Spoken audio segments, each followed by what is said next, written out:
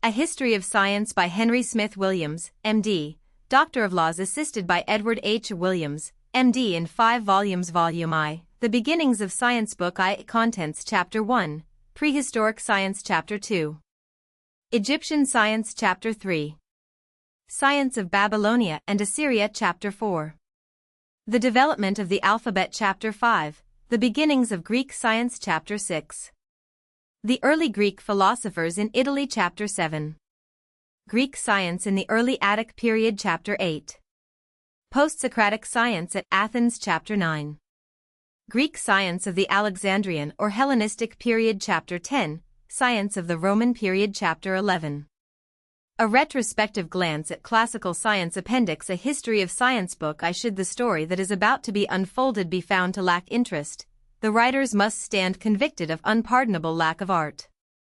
Nothing but dullness in the telling could mar the story, for in itself it is the record of the growth of those ideas that have made our race and its civilization what they are, of ideas instinct with human interest, vital with meaning for our race, fundamental in their influence on human development, part and parcel of the mechanism of human thought on the one hand, and of practical civilization on the other. Such a phrase as fundamental principles may seem at first thought a hard saying, but the idea it implies is less repellent than the phrase itself, for the fundamental principles in question are so closely linked with the present interests of every one of us that they lie within the grasp of every average man and woman, nay, of every well-developed boy and girl. These principles are not merely the stepping stones to culture, the prerequisites of knowledge. They are, in themselves, an essential part of the knowledge of every cultivated person. It is our task, not merely to show what these principles are, but to point out how they have been discovered by our predecessors. We shall trace the growth of these ideas from their first vague beginnings. We shall see how vagueness of thought gave way to precision, how a general truth, once grasped and formulated, was found to be a stepping stone to other truths. We shall see that there are no isolated facts, no isolated principles, in nature, that each part of our story is linked by indissoluble bands with that which goes before, and with that which comes after. For the most part, the discovery of this principle or that in a given sequence is no accident. Galileo and Kepler must precede Newton. Cuvier and Lyell must come before Darwin, which, after all, is no more than saying that in our temple of science, as in any other piece of architecture, the foundation must precede the superstructure. We shall best understand our story of the growth of science if we think of each new principle as a stepping stone which must fit into its own particular niche, and if we reflect that the entire structure of modern civilization would be different from what it is, and less perfect than it is, had not that particular stepping stone been found and shaped and placed in position. Taken as a whole, our stepping stones lead us up and up towards the alluring heights of an acropolis of knowledge, on which stands the temple of modern science. The story of the building of this wonderful structure is in itself fascinating and beautiful. Prehistoric science. To speak of a prehistoric science may seem like a contradiction of terms.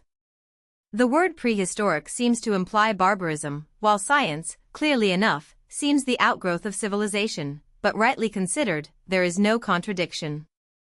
For, on the one hand, man had ceased to be a barbarian long before the beginning of what we call the historical period, and, on the other hand, science, of a kind, is no less a precursor and a cause of civilization than it is a consequent.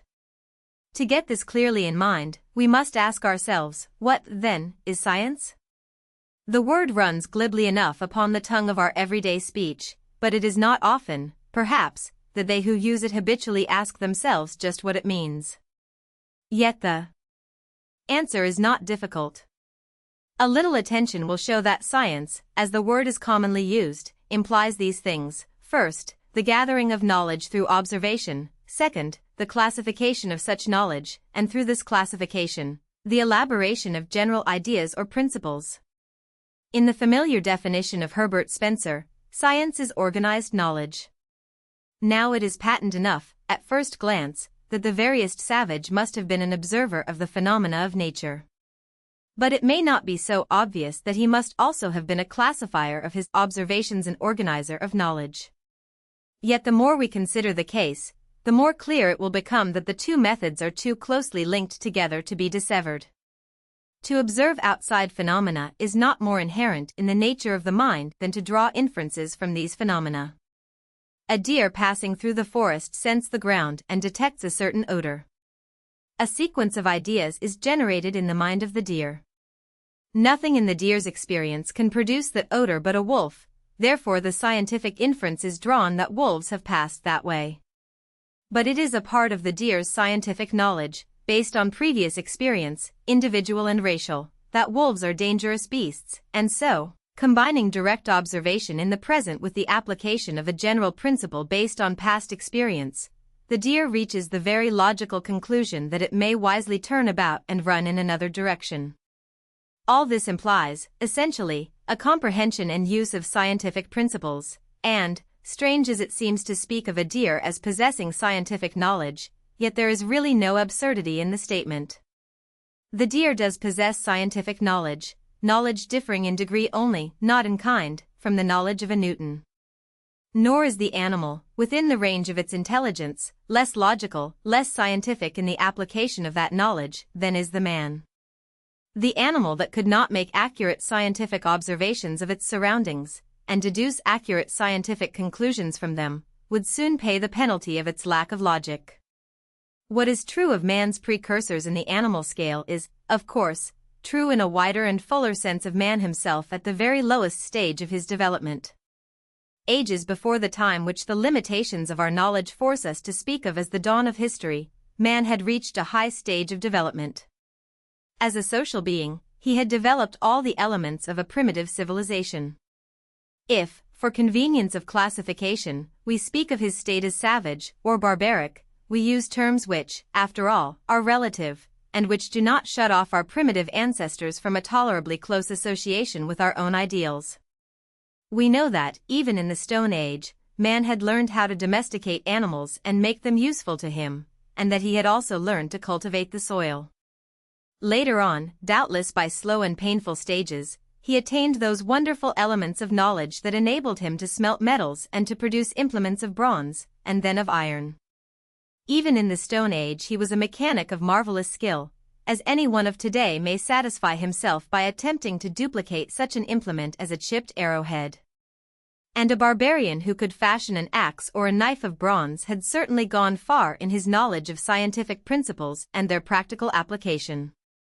The practical application was, doubtless, the only thought that our primitive ancestor had in mind. Quite probably the question as to principles that might be involved troubled him not at all. Yet, in spite of himself, he knew certain rudimentary principles of science, even though he did not formulate them. Let us inquire what some of these principles are. Such an inquiry will, as it were, clear the ground for our structure of science. It will show the plane of knowledge on which historical investigation begins. Incidentally, perhaps, it will reveal to us unsuspected affinities between ourselves and our remote ancestor.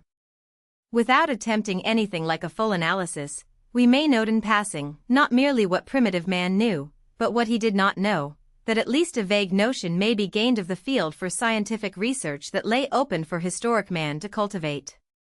It must be understood that the knowledge of primitive man, as we are about to outline it, is inferential. We cannot trace the development of these principles, much less can we say who discovered them. Some of them, as already suggested, are man's heritage from non-human ancestors.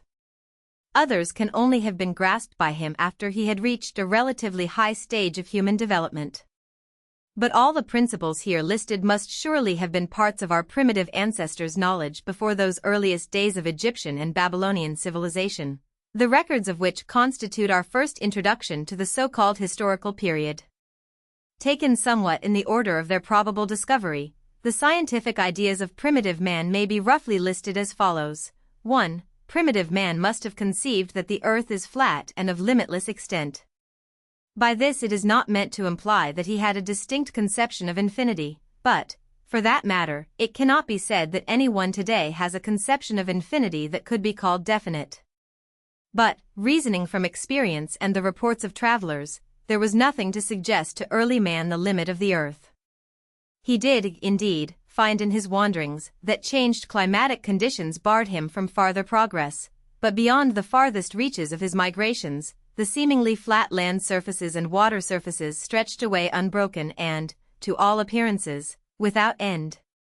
It would require a reach of the philosophical imagination to conceive a limit to the earth, and while such imaginings may have been current in the prehistoric period, we can have no proof of them, and we may well postpone consideration of man's early dreamings as to the shape of the earth until we enter the historical epoch where we stand on firm ground.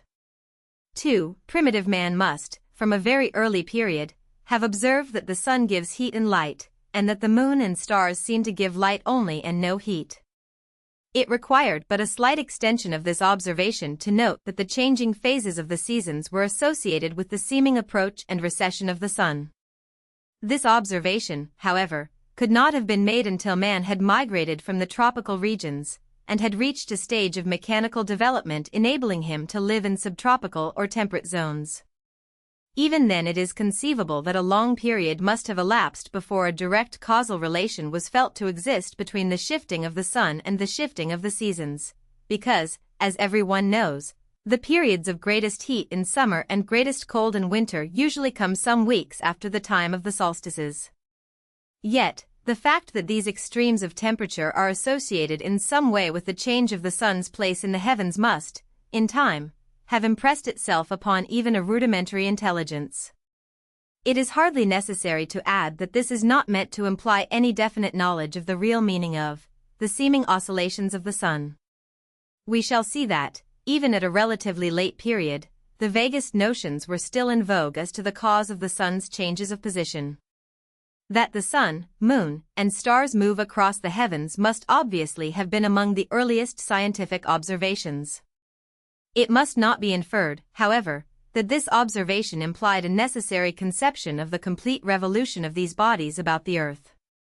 It is unnecessary to speculate here as to how the primitive intelligence conceived the transfer of the sun from the western to the eastern horizon, to be effected each night, for we shall have occasion to examine some historical speculations regarding this phenomenon. We may assume, however, that the idea of the transfer of the heavenly bodies beneath the earth, whatever the conception as to the form of that body, must early have presented itself. It required a relatively high development of the observing faculties, yet a development which man must have attained ages before the historical period, to note that the moon has a secondary motion, which leads it to shift its relative position in the heavens, as regards the stars, that the stars themselves, on the other hand, keep a fixed relation as regards one another, with the notable exception of 2 or 3 of the most brilliant members of the galaxy, the latter being the bodies which came to be known finally as planets, or wandering stars. The wandering propensities of such brilliant bodies as Jupiter and Venus cannot well have escaped detection. We may safely assume, however, that these anomalous motions of the moon and planets found no explanation that could be called scientific until a relatively late period. 3. Turning from the heavens to the earth, and ignoring such primitive observations as that of the distinction between land and water, we may note that there was one great scientific law which must have forced itself upon the attention of primitive man. This is the law of universal terrestrial gravitation. The word gravitation suggests the name of Newton, and it may excite surprise to hear a knowledge of gravitation ascribed to men who preceded that philosopher by, say, 25 or 50,000 years. Yet the slightest consideration of the facts will make it clear that the great central law that all heavy bodies fall directly towards the earth cannot have escaped the attention of the most primitive intelligence. The arboreal habits of our primitive ancestors gave opportunities for constant observation of the practicalities of this law. And, so soon as man had developed the mental capacity to formulate ideas, one of the earliest ideas must have been the conception, however vaguely phrased in words, that all unsupported bodies fall towards the earth. The same phenomenon being observed to operate on water surfaces, and no alteration being observed in its operation in different portions of man's habitat, the most primitive wanderer must have come to have full faith in the universal action of the observed law of gravitation. Indeed, it is inconceivable that he can have imagined a place on the earth where this law does not operate. On the other hand, of course, he never grasped the conception of the operation of this law beyond the close proximity of the earth. To extend the reach of gravitation out to the moon and to the stars, including within its compass every particle of matter in the universe, was the work of Newton, as we shall see in due course. Meantime, we shall better understand that work if we recall that the mere local fact of terrestrial gravitation has been the familiar knowledge of all generations of men. It may further help to connect us in sympathy with our primeval ancestor if we recall that in the attempt to explain this fact of terrestrial gravitation Newton made no advance, and we of today are scarcely more enlightened than the man of the Stone Age. Like the man of the Stone Age, we know that an arrow shot into the sky falls back to the earth. We can calculate, as he could not do, the arc it will describe and the exact speed of its fall, but as to why it returns to earth at all, the greatest philosopher of today is almost as much in the dark as was the first primitive bowman that ever made the experiment. Other physical facts going to make up an elementary science of mechanics, that were demonstratively known to prehistoric man, were such as these: the rigidity of solids and the mobility of liquids, the fact that changes of temperature transform solids to liquids and vice versa, that heat, for example, melts copper and even iron, and that cold congeals water, and the fact that friction, as illustrated in the rubbing together of two sticks, may produce heat enough to cause a fire. The rationale of this last experiment did not receive an explanation until about the beginning of the 19th century of our own era.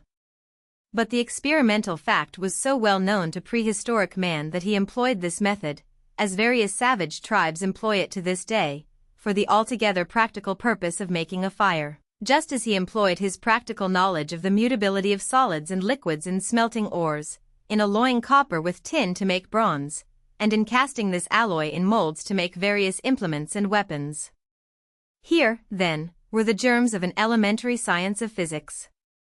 Meanwhile, such observations as that of the solution of salt in water may be considered as giving a first lesson in chemistry, but beyond such altogether rudimentary conceptions chemical knowledge could not have gone unless, indeed, the practical observation of the effects of fire be included, nor can this well be overlooked, since scarcely another single line of practical observation had a more direct influence in promoting the progress of man towards the heights of civilization. For, in the field of what we now speak of as biological knowledge, primitive man had obviously the widest opportunity for practical observation. We can hardly doubt that man attained, at an early day, to that conception of identity and of difference which Plato places at the head of his metaphysical system.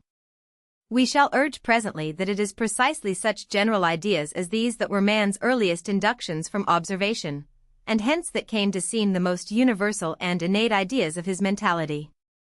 It is quite inconceivable, for example, that even the most rudimentary intelligence that could be called human could fail to discriminate between living things and, let us say, the rocks of the earth. The most primitive intelligence, then, must have made a tacit classification of the natural objects about it into the grand divisions of animate and inanimate nature. Doubtless the nascent scientist may have imagined life animating many bodies that we should call inanimate, such as the sun, wandering planets, the winds, and lightning, and, on the other hand, he may quite likely have relegated such objects as trees to the ranks of the non-living, but that he recognized a fundamental distinction between, let us say, a wolf and a granite boulder we cannot well doubt. A step beyond this, a step, however, that may have required centuries or millenniums in the taking, must have carried man to a plane of intelligence from which a primitive Aristotle or Linnaeus was enabled to note differences and resemblances connoting such groups of things as fishes, birds, and furry beasts. This conception, to be sure, is an abstraction of a relatively high order. We know that there are savage races today whose language contains no word for such an abstraction as bird or tree.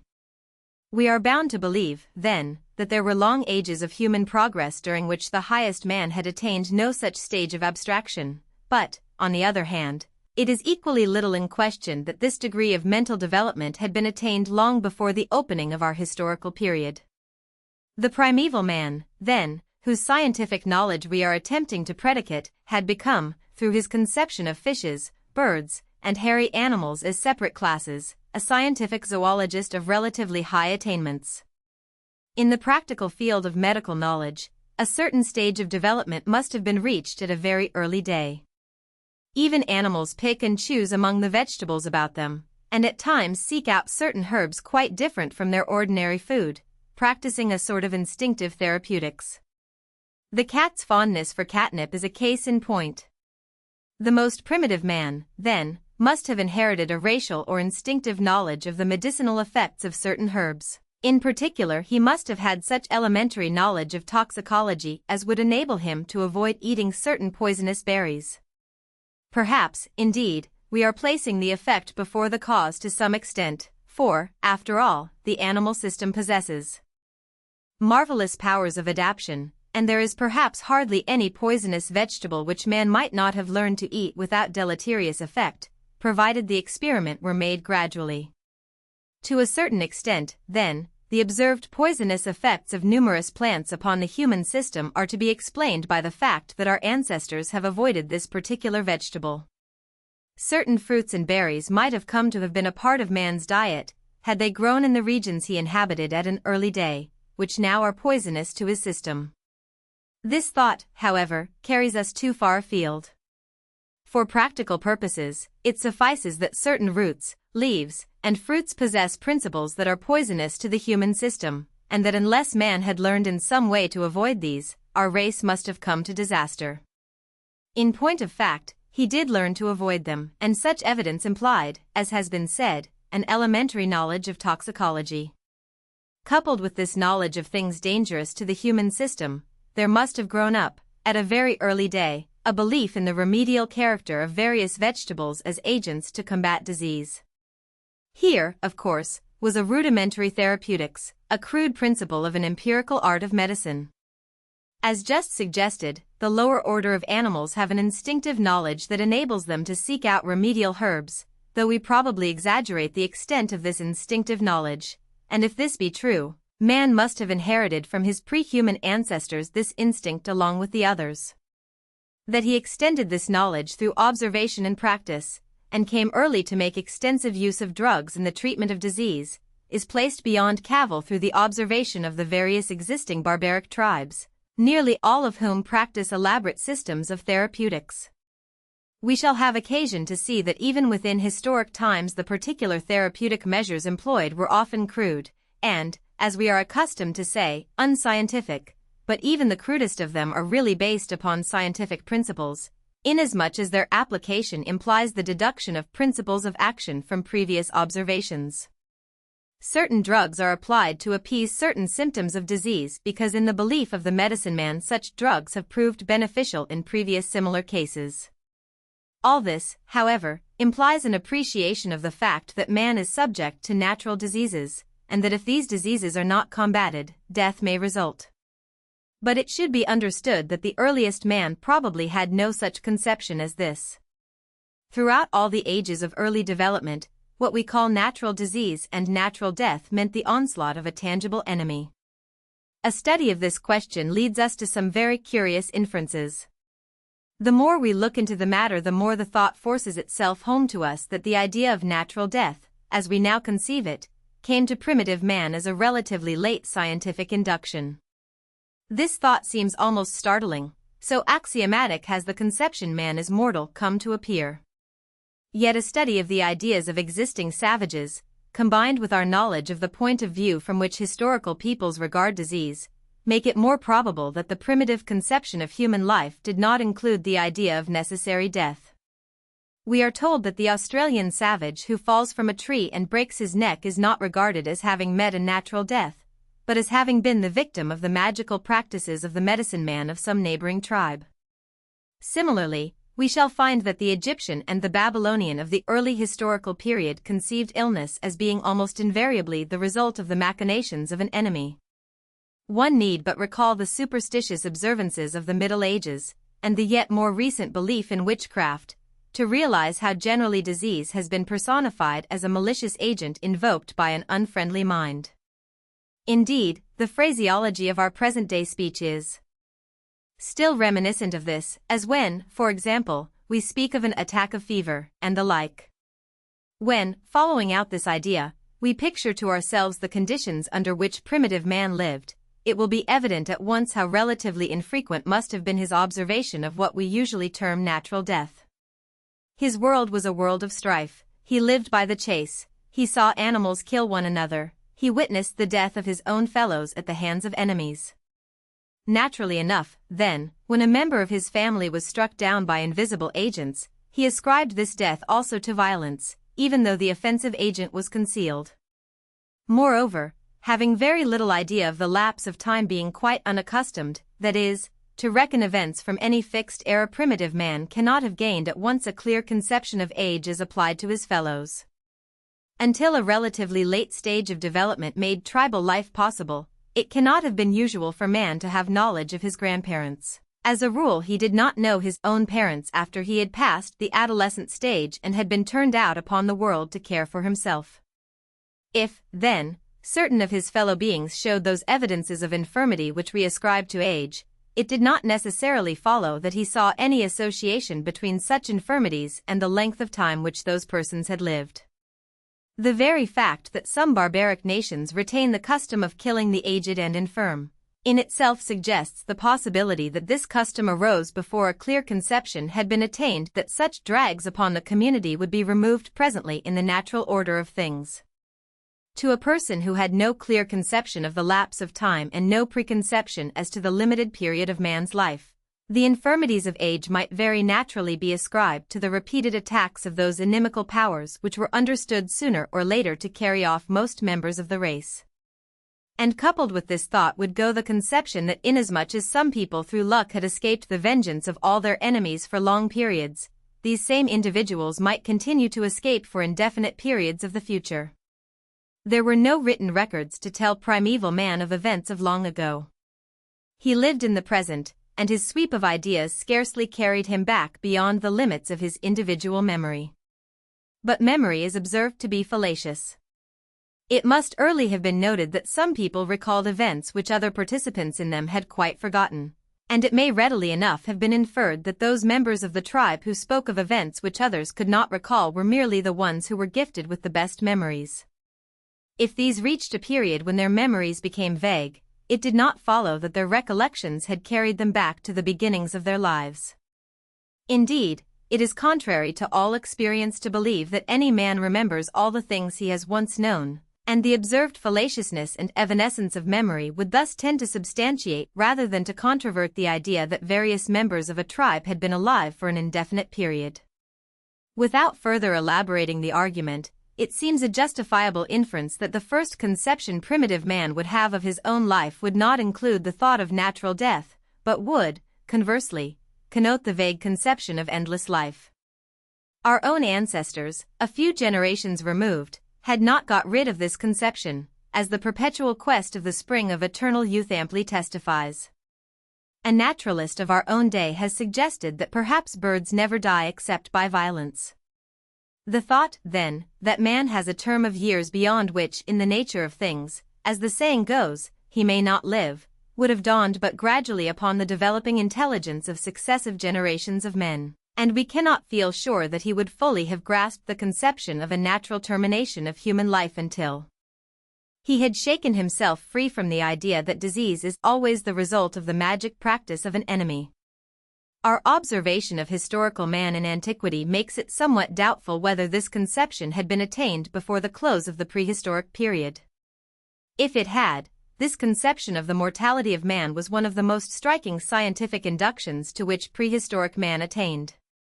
Incidentally, it may be noted that the conception of eternal life for the human body being a more primitive idea than the conception of natural death, the idea of the immortality of the spirit would be the most natural of conceptions. The immortal spirit, indeed, would be but a correlative of the immortal body, and the idea which we shall see prevalent among the Egyptians that the soul persists only as long as the body is intact, the idea upon which the practice of mummifying the dead depended, finds a ready explanation. But this phase of the subject carries us somewhat afield. For our present purpose it suffices to have pointed out that the conception of man's mortality, a conception which now seems of all others the most natural and innate, was in all probability a relatively late scientific induction of our primitive ancestors. 5. Turning from the consideration of the body to its mental complement, we are forced to admit that here, also, our primitive man must have made certain elementary observations that underlie such sciences as psychology, mathematics, and political economy. The elementary emotions associated with hunger and with satiety, with love and with hatred, must have forced themselves upon the earliest intelligence that reached the plane of conscious self-observation. The capacity to count, at least to the number 4 or 5, is within the range of even animal intelligence. Certain savages have gone scarcely farther than this, but our primeval ancestor, who was forging on towards civilization, had learned to count his fingers and toes, and to number objects about him by 5s and 10s in consequence, before he passed beyond the plane of numerous existing barbarians. How much beyond this he had gone we need not attempt to inquire, but the relatively high development of mathematics in the early historical period suggests that primeval man had attained a not inconsiderable knowledge of numbers. The humdrum vocation of looking after a numerous progeny must have taught the mother the rudiments of addition and subtraction, and the elements of multiplication and division are implied in the capacity to carry on even the rudest form of barter, such as the various tribes must have practiced from an early day. As to political ideas, even the crudest tribal life was based on certain conceptions of ownership, at least of tribal ownership, and the application of the principle of likeness and difference to which we have already referred. Each tribe, of course, differed in some regard from other tribes, and the recognition of these differences implied in itself a political classification. A certain tribe took possession of a particular hunting ground, which became, for the time being, its home, and over which it came to exercise certain rights. An invasion of this territory by another tribe might lead to war, and the banding together of the members of the tribe to repel the invader implied both a recognition of communal unity and a species of prejudice in favor of that community that constituted a primitive patriotism. But this unity of action in opposing another tribe would not prevent a certain rivalry of interest between the members of the same tribe, which would show itself more and more prominently as the tribe increased in size. The association of two or more persons implies, always, the ascendancy of some and the subordination of others.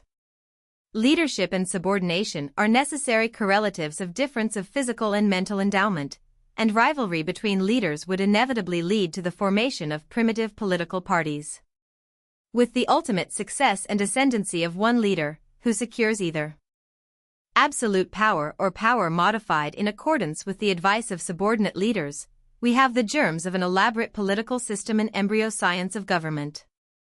Meanwhile, the very existence of such a community implies the recognition on the part of its members of certain individual rights, the recognition of which is essential to communal harmony.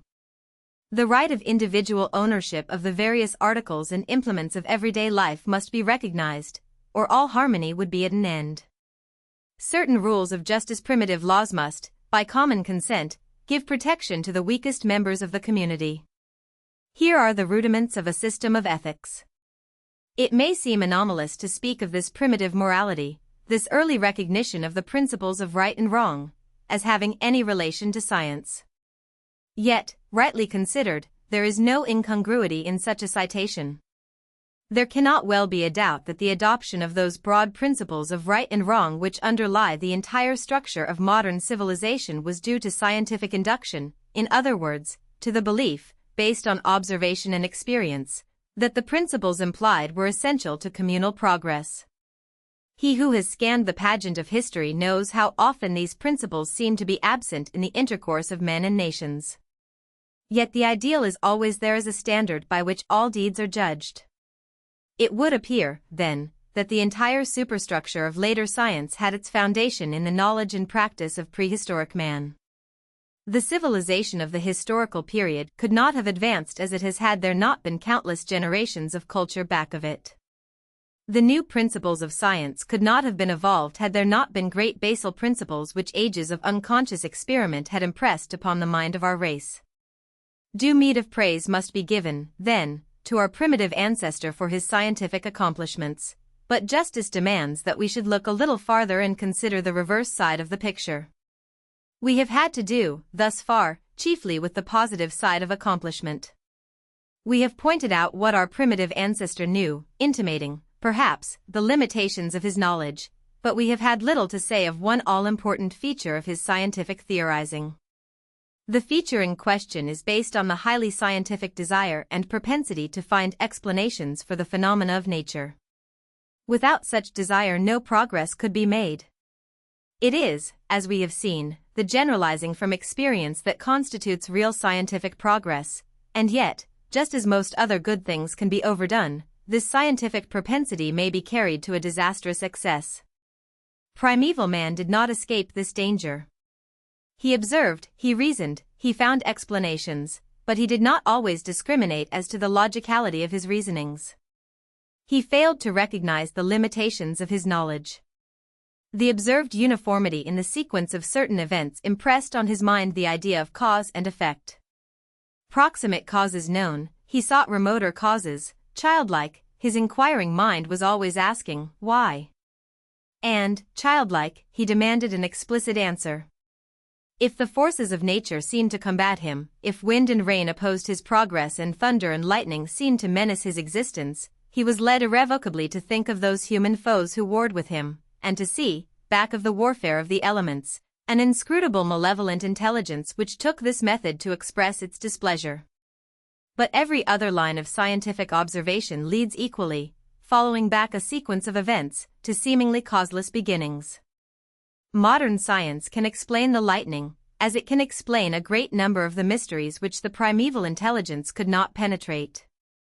But the primordial man could not wait for the revelations of scientific investigation. He must vault at once to a final solution of all scientific problems. He found his solution by peopling the world with invisible forces, anthropomorphic in their conception, like himself in their thought and action, differing only in the limitations of their powers. His own dream existence gave him seeming proof of the existence of an alter ego, a spiritual portion of himself that could dissever itself from his body and wander at will.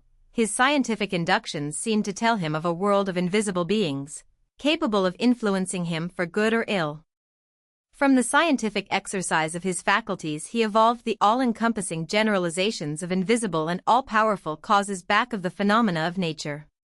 These generalizations, early developed and seemingly supported by the observations of countless generations, came to be among the most firmly established scientific inductions of our primeval ancestor. They obtained a hold upon the mentality of our race that led subsequent generations to think of them, sometimes to speak of them, as innate ideas.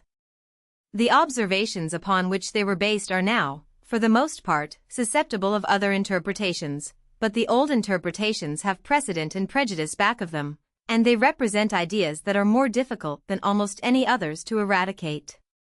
Always, and everywhere, superstitions based upon unwarranted early scientific deductions have been the most implacable foes to the progress of science. Men have built systems of philosophy around their conception of anthropomorphic deities. They have linked to these systems of philosophy the allied conception of the immutability of man's spirit, and they have asked that scientific progress should stop short at the brink of these systems of philosophy and accept their dictates as final. Yet there is not today in existence, and there never has been, one jot of scientific evidence for the existence of these intangible anthropomorphic powers back of nature that is not susceptible of scientific challenge and of more logical interpretation. In despite of which the superstitious beliefs are still as firmly fixed in the minds of a large majority of our race as they were in the mind of our prehistoric ancestor. The fact of this baleful heritage must not be forgotten in estimating the debt of gratitude which historic man owes to his barbaric predecessor. 2. Egyptian science. In the previous chapter we have purposely refrained from referring to any particular tribe or race of historical man. Now, however, we are at the beginnings of national existence, and we have to consider the accomplishments of an individual race, or rather, perhaps, of two or more races that occupied successively the same geographical territory.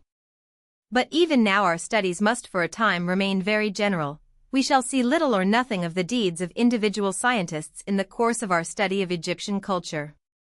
We are still, it must be understood, at the beginnings of history. Indeed, we must first bridge over the gap from the prehistoric before we may find ourselves fairly on the line of march of historical science. At the very outset we may well ask what constitutes the distinction between prehistoric and historic epochs, a distinction which has been constantly implied in much that we have said. The reply savors somewhat of vagueness.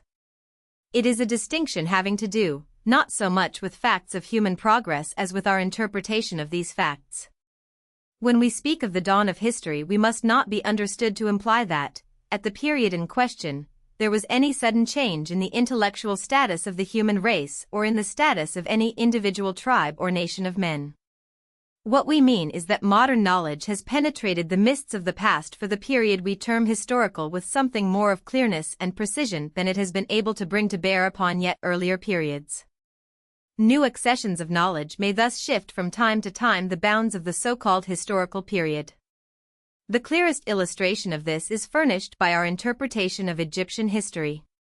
Until recently, the biblical records of the Hebrew captivity or service, together with the similar account of Josephus, furnished about all that was known of Egyptian history even of so comparatively recent a time as that of Ramses II. 15th century BC, and from that period on there was almost a complete gap until the story was taken up by the Greek historians Herodotus and Diodorus. It is true that the king lists of the Alexandrian historian, Manetho, were all along accessible in somewhat garbled copies. But at best they seem to supply unintelligible lists of names and dates which no one was disposed to take seriously. That they were, broadly speaking, true historical records, and most important historical records at that, was not recognized by modern scholars until fresh light had been thrown on the subject from altogether new sources. These new sources of knowledge of ancient history demand a moment's consideration. They are all important because they have been the means of extending the historical period of Egyptian history, using the word history in the way just explained, by 3,000 or 4,000 years.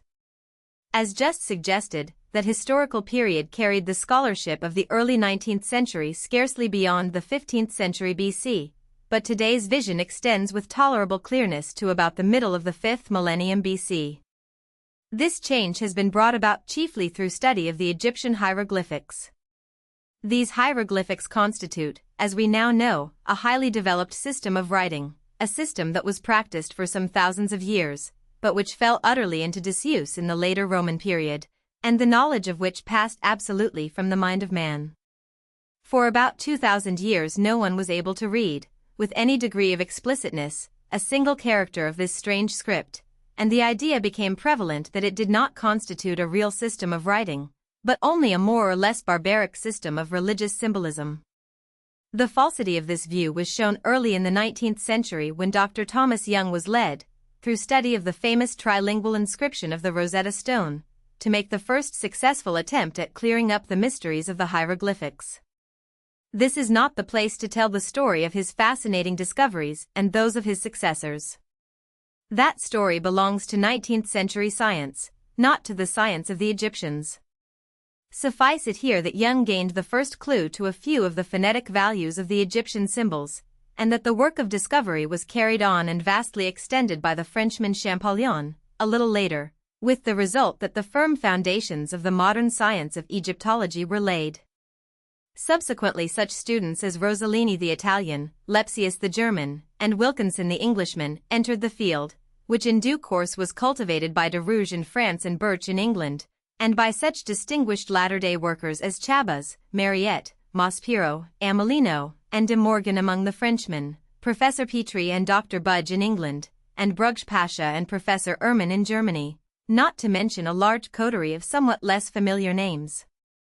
These men working, some of them in the field of practical exploration, some as students of the Egyptian language and writing, have restored to us a tolerably precise knowledge of the history of Egypt from the time of the first historical king, Mena, whose date is placed at about the middle of the 5th century BC. We know not merely the names of most of the subsequent rulers, but something of the deeds of many of them, and, what is vastly more important, we know, thanks to the modern interpretation of the old literature, many things concerning the life of the people, and in particular concerning their highest culture, their methods of thought, and their scientific attainments, which might well have been supposed to be past finding out. Nor has modern investigation halted with the time of the first kings. The recent explorations of such archaeologists as Amelino, de Morgan, and Petrie have brought to light numerous remains of what is now spoken of as the pre-dynastic period, a period when the inhabitants of the Nile Valley used implements of chipped stone, when their pottery was made without the use of the potter's wheel, and when they buried their dead in curiously cramped attitudes without attempt at mummification. These aboriginal inhabitants of Egypt cannot perhaps with strict propriety be spoken of as living within the historical period, since we cannot date their relics with any accuracy. But they give us glimpses of the early stages of civilization upon which the Egyptians of the dynastic period were to advance. It is held that the nascent civilization of these Egyptians of the Neolithic, or Late Stone Age, was overthrown by the invading hosts of a more highly civilized race which probably came from the east, and which may have been of a Semitic stock. The presumption is that this invading people brought with it a knowledge of the arts of war and peace, developed or adopted in its old home. The introduction of these arts served to bridge somewhat suddenly, so far as Egypt is concerned, that gap between the prehistoric and the historic stage of culture to which we have all along referred. The essential structure of that bridge, let it now be clearly understood, consisted of a single element.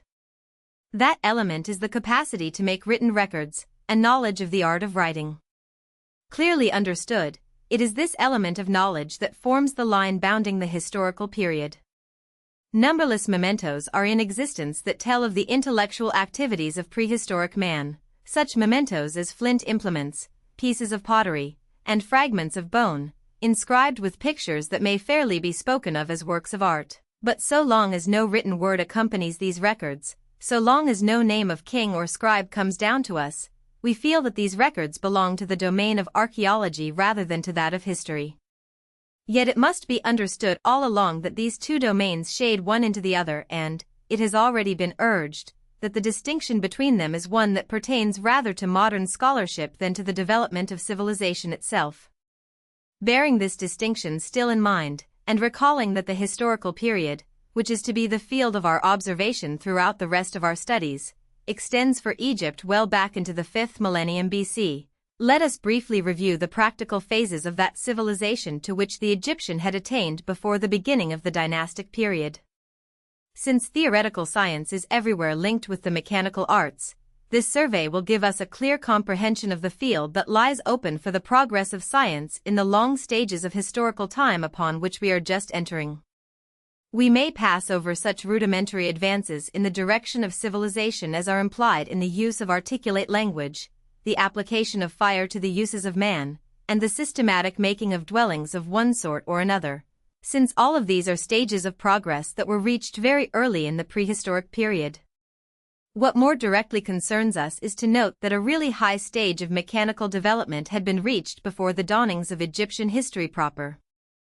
All manner of household utensils were employed, the potter's wheel aided in the construction of a great variety of earthen vessels, weaving had become a fine art, and weapons of bronze, including axes, spears, knives, and arrowheads, were in constant use.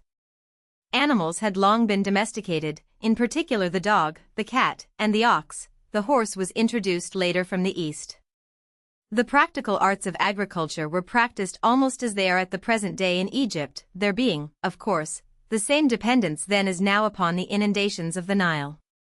As to government, the Egyptian of the first dynasty regarded his king as a demigod to be actually deified after his death, and this point of view was not changed throughout the stages of later Egyptian history.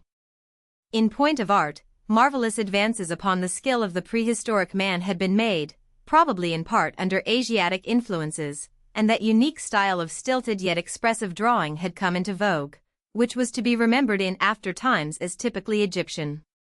More important than all else, our Egyptian of the earliest historical period was in possession of the art of writing. He had begun to make those specific records which were impossible to the man of the Stone Age, and thus he had entered fully upon the way of historical progress which, as already pointed out, has its very foundation in written records. From now on the deeds of individual kings could find specific record. It began to be possible to fix the chronology of remote events with some accuracy, and with this same fixing of chronologies came the advent of true history. The period which precedes what is usually spoken of as the first dynasty in Egypt is one into which the present-day searcher is still able to see but darkly. The evidence seems to suggest that an invasion of relatively cultured people from the east overthrew, and in time supplanted, the Neolithic civilization of the Nile Valley. It is impossible to date this invasion accurately, but it cannot well have been later than the year 5000 BC, and it may have been a great many centuries earlier than this. Be the exact dates what they may, we find the Egyptian of the 5th millennium BC in full possession of a highly organized civilization. All subsequent ages have marveled at the pyramids, some of which date from about the year 4000 BC, though we may note in passing that these dates must not be taken too literally. The chronology of ancient Egypt cannot as yet be fixed with exact accuracy, but the disagreements between the various students of the subject need give us little concern. For our present purpose it does not in the least matter whether the pyramids were built 3,000 or 4,000 years before the beginning of our era. It suffices that they date back to a period long antecedent to the beginnings of civilization in Western Europe. They prove that the Egyptian of that early day had attained a knowledge of practical mechanics which, even from the 20th century point of view, is not to be spoken of lightly. It has sometimes been suggested that these mighty pyramids, built as they are of great blocks of stone, speak for an almost miraculous knowledge on the part of their builders, but a saner view of the conditions gives no warrant for this thought.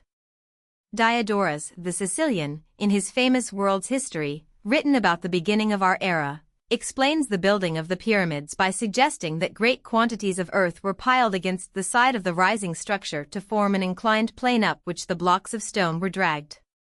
He gives us certain figures, based, doubtless, on reports made to him by Egyptian priests, who in turn drew upon the traditions of their country, perhaps even upon written records no longer preserved. He says that 120,000 men were employed in the construction of the largest pyramid, and that, notwithstanding the size of this host of workers, the task occupied 20 years. We must not place too much dependence upon such figures as these, for the ancient historians are notoriously given to exaggeration in recording numbers. Yet we need not doubt that the report given by Diodorus is substantially accurate in its main outlines as to the method through which the pyramids were constructed. A host of men putting their added weight and strength to the task, with the aid of ropes, pulleys, rollers, and levers, and utilizing the principle of the inclined plane, could undoubtedly move and elevate and place in position the largest blocks that enter into the pyramids or what seems even more wonderful the most gigantic obelisks, without the aid of any other kind of mechanism or of any more occult power. The same hands could, as Diodorus suggests, remove all trace of the debris of construction and leave the pyramids and obelisks standing in weird isolation, as if sprung into being through a miracle. Astronomical science. It has been necessary to bear in mind these phases of practical civilization because much that we know of the purely scientific attainments of the Egyptians is based upon modern observation of their pyramids and temples. It was early observed, for example, that the pyramids are obviously oriented as regards the direction in which they face, in strict accordance with some astronomical principle. Early in the 19th century the Frenchman Bayet made interesting studies in regard to this subject, and 100 years later, in our own time, Sir Joseph Norman Lockyer, following up the work of various intermediary observers, has given the subject much attention, making it the central theme of his work on the dawn of astronomy. 1. Lockyer's researches make it clear that in the main the temples of Egypt were oriented with reference to the point at which the sun rises on the day of the summer solstice. The time of the solstice had peculiar interest for the Egyptians, because it corresponded rather closely with the time of the rising of the Nile. The floods of that river appear with very great regularity. The onrushing tide reaches the region of Heliopolis in Memphis almost precisely on the day of the summer solstice. The time varies at different stages of the river's course, but as the civilization of the early dynasties centered at Memphis, observations made at this place had widest vogue. Considering the all-essential character of the Nile floods without which civilization would be impossible in Egypt, it is not strange that the time of their appearance should be taken as marking the beginning of a new year. The fact that their coming coincides with the solstice makes such a division of the calendar perfectly natural.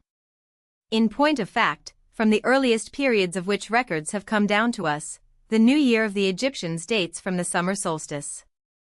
It is certain that from the earliest historical periods the Egyptians were aware of the approximate length of the year. It would be strange were it otherwise, considering the ease with which a record of days could be kept from Nile flood to Nile flood, or from solstice to solstice. But this, of course, applies only to an approximate count. There is some reason to believe that in the earliest period the Egyptians made this count only 360 days.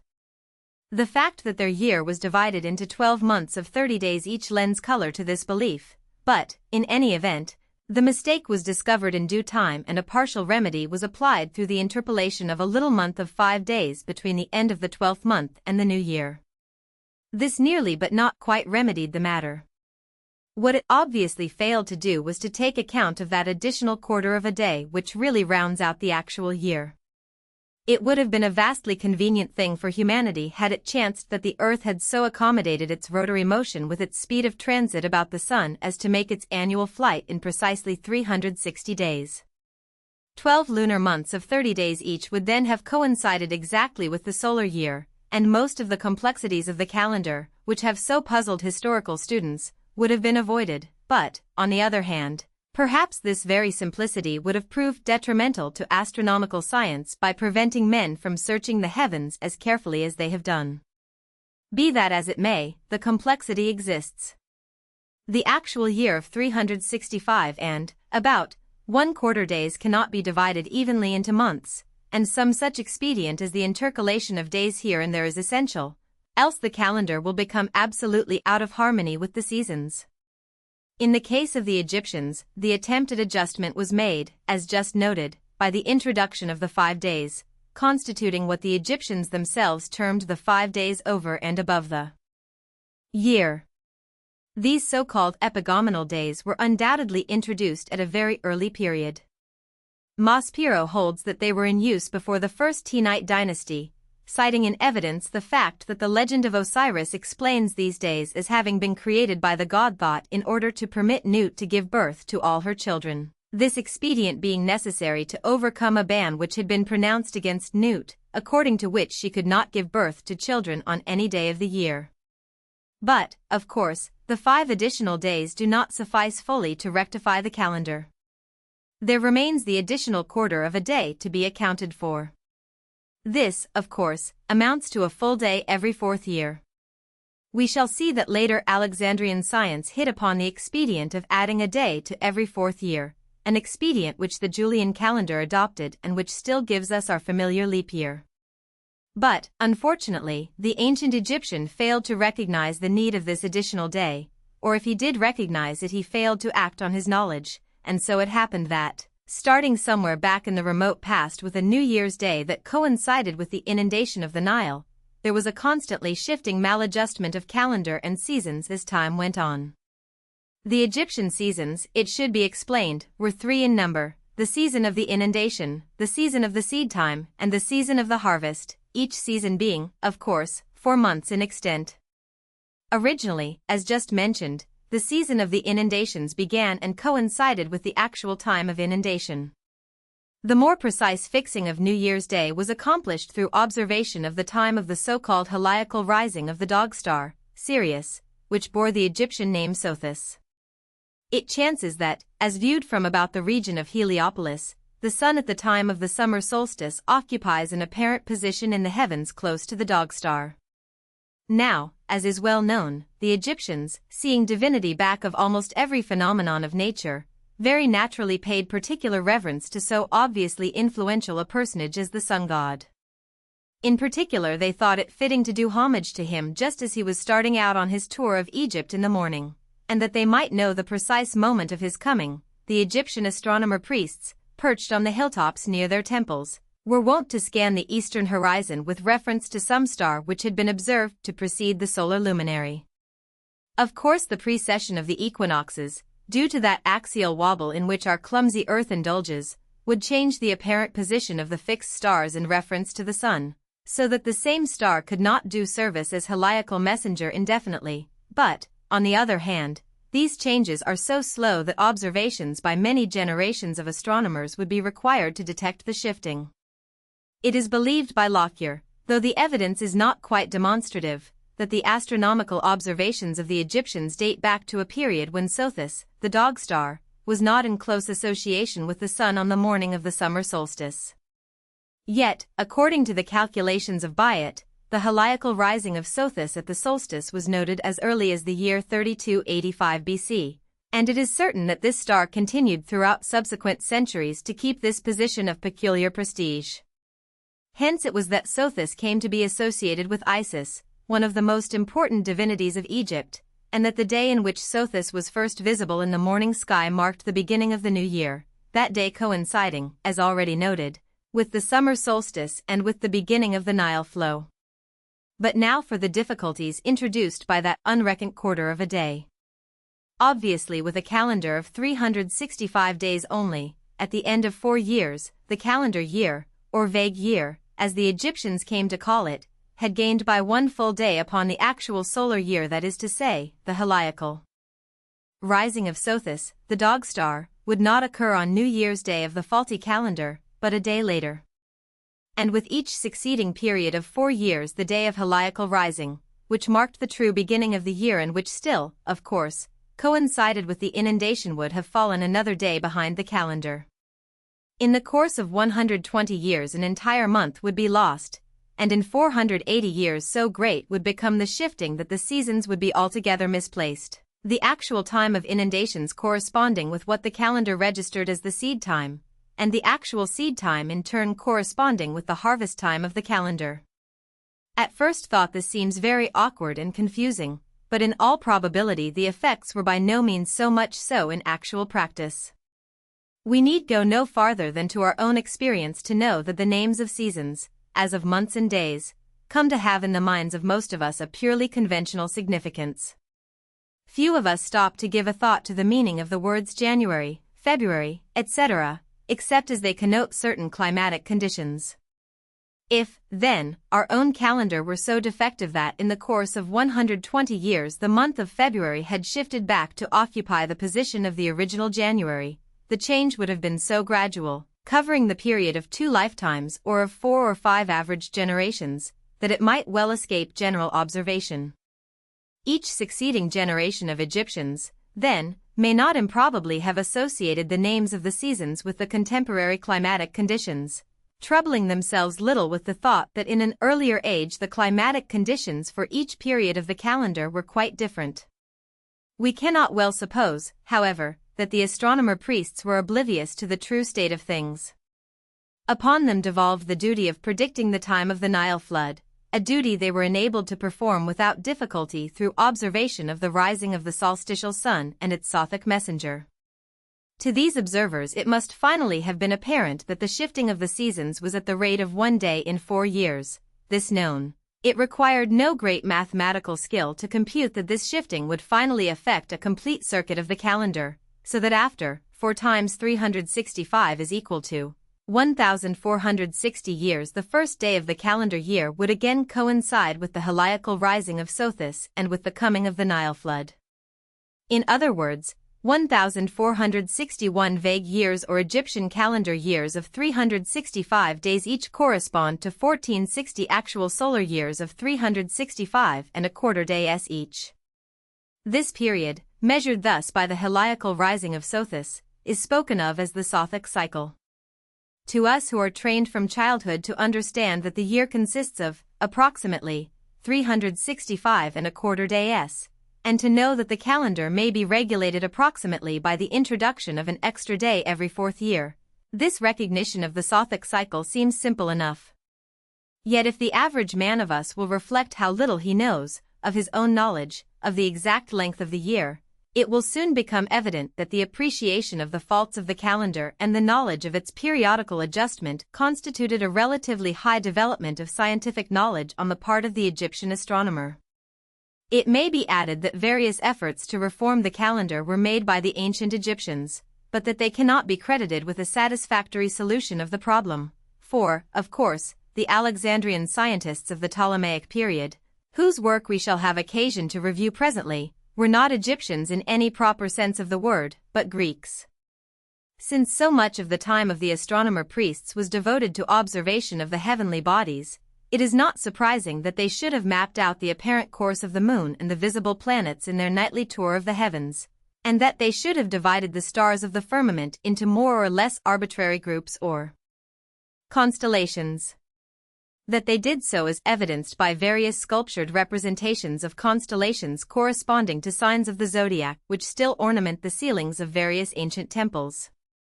Unfortunately, the decorative sense, which was always predominant with the Egyptian sculptor, led him to take various liberties with the distribution of figures in these representations of the constellations, so that the inferences drawn from them as to the exact map of the heavens as the Egyptians conceived it cannot be fully relied upon. It appears, however, that the Egyptian astronomer divided the zodiac into 24 decani, or constellations.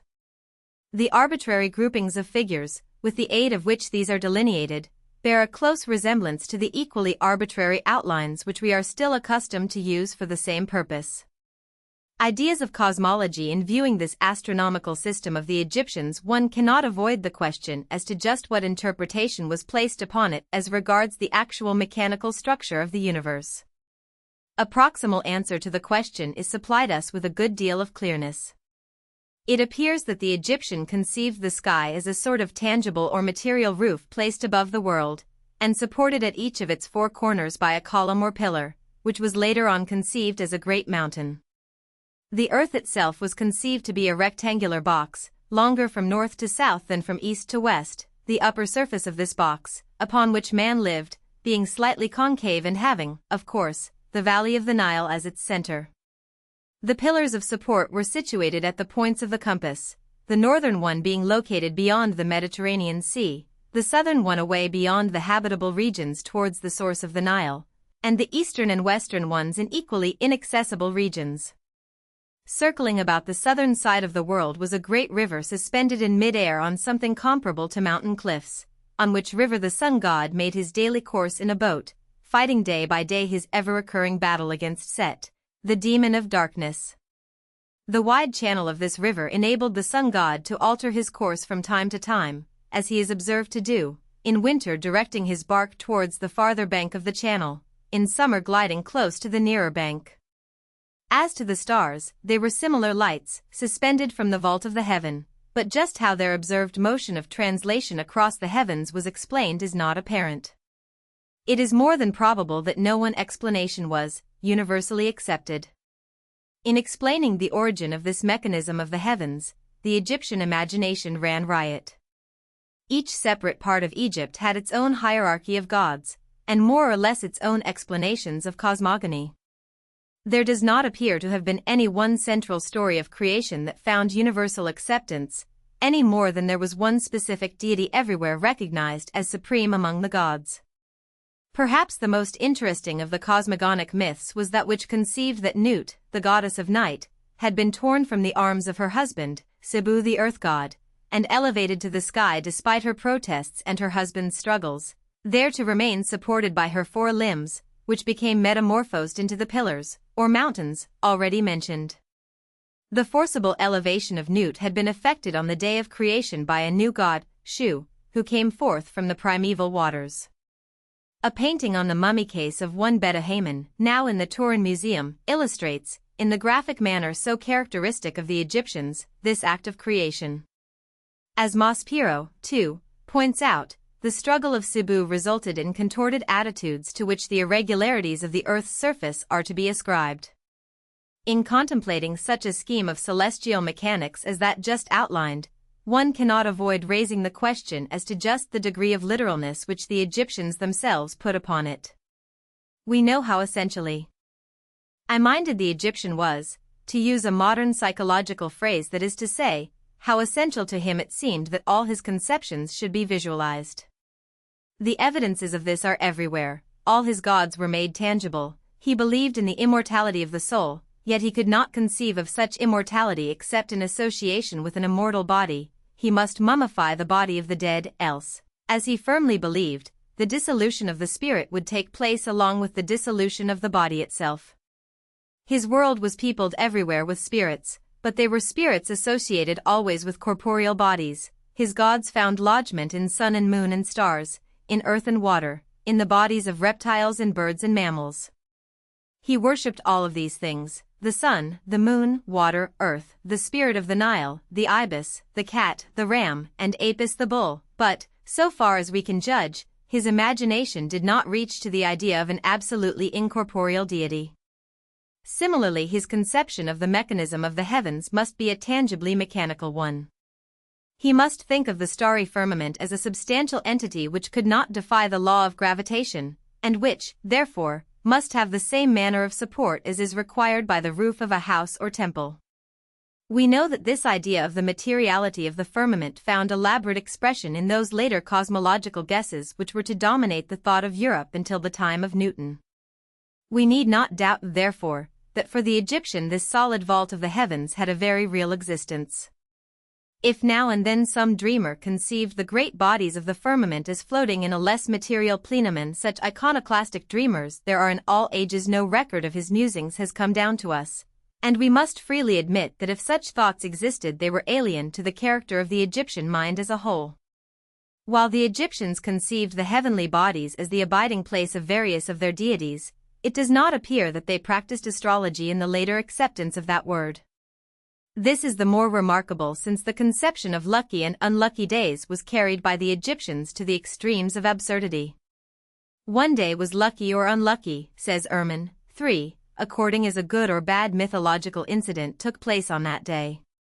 For instance, the 1st of Machir, on which day the sky was raised, and the 27th of Athyr, when Horus and Set concluded peace together and divided the world between them, were lucky days. On the other hand, the 14th of Tybi, on which Isis and Nephthys mourned for Osiris, was an unlucky day. With the unlucky days, which, fortunately, were less in number than the lucky days, they distinguished different degrees of ill luck. Some were very unlucky, others only threatened ill luck, and many, like the 17th and the 27th Choiak, were partly good and partly bad according to the time of day. Lucky days might, as a rule, be disregarded. At most it might be as well to visit some specially renowned temple, or to celebrate a joyful day at home, but no particular precautions were really necessary, and, above all, it was said, "What thou also sayest on the day is lucky." It was quite otherwise with the unlucky and dangerous days, which imposed so many and such great limitations on people that those who wished to be prudent were always obliged to bear them in mind when determining on any course of action. Certain conditions were easy to carry out. Music and singing were to be avoided on the 14th Tybi, the day of the mourning of Osiris, and no one was allowed to wash on the 16th Tybi, whilst the name of Set might not be pronounced on the 24th of Farmuthi. Fish was forbidden on certain days, and what was still more difficult in a country so rich in mice, on the 12th of Tybi no mouse might be seen. The most tiresome prohibitions, however, were those which occurred not infrequently, namely, those concerning work and going out. For instance, 4 times in Pauphi the people had to do nothing at all, and 5 times to sit the whole day or half the day in the house, and the same rule had to be observed each month. It was impossible to rejoice if a child was born on the 23d of Thoth, the parents knew it could not live. Those born on the 20th of Choiak would become blind, and those born on the 3d of Choiak, deaf. Charms and incantations were such conceptions as these pertained. It goes without saying that charms and incantations intended to break the spell of the unlucky omens were equally prevalent. Such incantations consisted usually of the recitation of certain phrases based originally, it would appear, upon incidents in the history of the gods.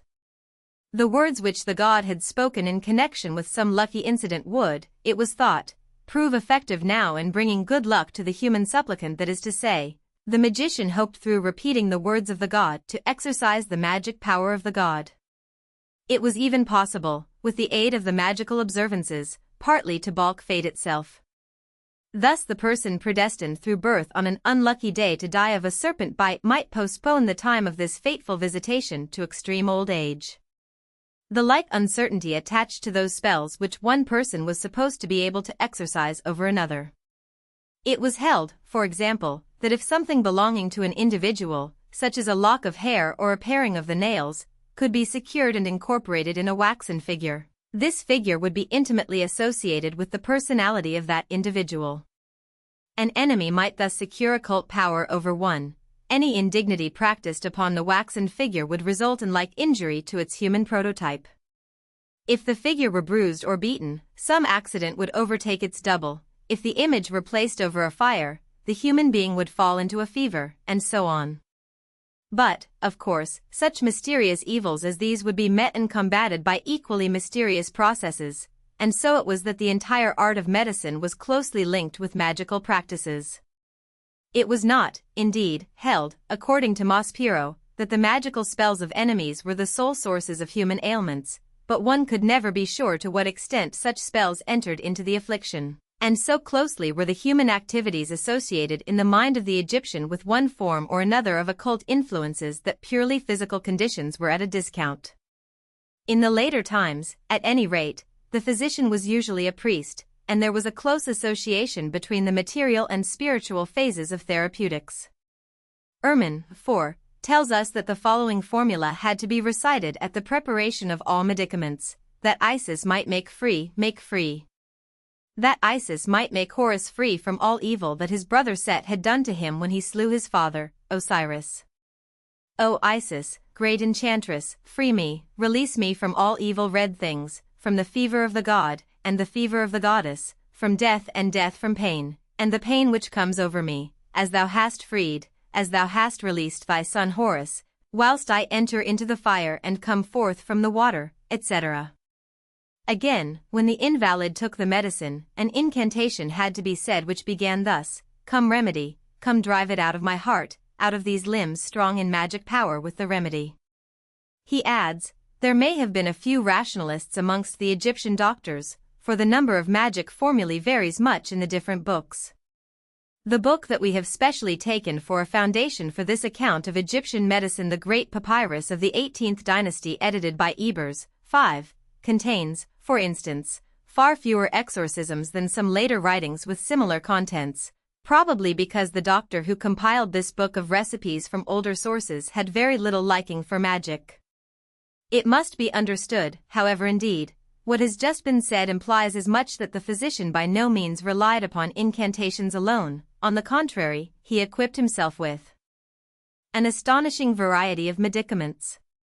He had a particular fondness for what the modern physician speaks of as a shotgun prescription, one containing a great variety of ingredients. Not only did herbs of many kinds enter into this, but such substances as lizard's blood, the teeth of swine, putrid meat, the moisture from pig's ears, boiled horn, and numerous other even more repellent ingredients. Whoever is familiar with the formulae employed by European physicians even so recently as the 18th century will note a striking similarity here. Ehrman points out that the modern Egyptian even of this day holds closely to many of the practices of his remote ancestor. In particular, the efficacy of the beetle as a medicinal agent has stood the test of ages of practice.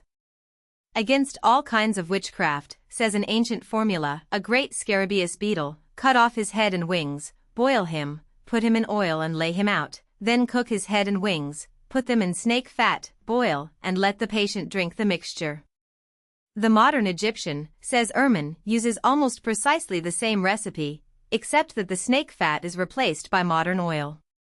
In evidence of the importance which was attached to practical medicine in the Egypt of an early day, the names of several physicians have come down to us from an age which has preserved very few names indeed, save those of kings.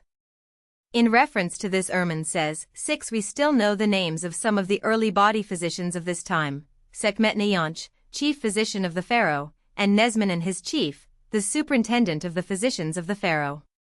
The priests also of the lioness-headed goddess Sekhmet seem to have been famed for their medical wisdom, whilst the son of this goddess, the demigod Imhotep, was in later times considered to be the creator of medical knowledge. These ancient doctors of the new empire do not seem to have improved upon the older conceptions about the construction of the human body. As to the actual scientific attainments of the Egyptian physician, it is difficult to speak with precision. Despite the cumbersome formulae and the grotesque incantations, we need not doubt that a certain practical value attended his therapeutics. He practiced almost pure empiricism, however, and certainly it must have been almost impossible to determine which ones, if any, of the numerous ingredients of the prescription had real efficacy. The practical anatomical knowledge of the physician, there is every reason to believe, was extremely limited.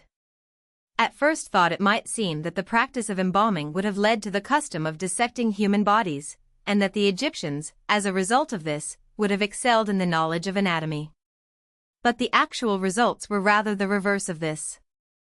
Embalming the dead, it must be recalled, was a purely religious observance.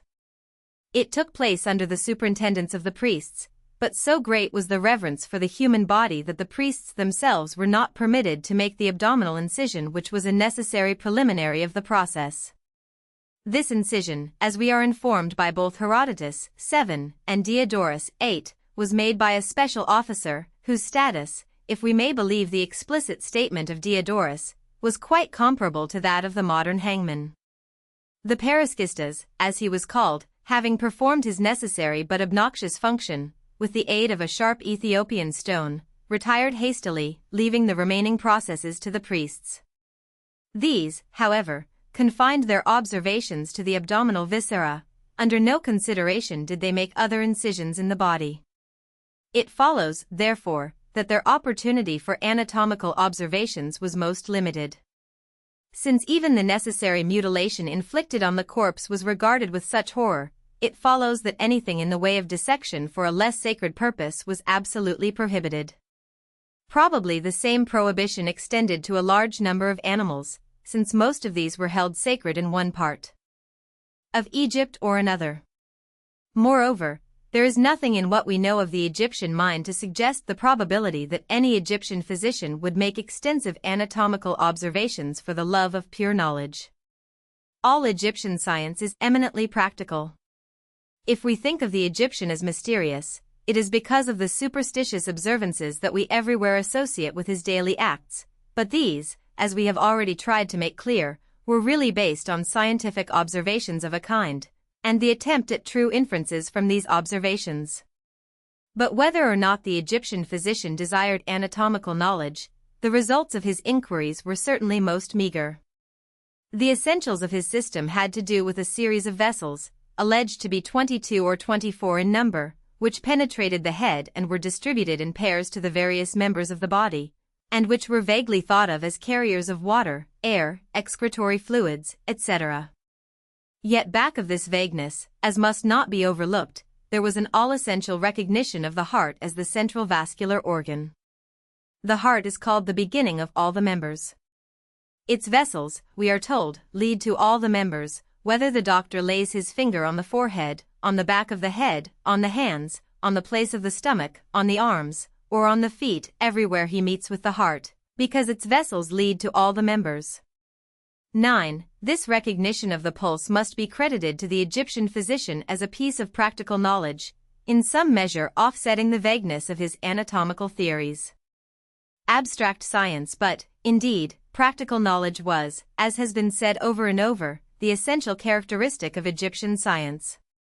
Yet another illustration of this is furnished us if we turn to the more abstract departments of thought and inquire what were the Egyptian attempts in such a field as mathematics. The answer does not tend greatly to increase our admiration for the Egyptian mind. We are led to see, indeed, that the Egyptian merchant was able to perform all the computations necessary to his craft, but we are forced to conclude that the knowledge of numbers scarcely extended beyond this, and that even here the methods of reckoning were tedious and cumbersome.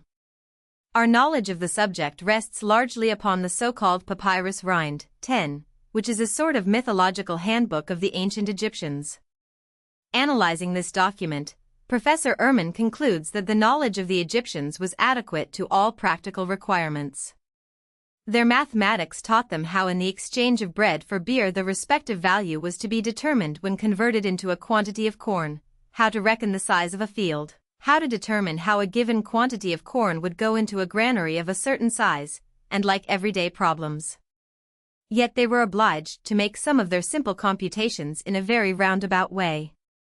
It would appear, for example, that their mental arithmetic did not enable them to multiply by a number larger than 2, and that they did not reach a clear conception of complex fractional numbers.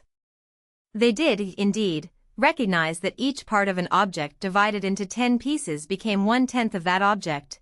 They even grasped the idea of 2/3, this being a conception easily visualized. But they apparently did not visualize such a conception as 3/10 except in the crude form of 1/10 plus 1/10 plus 1/10. Their entire idea of division seems defective. They viewed the subject from the more elementary standpoint of multiplication.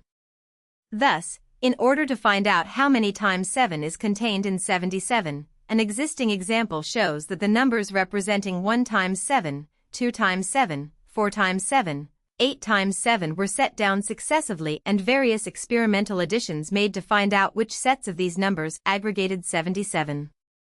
1 7 2 14 4 28 8 56. A line before the first, second, and fourth of these numbers indicated that it is necessary to multiply 7 by 1 plus 2 plus 8, that is, by 11, in order to obtain 77, that is to say, 7 goes 11 times in 77. All this seems very cumbersome indeed, yet we must not overlook the fact that the process which goes on in our own minds in performing such a problem as this is precisely similar, except that we have learned to slur over certain of the intermediate steps with the aid of a memorized multiplication table. In the last analysis, division is only the obverse side of multiplication, and anyone who has not learned his multiplication table is reduced to some such expedient as that of the Egyptian. Indeed, whenever we pass beyond the range of our memorized multiplication table, which for most of us ends with the 12s, the experimental character of the trial multiplication through which division is finally effected does not so greatly differ from the experimental efforts which the Egyptian was obliged to apply to smaller numbers. Despite his defective comprehension of fractions, the Egyptian was able to work out problems of relative complexity. For example, he could determine the answer of such a problem as this: a number together with its fifth part makes 21. What is the number? The process by which the Egyptians solved this problem seems very cumbersome to anyone for whom a rudimentary knowledge of algebra makes it simple, yet the method which we employ differs only in that we are enabled, thanks to our hypothetical x, to make a short cut, and the essential fact must not be overlooked that the Egyptian reached a correct solution of the problem. With all due desire to give credit, however, the fact remains that the Egyptian was but a crude mathematician. Here, as elsewhere, it is impossible to admire him for any high development of theoretical science. First, last, and all the time, he was practical, and there is nothing to show that the thought of science for its own sake, for the mere love of knowing, ever entered his head. In general, then, we must admit that the Egyptian had not progressed far in the hard way of abstract thinking. He worshipped everything about him because he feared the result of failing to do so. He embalmed the dead lest the spirit of the neglected one might come to torment him. High-minded as he was, he came to have an artistic sense, to love decorative effects. But he let these always take precedence over his sense of truth, as, for example, when he modified his lists of kings at Abydos to fit the space which the architect had left to be filled. He had no historical sense to show to him that truth should take precedence over mere decoration. And everywhere he lived in the same happy-go-lucky way. He loved personal ease, the pleasures of the table, the luxuries of life, games, recreations, festivals. He took no heed for the morrow, except as the morrow might minister to his personal needs. Essentially a sensual being, he scarcely conceived the meaning of the intellectual life in the modern sense of the term. He had perforce learned some things about astronomy, because these were necessary to his worship of the gods, about practical medicine, because this ministered to his material needs, about practical arithmetic, because this aided him in everyday affairs. The bare rudiments of an historical science may be said to be crudely outlined in his defective lists of kings. But beyond this he did not go. Science is science, and for its own sake, was unknown to him. He had gods for all material functions, and festivals in honor of every god, but there was no goddess of mere wisdom in his pantheon. The conception of Minerva was reserved for the creative genius of another people. 3. A science of Babylonia and Assyria. Throughout classical antiquity, Egyptian science was famous. We know that Plato spent some years in Egypt in the hope of penetrating the alleged mysteries of its fabled learning, and the story of the Egyptian priest who patronizingly assured Solon that the Greeks were but babes was quoted everywhere without disapproval. Even so late as the time of Augustus, we find Diodorus, the Sicilian, looking back with veneration upon the Oriental learning, to which Pliny also refers with unbounded respect. From what we have seen of Egyptian science, all this furnishes us with a somewhat striking commentary upon the attainments of the Greeks and Romans themselves. To refer at length to this would be to anticipate our purpose. What now concerns us is to recall that all along there was another nation, or group of nations, that disputed the palm for scientific attainments. This group of nations found a home in the valley of the Tigris and Euphrates. Their land was named Mesopotamia by the Greeks, because a large part of it lay between the two rivers just mentioned. The peoples themselves are familiar to everyone as the Babylonians and the Assyrians. These peoples were of Semitic stock allied, therefore, to the ancient Hebrews and Phoenicians and of the same racial stem with the Arameans and Arabs. The great capital of the Babylonians during the later period of their history was the famed city of Babylon itself. The most famous capital of the Assyrians was Nineveh, that city to which, as every Bible student will recall, the prophet Jonah was journeying when he had a much exploited experience, the record of which forms no part of scientific annals. It was the kings of Assyria, issuing from their palaces in Nineveh, who dominated the civilization of Western Asia during the heyday of Hebrew history, and whose deeds are so frequently mentioned in the Hebrew Chronicles. Later on, in the year 606 BC, Nineveh was overthrown by the Medes, and Babylonians. The famous city was completely destroyed, never to be rebuilt. Babylon, however, though conquered subsequently by Cyrus and held in subjection by Darius, II, the Persian kings, continued to hold sway as a great world capital for some centuries. The last great historical event that occurred within its walls was the death of Alexander the Great, which took place there in the year 322 BC. In the time of Herodotus, the fame of Babylon was at its height, and the father of history has left us a most entertaining account of what he saw when he visited the wonderful capital. Unfortunately, Herodotus was not a scholar in the proper acceptance of the term. He probably had no inkling of the Babylonian language, so the voluminous records of its literature were entirely shut off from his observation. He therefore enlightens us but little regarding the science of the Babylonians, though his observations on their practical civilization give us incidental references of no small importance. Somewhat more detailed references to the scientific attainments of the Babylonians are found in the fragments that have come down to us of the writings of the great Babylonian historian, Voces, III, who was born in Babylon about 330 BC, and who was, therefore, a contemporary of Alexander the Great. But the writings of Voces also, or at least such parts of them as have come down to us, leave very much to be desired in point of explicitness. They give some glimpses of Babylonian history, and they detail at some length the strange mythical tales of creation that entered into the Babylonian conception of cosmogony, details which find their counterpart in the allied recitals of the Hebrews. But taken all in all, the glimpses of the actual state of Chaldean, learning, as it was commonly called, amounted to scarcely more than vague wonder tales. No one really knew just what interpretation to put upon these tales until the explorers of the 19th century had excavated the ruins of the Babylonian and Assyrian cities, bringing to light the relics of their wonderful civilization. But these relics fortunately included vast numbers of written documents, inscribed on tablets, prisms, and cylinders of terracotta. When 19th century scholarship had penetrated the mysteries of the strange script, and ferreted out the secrets of an unknown tongue, the world at last was in possession of authentic records by which the traditions regarding the Babylonians and Assyrians could be tested. Thanks to these materials, a new science commonly spoken of as Assyriology came into being, and a most important chapter of human history was brought to light. It became apparent that the Greek ideas concerning Mesopotamia, though vague in the extreme, were founded on fact. No one any longer questions that the Mesopotamian civilization was fully on a par with that of Egypt. Indeed, it is rather held that superiority lay with the Asiatics. Certainly, in point of purely scientific attainments, the Babylonians passed somewhat beyond their Egyptian competitors. All the evidence seems to suggest also that the Babylonian civilization was even more ancient than that of Egypt. The precise dates are here in dispute, nor for our present purpose need they greatly concern us.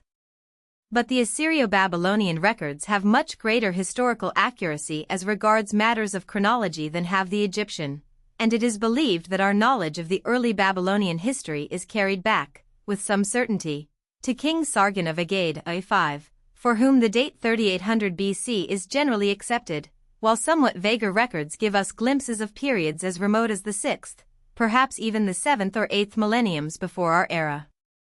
At a very early period, Babylon itself was not a capital and Nineveh had not come into existence. The important cities, such as Nippur and Shirpurla, were situated farther to the south.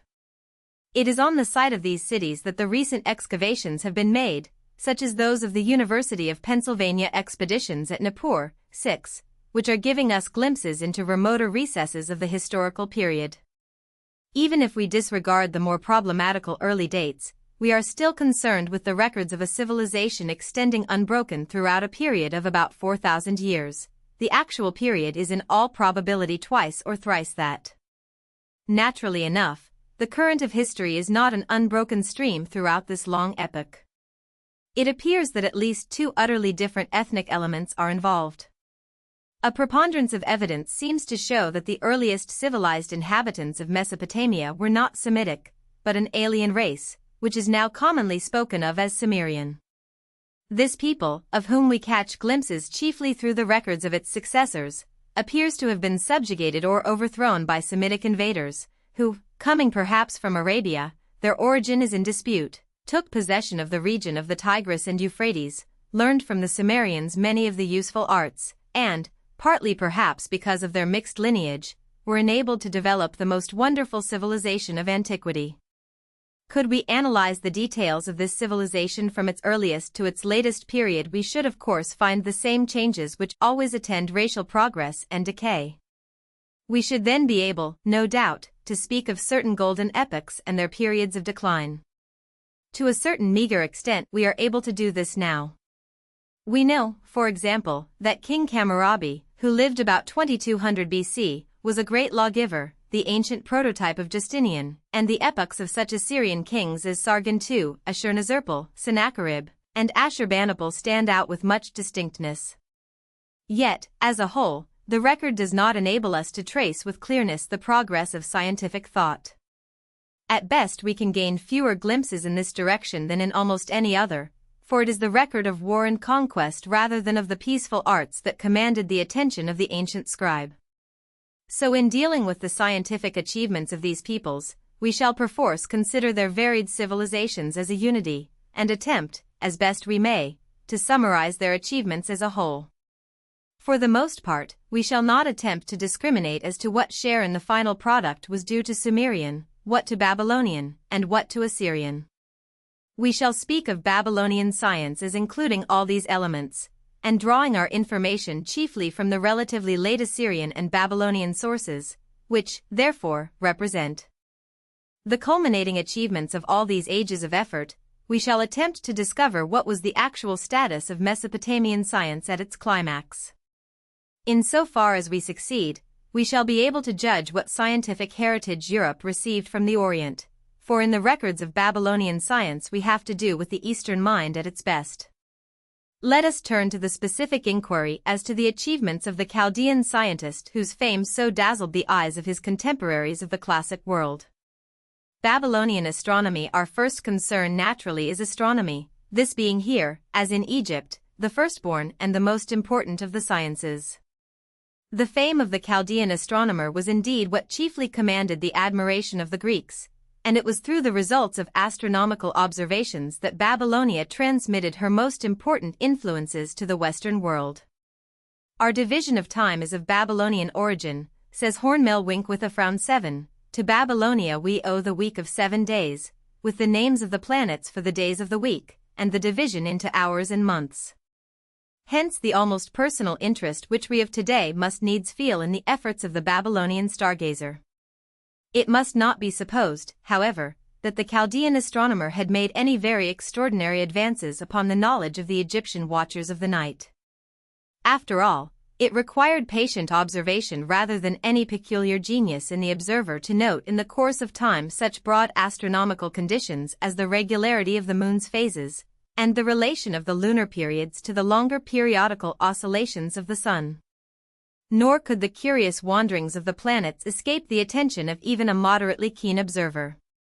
The chief distinction between the Chaldean and Egyptian astronomers appears to have consisted in the relative importance they attached to various of the phenomena which they both observed.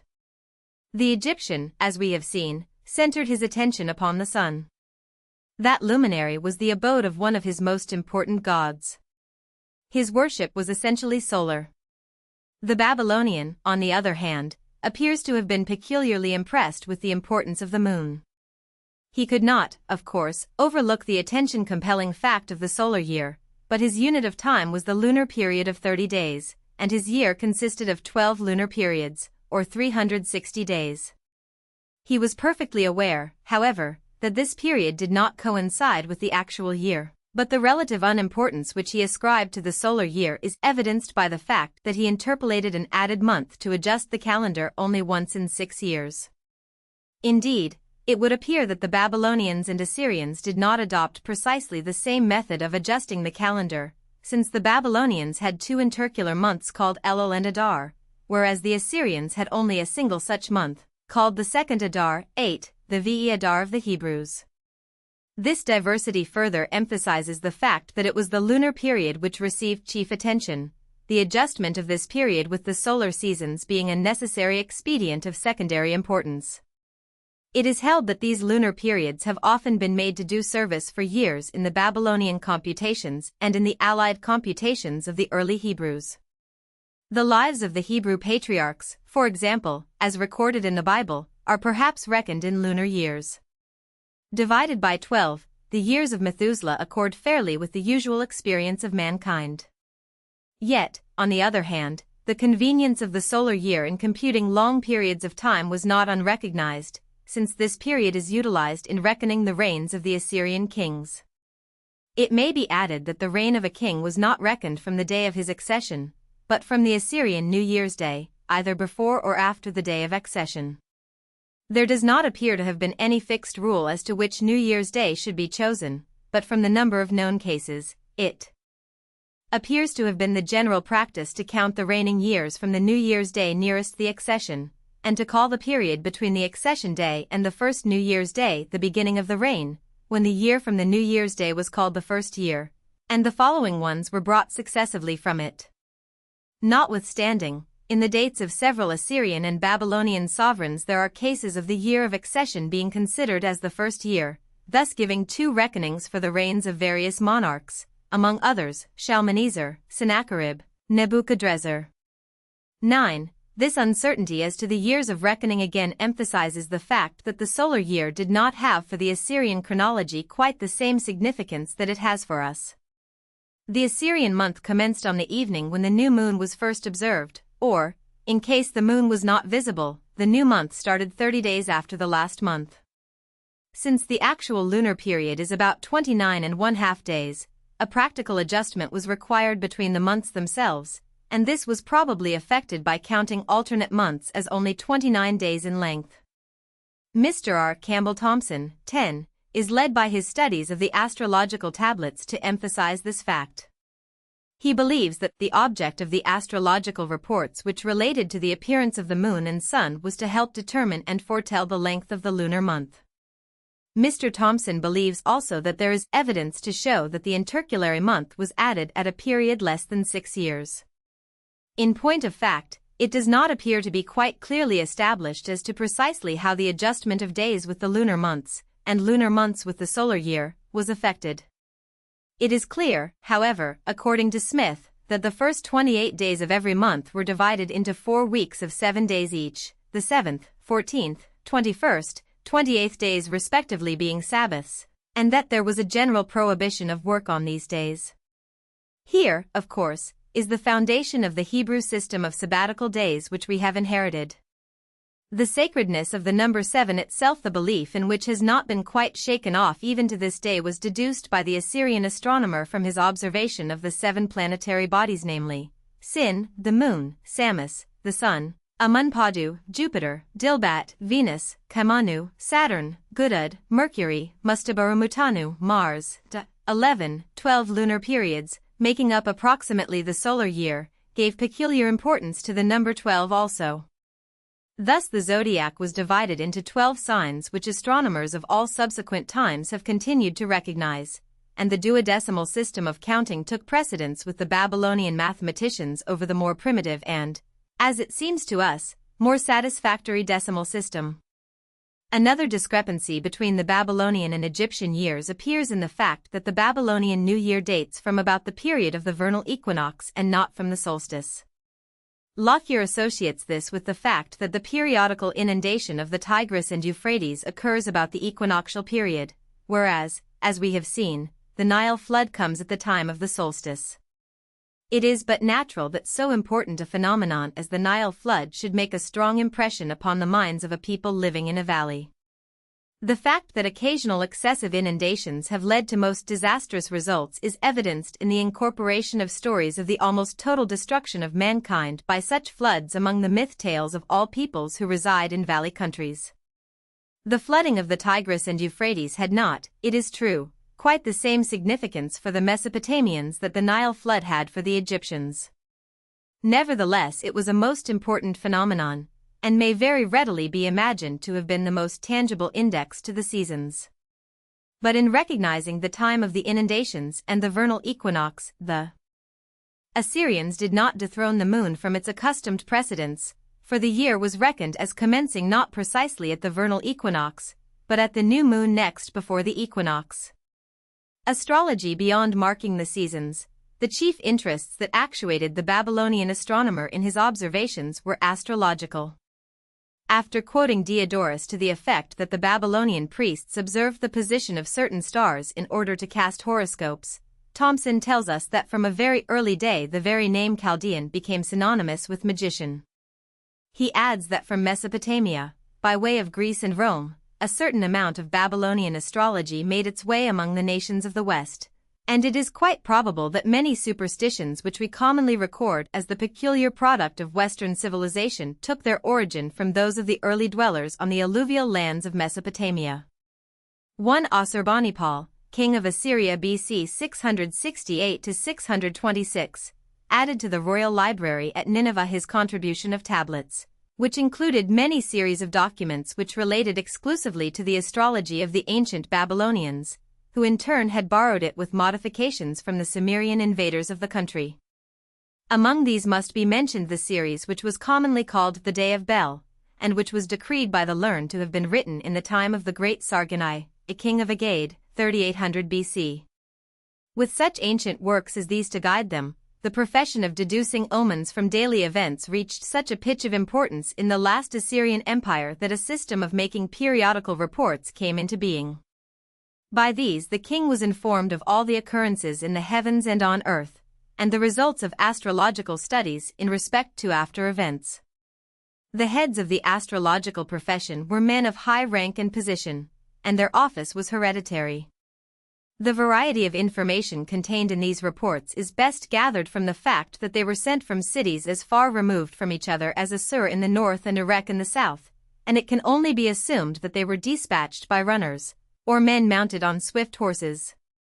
As reports also came from Dilbat, Qutba, Nippur, and Borsippa, all cities of ancient foundation, the king was probably well acquainted with the general course of events in his empire.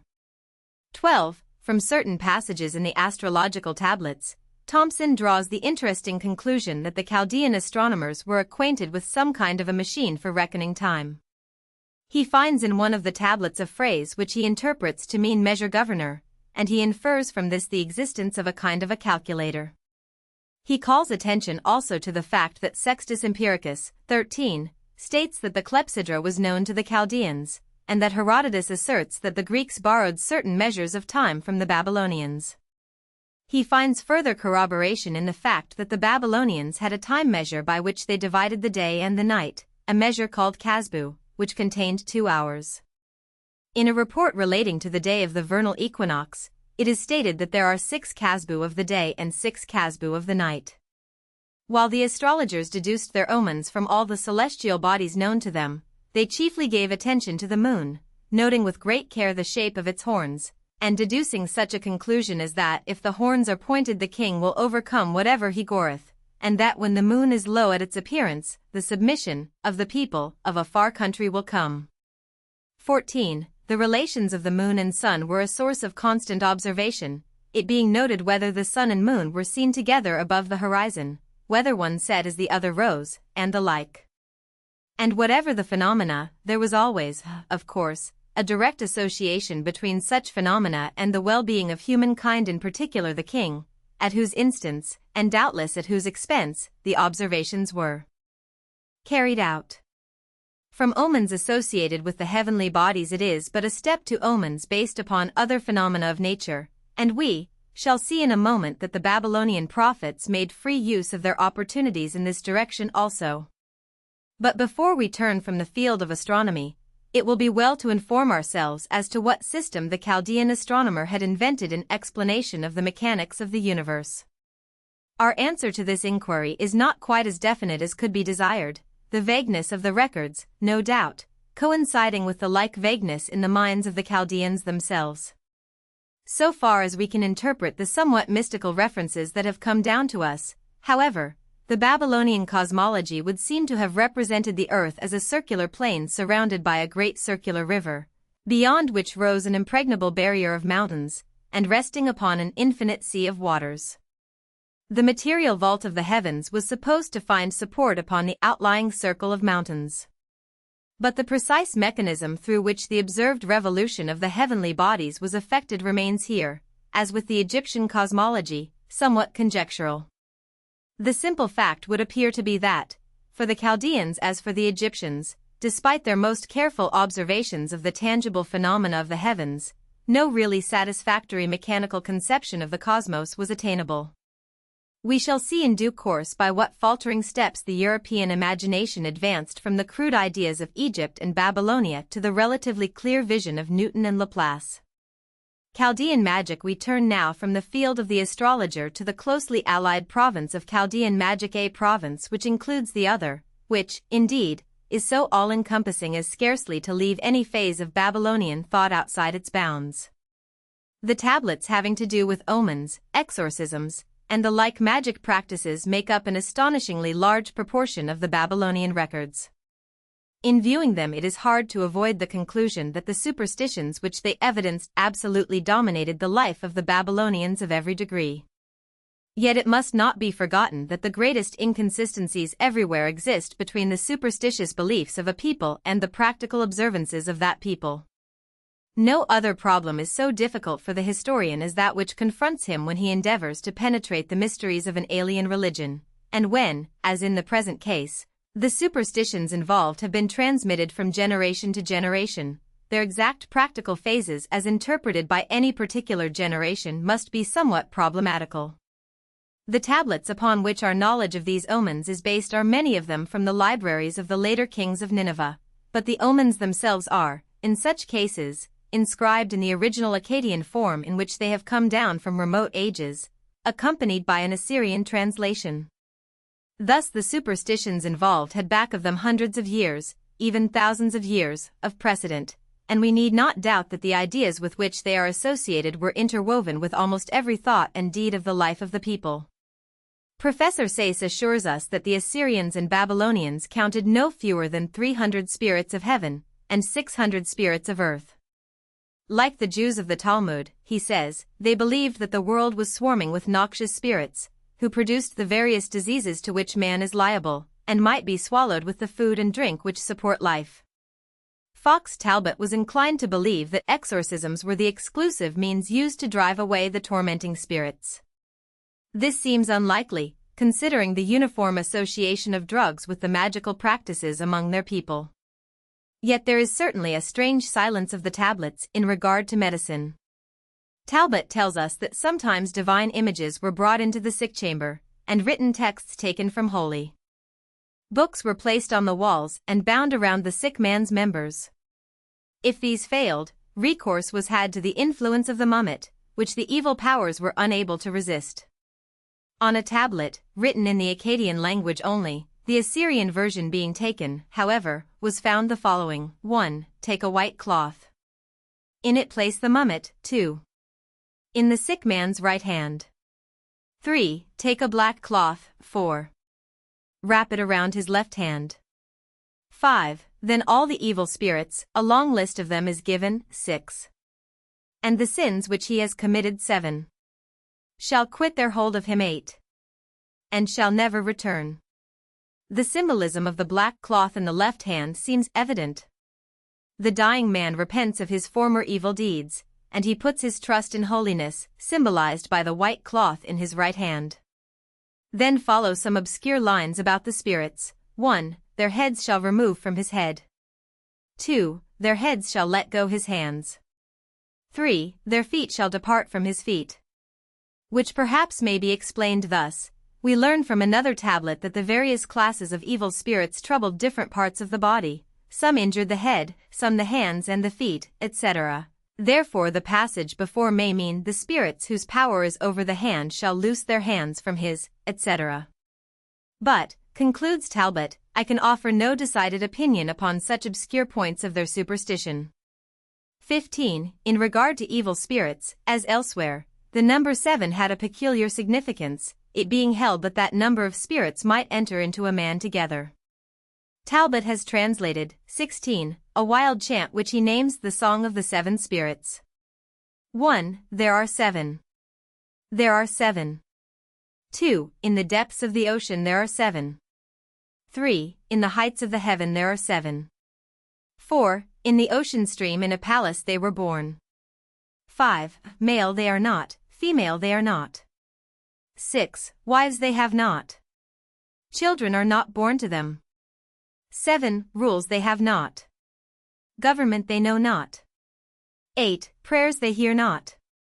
9. There are 7. There are 7. Twice over there are 7. The tablets make frequent allusion to these 7 spirits. 1 starts thus, 1. The god shall stand by his bedside, 2.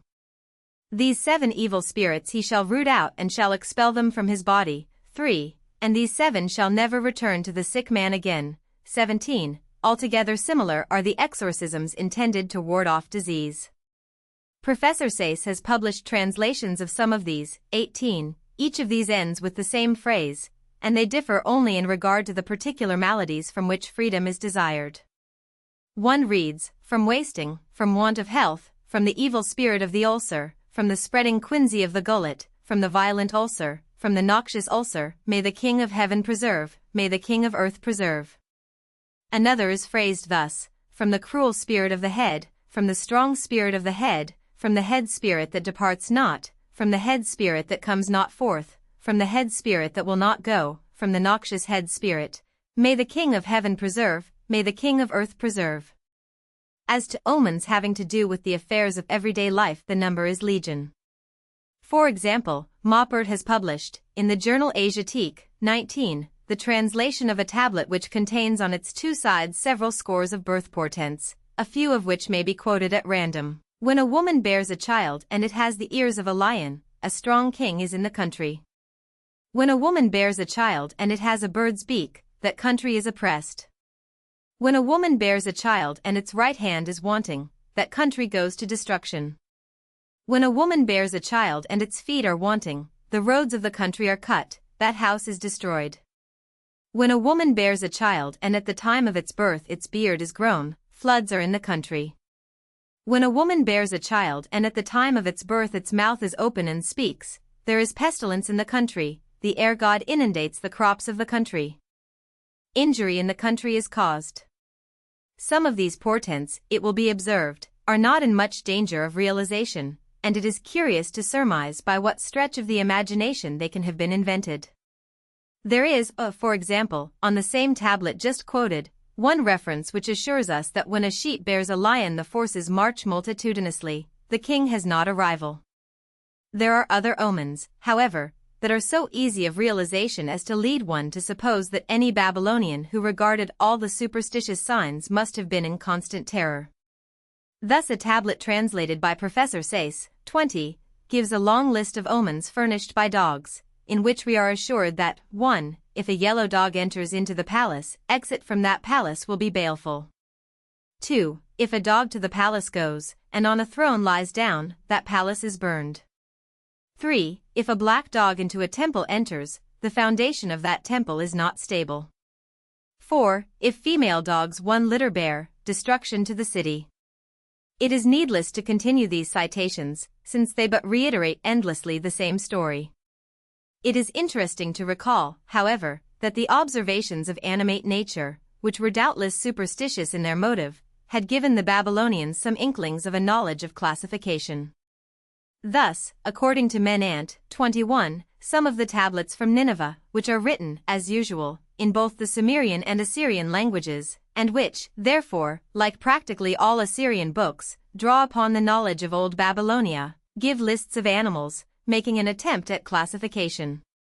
The dog, lion, and wolf are placed in one category, the ox, sheep, and goat in another. The dog family itself is divided into various races, as the domestic dog, the coursing dog, the small dog, the dog of Elon, etc. Similar attempts at classification of birds are found. Thus, birds of rapid flight, seabirds, and marsh birds are differentiated. Insects are classified according to habit, those that attack plants, animals, clothing, or wood. Vegetables seem to be classified according to their usefulness. One tablet enumerates the uses of wood according to its adaptability for timber work of palaces, or construction of vessels, the making of implements of husbandry, or even furniture. Minerals occupy a long series in these tablets. They are classed according to their qualities, gold and silver occupying a division apart, precious stones forming another series. Our Babylonians, then, must be credited with the development of a rudimentary science of natural history.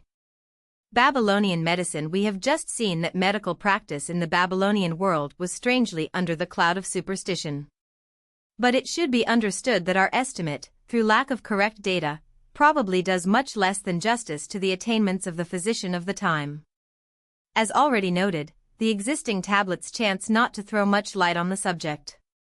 It is known, however, that the practitioner of medicine occupied a position of some authority and responsibility. The proof of this is found in the clauses relating to the legal status of the physician which are contained in the now famous Code 22 of the Babylonian king Hammurabi, who reigned about 2,300 years before our era. These clauses, though throwing no light on the scientific attainments of the physician of the period, are too curious to be omitted. They are clauses 215 to 227 of the celebrated code, and are as follows: 215. If a doctor has treated a man for a severe wound with a lancet of bronze and has cured the man, or has opened a tumor with a bronze lancet and has cured the man's eye, he shall receive 10 shekels of silver. 216. If it was a freedman, he shall receive 5 shekels of silver. 217. If it was a man's slave, the owner of the slave shall give the doctor 2 shekels of silver. 218. If a physician has treated a freeborn man for a severe wound with a lancet of bronze and has caused the man to die, or has opened a tumor of the man with a lancet of bronze and has destroyed his eye, his hands, 1 shall cut off. 219. If the doctor has treated the slave of a freedman for a severe wound with a bronze lancet and has caused him to die, he shall give back slave for slave. 220. If he has opened his tumor with a bronze lancet and has ruined his eye, he shall pay the half of his price in money. 221. If a doctor has cured the broken limb of a man, or has healed his sick body, the patient shall pay the doctor 5 shekels of silver. 222. If it was a freedman, he shall give 3 shekels of silver. 223. If it was a man's slave, the owner of the slave shall give 2 shekels of silver to the doctor. 224. If the doctor of oxen and asses has treated an ox or an ass for a grave wound and has cured it, the owner of the ox or the ass shall give to the doctor as his pay 1/6 of a shekel of silver.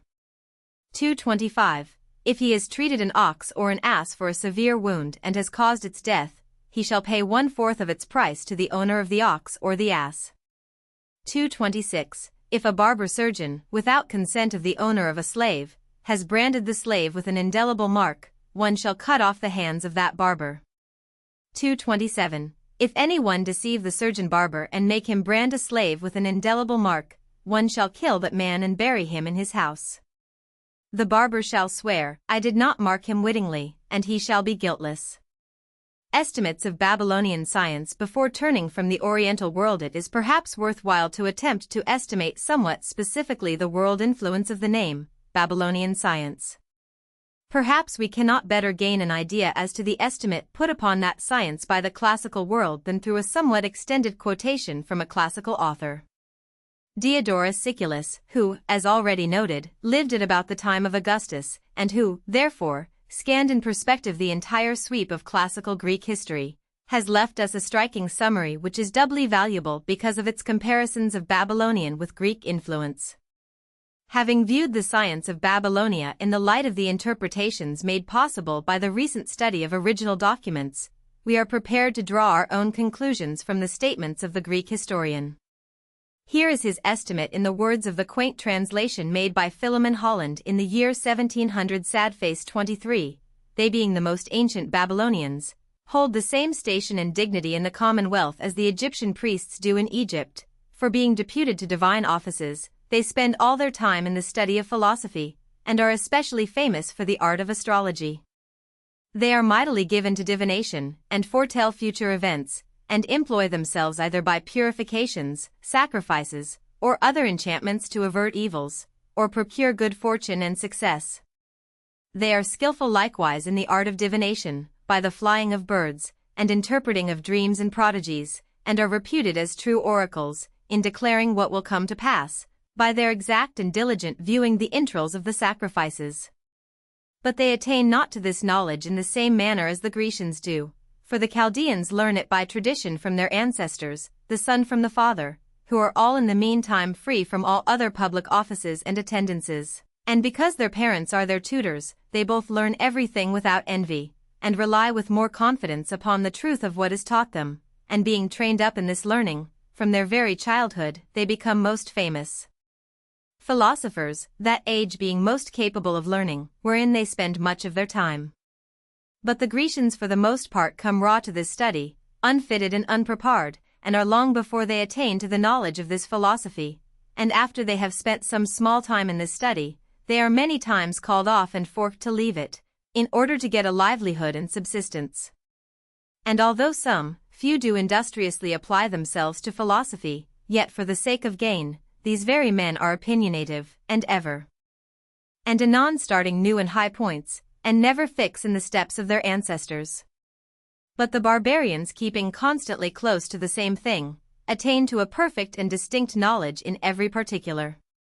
But the Grecians, cunningly catching at all opportunities of gain, make new sects and parties, and by their contrary opinions wrangling and quarrelling concerning the chiefest points, lead their scholars into a maze, and being uncertain and doubtful what to pitch upon for certain truth, their minds are fluctuating and in suspense all the days of their lives, and unable to give a certain assent unto anything. For if any man will but examine the most eminent sects of the philosophers, he shall find them much differing among themselves, and even opposing one another in the most weighty parts of their philosophy. But to return to the Chaldeans, they hold that the world is eternal, which had neither any certain beginning nor shall have any end, but all agree that all things are ordered, and this beautiful fabric is supported by a divine providence, and that the motions of the heavens are not performed by chance and of their own accord, but by a certain and determinate will and appointment of the gods. Therefore, from a long observation of the stars, and an exact knowledge of the motions and influences of every one of them, wherein they excel all others, they foretell many things that are to come to pass. They say that the 5 stars which some call planets, but they interpreters, are most worthy of consideration, both for their motions and their remarkable influences, especially that which the Grecians call Saturn. The brightest of them all, and which often portends many and great events, they call Sol, the other 4 they name Mars, Venus, Mercury, and Jupiter, with our own country astrologers. They give the name of interpreters to these stars, because these only by a peculiar motion do portend things to come, and instead of Jupiter's, do declare to men beforehand the good will of the gods, whereas the other stars, not being of the number of the planets, have a constant ordinary motion. Future events, they say, are pointed at sometimes by their rising, and sometimes by their setting, and at other times by their color, as may be experienced by those that will diligently observe it, sometimes foreseeing hurricanes, at other times tempestuous rains, and then again exceeding droughts. By these, they say, are often portended the appearance of comets, eclipses of the sun and moon, earthquakes and all other the various changes and remarkable effects in the air, boding good and bad, not only to nations in general, but to kings and private persons in particular. Under the course of these planets, they say are 30 stars, which they call counseling gods, half of whom observe what is done under the earth, and the other half take notice of the actions of men upon the earth, and what is transacted in the heavens. Once every 10 days' space, they say, one of the highest order of these stars descends to them that are of the lowest, like a messenger sent from them above, and then again another ascends from those below to them above, and that this is their constant natural motion to continue forever. The chief of these gods, they say, are 12 in number, to each of which they attribute a month, and one sign of the 12 in the zodiac. Through these 12 signs the sun, moon, and the other 5 planets run their course. The sun in a year's time, and the moon in the space of a month. To every one of the planets they assign their own proper courses, which are performed variously in lesser or shorter time according as their several motions are quicker or slower. These stars, they say, have a great influence both as to good and bad in men's nativities, and from the consideration of their several natures, may be foreknown what will befall men afterwards. As they foretold things to come to other kings formerly, so they did to Alexander who conquered Darius, and to his successors Antigonus and Seleucus Nicator, and accordingly. Things fell out as they declared, which we shall relate particularly hereafter in a more convenient time. They tell likewise private men their fortunes so certainly, that those who have found the thing true by experience, have esteemed it a miracle, and above the reach of man to perform. Out of the circle of the zodiac they describe 24 stars, 12 towards the North Pole, and as many to the south. Those which we see, they assign to the living, and the other that do not appear, they conceive are constellations for the dead, and they term them judges of all things. The moon, they say, is in the lowest orb, and being therefore next to the earth, because she is so small, she finishes her course in a little time, not through the swiftness of her motion, but the shortness of her sphere. In that which they affirm, that she has but a borrowed light, and that when she is eclipsed, it's cast by the interposition of the shadow of the earth, they agree with the Grecians. Their rules and notions concerning the eclipses of the sun are but weak and mean, which they dare not positively foretell, nor fix a certain time for them.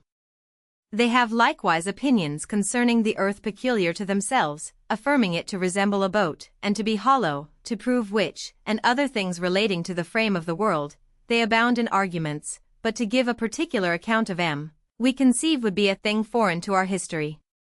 But this any man may justly and truly say, that the Chaldeans far exceed all other men in the knowledge of astrology, and have studied it most of any other art or science, but the number of years during which the Chaldeans say, those of their profession have given themselves to the study of this natural philosophy, is incredible, for when Alexander was in Asia, they reckoned up 470,000 years since they first began to observe the motions of the stars. Let us now supplement this estimate of Babylonian influence with another estimate written in our own day, and quoted by one of the most recent historians of Babylonia and Assyria, 24. The estimate in question is that of Canon Rawlinson in his Great Oriental Monarchies, 25, of Babylonia. He says, hers was apparently the genius which excogitated an alphabet, worked out the simpler problems of arithmetic, invented implements for measuring the lapse of time, conceived the idea of raising enormous structures with the poorest of all materials, clay, discovered the art of polishing, boring, and engraving gems, reproduced with truthfulness the outlines of human and animal forms, attained to high perfection in textile fabrics, studied with success the motions of the heavenly bodies, conceived of grammar as a science, elaborated a system of law, saw the value of an exact chronology in almost every branch of science made a beginning, thus rendering it comparatively easy for other nations to proceed with the superstructure. It was from the East, not from Egypt, that Greece derived her architecture, her sculpture, her science, her philosophy, her mathematical knowledge, in a word, her intellectual life. And Babylon was the source to which the entire stream of Eastern civilization may be traced. It is scarcely too much to say that, but for Babylon, real civilization might not yet have dawned upon the earth. Considering that a period of almost 2,000 years separates the times of writing of these two estimates, the estimates themselves are singularly in unison. They show that the greatest of Oriental nations has not suffered in reputation at the hands of posterity. It is indeed almost impossible to contemplate the monuments of Babylonian and Assyrian civilization that are now preserved in the European and American museums without becoming enthusiastic. That certainly was a wonderful civilization which has left us the tablets on which are inscribed the laws of Hammurabi on the one hand, and the art treasures of the palace of an Ashurbanipal on the other. Yet a candid consideration of the scientific attainments of the Babylonians and Assyrians can scarcely arouse us to a like enthusiasm. In considering the subject, we have seen that, so far as pure science is concerned, the efforts of the Babylonians and Assyrians chiefly centered about the subjects of astrology and magic. With the records of their ghost-haunted science fresh in mind, one might be forgiven for a momentary desire to take issue with Canon Rawlinson's words. We are assured that the scientific attainments of Europe are almost solely to be credited to Babylonia and not to Egypt, but we should not forget that Plato, the greatest of the Greek thinkers, went to Egypt and not to Babylonia to pursue his studies when he wished to penetrate the secrets of Oriental science and philosophy.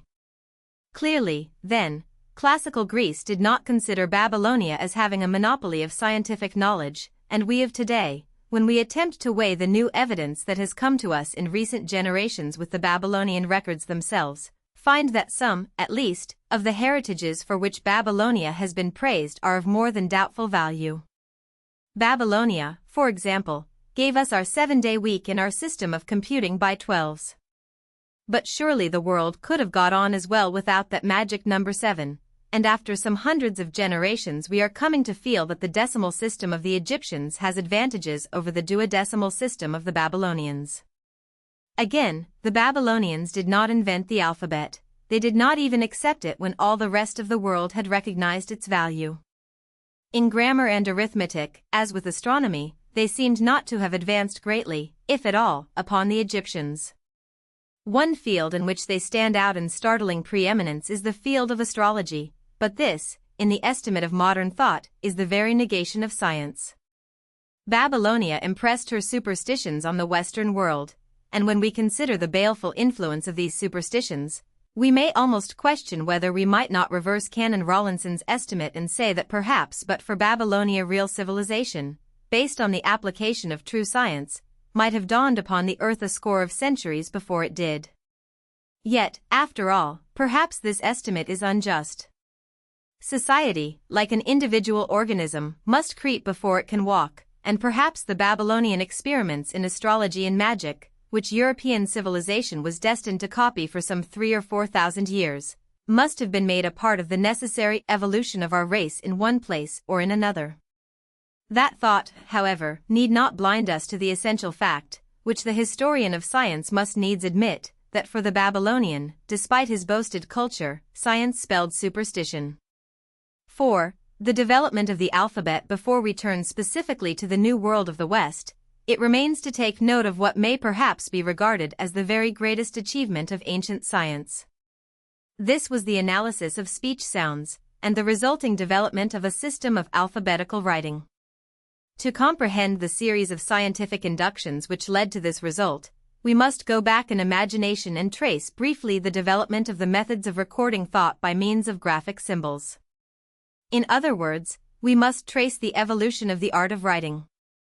In doing so we cannot hold to national lines as we have done in the preceding 2 chapters, though the efforts of the 2 great scientific nations just considered will enter prominently into the story.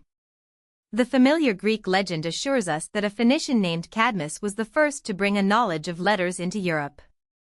An elaboration of the story, current throughout classical times, offered the further explanation that the Phoenicians had in turn acquired the art of writing from the Egyptians or Babylonians. Knowledge as to the true origin and development of the art of writing did not extend in antiquity beyond such vagaries as these. 19th-century studies gave the first real clues to an understanding of the subject. These studies tended to authenticate the essential fact on which the legend of Cadmus was founded, to the extent, at least, of making it probable that the later Grecian alphabet was introduced from Phoenicia, though not, of course, by any individual named Cadmus, the latter being, indeed, a name of purely Greek origin. Further studies of the past generation tended to corroborate the ancient belief as to the original source of the Phoenician alphabet, but divided scholars between 2 opinions. The one contending that the Egyptian hieroglyphics were the source upon which the Phoenicians drew, and the other contending with equal fervor that the Babylonian wedge character must be conceded that honor. But, as has often happened in other fields after years of acrimonious controversy, A new discovery or two may suffice to show that neither contestant was right. After the Egyptologists of the school of Darouge, 1. thought they had demonstrated that the familiar symbols of the Phoenician alphabet had been copied from that modified form of Egyptian hieroglyphics known as the hieratic writing. The Assyriologists came forward to prove that certain characters of the Babylonian syllabary also show a likeness to the alphabetical characters that seemingly could not be due to chance. And then, when a settlement of the dispute seemed almost hopeless, it was shown through the Egyptian excavations that characters even more closely resembling those in dispute had been in use all about the shores of the Mediterranean, quite independently of either Egyptian or Assyrian writings, from periods so ancient as to be virtually prehistoric. Coupled with this disconcerting discovery are the revelations brought to light by the excavations at the sites of Knossos and other long-buried cities of the island of Crete. 2. These excavations, which are still in progress, show that the art of writing was known and practiced independently in Crete before that cataclysmic overthrow of the early Greek civilization which archaeologists are accustomed to ascribe to the hypothetical invasion of the Dorians. The significance of this is that the art of writing was known in Europe long before the advent of the mythical Cadmus. But since the early Cretan scripts are not to be identified with the scripts used in Greece in historical times, whereas the latter are undoubtedly of lineal descent from the Phoenician alphabet, the validity of the Cadmus legend, in a modified form, must still be admitted.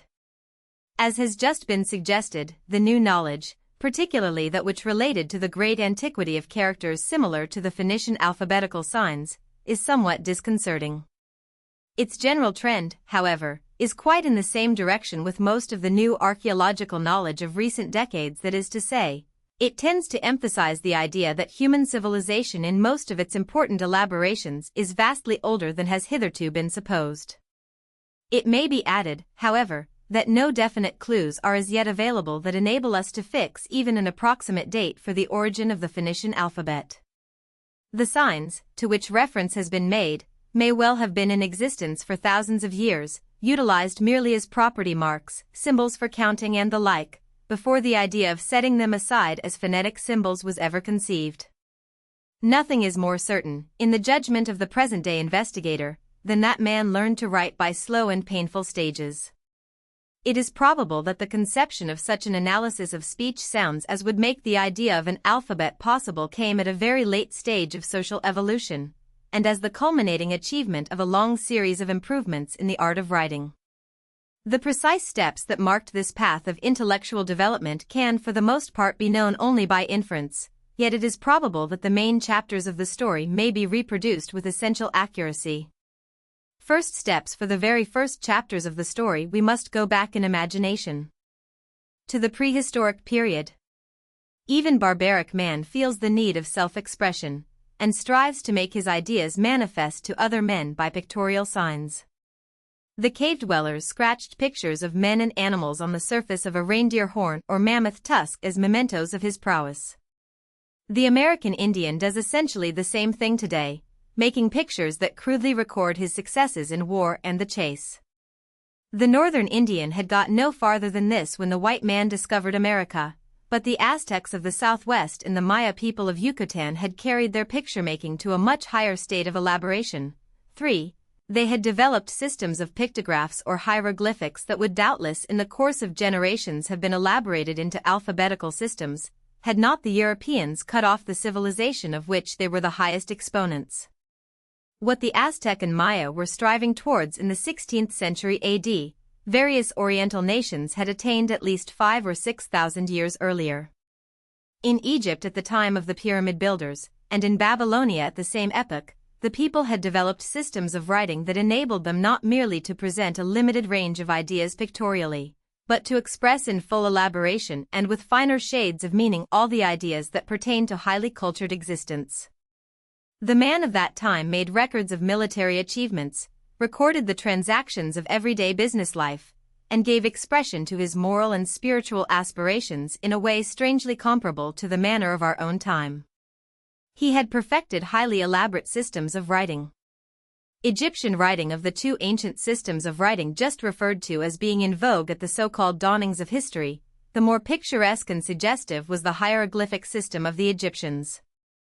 This is a curiously conglomerate system of writing, made up in part of symbols reminiscent of the crudest stages of picture writing, in part of symbols having the phonetic value of syllables, and in part of true alphabetical letters.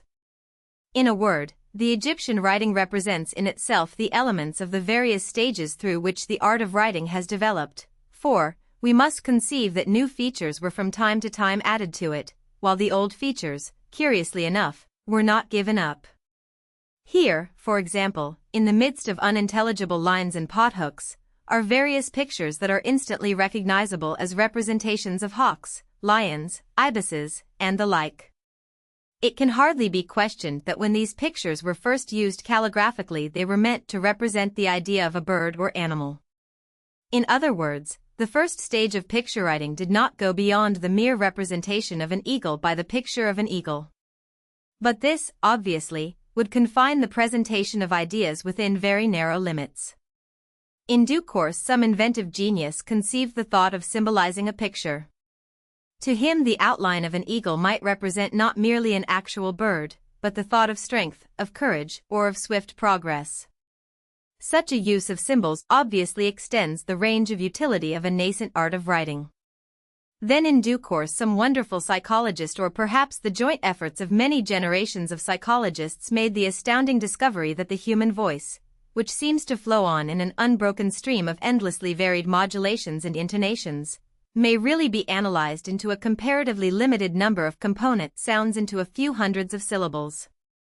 That wonderful idea conceived, it was only a matter of time until it would occur to some other enterprising genius that by selecting an arbitrary symbol to represent each one of these elementary sounds it would be possible to make a written record of the words of human speech which could be reproduced rephinated by someone who had never heard the words and did not know in advance what this written record contained. This, of course, is what every child learns to do now in the primer class, but we may feel assured that such an idea never occurred to any human being until the peculiar forms of pictographic writing just referred to had been practiced for many centuries. Yet, as we have said, some genius of prehistoric Egypt conceived the idea and put it into practical execution, and the hieroglyphic writing of which the Egyptians were in full possession at the very beginning of what we term the historical period made use of this phonetic system along with the ideographic system already described. So fond were the Egyptians of their pictorial symbols used ideographically that they clung to them persistently throughout the entire period of Egyptian history. They used symbols as phonetic equivalents very frequently, but they never learned to depend upon them exclusively. The scribe always interspersed his phonetic signs with some other signs intended as graphic aids. After spelling a word out in full, he added a picture, sometimes even 2 or 3 pictures, representative of the individual thing, or at least of the type of thing to which the word belongs. 2 or 3 illustrations will make this clear. Thus Keftin, monkey, is spelled out in full, but the picture of a monkey is added as a determinative. Second, Kenyu, cavalry, after being spelled, is made unequivocal by the introduction of a picture of a horse. Third, Tematai, wings, though spelled elaborately, has pictures of wings added. And fourth, tattoo, quadrupeds, after being spelled, has a picture of a quadruped, and then the picture of a hide, which is the usual determinative of a quadruped, followed by 3 dashes to indicate the plural number. It must not be supposed, however, that it was a mere whim which led the Egyptians to the use of this system of determinatives. There was sound reason back of it. It amounted to no more than the expedient we adopt when we spell two, or two, in indication of a single sound with 3 different meanings. The Egyptian language abounds in words having more than one meaning, and in writing these it is obvious that some means of distinction is desirable. The same thing occurs even more frequently in the Chinese language, which is monosyllabic. The Chinese adopt a more clumsy expedient, supplying a different symbol for each of the meanings of a syllable, so that while the actual word sounds of their speech are only a few hundreds in number, the characters of their written language mount high into the thousands. Babylonian writing. While the civilization of the Nile Valley was developing this extraordinary system of hieroglyphics, the inhabitants of Babylonia were practicing the art of writing along somewhat different lines. It is certain that they began with picture-making, and that in due course they advanced to the development of the syllabary, but, unlike their Egyptian cousins, the men of Babylonia saw fit to discard the old system when they had perfected a better one. 5. So at a very early day their writing as revealed to us now through the recent excavations had ceased to have that pictorial aspect which distinguishes the Egyptian script. What had originally been pictures of objects, fish, houses, and the like had come to be represented by mere aggregations of wedge-shaped marks. As the writing of the Babylonians was chiefly inscribed on soft clay, the adaptation of this wedge-shaped mark in lieu of an ordinary line was probably a mere matter of convenience, since the sharp-cornered implement used in making the inscription naturally made a wedge-shaped impression in the clay. That, however, is a detail. The essential thing is that the Babylonian had so fully analyzed the speech sounds that he felt entire confidence in them, and having selected a sufficient number of conventional characters each made up of wedge-shaped lines to represent all the phonetic sounds of his language, spelled the words out in syllables and to some extent dispensed with the determinative signs which, as we have seen, played so prominent a part in the Egyptian writing. His cousins the Assyrians used habitually a system of writing the foundation of which was an elaborate phonetic syllabary, a system, therefore, far removed from the old crude pictograph, and in some respects much more developed than the complicated Egyptian method, yet, after all, a system that stopped short of perfection by the wide gap that separates the syllabary from the true alphabet. A brief analysis of speech sounds will aid us in understanding the real nature of the syllabary. Let us take for consideration the consonantal sound represented by the letter B. A moment's consideration will make it clear that this sound enters into a large number of syllables. There are, for example, at least 20 vowel sounds in the English language, not to speak of certain digraphs, that is to say, each of the important vowels has from 2 to 6 sounds. Each of these vowel sounds may enter into combination with the B sound alone to form 3 syllables, as ba, heab, balg, b, eb, bell, etc. Thus there are at least 60 B sound syllables. But this is not the end, for other consonantal sounds may be associated in the syllables in such combinations as bad, bed, bar, bark, cab, etc. As each of the other 20-odd consonantal sounds may enter into similar combinations, it is obvious that there are several hundreds of fundamental syllables to be taken into account in any syllabic system of writing. For each of these syllables the symbol must be set aside and held in reserve as the representative of that particular sound.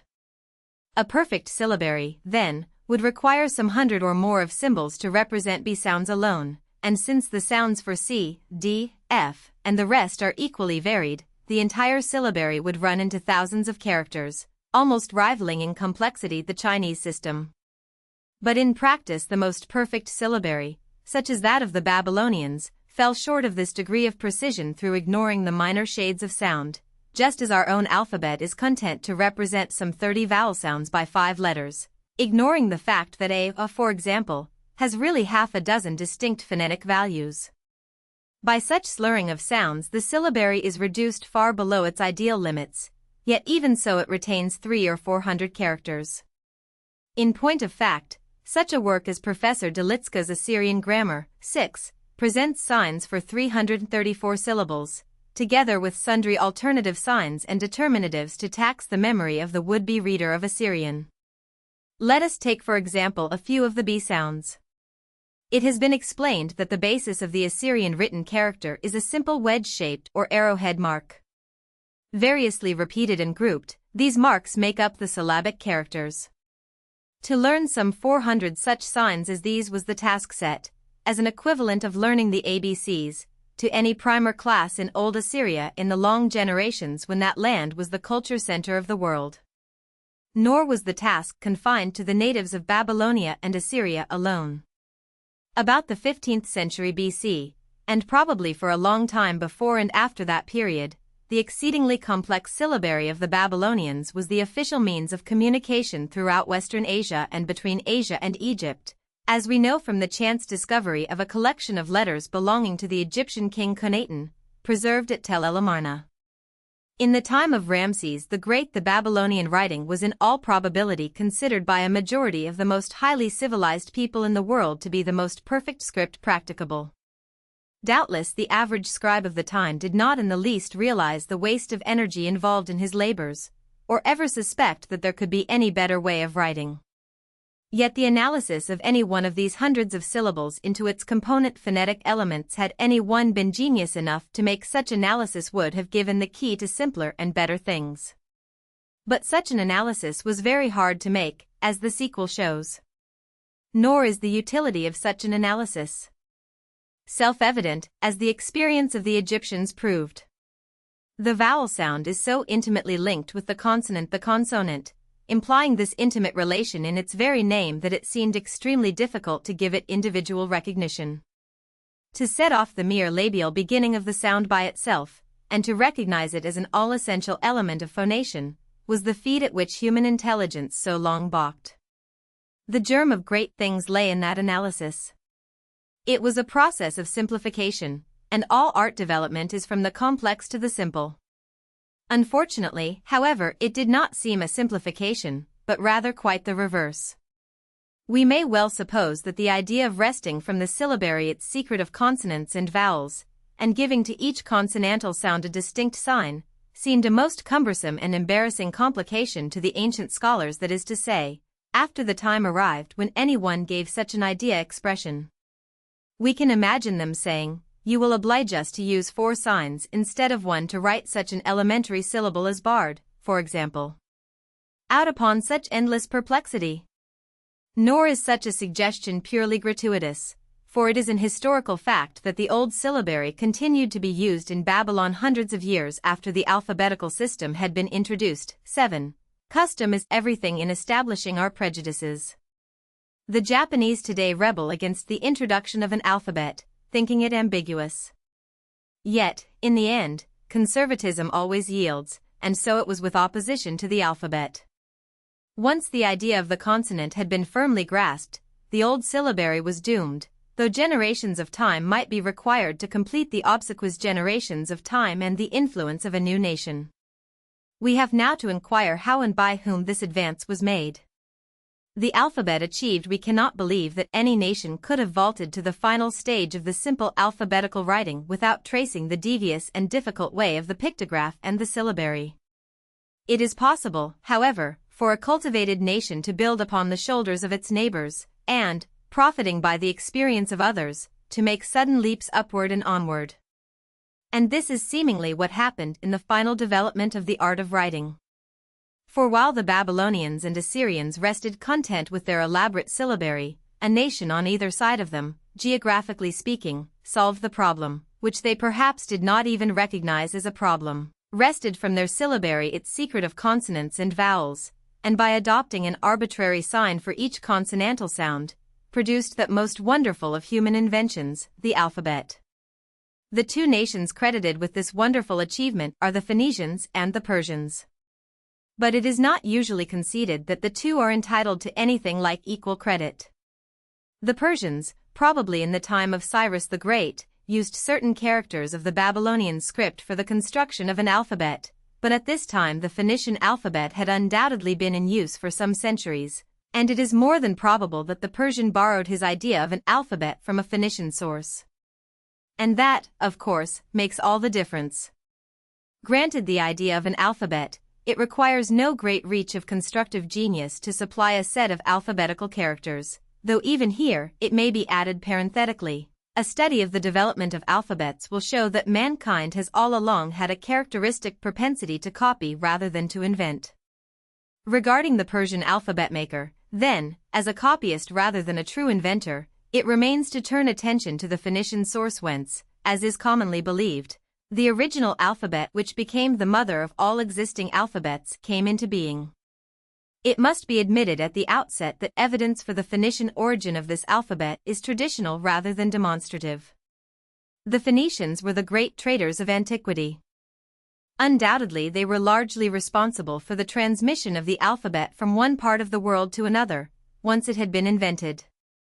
Too much credit cannot be given them for this, and as the world always honors him who makes an idea fertile rather than the originator of the idea, there can be little injustice in continuing to speak of the Phoenicians as the inventors of the alphabet. But the actual facts of the case will probably never be known. For aught we know, it may have been some dreamy-eyed Israelite, some Babylonian philosopher, some Egyptian mystic, perhaps even some obscure Cretan, who gave to the hard-headed Phoenician trader this conception of a dismembered syllable with its all-essential, elemental, wonder-working consonant. But it is futile now to attempt even to surmise on such unfathomable details as these. Suffice it that the analysis was made, that one sign and no more was adopted for each consonantal sound of the Semitic tongue, and that the entire cumbersome mechanism of the Egyptian and Babylonian writing systems was rendered obsolescent. These systems did not yield at once, to be sure, all human experience would have been set at naught had they done so. They held their own, and much more than held their own, for many centuries. After the Phoenicians as a nation had ceased to have importance, after their original script had been endlessly modified by many alien nations, after the original alphabet had made the conquest of all civilized Europe and of far outlying portions of the Orient, the Egyptian and Babylonian scribes continued to indite their missives in the same old pictographs and syllables. The inventive thinker must have been struck with amazement when, after making the fullest analysis of speech sounds of which he was capable, he found himself supplied with only a score or so of symbols. Yet as regards the consonantal sounds he had exhausted the resources of the Semitic tongue. As to vowels, he scarcely considered them at all. It seemed to him sufficient to use one symbol for each consonantal sound.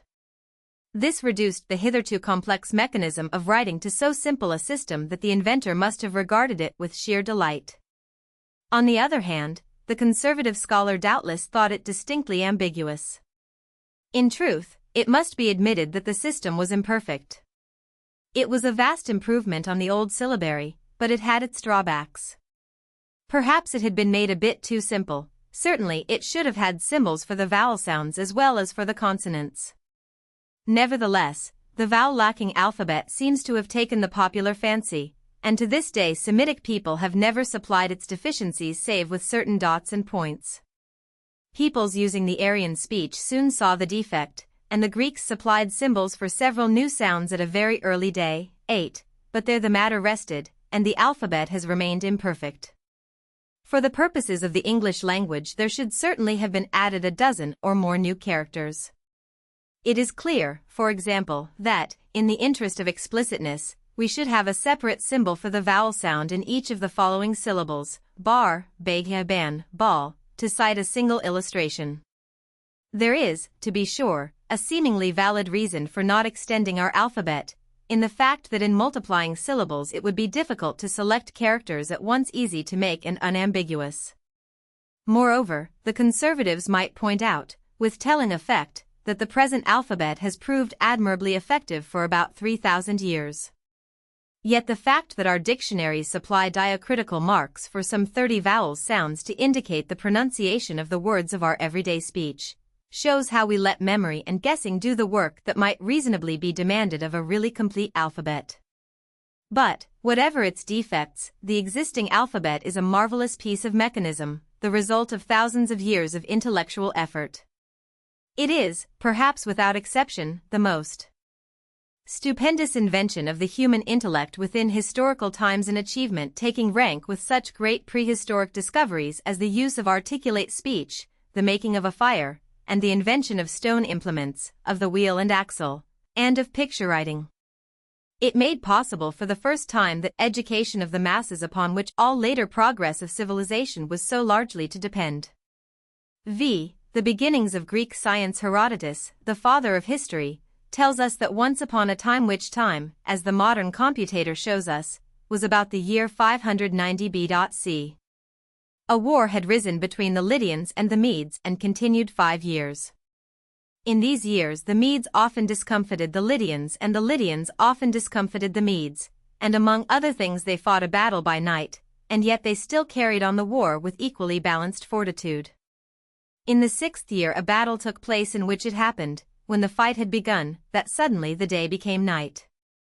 And this change of the day Thales, the Milesian, had foretold to the Ionians, laying down as a limit this very year in which the change took place.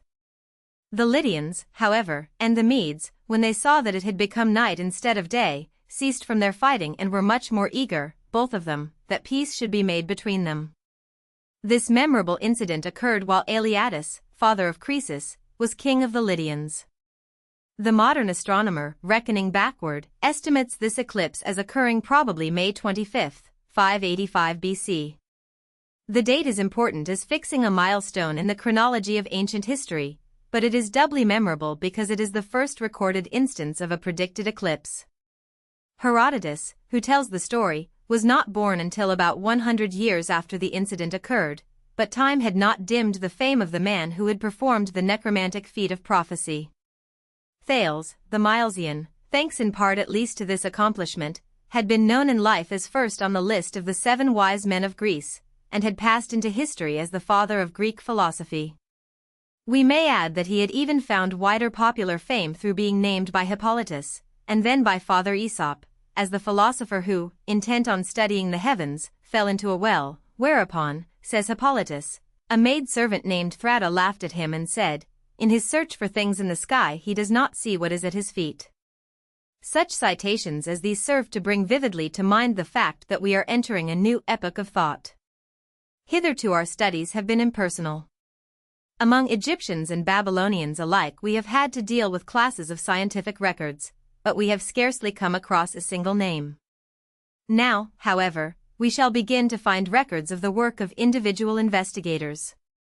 In general, from now on, we shall be able to trace each great idea, if not to its originator, at least to some one man of genius who was prominent in bringing it before the world. The first of these vitalizers of thought, who stands out at the beginnings of Greek history, is this same Thales, of Miletus. His is not a very sharply defined personality as we look back upon it, and we can by no means be certain that all the discoveries which are ascribed to him are specifically his. Of his individuality as a man we know very little. It is not even quite certain as to where he was born. Miletus is usually accepted as his birthplace, but one tradition makes him by birth a Phoenician. It is not at all in question, however, that by blood he was at least in part an Ionian Greek. It will be recalled that in the 7th century BC, when Thales was born and for a long time thereafter the eastern shores of the Aegean Sea were quite as prominently the center of Greek influence as was the peninsula of Greece itself. Not merely Thales, but his followers and disciples, Anaximander and Anaximenes, were born there. So also was Herodotus, the father of history, not to extend the list. There is nothing anomalous, then, in the fact that Thales, the father of Greek thought, was born and passed his life on soil that was not geographically a part of Greece, but the fact has an important significance of another kind. Thanks to his environment, Thales was necessarily brought more or less in contact with Oriental ideas. There was close commercial contact between the land of his nativity and the great Babylonian capital off to the east, as also with Egypt. Doubtless this association was of influence in shaping the development of Thales's mind. Indeed, it was an accepted tradition throughout classical times that the Milesian philosopher had traveled in Egypt, and had there gained at least the rudiments of his knowledge of geometry. In the fullest sense, then, Thales may be regarded as representing a link in the chain of thought connecting the learning of the Old Orient with the nascent scholarship of the New Occident. Occupying this position, it is fitting that the personality of Thales should partake somewhat of mystery, that the scene may not be shifted too suddenly from the vague, impersonal East to the individualism of Europe. All of this, however, must not be taken as casting any doubt upon the existence of Thales as a real person. Even the dates of his life 640 to 546 BC may be accepted as at least approximately trustworthy, and the specific discoveries ascribed to him illustrate equally well the stage of development of Greek thought, whether Thales himself or one of his immediate disciples were the discoverer. We have already mentioned the feat which was said to have given Thales his great reputation. That Thales was universally credited with having predicted the famous eclipse is beyond question. That he actually did predict it in any precise sense of the word is open to doubt. At all events, his prediction was not based upon any such precise knowledge as that of the modern astronomer. There is, indeed, only one way in which he could have foretold the eclipse, and that is through knowledge of the regular succession of preceding eclipses. But that knowledge implies access on the part of someone to long series of records of practical observations of the heavens. Such records, as we have seen, existed in Egypt and even more notably in Babylonia. That these records were the source of the information which established the reputation of Thales is an unavoidable inference. In other words, the magical provision of the father of Greek thought was but a reflex of Oriental wisdom. Nevertheless, it sufficed to establish Thales as the father of Greek astronomy. In point of fact, his actual astronomical attainments would appear to have been meager enough. There is nothing to show that he gained an inkling of the true character of the solar system. He did not even recognize the sphericity of the Earth, but held, still following the Oriental authorities, that the world is a flat disk. Even his famous cosmogonic guess, according to which water is the essence of all things and the primordial element out of which the Earth was developed, is but an elaboration of the Babylonian conception. When we turn to the other field of thought with which the name of Thales is associated, namely geometry, we again find evidence of the Oriental influence. The science of geometry, Herodotus assures us, was invented in Egypt. It was there an eminently practical science, being applied, as the name literally suggests, to the measurement of the Earth's surface. Herodotus tells us that the Egyptians were obliged to cultivate the science because the periodical inundations washed away the boundary lines between their farms. The primitive geometer, then, was a surveyor. The Egyptian records, as now revealed to us, show that the science had not been carried far in the land of its birth. The Egyptian geometer was able to measure irregular pieces of land only approximately. He never fully grasped the idea of the perpendicular as the true index of measurement for the triangle, but based his calculations upon measurements of the actual side of that figure. Nevertheless, he had learned to square the circle with a close approximation to the truth, and, in general, his measurement sufficed for all his practical needs. Just how much of the geometrical knowledge which added to the fame of Thales was borrowed directly from the Egyptians, and how much he actually created, we cannot be sure. Nor is the question raised in disparagement of his genius. Receptivity is the first prerequisite to progressive thinking, and that Thales reached out after and imbibed portions of Oriental wisdom argues in itself for the creative character of his genius. Whether borrower of originator, however, Thales is credited with the expression of the following geometrical truths: 1. That the circle is bisected by its diameter. 2. That the angles at the base of an isosceles triangle are equal. 3. That when two straight lines cut each other, the vertical opposite angles are equal. 4. That the angle in a semicircle is a right angle. 5. That one side and one acute angle of a right-angle triangle determine the other sides of the triangle. It was by the application of the last of these principles that Thales is said to have performed the really notable feat of measuring the distance of a ship from the shore, his method being precisely the same in principle as that by which the guns are sighted on a modern man-of-war. Another practical demonstration which Thales was credited with making, and to which also his geometrical studies led him, was the measurement of any tall object, such as a pyramid or building or tree, by means of its shadow. The method, though simple enough, was ingenious. It consisted merely in observing the moment of the day when a perpendicular stick casts a shadow equal to its own length. Obviously, the tree or monument would also cast a shadow equal to its own height at the same moment. It remains then but to measure the length of this shadow to determine the height of the object. Such feats as this evidence the practicality of the genius of Thales. They suggest that Greek science, guided by imagination, was starting on the high road of observation. We are told that Thales conceived for the first time the geometry of lines, and that this, indeed, constituted his real advance upon the Egyptians. We are told also that he conceived the eclipse of the sun as a purely natural phenomenon, and that herein lay his advance upon the Chaldean point of view. But if this be true, Thales was greatly in advance of his time, for it will be recalled that fully 200 years later the Greeks under Nicias before Syracuse were so disconcerted by the appearance of an eclipse, which was interpreted as a direct omen and warning, that Nicias threw away the last opportunity to rescue his army. Thucydides, it is true, in recording this fact speaks disparagingly of the superstitious bent of the mind of Nicias, but Thucydides also was a man far in advance of his time. All that we know of the psychology of Thales is summed up in the famous maxim, "Know thyself," a maxim which, taken in connection with the proven receptivity of the philosopher's mind, suggests to us a marvelously rounded personality. The disciples or successors of Thales, Anaximander and Anaximenes, were credited with advancing knowledge through the invention or introduction of the sundial. We may be sure, however, that the gnomon, which is the rudimentary sundial, had been known and used from remote periods in the Orient, and the most that is probable is that Anaximander may have elaborated some special design, possibly the bowl-shaped sundial, through which the shadow of the gnomon would indicate the time.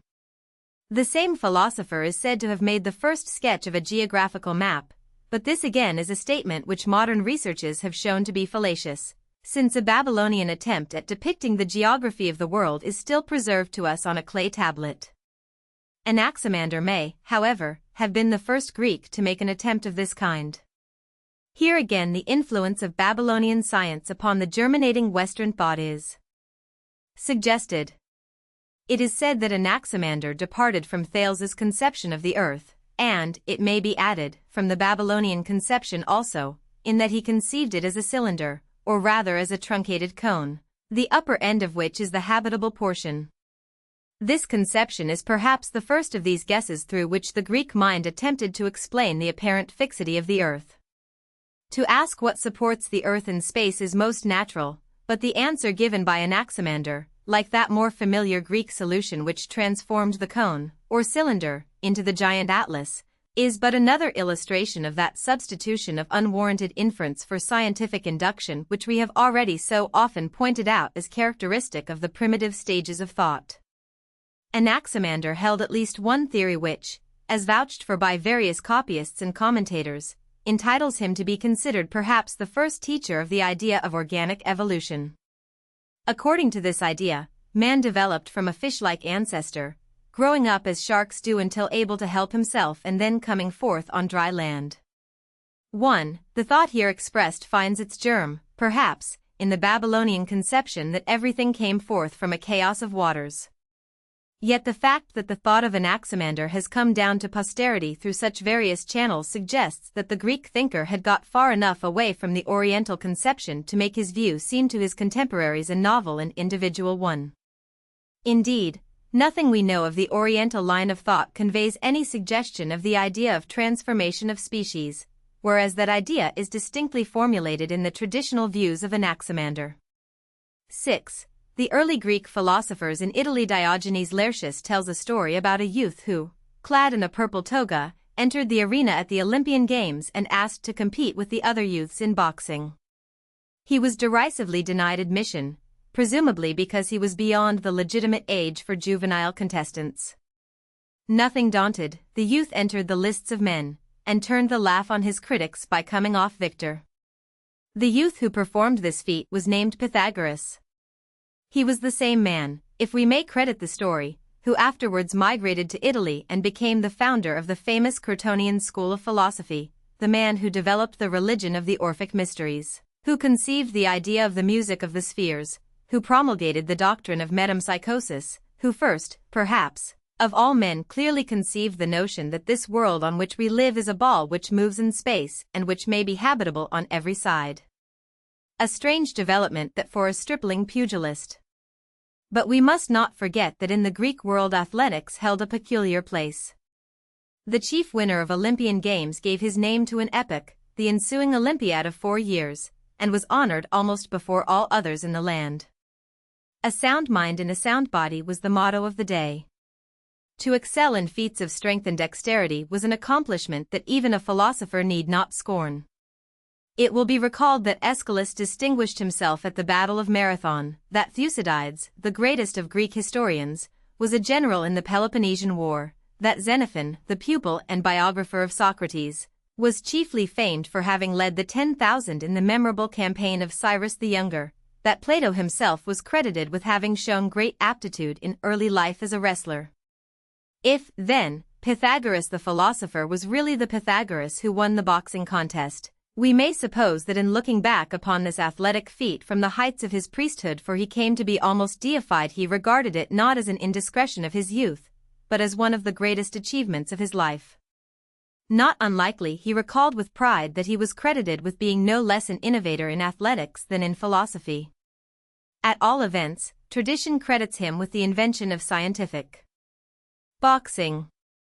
Was it he, perhaps, who taught the Greeks to strike a rising and swinging blow from the hip, as depicted in the famous metopes of the Parthenon? If so, the innovation of Pythagoras was as little heeded in this regard in a subsequent age as was his theory of the motion of the earth, for to strike a swinging blow from the hip, rather than from the shoulder, is a trick which the pugilist learned anew in our own day.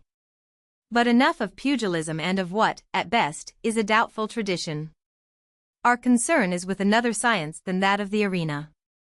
We must follow the purple-robed victor to Italy if, indeed, we be not over-credulous in accepting the tradition and learn of triumphs of a different kind that have placed the name of Pythagoras high on the list of the fathers of Grecian thought. To Italy? Yes, to the western limits of the Greek world. Here it was, beyond the confines of actual Greek territory, that Hellenic thought found its second home, its first home being, as we have seen, in Asia Minor. Pythagoras, indeed, to whom we have just been introduced, was born on the island of Samos, which lies near the coast of Asia Minor, but he probably migrated at an early day to Crotona, in Italy. There he lived, taught, and developed his philosophy until rather late in life, when, having incurred the displeasure of his fellow citizens, he suffered the not unusual penalty of banishment. Of the three other great Italic leaders of thought of the early period, Xenophanes came rather late in life to Aelia and founded the famous Eleatic school, of which Parmenides became the most distinguished ornament. These two were Ionians, and they lived in the 6th century before our era. Empedocles, the Sicilian, was of Doric origin. He lived about the middle of the 5th century BC, at a time, therefore, when Athens had attained a position of chief glory among the Greek states, but there is no evidence that Empedocles ever visited that city, though it was rumored that he returned to the Peloponnesus to die. The other great Italic philosophers just named, living, as we have seen, in the previous century, can scarcely have thought of Athens as a center of Greek thought. Indeed, the very fact that these men lived in Italy made that peninsula, rather than the motherland of Greece, the center of Hellenic influence. But all these men, it must constantly be borne in mind, were Greeks by birth and language, fully recognized as such in their own time and by posterity. Yet the fact that they lived in a land which was at no time a part of the geographical territory of Greece must not be forgotten. They, or their ancestors of recent generations, had been pioneers among those venturesome colonists who reached out into distant portions of the world, and made homes for themselves in much the same spirit in which colonists from Europe began to populate America some 2,000 years later. In general, colonists from the different parts of Greece localized themselves somewhat definitely in their new homes, yet there must naturally have been a good deal of commingling among the various families of pioneers, and, to a certain extent, a mingling also with the earlier inhabitants of the country. This racial mingling, combined with the well-known vitalizing influence of the pioneer life, led, we may suppose, to a more rapid and more varied development than occurred among the homestaying Greeks. In proof of this, witness the remarkable schools of philosophy which, as we have seen, were thus developed at the confines of the Greek world, and which were presently to invade and, as it were, take by storm the mother country itself. As to the personality of these pioneer philosophers of the West, our knowledge is for the most part more or less traditional. What has been said of Thales may be repeated, in the main, regarding Pythagoras, Parmenides, and Empedocles. That they were real persons is not at all in question, but much that is merely traditional has come to be associated with their names. Pythagoras was the senior, and doubtless his ideas may have influenced the others more or less, though each is usually spoken of as the founder of an independent school. Much confusion has all along existed, however, as to the precise ideas which were to be ascribed to each of the leaders. Numberless commentators, indeed, have endeavored to pick out from among the traditions of antiquity, aided by such fragments, of the writing of the philosophers as have come down to us, the particular ideas that characterized each thinker, and to weave these ideas into systems. But such efforts, notwithstanding the mental energy that has been expended upon them, were, of necessity, futile, since, in the first place, the ancient philosophers themselves did not specialize and systematize their ideas according to modern notions, and, in the second place, The records of their individual teachings have been too scantily preserved to serve for the purpose of classification. It is freely admitted that fable has woven an impenetrable mesh of contradictions about the personalities of these ancient thinkers, and it would be folly to hope that this same artificer had been less busy with their beliefs and theories. When one reads that Pythagoras advocated an exclusively vegetable diet, yet that he was the first to train athletes on meat diet, that he sacrificed only inanimate things, yet that he offered up 100 oxen in honor of his great discovery regarding the sides of a triangle, and such like inconsistencies in the same biography, one gains a realizing sense of the extent to which diverse traditions enter into the story as it has come down to us. And yet we must reflect that most men change their opinions in the course of a long lifetime, and that the antagonistic reports may both be true. True or false, these fables have an abiding interest, since they prove the unique and extraordinary character of the personality about which they are woven. The alleged witticisms of a Whistler, in our own day, were doubtless, for the most part, quite unknown to Whistler himself, yet they never would have been ascribed to him were they not akin to witticisms that he did originate, were they not, in short, typical expressions of his personality. And so of the heroes of the past. It is no ordinary man, said George Henry Lewes, speaking of Pythagoras, whom fable exalts into the poetic region. Whenever you find romantic or miraculous deeds attributed, be certain that the hero was great enough to maintain the weight of the crown of this fabulous glory. 1. We may not doubt, then, that Pythagoras, Parmenides, and Empedocles, with whose names fable was so busy throughout antiquity, were men of extraordinary personality. We are here chiefly concerned, however, neither with the personality of the man nor yet with the precise doctrines which each one of them taught. A knowledge of the latter would be interesting were it attainable, but in the confused state of the reports that have come down to us we cannot hope to be able to ascribe each idea with precision to its proper source. At best we can merely outline, even here not too precisely, the scientific doctrines which the Italic philosophers as a whole seem to have advocated. First and foremost, there is the doctrine that the earth is a sphere. Pythagoras is said to have been the first advocate of this theory, but, unfortunately, it is reported also that Parmenides was its author. This rivalship for the discovery of an important truth we shall see repeated over and over in more recent times. Could we know the whole truth, it would perhaps appear that the idea of the sphericity of the earth was originated long before the time of the Greek philosophers. But it must be admitted that there is no record of any sort to give tangible support to such an assumption. So far as we can ascertain, no Egyptian or Babylonian astronomer ever grasped the wonderful conception that the earth is round. That the Italic Greeks should have conceived that idea was perhaps not so much because they were astronomers as because they were practical geographers and geometers. Pythagoras, as we have noted, was born at Samos, and, therefore, made a relatively long sea voyage in passing to Italy. Now, as everyone knows, the most simple and tangible demonstration of the convexity of the Earth's surface is furnished by observation of an approaching ship at sea. On a clear day a keen eye may discern the mast and sails rising gradually above the horizon, to be followed in due course by the hull. Similarly, on approaching the shore, high objects become visible before those that lie nearer the water. It is at least a plausible supposition that Pythagoras may have made such observations as these during the voyage in question, and that therein may lie the germ of that wonderful conception of the world as a sphere. To what extent further proof, based on the fact that the Earth's shadow when the moon is eclipsed is always convex, may have been known to Pythagoras we cannot say. There is no proof that any of the Italic philosophers made extensive records of astronomical observations as did the Egyptians and Babylonians, but we must constantly recall that the writings of classical antiquity have been almost altogether destroyed. The absence of astronomical records is, therefore, no proof that such records never existed. Pythagoras, it should be said, is reported to have traveled in Egypt, and he must there have gained an inkling of astronomical methods.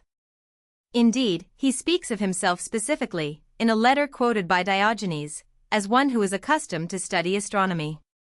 Yet a later sentence of the letter, which asserts that the philosopher is not always occupied about speculations of his own fancy, suggesting, as it does, the dreamer rather than the observer, gives us probably a truer glimpse into the philosopher's mind.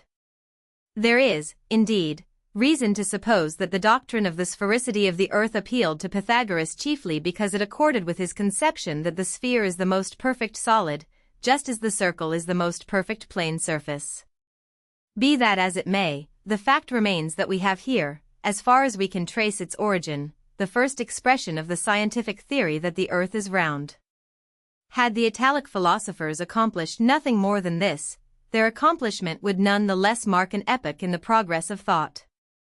That Pythagoras was an observer of the heavens is further evidenced by the statement made by Diogenes, on the authority of Parmenides, that Pythagoras was the first person who discovered or asserted the identity of Hesperus and Lucifer, that is to say, of the morning and the evening star. This was really a remarkable discovery, and one that was no doubt instrumental later on in determining that theory of the mechanics of the heavens which we shall see elaborated presently. To have made such a discovery argues again for the practicality of the mind of Pythagoras. His, indeed, would seem to have been a mind in which practical common sense was strangely blended with the capacity for wide and imaginative generalization. As further evidence of his practicality, it is asserted that he was the first person who introduced measures and weights among the Greeks, this assertion being made on the authority of Aristoxenus. It will be observed that he is said to have introduced, not to have invented, weights and measures, a statement which suggests a knowledge on the part of the Greeks that weights and measures were previously employed in Egypt and Babylonia. The mind that could conceive the world as a sphere and that interested itself in weights and measures was, obviously, a mind of the visualizing type. It is characteristic of this type of mind to be interested in the tangibilities of geometry, hence it is not surprising to be told that Pythagoras carried that science to perfection. The most famous discovery of Pythagoras in this field was that the square of the hypotenuse of a right-angled triangle is equal to the squares of the other sides of the triangle.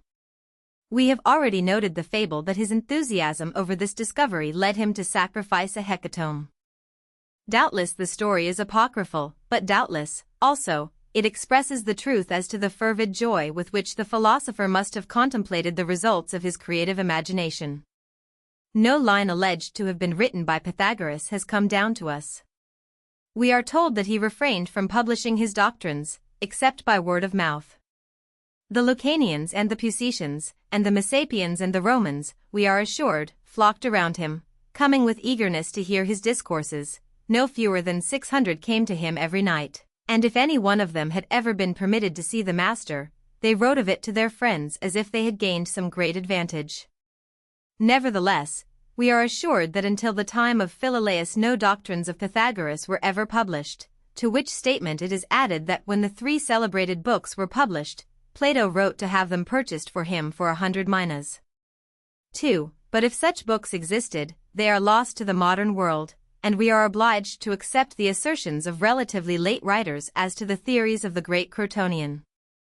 Perhaps we cannot do better than quote at length from an important summary of the remaining doctrines of Pythagoras, which Diogenes himself quoted from the work of a predecessor. 3. Despite its somewhat inchoate character, this summary is a most remarkable one, as a brief analysis of its contents will show. It should be explained that Alexander, whose work is now lost, is said to have found these dogmas set down in the commentaries of Pythagoras. If this assertion be accepted, we are brought one step nearer the philosopher himself. The summary is as follows, that the monad was the beginning of everything. From the monad proceeds an indefinite duad, which is subordinate to the monad as to its cause. That from the monad and the indefinite duad proceed numbers. And from numbers signs. And from these last, lines of which plane figures consist. And from plane figures are derived solid bodies. And from solid bodies sensible bodies, of which last there are 4 elements: fire, water, earth, and air. And that the world, which is endued with life and intellect, and which is of a spherical figure, having the earth, which is also spherical, and inhabited all over in its center, 4, results from a combination of these elements, and derives its motion from them, and also that there are antipodes, and that what is below, as respects us, is above in respect of them.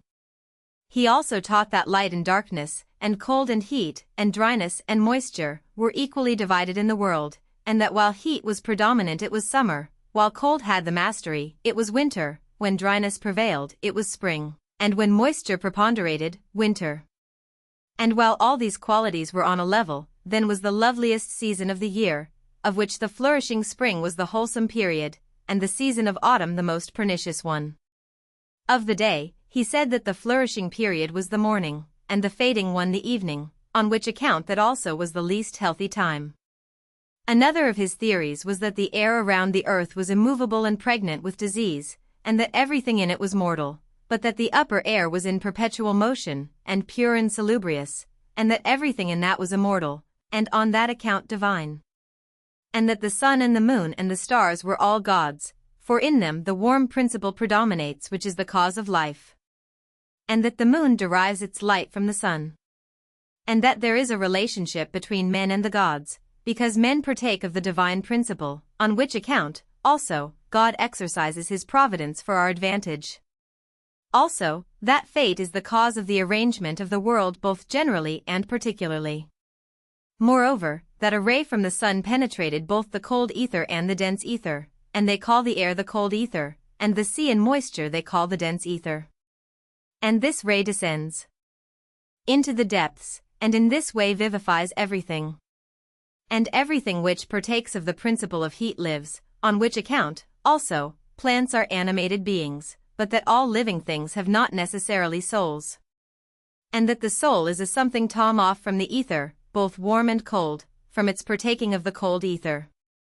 And that the soul is something different from life. Also, that it is immortal, because that from which it has been detached is immortal. Also, that animals are born from one another by seeds, and that it is impossible for there to be any spontaneous production by the earth.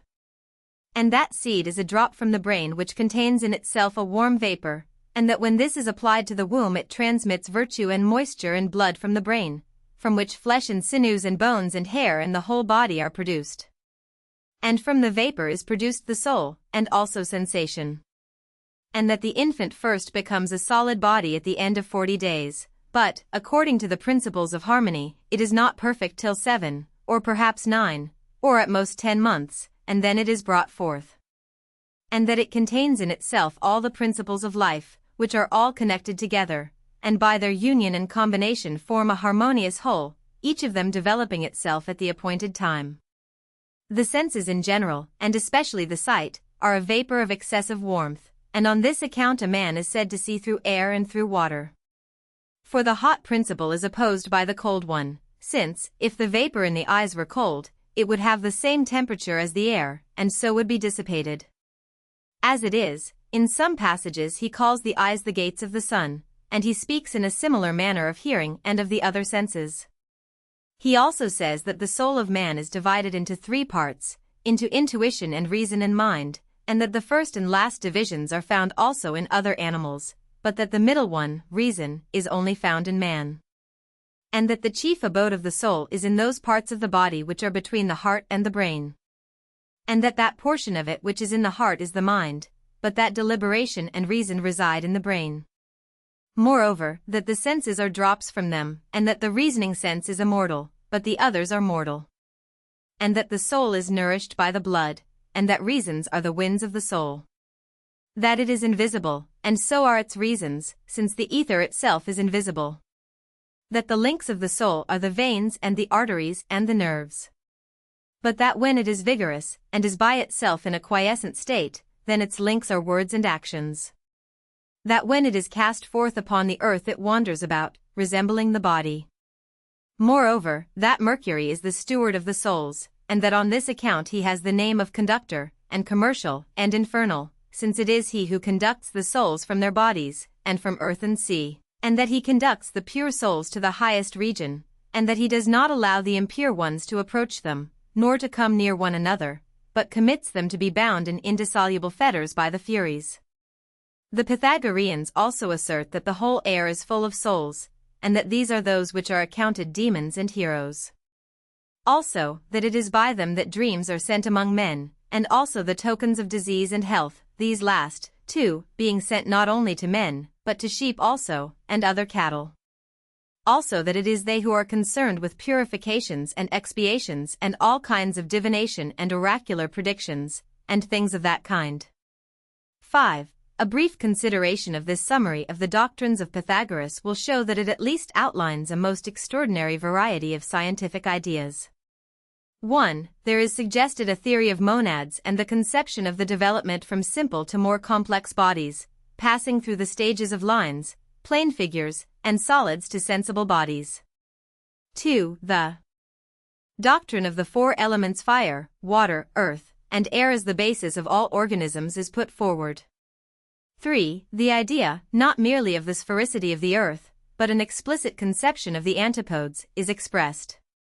4. A conception of the sanitary influence of the air is clearly expressed. 5. An idea of the problems of generation and heredity is shown, together with a distinct disavowal of the doctrine of spontaneous generation, a doctrine which, it may be added, remained in vogue, nevertheless, for some 2400 years after the time of Pythagoras. 6. A remarkable analysis of mind is made, and a distinction between animal minds and the human mind is based on this analysis. The physiological doctrine that the heart is the organ of one department of mind is offset by the clear statement that the remaining factors of mind reside in the brain. This early recognition of brain as the organ of mind must not be forgotten in our later studies. It should be recalled, however, that a Crotonian physician, Alamion, a younger contemporary of Pythagoras, is also credited with the same theory. 7. A knowledge of anatomy is at least vaguely foreshadowed in the assertion that veins, arteries, and nerves are the links of the soul. In this connection it should be recalled that Pythagoras was a practical physician.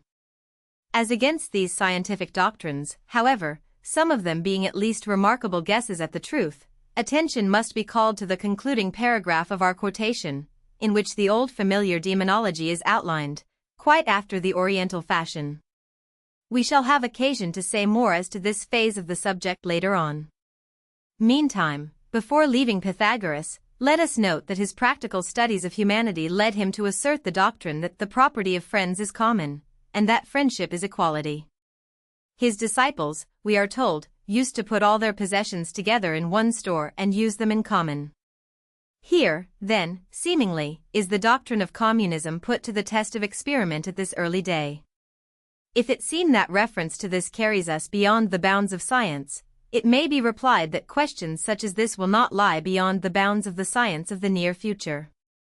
Xenophanes and Parmenides. There is a whimsical tale about Pythagoras, according to which the philosopher was wont to declare that in an earlier state he had visited Hades, and had there seen Homer and Hesiod tortured because of the absurd things they had said about the gods.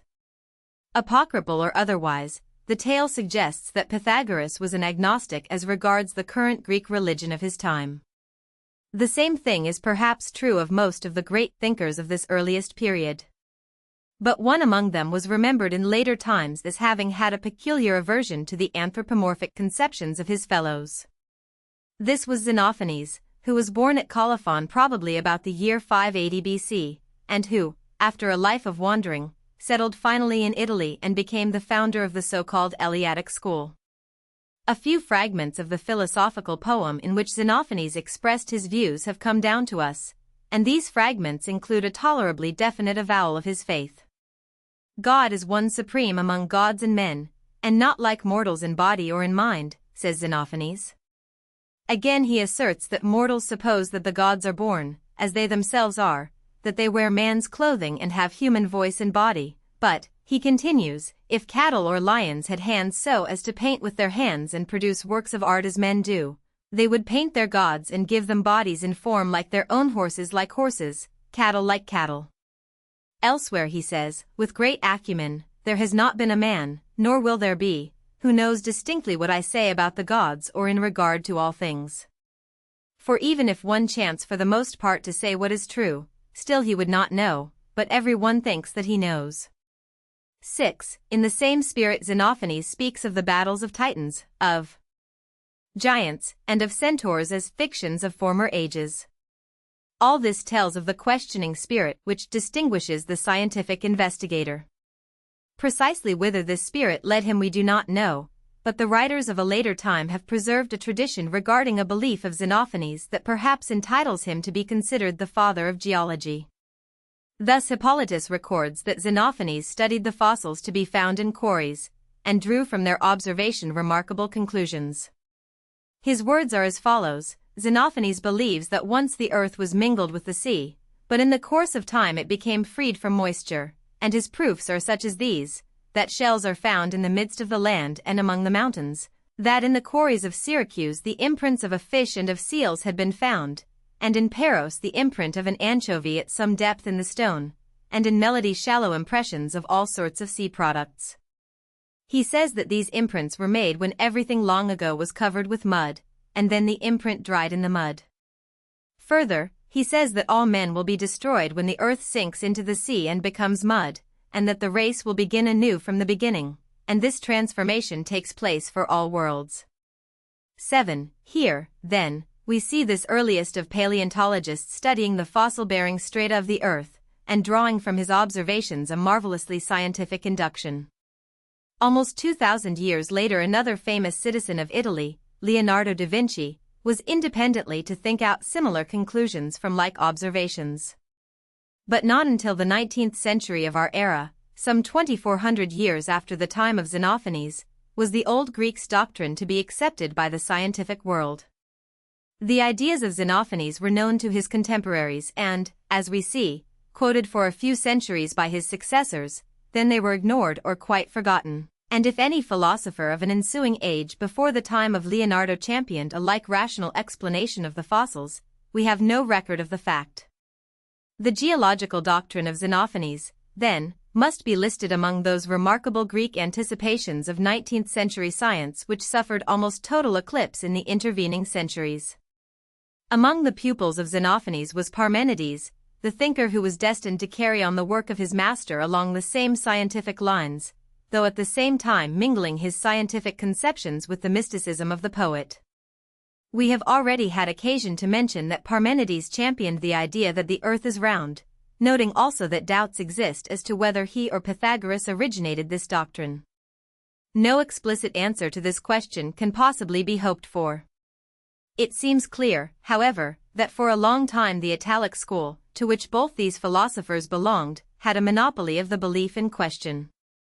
Parmenides, like Pythagoras, is credited with having believed in the motion of the earth, though the evidence furnished by the writings of the philosopher himself is not as demonstrative as one could wish.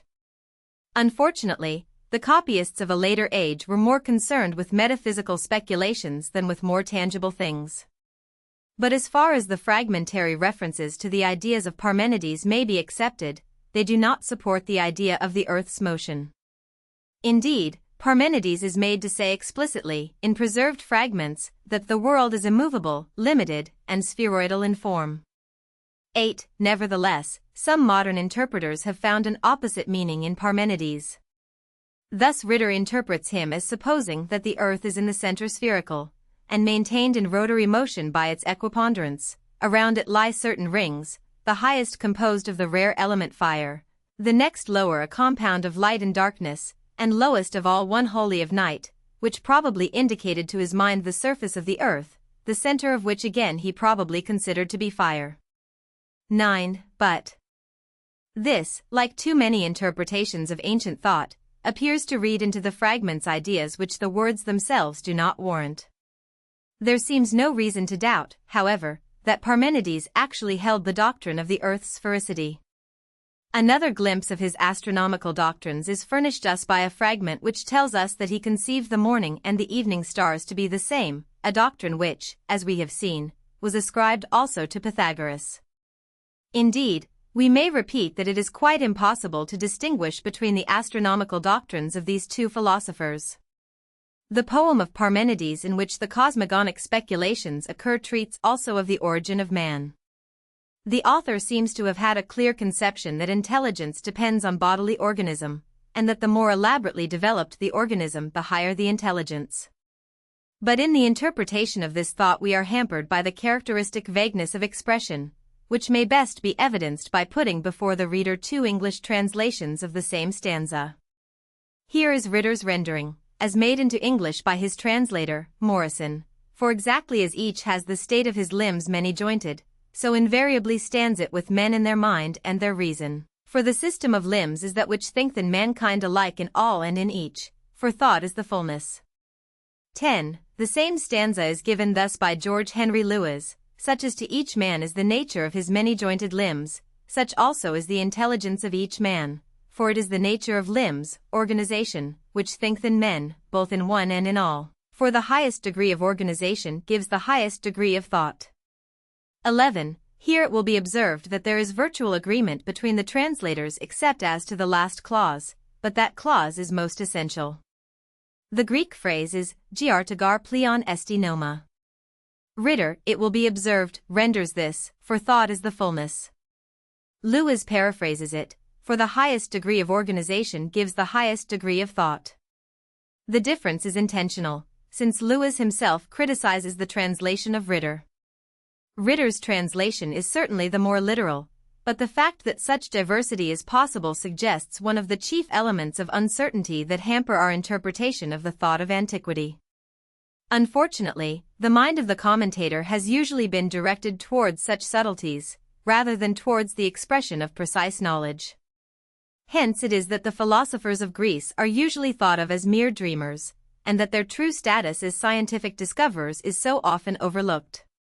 With these intangibilities we have no present concern beyond this bare mention.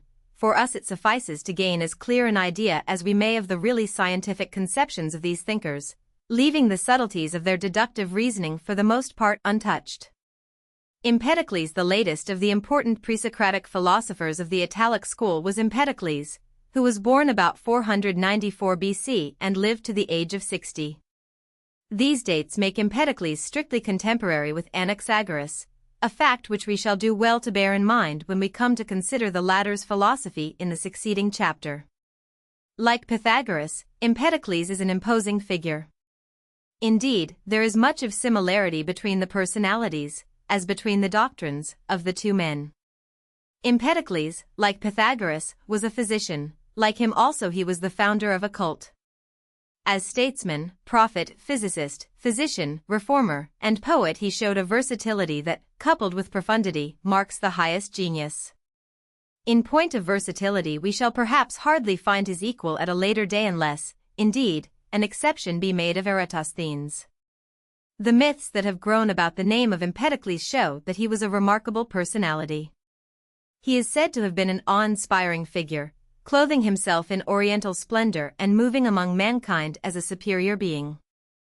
Tradition has it that he threw himself into the crater of a volcano, that his otherwise unexplained disappearance might lead his disciples to believe that he had been miraculously translated. But tradition goes on to say that one of the brazen slippers of the philosopher was thrown up by the volcano, thus revealing his subterfuge.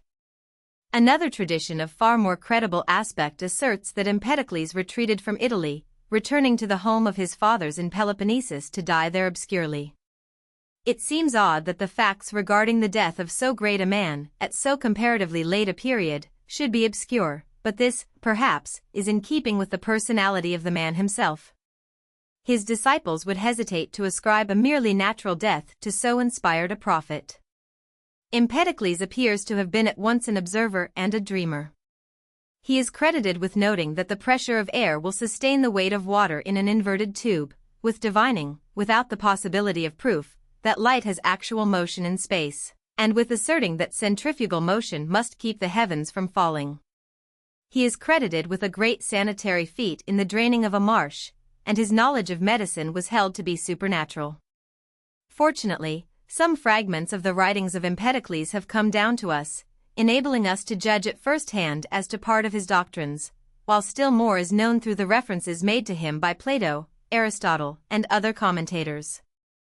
Empedocles was a poet whose verses stood the test of criticism. In this regard he is in a like position with Parmenides, but in neither case are the preserved fragments sufficient to enable us fully to estimate their author's scientific attainments. Philosophical writings are obscure enough at the best, and they perforce become doubly so when expressed in verse. Yet there are certain passages of Empedocles that are unequivocal and full of interest. Perhaps the most important conception which the works of Empedocles reveal to us is the denial of anthropomorphism as applied to deity. We have seen how early the anthropomorphic conception was developed and how closely it was all along clung to, to shake the mind free from it then was a remarkable feat, in accomplishing which Empedocles took a long step in the direction of rationalism. His conception is paralleled by that of another physician, Alcmaeon, of Proton, who contended that man's ideas of the gods amounted to mere suppositions at the very most. A rationalistic or skeptical tendency has been the accompaniment of medical training in all ages.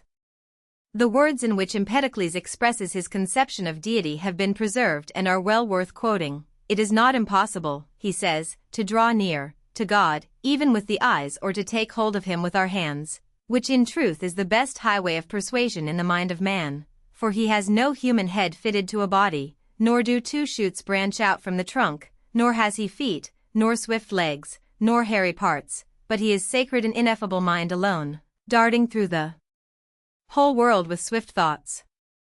8. How far Empedocles carried his denial of anthropomorphism is illustrated by a reference of Aristotle, who asserts that Empedocles regards God as most lacking in the power of perception, for he alone does not know one of the elements, strife, hence, of perishable things. It is difficult to avoid the feeling that Empedocles here approaches the modern philosophical conception that God, however postulated as immutable, must also be postulated as unconscious, since intelligence, as we know it, is dependent upon the transmutations of matter. But to urge this thought would be to yield to that philosophizing tendency which has been the bane of interpretation as applied to the ancient thinkers.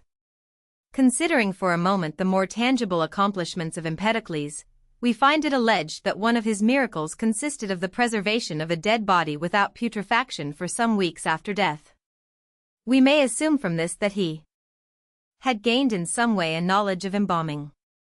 As he was notoriously fond of experiment, and as the body in question, assuming for the moment the authenticity of the legend, must have been preserved without disfigurement, it is conceivable even that he had hit upon the idea of injecting the arteries. This, of course, is pure conjecture, yet it finds a certain warrant, both in the fact that the words of Pythagoras lead us to believe that the arteries were known and studied, and in the fact that Empedocles' own words reveal him also as a student of the vascular system. Thus Plutarch cites Empedocles as believing that the ruling part is not in the head or in the breast, but in the blood, wherefore in whatever part of the body the more of this is spread in that part men excel. 13. And Empedocles' own words, as preserved by Stobaeus, assert, the heart lies in seas of blood which dart in opposite directions, and they're most of all intelligence centers for men, for blood about the heart is intelligence in the case of man. All this implies a really remarkable appreciation of the dependence of vital activities upon the blood. This correct physiological conception, however, was by no means the most remarkable of the ideas to which Empedocles was led by his anatomical studies. His greatest accomplishment was to have conceived and clearly expressed an idea which the modern evolutionist connotes when he speaks of homologous parts, an idea which found a famous modern expositor in Goethe, as we shall see when we come to deal with 18th-century science. Empedocles expresses the idea in these words: hair, and leaves, and thick feathers of birds, are the same thing in origin, and reptile scales too on strong limbs. But on hedgehogs sharp-pointed hair bristles on their backs. 14. That the idea of transmutation of parts, as well as of mere homology, was in mind is evidenced by a very remarkable sentence in which Aristotle asserts, Empedocles says that fingernails rise from sinew from hardening. Nor is this quite all, for surely we find the germ of the Lamarckian conception of evolution through the transmission of acquired characters and the assertion that many characteristics appear in animals because it happened to be thus in their birth, as that they have such a spine because they happen to be descended from one that bent itself backward. 15. Aristotle, in quoting this remark, asserts, with the dogmatism which characterizes the philosophical commentators of every age, that Empedocles is wrong in making this assertion, but Lamarck, who lived 2,300 years after Empedocles, is famous in the history of the doctrine of evolution for elaborating this very idea. It is fair to add, however, that the dreamings of Empedocles regarding the origin of living organisms led him to some conceptions that were much less luminous. On occasion, Empedocles the poet got the better of Empedocles the scientist, and we are presented with a conception of creation as grotesque as that which delighted the readers of Paradise Lost at a later day. Empedocles assures us that many heads grow up without necks, and arms were wandering about, necks bereft of shoulders, and eyes roamed about alone with no foreheads. 16. This chaotic condition, so the poet dreamed, led to the union of many incongruous parts, producing creatures with double faces, offspring of oxen with human faces, and children of men with oxen heads. But out of this chaos came, finally, we are led to infer, a harmonious aggregation of parts, producing ultimately the perfected organisms that we see. Unfortunately, the preserved portions of the writings of Empedocles do not enlighten us as to the precise way in which final evolution was supposed to be effected. Although the idea of endless experimentation until natural selection resulted in survival of the fittest seems not far afield from certain of the poetical assertions. Thus, as divinity was mingled yet more with divinity, these things, the various members, kept coming together in whatever way each might chance. Again, at one time all the limbs which form the body united into one by love grew vigorously in the prime of life, but yet at another time, separated by evil strife, they wander each in different directions along the breakers of the sea of life. Just so is it with plants, and with fishes dwelling in watery halls, and beasts whose lair is in the mountains, and birds borne on wings. 17. All this is poetry rather than science, yet such imaginings could come only to one who was groping towards what we moderns should term an evolutionary conception of the origins of organic life. And however grotesque some of these expressions may appear, it must be admitted that the morphological ideas of Empedocles, as above quoted, give the Sicilian philosopher a secure place among the anticipators of the modern evolutionist. 7. Greek science. In the early Attic period we have traveled rather far in our study of Greek science, and yet we have not until now come to Greece itself. And even now, the men whose names we are to consider were, for the most part, born in outlying portions of the empire. They differed from the others we have considered only in the fact that they were drawn presently to the capital. The change is due to a most interesting sequence of historical events. In the day when Thales and his immediate successors taught in Miletus, when the great men of the Italic school were in their prime, there was no single undisputed center of Greek influence. The Greeks were a disorganized company of petty nations, welded together chiefly by unity of speech, but now, early in the 5th century BC, occurred that famous attack upon the Western world by the Persians under Darius and his son and successor Xerxes. A few months of battling determined the fate of the Western world. The Orientals were hurled back, the glorious memories of Marathon, Salamis, and Plataea stimulated the patriotism and enthusiasm of all children of the Greek race. The Greeks, for the first time, occupied the center of the historical stage. For the brief interval of about half a century the different Grecian principalities lived together in relative harmony. One city was recognized as the metropolis of the loosely bound empire. One city became the home of culture and the Mecca towards which all eyes turned. That city, of course, was Athens. For a brief time all roads led to Athens, as, at a later date, they all led to Rome. The waterways which alone bound the widely scattered parts of Hellas into a united whole led out from Athens and back to Athens, as the spokes of a wheel to its hub. Athens was the commercial center, and, largely for that reason, it became the center of culture and intellectual influence also. The wise men from the colonies visited the metropolis, and the wise Athenians went out to the colonies. Whoever aspired to become a leader in politics, in art, in literature, or in philosophy, made his way to the capital, and so, with almost bewildering suddenness, there blossomed the civilization of the age of Pericles, the civilization which produced Aeschylus, Sophocles, Euripides, Herodotus, and Thucydides, the civilization which made possible the building of the Parthenon.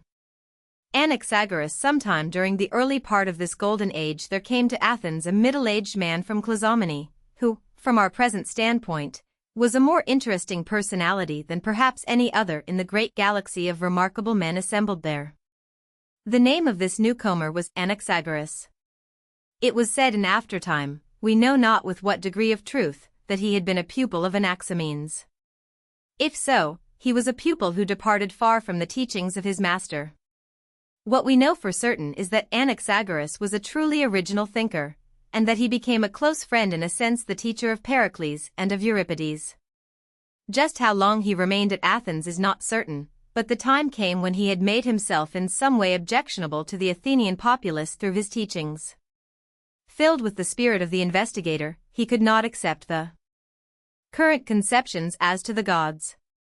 He was a skeptic, an innovator. Such men are never welcome. They are the chief factors in the progress of thought, but they must look always to posterity for recognition of their worth. From their contemporaries they receive, not thanks, but persecution. Sometimes this persecution takes one form, sometimes another. To the credit of the Greeks be it said, that with them it usually led to nothing more severe than banishment. In the case of Anaxagoras, it is alleged that the sentence pronounced was death, but that, thanks to the influence of Pericles, this sentence was commuted to banishment. In any event, the aged philosopher was sent away from the city of his adoption. He retired to Lampsacus. "It is not I that have lost the Athenians," he said, "it is the Athenians that have lost me." The exact position which Anaxagoras had among his contemporaries, and his exact place in the development of philosophy, have always been somewhat in dispute. It is not known, of a certainty, that he even held an open school at Athens. Ritter thinks it doubtful that he did. It was his fate to be misunderstood, or underestimated, by Aristotle, that in itself would have sufficed greatly to dim his fame might, indeed, have led to his almost entire neglect had he not been a truly remarkable thinker. With most of the questions that have exercised the commentators we have but scant concern. Following Aristotle, most historians of philosophy have been metaphysicians. They have concerned themselves far less with what the ancient thinkers really knew than with what they thought. A chance using of a verbal quibble, an esoteric phrase, the expression of a vague mysticism, these would suffice to call forth reams of exposition. It has been the favorite pastime of historians to weave their own anachronistic theories upon the scanty woof of the half-remembered thoughts of the ancient philosophers.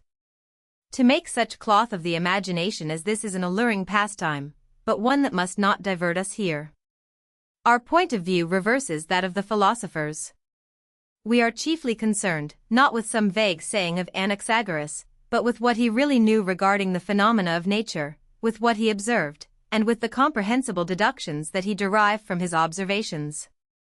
In attempting to answer these inquiries, we are obliged, in part, to take our evidence at second hand, but, fortunately, some fragments of writings of Anaxagoras have come down to us. We are told that he wrote only a single book. It was said even, by Diogenes, that he was the first man that ever wrote a work in prose. The latter statement would not bear too close an examination, yet it is true that no extensive prose compositions of an earlier day than this have been preserved, though numerous others are known by their fragments. Herodotus, the father of prose, was a slightly younger contemporary of the Clazomenian philosopher. Not unlikely the two men may have met at Athens. Notwithstanding the loss of the greater part of the writings of Anaxagoras, however, a tolerably precise account of his scientific doctrines is accessible. Diogenes Laertius expresses some of them in very clear and precise terms. We have already pointed out the uncertainty that attaches to such evidence as this, but it is as valid for Anaxagoras as for another. If we reject such evidence, we shall often have almost nothing left. In accepting it, we may at least feel certain that we are viewing the thinker as his contemporaries and immediate successors viewed him. Following Diogenes, then, we shall find some remarkable scientific opinions ascribed to Anaxagoras. He asserted, we are told, that the sun was a mass of burning iron, greater than Peloponnesus, and that the moon contained houses and also hills and ravines. In corroboration of this, Plato represents him as having conjectured the right explanation of the moon's light, and of the solar and lunar eclipses. He had other astronomical theories that were more fanciful. Thus he said that the stars originally moved about in irregular confusion, so that at first the pole star, which is continually visible, always appeared in the zenith, but that afterwards it acquired a certain declination, and that the Milky Way was a reflection of the light of the sun when the stars did not appear. The comets he considered to be a concourse of planets emitting rays, and the shooting stars he thought were sparks, as it were, leaping from the firmament. Much of this is far enough from the truth, as we now know it, yet all of it shows an earnest endeavor to explain the observed phenomena of the heavens on rational principles. To have predicated the sun as a great molten mass of iron was indeed a wonderful anticipation of the results of the modern spectroscope. Nor can it be said that this hypothesis of Anaxagoras was a purely visionary guess. It was in all probability a scientific deduction from the observed character of meteoric stones. Reference has already been made to the alleged prediction of the fall of the famous meteor at Aegyptopotamus by Anaxagoras. The assertion that he actually predicted this fall in any proper sense of the word would be obviously absurd. Yet the fact that his name is associated with it suggests that he had studied similar meteorites, or else that he studied this particular one, since it is not quite clear whether it was before or after this fall that he made the famous assertion that space is full of falling stones. We should stretch the probabilities were we to assert that Anaxagoras knew that shooting stars and meteors were the same, yet there is an interesting suggestiveness in his likening the shooting stars to sparks leaping from the firmament, taken in connection with his observation on meteorites. Be this as it may, the fact that something which falls from heaven as a blazing light turns out to be an iron-like mass may very well have suggested to the most rational of thinkers that the great blazing light called the sun has the same composition. This idea grasped, it was a not unnatural extension to conceive the other heavenly bodies as having the same composition. This led to a truly startling thought. Since the heavenly bodies are of the same composition as the earth, and since they are observed to be whirling about the earth in space, may we not suppose that they were once a part of the earth itself, and that they have been thrown off by the force of a whirling motion? Such was the conclusion which Anaxagoras reached, such his explanation of the origin of the heavenly bodies. It was a marvelous guess. Deduct from it all that recent science has shown to be untrue, bear in mind that the stars are suns, compared with which the earth is a mere speck of dust, recall that the sun is parent, not daughter, of the earth, and despite all these deductions, the cosmogonic guess of Anaxagoras remains, as it seems to us, one of the most marvelous feats of human intelligence. It was the first explanation of the cosmic bodies that could be called, in any sense, an anticipation of what the science of our own day accepts as a true explanation of cosmic origins. Moreover, let us urge again that this was no mere accidental flight of the imagination, it was a scientific induction based on the only data available. Perhaps it is not too much to say that it was the only scientific induction which these data would fairly sustain. Of course, it is not for a moment to be inferred that Anaxagoras understood, in the modern sense, the character of that whirling force which we call centrifugal. About 2,000 years were yet to elapse before that force was explained as elementary inertia, and even that explanation, let us not forget, merely sufficed to push back the barriers of mystery by one other stage. For even in our day inertia is a statement of fact rather than an explanation. But however little Anaxagoras could explain the centrifugal force on mechanical principles, the practical powers of that force were sufficiently open to his observation. The mere experiment of throwing a stone from a sling would, to an observing mind, be full of suggestiveness. It would be obvious that by whirling the sling about, the stone which it held would be sustained in its circling path about the hand in seeming defiance of the earth's pull, and after the stone had left the sling, it could fly away from the earth to a distance which the most casual observation would prove to be proportionate to the speed of its flight. Extremely rapid motion, then, might project bodies from the earth's surface off into space, a sufficiently rapid whirl would keep them there. Anaxagoras conceived that this was precisely what had occurred. His imagination even carried him a step farther to a conception of a slackening of speed, through which the heavenly bodies would lose their centrifugal force, and, responding to the perpetual pull of gravitation, would fall back to the earth, just as the great stone at Aegyptopotamus had been observed to do. Here we would seem to have a clear conception of the idea of universal gravitation, and Anaxagoras stands before us as the anticipator of Newton. Were it not for one scientific maxim, we might exalt the old Greek above the greatest of modern natural philosophers, but that maxim bids us pause. It is phrased thus: he discovers who proves. Anaxagoras could not prove, his argument was at best suggestive, not demonstrative. He did not even know the laws which governed falling bodies, much less could he apply such laws, even had he known them, to sidereal bodies at whose size and distance he could only guess in the vaguest terms. Still, his cosmogonic speculation remains as perhaps the most remarkable one of antiquity. How widely his speculation found currency among his immediate successors is instanced in a passage from Plato, where Socrates is represented as scornfully answering a calumniator in these terms. He asserts that I say the sun is a stone and the moon an earth. Do you think of accusing Anaxagoras, Meletus, and have you so low an opinion of these men, and think them so unskilled in laws, as not to know that the books of Anaxagoras the Clazomenian are full of these doctrines? And forsooth the young men are learning these matters from me, which sometimes they can buy from the orchestra for a drachma, at the most, and laugh at Socrates if he pretends they are his, particularly seeing they are so strange. The element of error contained in these cosmogonic speculations of Anaxagoras has led critics to do them something less than justice. But there is one other astronomical speculation for which the Clazomenian philosopher has received full credit. It is generally admitted that it was he who first found out the explanation of the phases of the moon, a knowledge that body shines only by reflected light, and that its visible forms, waxing and waning month by month from crescent to disk and from disk to crescent, merely represent our shifting view of its sun-illumined face. It is difficult to put ourselves in the place of the ancient observer and realize how little the appearances suggest the actual fact.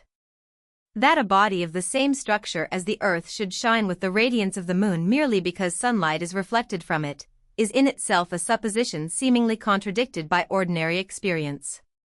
It required the mind of a philosopher, sustained, perhaps, by some experimental observations, to conceive the idea that what seems so obviously bright may be in reality dark. The germ of the conception of what the philosopher speaks of as the noumena, or actualities, back of phenomena or appearances, had perhaps this crude beginning.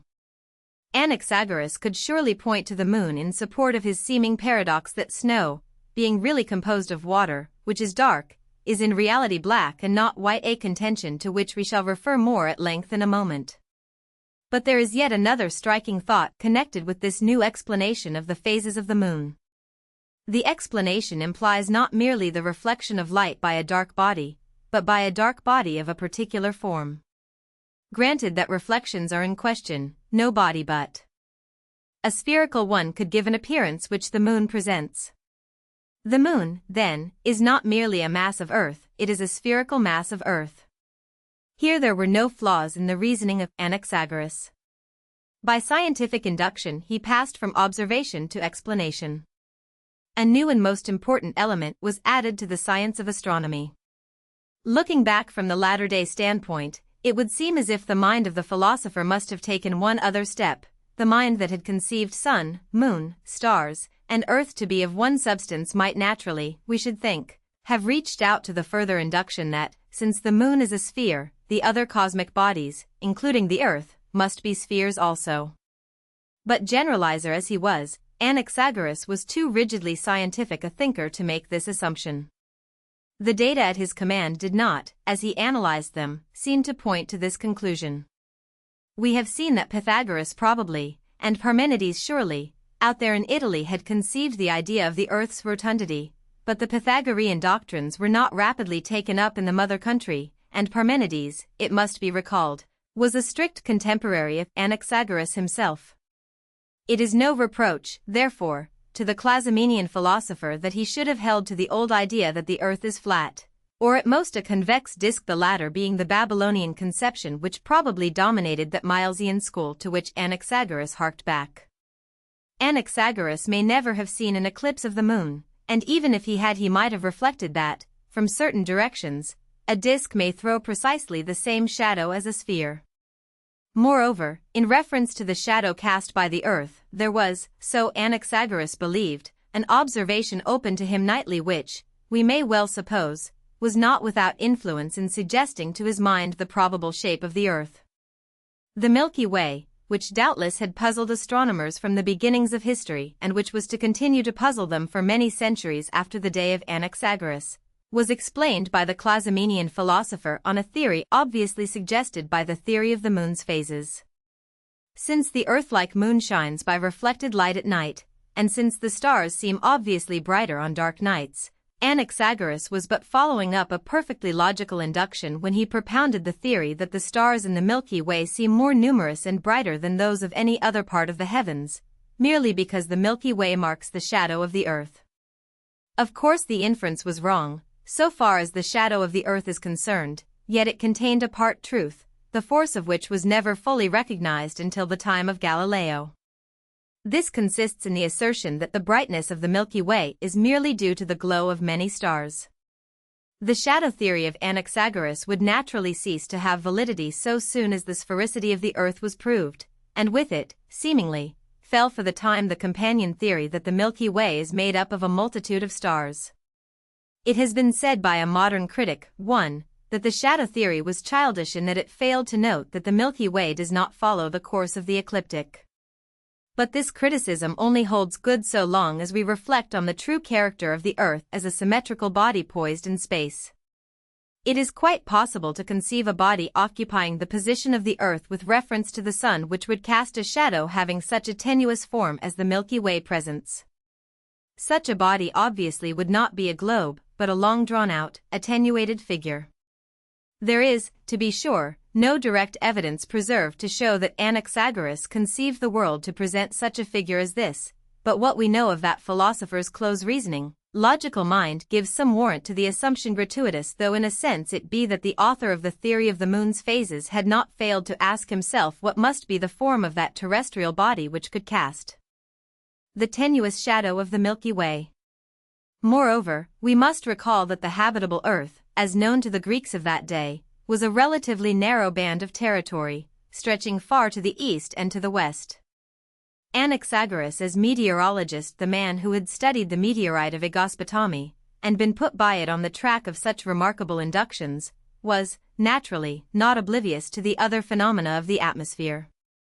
Indeed, such a mind as that of Anaxagoras was sure to investigate all manner of natural phenomena, and almost equally sure to throw new light on any subject that it investigated.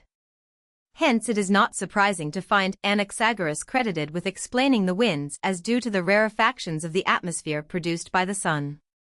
This explanation gives Anaxagoras full right to be called the father of meteorology, a title which, it may be, no one has thought of applying to him, chiefly because the science of meteorology did not make its real beginnings until some 2,400 years after the death of its first great votary. Not content with explaining the winds, this prototype of Franklin turned his attention even to the Tipper atmosphere. Thunder, he is reputed to have said, was produced by the collision of the clouds, and lightning by the rubbing together of the clouds. We dare not go so far as to suggest that this implies an association in the mind of Anaxagoras between the friction of the clouds and the observed electrical effects generated by the friction of such a substance as amber.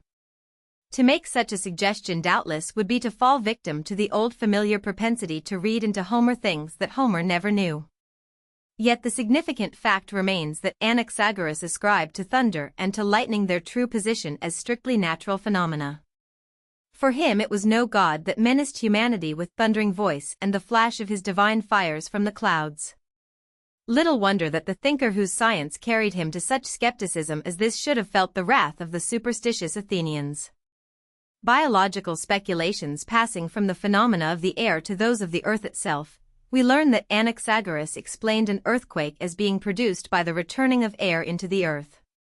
We cannot be sure as to the exact meaning here, though the idea that gases are imprisoned in the substance of the earth seems not far afield. But a far more remarkable insight than this would imply was shown by Anaxagoras when he asserted that a certain amount of air is contained in water, and that fishes breathe this air. The passage of Aristotle in which this opinion is ascribed to Anaxagoras is of sufficient interest to be quoted at length. Democritus, of Abdera, says Aristotle, and some others, that have spoken concerning respiration, have determined nothing concerning other animals, but seem to have supposed that all animals respire. But Anaxagoras and Diogenes, Apolloniates, who say that all animals respire, have also endeavored to explain how fishes, and all those animals that have a hard, rough shell, such as oysters, mussels, etc., respire. And Anaxagoras, indeed, says that fishes, when they emit water through their gills, attract air from the mouth to the vacuum in the viscera from the water which surrounds the mouth, as if air was inherent in the water. 2. It should be recalled that of the three philosophers thus mentioned as contending that all animals respire, Anaxagoras was the elder. He, therefore, was presumably the originator of the idea. It will be observed, too, that Anaxagoras alone is held responsible for the idea that fishes respire air through their gills, attracting it from the water. This certainly was one of the shrewdest physiological guesses of any age, if it be regarded as a mere guess. With greater justice we might refer to it as a profound deduction from the principle of the uniformity of nature.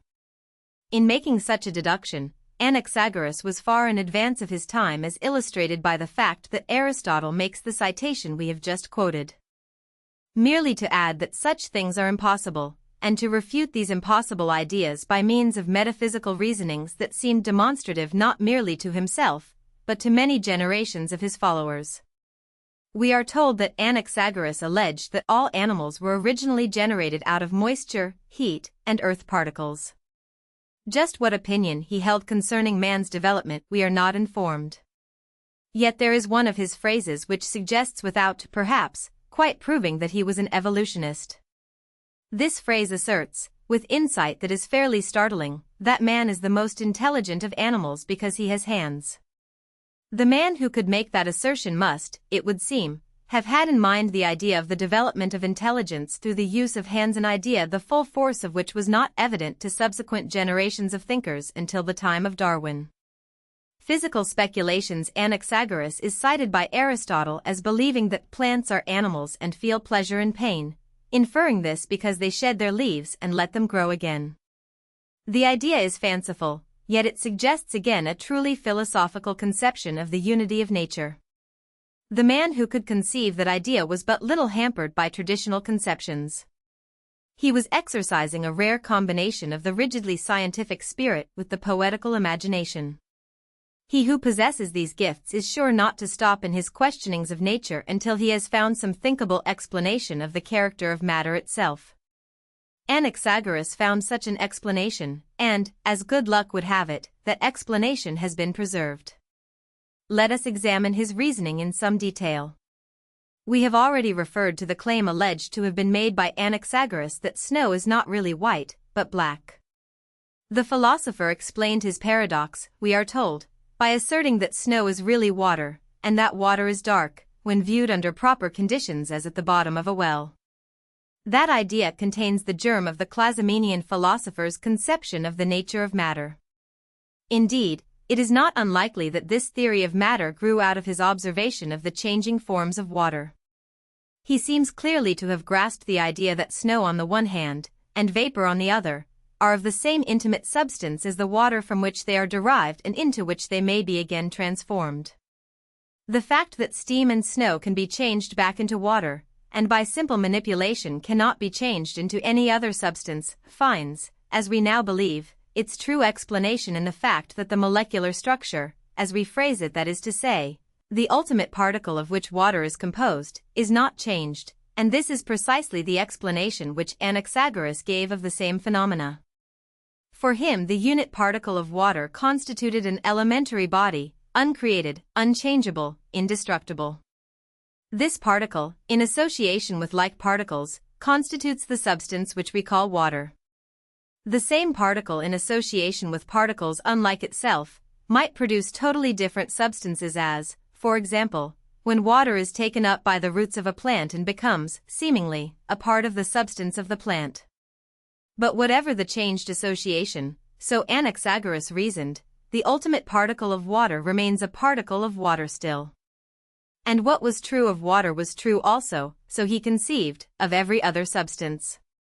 Gold, silver, iron, earth, and the various vegetables and animal tissues, in short, each and every one of all the different substances with which experience makes us familiar, is made up of unit particles which maintain their integrity in whatever combination they may be associated. This implies, obviously, a multitude of primordial particles, each one having an individuality of its own, each one, like the particle of water already cited, uncreated, unchangeable, and indestructible. Fortunately, we have the philosopher's own words to guide us as to his speculations here. The fragments of his writings that have come down to us, chiefly through the quotations of Simplicius, deal almost exclusively with these ultimate conceptions of his imagination. In ascribing to him, then, this conception of diverse, uncreated, primordial elements, which can never be changed, but can only be mixed together to form substances of the material world. We are not reading back post-Daltonian knowledge into the system of Anaxagoras. Here are his words. The Greeks do not rightly use the terms coming into being and perishing. For nothing comes into being, nor, yet, does anything perish, but there is mixture and separation of things that are. So they would do right in calling coming into being mixture and perishing separation. For how could hair come from what is not hair? Or flesh from what is not flesh? Elsewhere he tells us that, at one stage of the world's development, the dense, the moist, the cold, the dark, collected there where now is earth, the rare, the warm, the dry, the bright, departed towards the further part of the ether. The earth is condensed out of these things that are separated, for water is separated from the clouds, and earth from the water, and from the earth stones are condensed by the cold, and these are separated farther from the water. Here again the influence of heat and cold in determining physical qualities is kept preeminently in mind. The dense, the moist, the cold, the dark are contrasted with the rare, the warm, the dry, and bright, and the formation of stones is spoken of as a specific condensation due to the influence of cold. Here, then, we have nearly all the elements of the Daltonian theory of atoms on the one hand, and the nebular hypothesis of Laplace on the other. But this is not quite all. In addition to such diverse elementary particles as those of gold, water, and the rest, Anaxagoras conceived a species of particles differing from all the others, not merely as they differ from one another, but constituting a class by themselves. Particles infinitely smaller than the others, particles that are described as infinite, self-powerful, mixed with nothing, but existing alone. That is to say, interpreting the theory in the only way that seems plausible, these most minute particles do not mix with the other primordial particles to form material substances in the same way in which these mixed with one another. But, on the other hand, these infinite, self-powerful, and unmixed particles commingle everywhere and in every substance whatever with the mixed particles that go to make up the substances. There is a distinction here, it will be observed, which at once suggests the modern distinction between physical processes and chemical processes, or, putting it otherwise, between molecular processes and atomic processes. But the reader must be guarded against supposing that Anaxagoras had any such thought as this in mind. His ultimate mixable particles can be compared only with the Daltonian atom, not with the molecule of the modern physicist, and his infinite, self-powerful, and unmixable particles are not comparable with anything but the ether of the modern physicist, with which hypothetical substance they have many points of resemblance. But the infinite, self-powerful, and unmixed particles constituting thus an ether-like plenum which permeates all material structures, have also, in the mind of Anaxagoras, a function which carries them perhaps a stage beyond the province of the modern ether. For these infinite, self-powerful, and unmixed particles are imbued with, and, indeed, themselves constitute, what Anaxagoras terms nous, a word which the modern translator has usually paraphrased as mind. Neither that word nor any other available one probably conveys an accurate idea of what Anaxagoras meant to imply by the word nous. For him the word meant not merely mind in the sense of receptive and comprehending intelligence, but directive and creative intelligence as well. Again, let Anaxagoras speak for himself, other things include a portion of everything, but nous is infinite and self-powerful and mixed with nothing, but it exists alone, itself by itself. For if it were not by itself, but were mixed with anything else, it would include parts of all things, if it were mixed with anything, for a portion of everything exists in everything, as has been said by me before, and things mingled with it would prevent it from having power over anything in the same way that it does now that it is alone by itself. For it is the most rarefied of all things and the purest, and it has all knowledge in regard to everything and the greatest power, over all that has life, both greater and less, nous rules. And nous ruled the rotation of the whole, so that it set it in rotation in the beginning. First it began the rotation from a small beginning, then more and more was included in the motion, and yet more will be included. Both the mixed and the separated and distinct, all things nous recognized. And whatever things were to be, and whatever things were, as many as are now, and whatever things shall be, all these nous arranged in order, and it arranged that rotation, according to which now rotate stars and sun and moon and air and ether, now that they are separated. Rotation itself caused the separation, and the dense is separated from the rare, the warm from the cold, the bright from the dark, the dry from the moist. And when Nous began to set things in motion, there was separation from everything that was in motion, all this was made distinct. The rotation of the things that were moved and made distinct caused them to be yet more distinct. 3. Nous, then, as Anaxagoras conceives it, is the most rarefied of all things, and the purest, and it has knowledge in regard to everything and the greatest power, over all that has life, both greater and less, it rules. But these are postulants of omnipresence and omniscience. In other words, Nous is nothing less than the omnipotent artificer of the material universe. It lacks nothing of the power of deity, save only that we are not assured that it created the primordial particles. The creation of these particles was a conception that for Anaxagoras, as for the modern Spencer, lay beyond the range of imagination. Nous is the artificer, working with uncreated particles. Back of Nous and the particles lies, for an Anaxagoras as for a Spencer, the unknowable. But Nous itself is the equivalent of that universal energy of motion which science recognizes as operating between the particles of matter, and which the theologist personifies as deity. It is pantheistic deity as Anaxagoras conceives it. His may be called the first scientific conception of a non-anthropomorphic God. In elaborating this conception, Anaxagoras proved himself one of the most remarkable scientific dreamers of antiquity. To have substituted for the Greek pantheon of anthropomorphic deities the conception of a non-anthropomorphic immaterial and ethereal entity, of all things in the world the most rarefied and the purest, is to have performed a feat which, considering the age and the environment in which it was accomplished, staggers the imagination. As a strictly scientific accomplishment, the great thinker's conception of primordial elements contained a germ of the truth which was to lie dormant for 2,200 years, but which then, as modified and vitalized by the genius of Dalton, was to dominate the new chemical science of the 19th century. If there are intimations that the primordial element of Anaxagoras and of Dalton may turn out in the near future to be itself a compound, there will still remain the yet finer particles of the Nous of Anaxagoras to baffle the most subtle analysis of which today's science gives us any prevision. All in all, then, the work of Anaxagoras must stand as that of perhaps the most far-seeing scientific imagination of pre-Socratic antiquity. Leucippus and Democritus. But we must not leave this alluring field of speculation as to the nature of matter without referring to another scientific guess, which soon followed that of Anaxagoras and was destined to gain even wider fame, and which in modern times has been somewhat unjustly held to eclipse the glory of the other achievement. We mean, of course, the atomic theory of Leucippus and Democritus. This theory reduced all matter to primordial elements, called atoms, geratoma, because they are by hypothesis incapable of further division.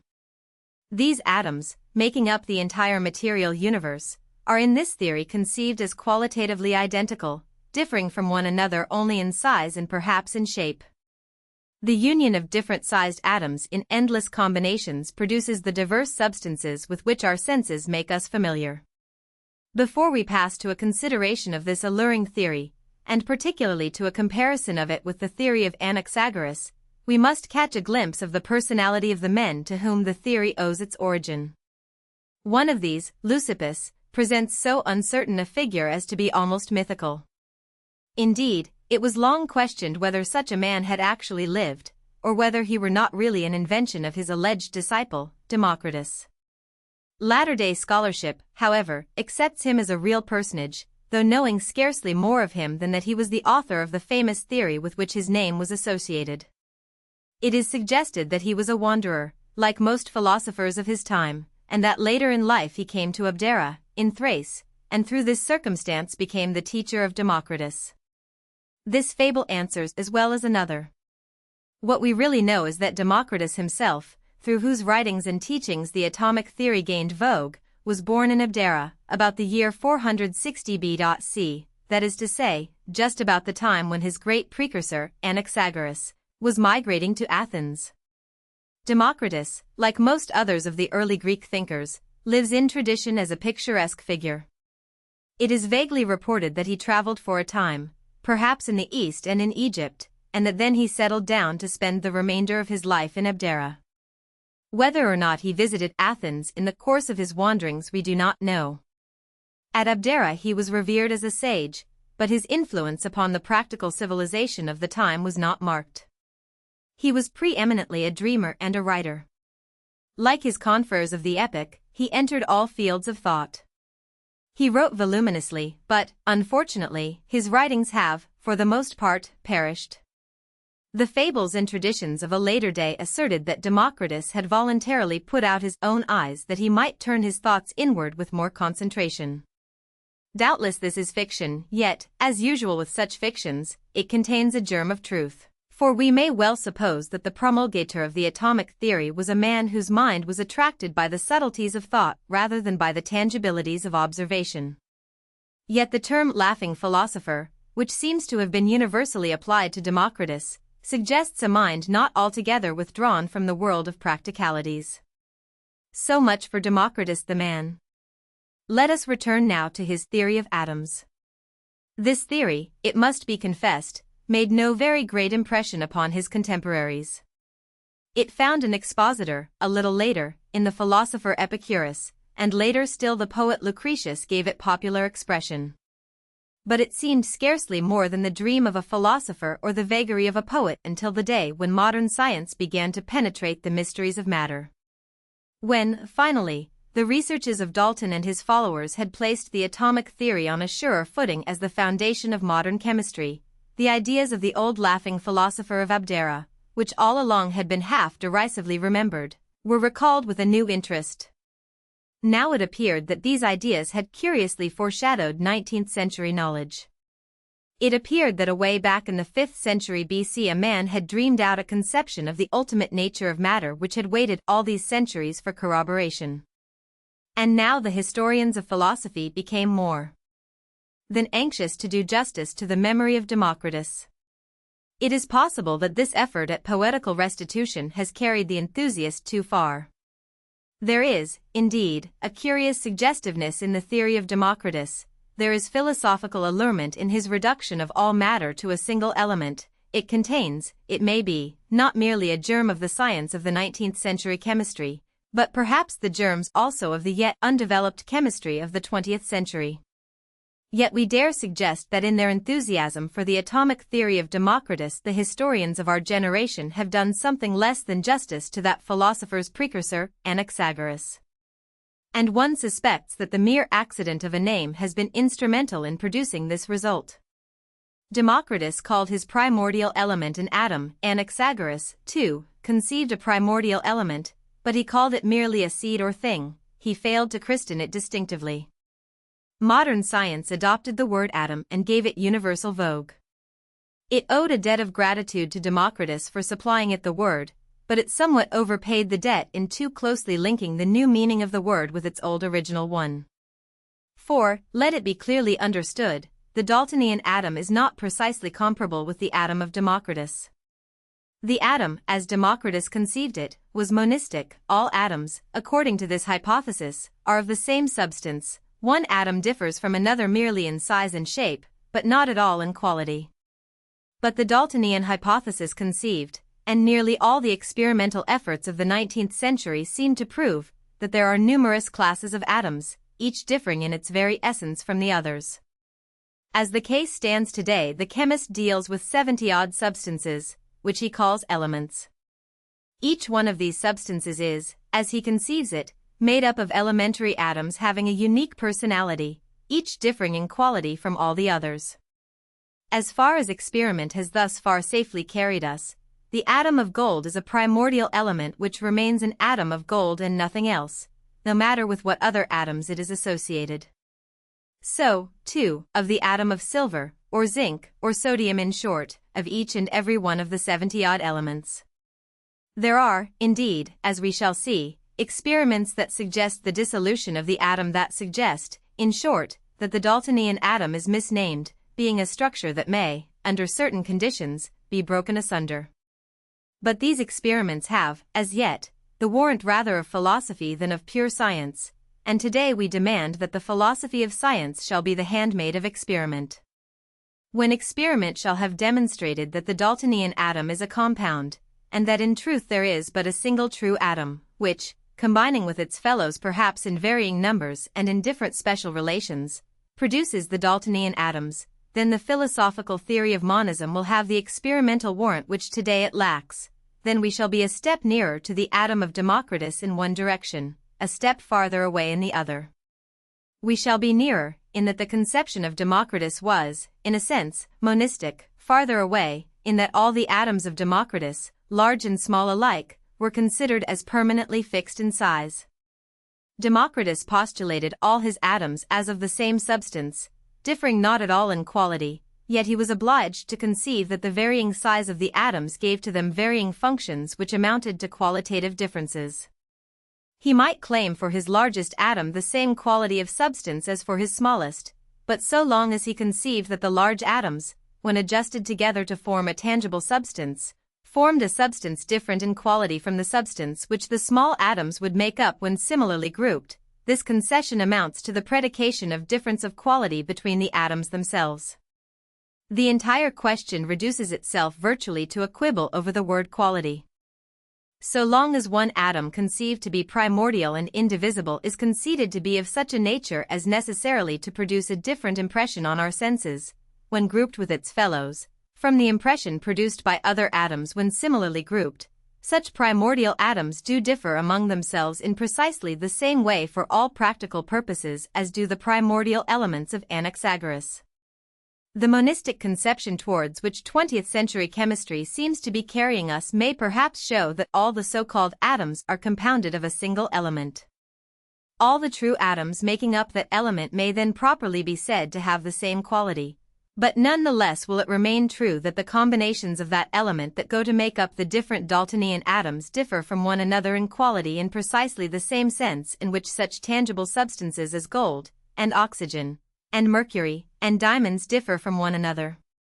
In the last analysis of the monistic philosophy, there is but one substance and one quality in the universe. In the widest view of that philosophy, gold and oxygen and mercury and diamonds are one substance, and, if you please, one quality. But such refinements of analysis as this are for the transcendental philosopher, and not for the scientist. Whatever the allurement of such reasoning, we must for the purpose of science let words have a specific meaning, nor must we let a mere word jugglery blind us to the evidence of facts. That was the rock on which Greek science foundered, it is the rock which the modern helmsman sometimes finds it difficult to avoid. And if we mistake not, this case of the atom of Democritus is precisely a case in point.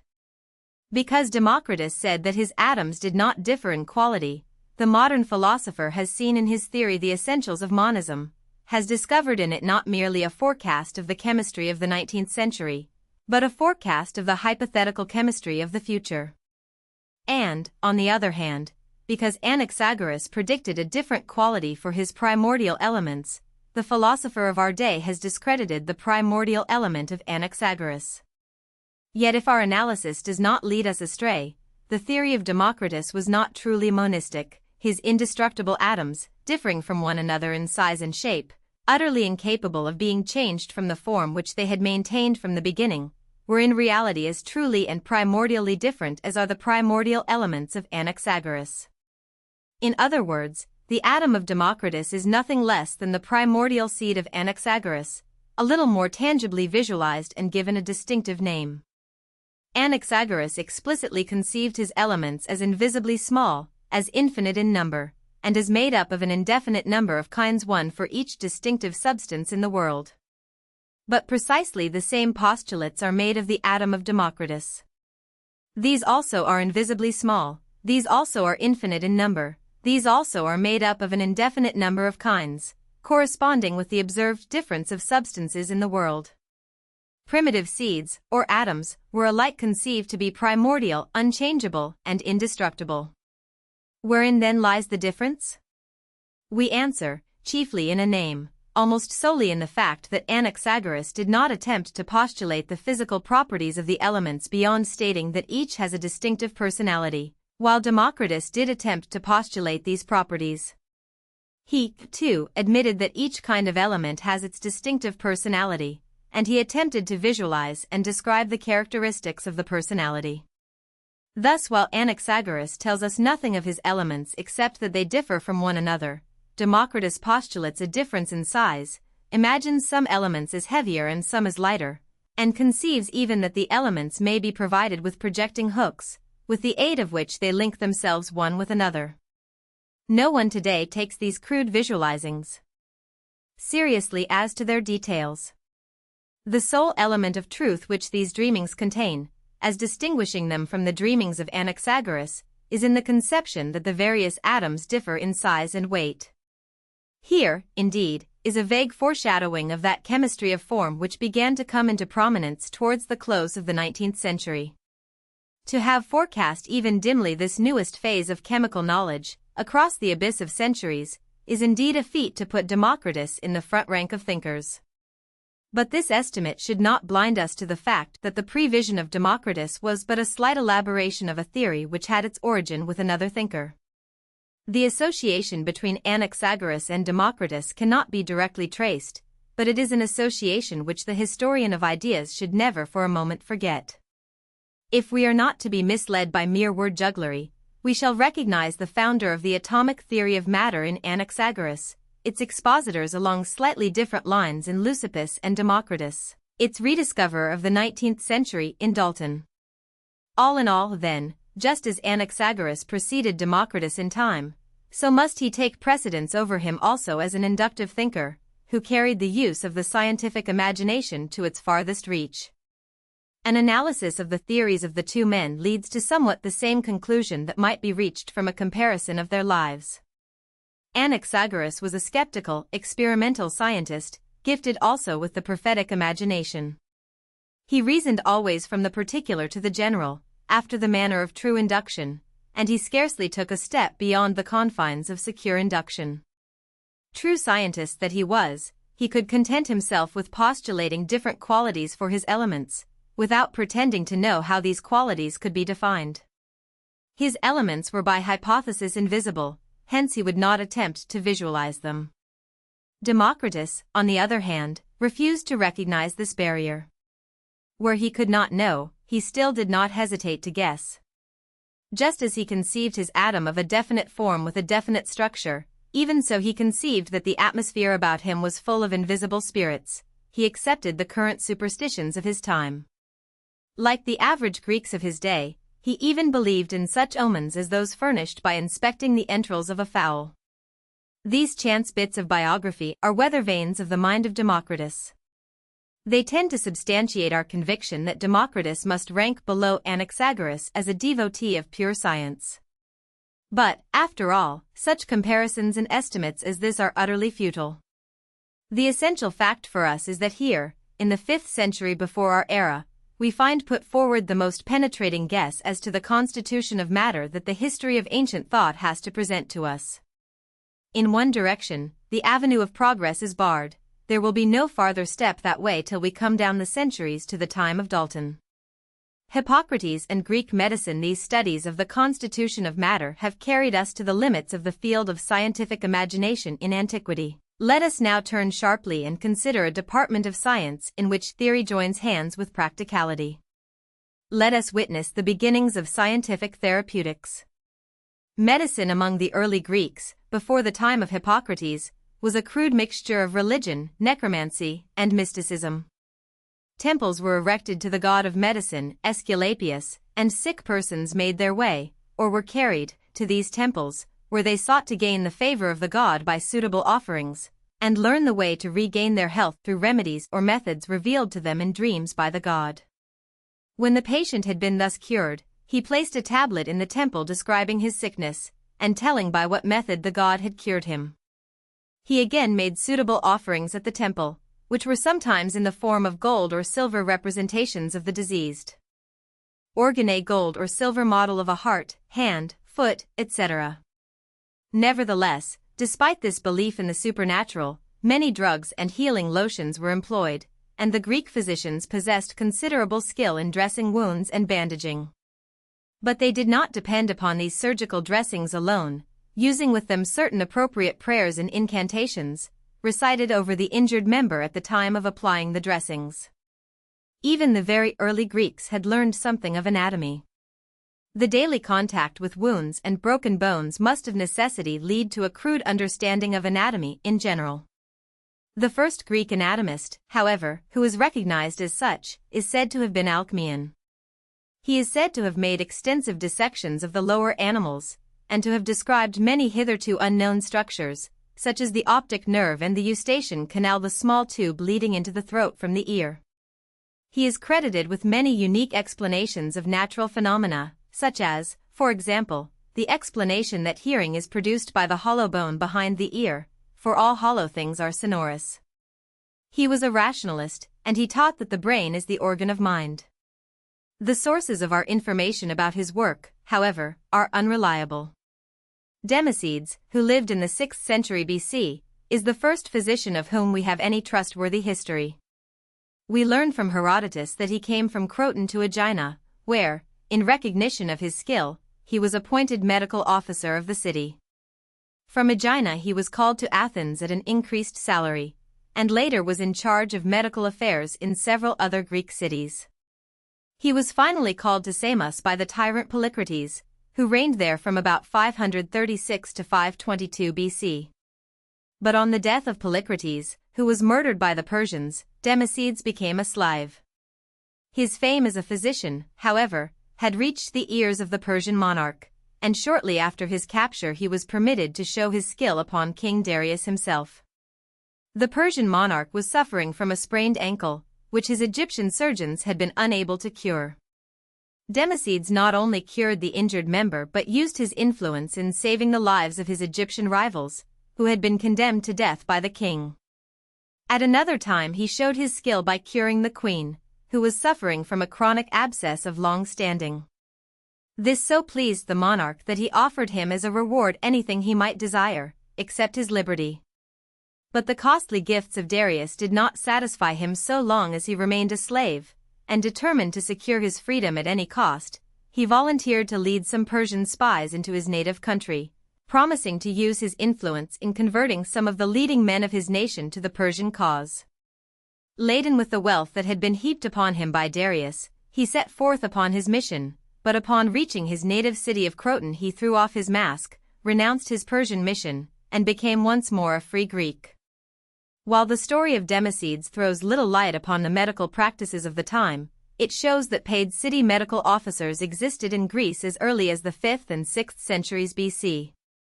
Even then there were different schools of medicine, whose disciples disagreed radically in their methods of treating diseases, and there were also specialists in certain diseases, quacks, and charlatans. Some physicians depended entirely upon external lotions for healing all disorders. Others were hydrotherapeutists or bath physicians, while there were a host of physicians who administered a great variety of herbs and drugs. There were also magicians who pretended to heal by sorcery, and great numbers of bone setters, oculists, and dentists.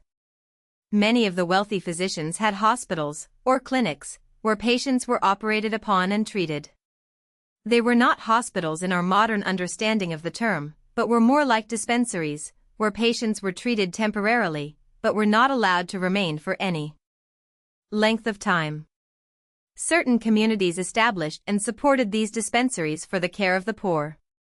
But anything approaching a rational system of medicine was not established until Hippocrates of Kos, the father of medicine, came upon the scene. In an age that produced Phidias, Lysias, Herodotus, Sophocles, and Pericles, it seems but natural that the medical art should find an exponent who would rise above superstitious dogmas and lay the foundation for a medical science. His rejection of the supernatural alone stamps the greatness of his genius. But, besides this, he introduced more detailed observation of diseases, and demonstrated the importance that attaches to prognosis. Hippocrates was born at Kos, about 460 BC, but spent most of his life at Larissa, in Thessaly.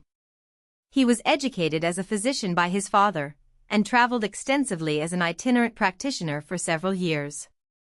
His travels in different climates and among many different people undoubtedly tended to sharpen his keen sense of observation. He was a practical physician as well as a theorist, and, withal, a clear and concise writer. Life is short, he says, opportunity fleeting, judgment difficult, treatment easy, but treatment after thought is proper and profitable. His knowledge of anatomy was necessarily very imperfect, and was gained largely from his predecessors, to whom he gave full credit. Dissections of the human body were forbidden him, and he was obliged to confine his experimental researches to operations on the lower animals. His knowledge of the structure and arrangement of the bones, however, was fairly accurate, but the anatomy of the softer tissues, as he conceived it, was a queer jumbling together of blood vessels, muscles, and tendons. He does refer to nerves, to be sure, but apparently the structures referred to are the tendons and ligaments, rather than the nerves themselves. He was better acquainted with the principal organs in the cavities of the body, and knew, for example, that the heart is divided into 4 cavities, 2 of which he supposed to contain blood, and the other 2 air. His most revolutionary step was his divorcing of the supernatural from the natural, and establishing the fact that disease is due to natural causes and should be treated accordingly. The effect of such an attitude can hardly be overestimated. The establishment of such a theory was naturally followed by a close observation as to the course of diseases and the effects of treatment. To facilitate this, he introduced the custom of writing down his observations as he made them, the clinical history of the case. Such clinical records are in use all over the world today, and their importance is so obvious that it is almost incomprehensible that they should have fallen into disuse shortly after the time of Hippocrates, and not brought into general use again until almost 2,000 years later. But scarcely less important than his recognition of disease as a natural phenomenon was the importance he attributed to prognosis. Prognosis, in the sense of prophecy, was common before the time of Hippocrates. But prognosis, as he practiced it and as we understand it today, is prophecy based on careful observation of the course of diseases, something more than superstitious conjecture. Although Hippocratic medicine rested on the belief in natural causes, nevertheless, dogma and theory held an important place. The humoral theory of disease was an all-important one, and so fully was this theory accepted that it influenced the science of medicine all through succeeding centuries. According to this celebrated theory, there are 4 humors in the body: blood, phlegm, yellow bile, and black bile. When these humors are mixed in exact proportions, they constitute health, but any deviations from these proportions produce disease. In treating diseases, the aim of the physician was to discover which of these humors were out of proportion and to restore them to their natural equilibrium. It was in the methods employed in this restitution, rather than a disagreement about the humors themselves, that resulted in the various schools of medicine. In many ways, the surgery of Hippocrates showed a better understanding of the structure of the organs than of their functions. Some of the surgical procedures as described by him are followed, with slight modifications, today. Many of his methods were entirely lost sight of until modern times, and one, the treatment of dislocation of the outer end of the collarbone, was not revived until some time in the 18th century. Hippocrates, it seems, like modern physicians, sometimes suffered from the ingratitude of his patients. The physician visits a patient suffering from fever or a wound, and prescribes for him, he says, on the next day. If the patient feels worse, the blame is laid upon the physician. If, on the other hand, he feels better, nature is extolled, and the physician reaps no praise. The essence of this has been repeated in rhyme and prose by writers in every age and country, but the father of medicine cautions physicians against allowing it to influence their attitude towards their profession. 8. Post-Socratic science at Athens. Plato, Aristotle, and Theophras. Doubtless it has been noticed that our earlier scientists were as far removed as possible from the limitations of specialism. In point of fact, in this early day, knowledge had not been classified as it came to be later on. The philosopher was, as his name implied, a lover of knowledge, and he did not find it beyond the reach of his capacity to apply himself to all departments of the field of human investigation. It is nothing strange to discover that Anaximander and the Pythagoreans and Anaxagoras have propounded theories regarding the structure of the cosmos, the origin and development of animals and man, and the nature of matter itself. Nowadays, so enormously involved has become the mass of mere facts regarding each of these departments of knowledge that no one man has the temerity to attempt to master them all. But it was different in those days of beginnings. Then the methods of observation were still crude, and it was quite the custom for a thinker of forceful personality to find an eager following among disciples who never thought of putting his theories to the test of experiment. The great lesson that true science in the last resort depends upon observation and measurement, upon compass and balance, had not yet been learned, though here and there a thinker like Anaxagoras had gained an inkling of it. For the moment, indeed, there in Attica, which was now, thanks to that outburst of Periclean culture, the center of the world's civilization, the trend of thought was to take quite another direction. The very year which saw the birth of Democritus at Abdera, and of Hippocrates, marked also the birth, at Athens, of another remarkable man, whose influence it would scarcely be possible to overestimate. This man was Socrates. The main facts of his history are familiar to everyone. It will be recalled that Socrates spent his entire life in Athens, mingling everywhere with the populace, haranguing, so the tradition goes, everyone who would listen, inculcating moral lessons, and finally incurring the disapprobation of at least a voting majority of his fellow citizens. He gathered about him a company of remarkable men with Plato at their head, but this could not save him from the disapprobation of the multitudes, at whose hands he suffered death, legally administered after a public trial. The facts at command as to certain customs of the Greeks at this period make it possible to raise a question as to whether the alleged corruption of youth, with which Socrates was charged, may not have had a different implication from what posterity has preferred to ascribe to it. But this thought, almost shocking to the modern mind and seeming altogether sacrilegious to most students of Greek philosophy, need not here detain us, neither have we much concern in the present connection with any part of the teaching of the martyred philosopher. For the historian of metaphysics, Socrates marks an epoch, but for the historian of science he is a much less consequential figure. Similarly regarding Plato, the aristocratic Athenian who sat at the feet of Socrates, and through whose writings the teachings of the master found widest currency. Some students of philosophy find in Plato the greatest thinker and writer of all time. 1. The student of science must recognize in him a thinker whose point of view was essentially non-scientific, one who tended always to reason from the general to the particular rather than from the particular to the general. Plato's writings covered almost the entire field of thought, and his ideas were presented with such literary charm that successive generations of readers turned to them with unflagging interest, and gave them wide currency through copies that finally preserved them to our own time. Thus we are not obliged in his case, as we are in the case of every other Greek philosopher, to estimate his teachings largely from hearsay evidence. Plato himself speaks to us directly. It is true, the literary form which he always adopted, namely, the dialogue, does not give quite the same certainty as to when he is expressing his own opinions that a more direct narrative would have given, yet, in the main, there is little doubt as to the tenor of his own opinions except, indeed, such doubt as always attaches to the philosophical reasoning of the abstract thinker. What is chiefly significant from our present standpoint is that the great ethical teacher had no significant message to give the world regarding the physical sciences. He apparently had no sharply defined opinions as to the mechanism of the universe, no clear conception as to the origin or development of organic beings, no tangible ideas as to the problems of physics, no favorite dreams as to the nature of matter. Virtually his back was turned on this entire field of thought.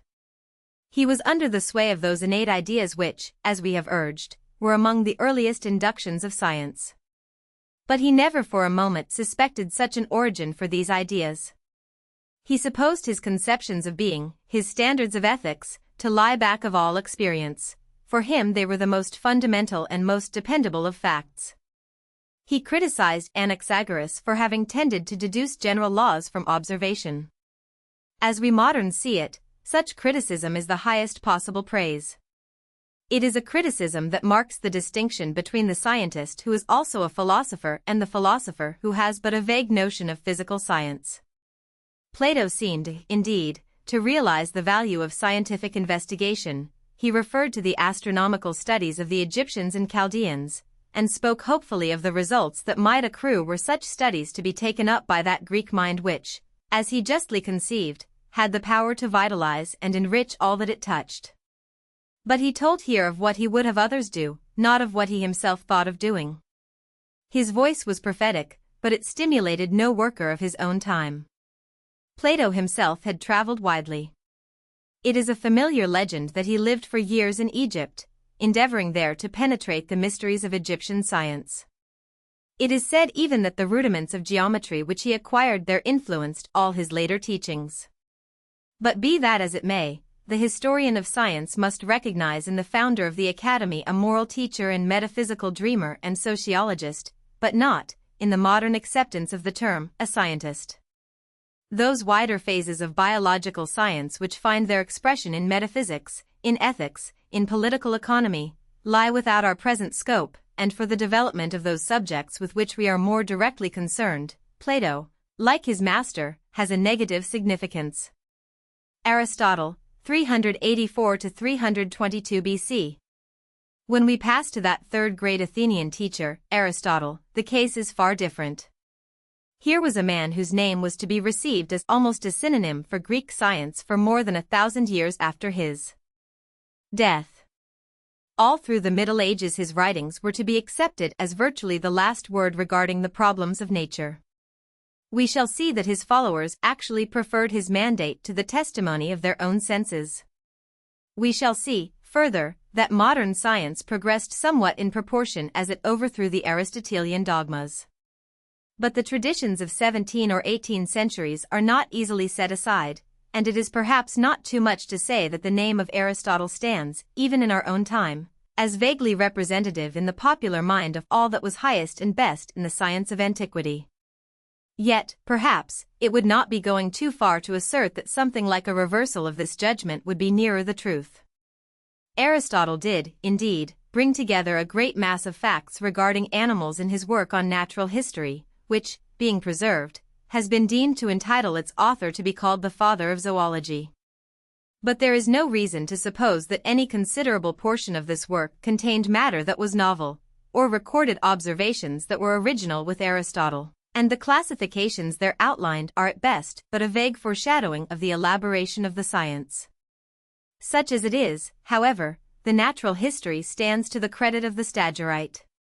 He must be credited, too, with a clear enunciation of one most important scientific doctrine, namely, the doctrine of the spherical figure of the earth. We have already seen that this theory originated with the Pythagorean philosophers out in Italy. We have seen, too, that the doctrine had not made its way in Attica in the time of Anaxagoras. But in the intervening century it had gained wide currency, else so essentially conservative a thinker as Aristotle would scarcely have accepted it. He did accept it, however, and gave the doctrine clearest and most precise expression. Here are his words, sad-faced too, as to the figure of the earth it must necessarily be spherical. If it were not so, the eclipses of the moon would not have such sections as they have. For in the configurations in the course of a month the deficient part takes all different shapes, it is straight and concave and convex, but in eclipses it always has the line of divisions convex, wherefore, since the moon is eclipsed in consequence of the interposition of the earth, the periphery of the earth must be the cause of this by having a spherical form. And again, from the appearance of the stars it is clear, not only that the earth is round, but that its size is not very large, for when we make a small removal to the south or the north, the circle of the horizon becomes palpably different, so that the stars overhead undergo a great change, and are not the same to those that travel in the north and to the south. For some stars are seen in Egypt or at Cyprus, but are not seen in the countries to the north of these, and the stars that in the north are visible while they make a complete circuit, there undergo a setting. So that from this it is manifest, not only that the form of the earth is round, but also that it is a part of a not very large sphere, for otherwise the difference would not be so obvious to persons making so small a change of place.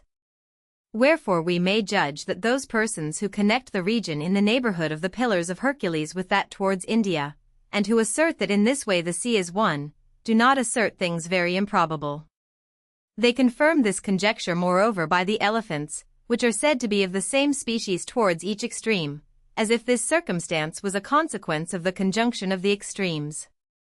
The mathematicians who try to calculate the measure of the circumference make it amount to 400,000 stadia, whence we collect that the Earth is not only spherical, but is not large compared with the magnitude of the other stars. But in giving full meed of praise to Aristotle for the promulgation of this doctrine of the sphericity of the Earth, it must unfortunately be added that the conservative philosopher paused without taking one other important step. He could not accept, but, on the contrary, he expressly repudiated, the doctrine of the Earth's motion. We have seen that this idea also was a part of the Pythagorean doctrine, and we shall have occasion to dwell more at length on this point in a succeeding chapter. It has even been contended by some critics that it was the adverse conviction of the peripatetic philosopher which, more than any other single influence, tended to retard the progress of the true doctrine regarding the mechanism of the heavens. Aristotle accepted the sphericity of the Earth, and that doctrine became a commonplace of scientific knowledge, and so continued throughout classical antiquity.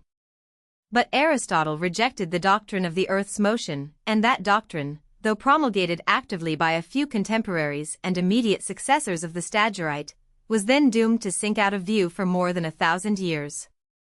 If it be a correct assumption that the influence of Aristotle was, in a large measure, responsible for this result, then we shall perhaps not be far astray in assuming that the great founder of the peripatetic school was, on the whole, more instrumental in retarding the progress of astronomical science than any other one man that ever lived. The field of science in which Aristotle was preeminently a pathfinder is zoology. His writings on natural history have largely been preserved, and they constitute by far the most important contribution to the subject that has come down to us from antiquity. They show us that Aristotle had gained possession of the widest range of facts regarding the animal kingdom, and, what is far more important, had attempted to classify these facts. In so doing, he became the founder of systematic zoology. Aristotle's classification of the animal kingdom was known and studied throughout the Middle Ages, and, in fact, remained in vogue until superseded by that of Cuvier in the 19th century. It is not to be supposed that all the terms of Aristotle's classification originated with him. Some of the divisions are too patent to have escaped the observation of his predecessors. Thus, for example, the distinction between birds and fishes as separate classes of animals is so obvious that it must appeal to a child or to a savage. But the efforts of Aristotle extended, as we shall see, to less patent generalizations. At the very outset, his grand division of the animal kingdom into blood-bearing and bloodless animals implies a very broad and philosophical conception of the entire animal kingdom. The modern physiologist does not accept the classification, inasmuch as it is now known that colorless fluids perform the functions of blood for all the lower organisms. But the fact remains that Aristotle's grand divisions correspond to the grand divisions of the Lamarckian system vertebrates and invertebrates which every one now accepts. Aristotle, as we have said, based his classification upon observation of the blood. Lamarck was guided by a study of the skeleton.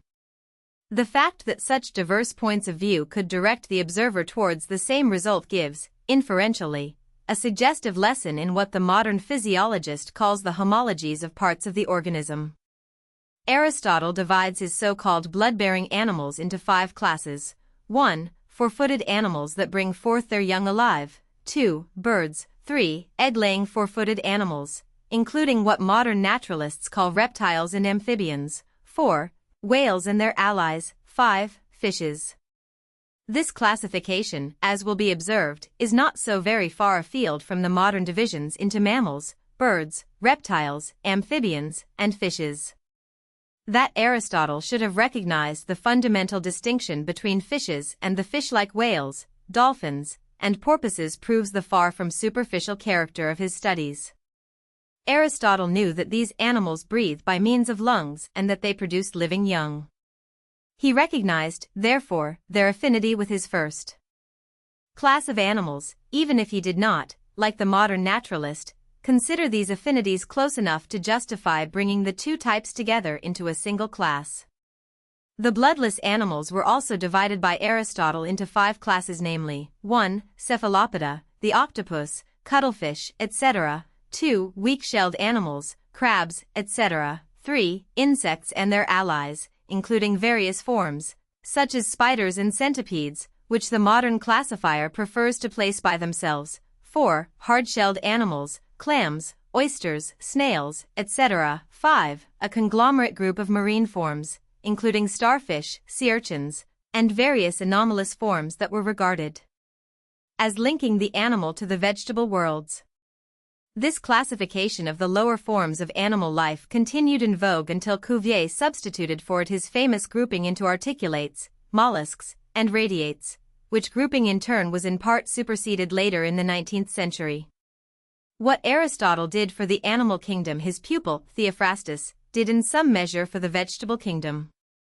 Theophrastus, however, was much less a classifier than his master, and his work on botany, called The Natural History of Development, pays comparatively slight attention to theoretical questions. It deals largely with such practicalities as the making of charcoal, of pitch, and of resin, and the effects of various plants on the animal organism when taken as foods or as medicines. In this regard the work of Theophrastus is more nearly akin to the natural history of the famous Roman compiler, Pliny. It remained, however, throughout antiquity as the most important work on its subject, and it entitles Theophrastus to be called the father of botany. Theophrastus deals also with the mineral kingdom after much the same fashion, and here again his work is the most notable that was produced in antiquity. 9. Greek science of the Alexandrian or Hellenistic period. We are entering now upon the most important scientific epoch of antiquity. When Aristotle and Theophrastus passed from the scene, Athens ceased to be in any sense the scientific center of the world. That city still retained its reminiscent glory, and cannot be ignored in the history of culture, but no great scientific leader was ever again to be born or to take up his permanent abode within the confines of Greece proper. With almost cataclysmic suddenness, a new intellectual center appeared on the south shore of the Mediterranean. This was the city of Alexandria, a city which Alexander the Great had founded during his brief visit to Egypt, and which became the capital of Ptolemy Soter when he chose Egypt as his portion of the dismembered empire of the Great Macedonian. Ptolemy had been with his master in the east, and was with him in Babylonia when he died. He had therefore come personally in contact with Babylonian civilization, and we cannot doubt that this had a most important influence upon his life, and through him upon the new civilization of the West. In point of culture, Alexandria must be regarded as the successor of Babylon, scarcely less directly than of Greece. Following the Babylonian model, Ptolemy erected a great museum and began collecting a library. Before his death it was said that he had collected no fewer than 200,000 manuscripts. He had gathered also a company of great teachers and founded a school of science which, as has just been said, made Alexandria the culture center of the world. Athens in the day of her prime had known nothing quite like this. Such private citizens as Aristotle are known to have had libraries, but there were no great public collections of books in Athens, or in any other part of the Greek domain, until Ptolemy founded his famous library. As is well known, such libraries had existed in Babylonia for thousands of years. The character which the Ptolemaic epoch took on was no doubt due to Babylonian influence, but quite as much to the personal experience of Ptolemy himself as an explorer in the Far East. The marvelous conquering journey of Alexander had enormously widened the horizon of the Greek geographer, and stimulated the imagination of all ranks of the people. It was but natural, then, that geography and its parent science astronomy should occupy the attention of the best minds in this succeeding epoch. In point of fact, such a company of stargazers and earth measurers came upon the scene in this 3rd century BC as had never before existed anywhere in the world. The whole trend of the time was towards mechanics. It was as if the greatest thinkers had squarely faced about from the attitude of the mystical philosophers of the preceding century, and had set themselves the task of solving all the mechanical riddles of the universe. They no longer troubled themselves about problems of being and becoming. They gave but little heed to metaphysical subtleties. They demanded that their thoughts should be gauged by objective realities. Hence there arose a succession of great geometers, and their conceptions were applied to the construction of new mechanical contrivances on the one hand, and to the elaboration of theories of sidereal mechanics on the other. The wonderful company of men who performed the feats that are about to be recorded did not all find their home in Alexandria, to be sure, but they all came more or less under the Alexandrian influence. We shall see that there are two other important centers, one out in Sicily, almost at the confines of the Greek territory in the west, the other in Asia Minor, notably on the island of Samos, the island which, it will be recalled, was at an earlier day the birthplace of Pythagoras. But whereas in the previous century colonists from the confines of the civilized world came to Athens, now all eyes turned towards Alexandria. And so improved were the facilities for communication that no doubt the discoveries of one coterie of workers were known to all the others much more quickly than had ever been possible before. We learn, for example, that the studies of Aristarchus of Samos were definitely known to Archimedes of Syracuse, out in Sicily. Indeed, as we shall see, it is through a chance reference preserved in one of the writings of Archimedes that one of the most important speculations of Aristarchus is made known to us.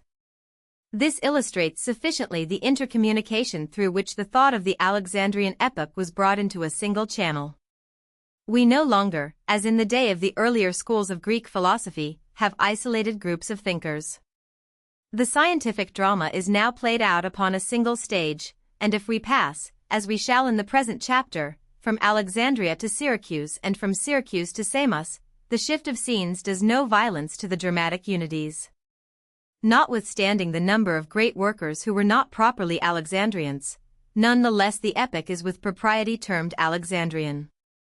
Not merely in the 3rd century BC, but throughout the lapse of at least 4 succeeding centuries, the city of Alexander and the Ptolemies continued to hold its place as the undisputed culture center of the world. During that period Rome rose to its pinnacle of glory and began to decline, without ever challenging the intellectual supremacy of the Egyptian city. We shall see, in a later chapter, that the Alexandrian influences were passed on to the Mohammedan conquerors, and every one is aware that when Alexandria was finally overthrown its place was taken by another Greek city, Byzantium or Constantinople. But that transfer did not occur until Alexandria had enjoyed a longer period of supremacy as an intellectual center than had perhaps ever before been granted to any city, with the possible exception of Babylon. Euclid, about 300 BC.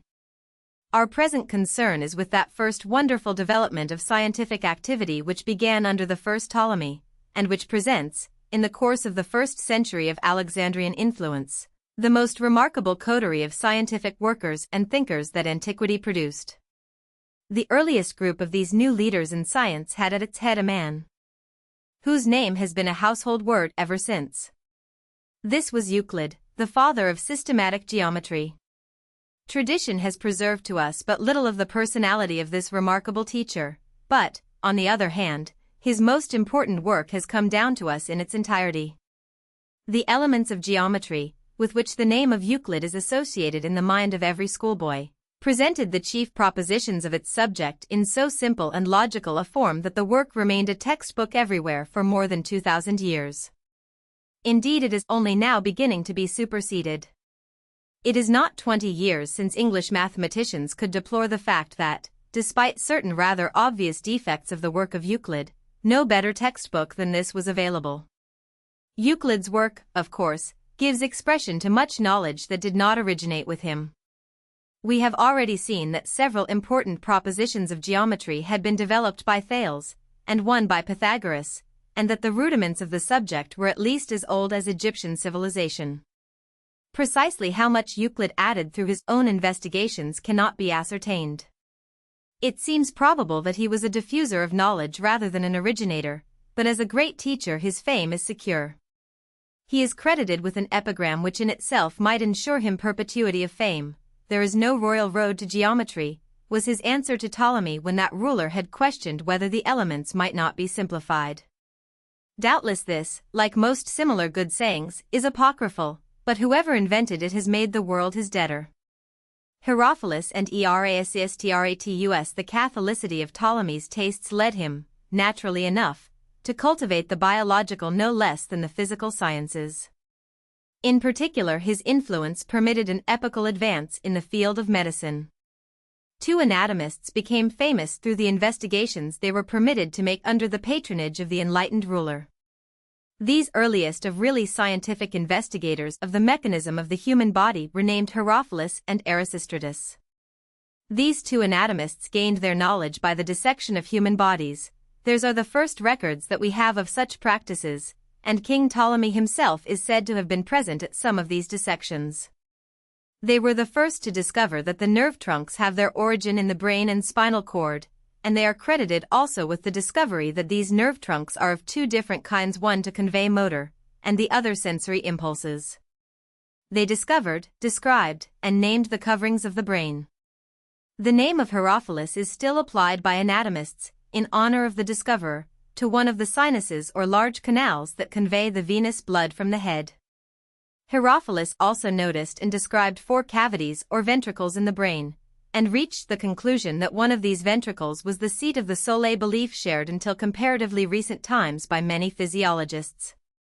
He made also a careful and fairly accurate study of the anatomy of the eye, greatly improved the old operation for cataract. With the increased knowledge of anatomy came also corresponding advances in surgery, and many experimental operations are said to have been performed upon condemned criminals who were handed over to the surgeons by the Ptolemies. While many modern writers have attempted to discredit these assertions, it is not improbable that such operations were performed. In an age when human life was held so cheap, and among a people accustomed to torturing condemned prisoners for comparatively slight offenses, it is not unlikely that the surgeons were allowed to inflict perhaps less painful tortures in the cause of science. Furthermore, we know that condemned criminals were sometimes handed over to the medical profession to be operated upon and killed in whatever way they thought best, even as late as the 16th century. Tertullian, 1, probably exaggerates, however, when he puts the number of such victims in Alexandria at 600. Had Herophilus and Erasistratus been as happy in their deductions as to the functions of the organs as they were in their knowledge of anatomy, the science of medicine would have been placed upon a very high plane even in their time. Unfortunately, however, they not only drew erroneous inferences as to the functions of the organs, but also disagreed radically as to what functions certain organs performed, and how diseases should be treated, even when agreeing perfectly on the subject of anatomy itself. Their contribution to the knowledge of the scientific treatment of diseases holds no such place, therefore, as their anatomical investigations. Half a century after the time of Herophilus there appeared a Greek physician, Heraclides, whose reputation in the use of drugs far surpasses that of the anatomists of the Alexandrian school. His reputation has been handed down through the centuries as that of a physician, rather than a surgeon, although in his own time he was considered one of the great surgeons of the period. Heraclides belonged to the empiric school, which rejected anatomy as useless, depending entirely on the use of drugs. He is thought to have been the first physician to point out the value of opium in certain painful diseases. His prescription of this drug for certain cases of sleeplessness, spasm, cholera, and colic shows that his use of it was not unlike that of the modern physician in certain cases, and his treatment of fevers, by keeping the patient's head cool and facilitating the secretions of the body, is still recognized as good practice. He advocated a free use of liquids in quenching the fever patient's thirst, a recognized therapeutic measure today, but one that was widely condemned a century ago. Archimedes of Syracuse and the foundation of mechanics. We do not know just when Euclid died, but as he was at the height of his fame in the time of Ptolemy I, whose reign ended in the year 285 BC, it is hardly probable that he was still living when a young man named Archimedes came to Alexandria to study. Archimedes was born in the Greek colony of Syracuse, on the island of Sicily, in the year 287 BC. When he visited Alexandria he probably found Apollonius of Perga, the pupil of Euclid, at the head of the mathematical school there. Just how long Archimedes remained at Alexandria is not known. When he had satisfied his curiosity or completed his studies, he returned to Syracuse and spent his life there, chiefly under the patronage of King Hiero, who seems fully to have appreciated his abilities. Archimedes was primarily a mathematician. Left to his own devices, he would probably have devoted his entire time to the study of geometrical problems. But King Hiero had discovered that his protege had wonderful mechanical ingenuity, and he made good use of this discovery. Under stress of the king's urgings, the philosopher was led to invent a great variety of mechanical contrivances, some of them most curious ones.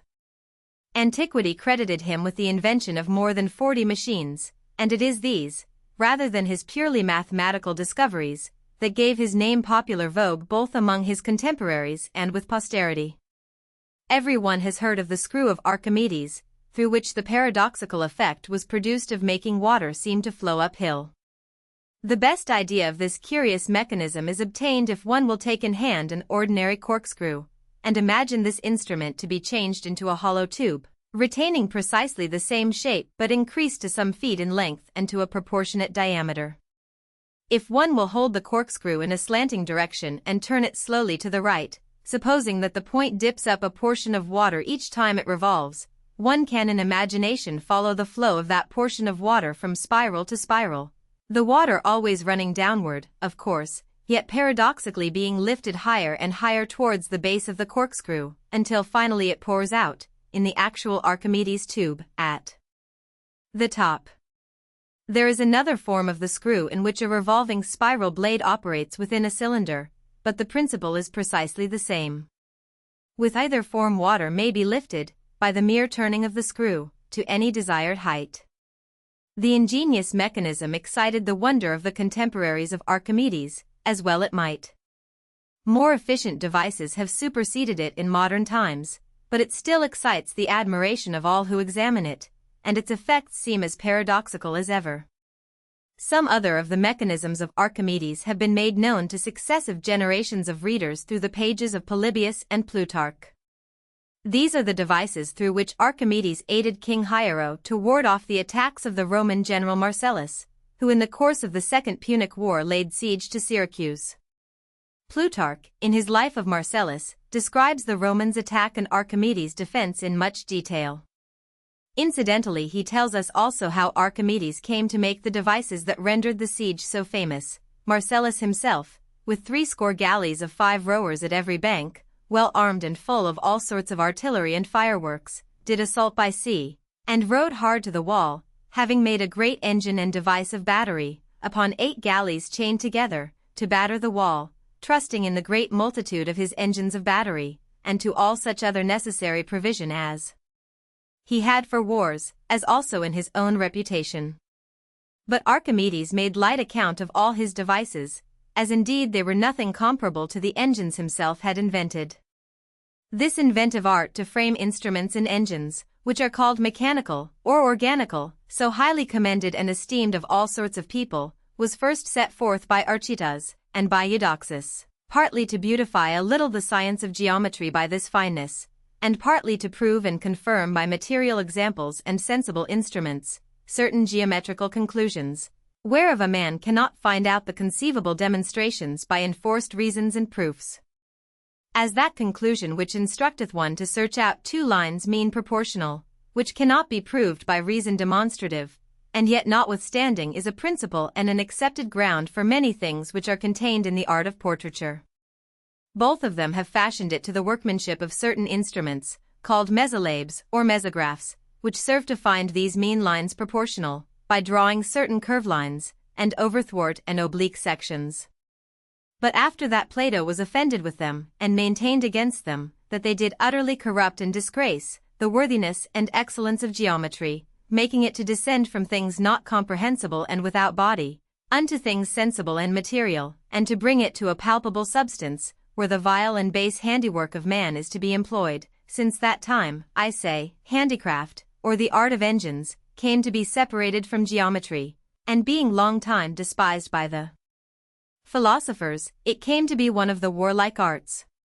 But Archimedes having told King Hiero, his kinsman and friend, that it was possible to remove as great a weight as he would, with as little strength as he listed to put to it, and boasting himself thus, as they report of him, and trusting to the force of his reasons, wherewith he proved this conclusion, that if there were another globe of earth, he was able to remove this of ours, and pass it over to the other. King Hiero, wondering to hear him, required him to put his device in execution, and to make him see by experience some great or heavy weight removed, by little force.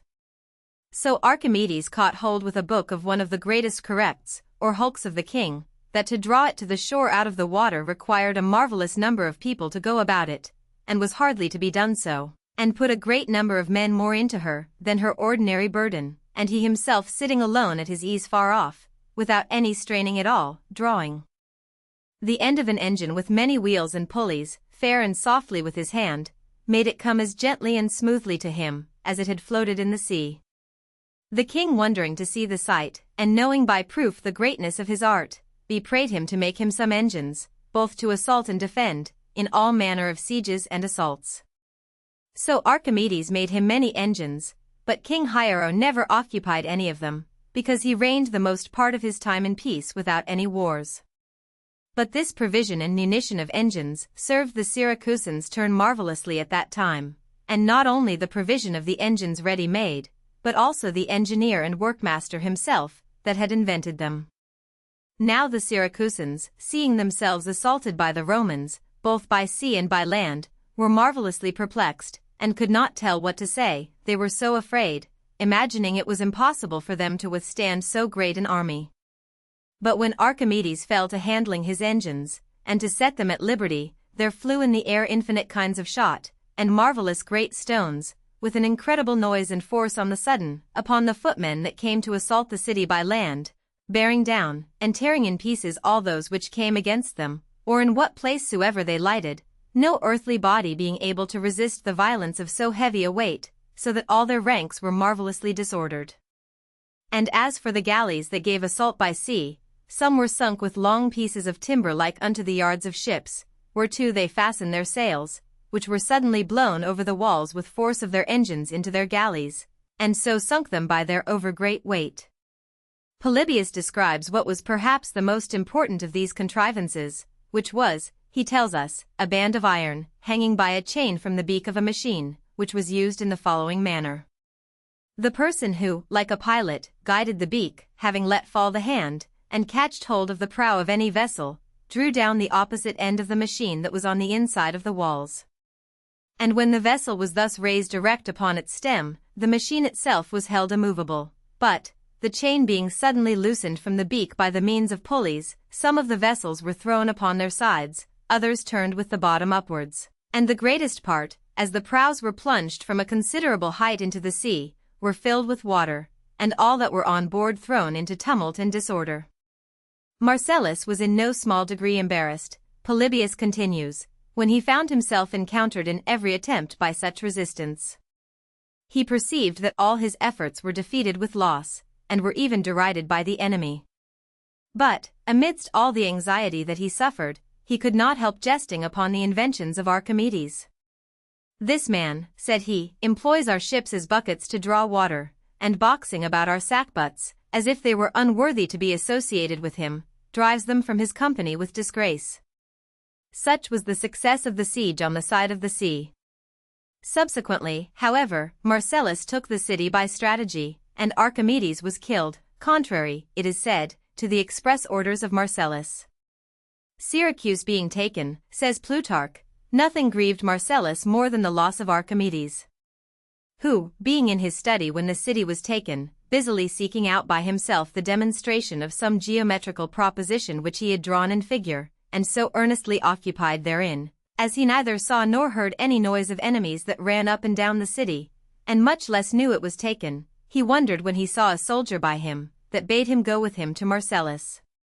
Notwithstanding, he spake to the soldier, and bade him tarry until he had done his conclusion, and brought it to demonstration, but the soldier being angry with his answer, drew out his sword and killed him.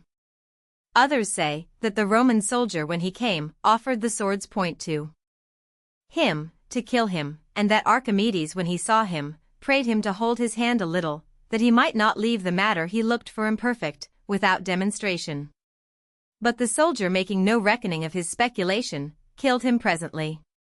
It is reported a third way also, saying that certain soldiers met him in the streets going to Marcellus, carrying certain mathematical instruments in a little pretty coffer, as dials for the sun, spheres, and angles, wherewith they measure the greatness of the body of the sun by view, and they supposing he had carried some gold or silver, or other precious jewels in that little coffer, slew him for it.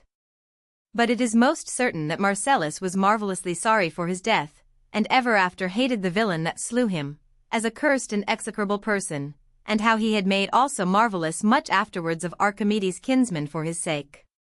We are further indebted to Plutarch for a summary of the character and influence of Archimedes, and for an interesting suggestion as to the estimate which the great philosopher put upon the relative importance of his own discoveries. Notwithstanding Archimedes had such a great mind, and was so profoundly learned, having hidden in him the only treasure and secrets of geometrical inventions, as he would never set forth any book how to make all these warlike engines, which won him at that time the fame and glory, not of man's knowledge, but rather of divine wisdom. But he esteeming all kind of handicraft and invention to make engines, and generally all manner of sciences bringing common commodity by the use of them, to be but vile, beggarly, and mercenary dross, employed his wit and study only to write things, the beauty and subtlety whereof were not mingled anything at all with necessity. For all that he hath written are geometrical propositions, which are without comparison of any other writings whatsoever, because the subject whereof they treat doth appear by demonstration, the maker gives them the grace and the greatness, and the demonstration proving it so exquisitely, with wonderful reason and facility, as it is not repugnable. For in all geometry are not to be found more profound and difficult matters written, in more plain and simple terms, and by more easy principles, than those which he hath invented. Now some do impute this to the sharpness of his wit and understanding, which was a natural gift in him, others do refer it to the extreme pains he took, which made these things come so easily from him, that they seemed as if they had been no trouble to him at all.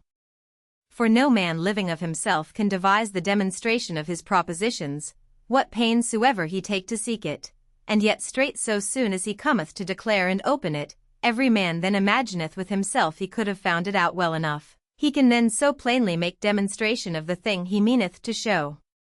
And therefore that methinks is likely to be true, which they write of him, that he was so ravished and drunk with the sweet enticements of this siren, which as it were lay continually with him, as he forgot his meat and drink, and was careless otherwise of himself, that oftentimes his servants got him against his will to the baths to wash and anoint him, and yet being there, he would ever be drawing out of the geometrical figures, even in the very embers of the chimney.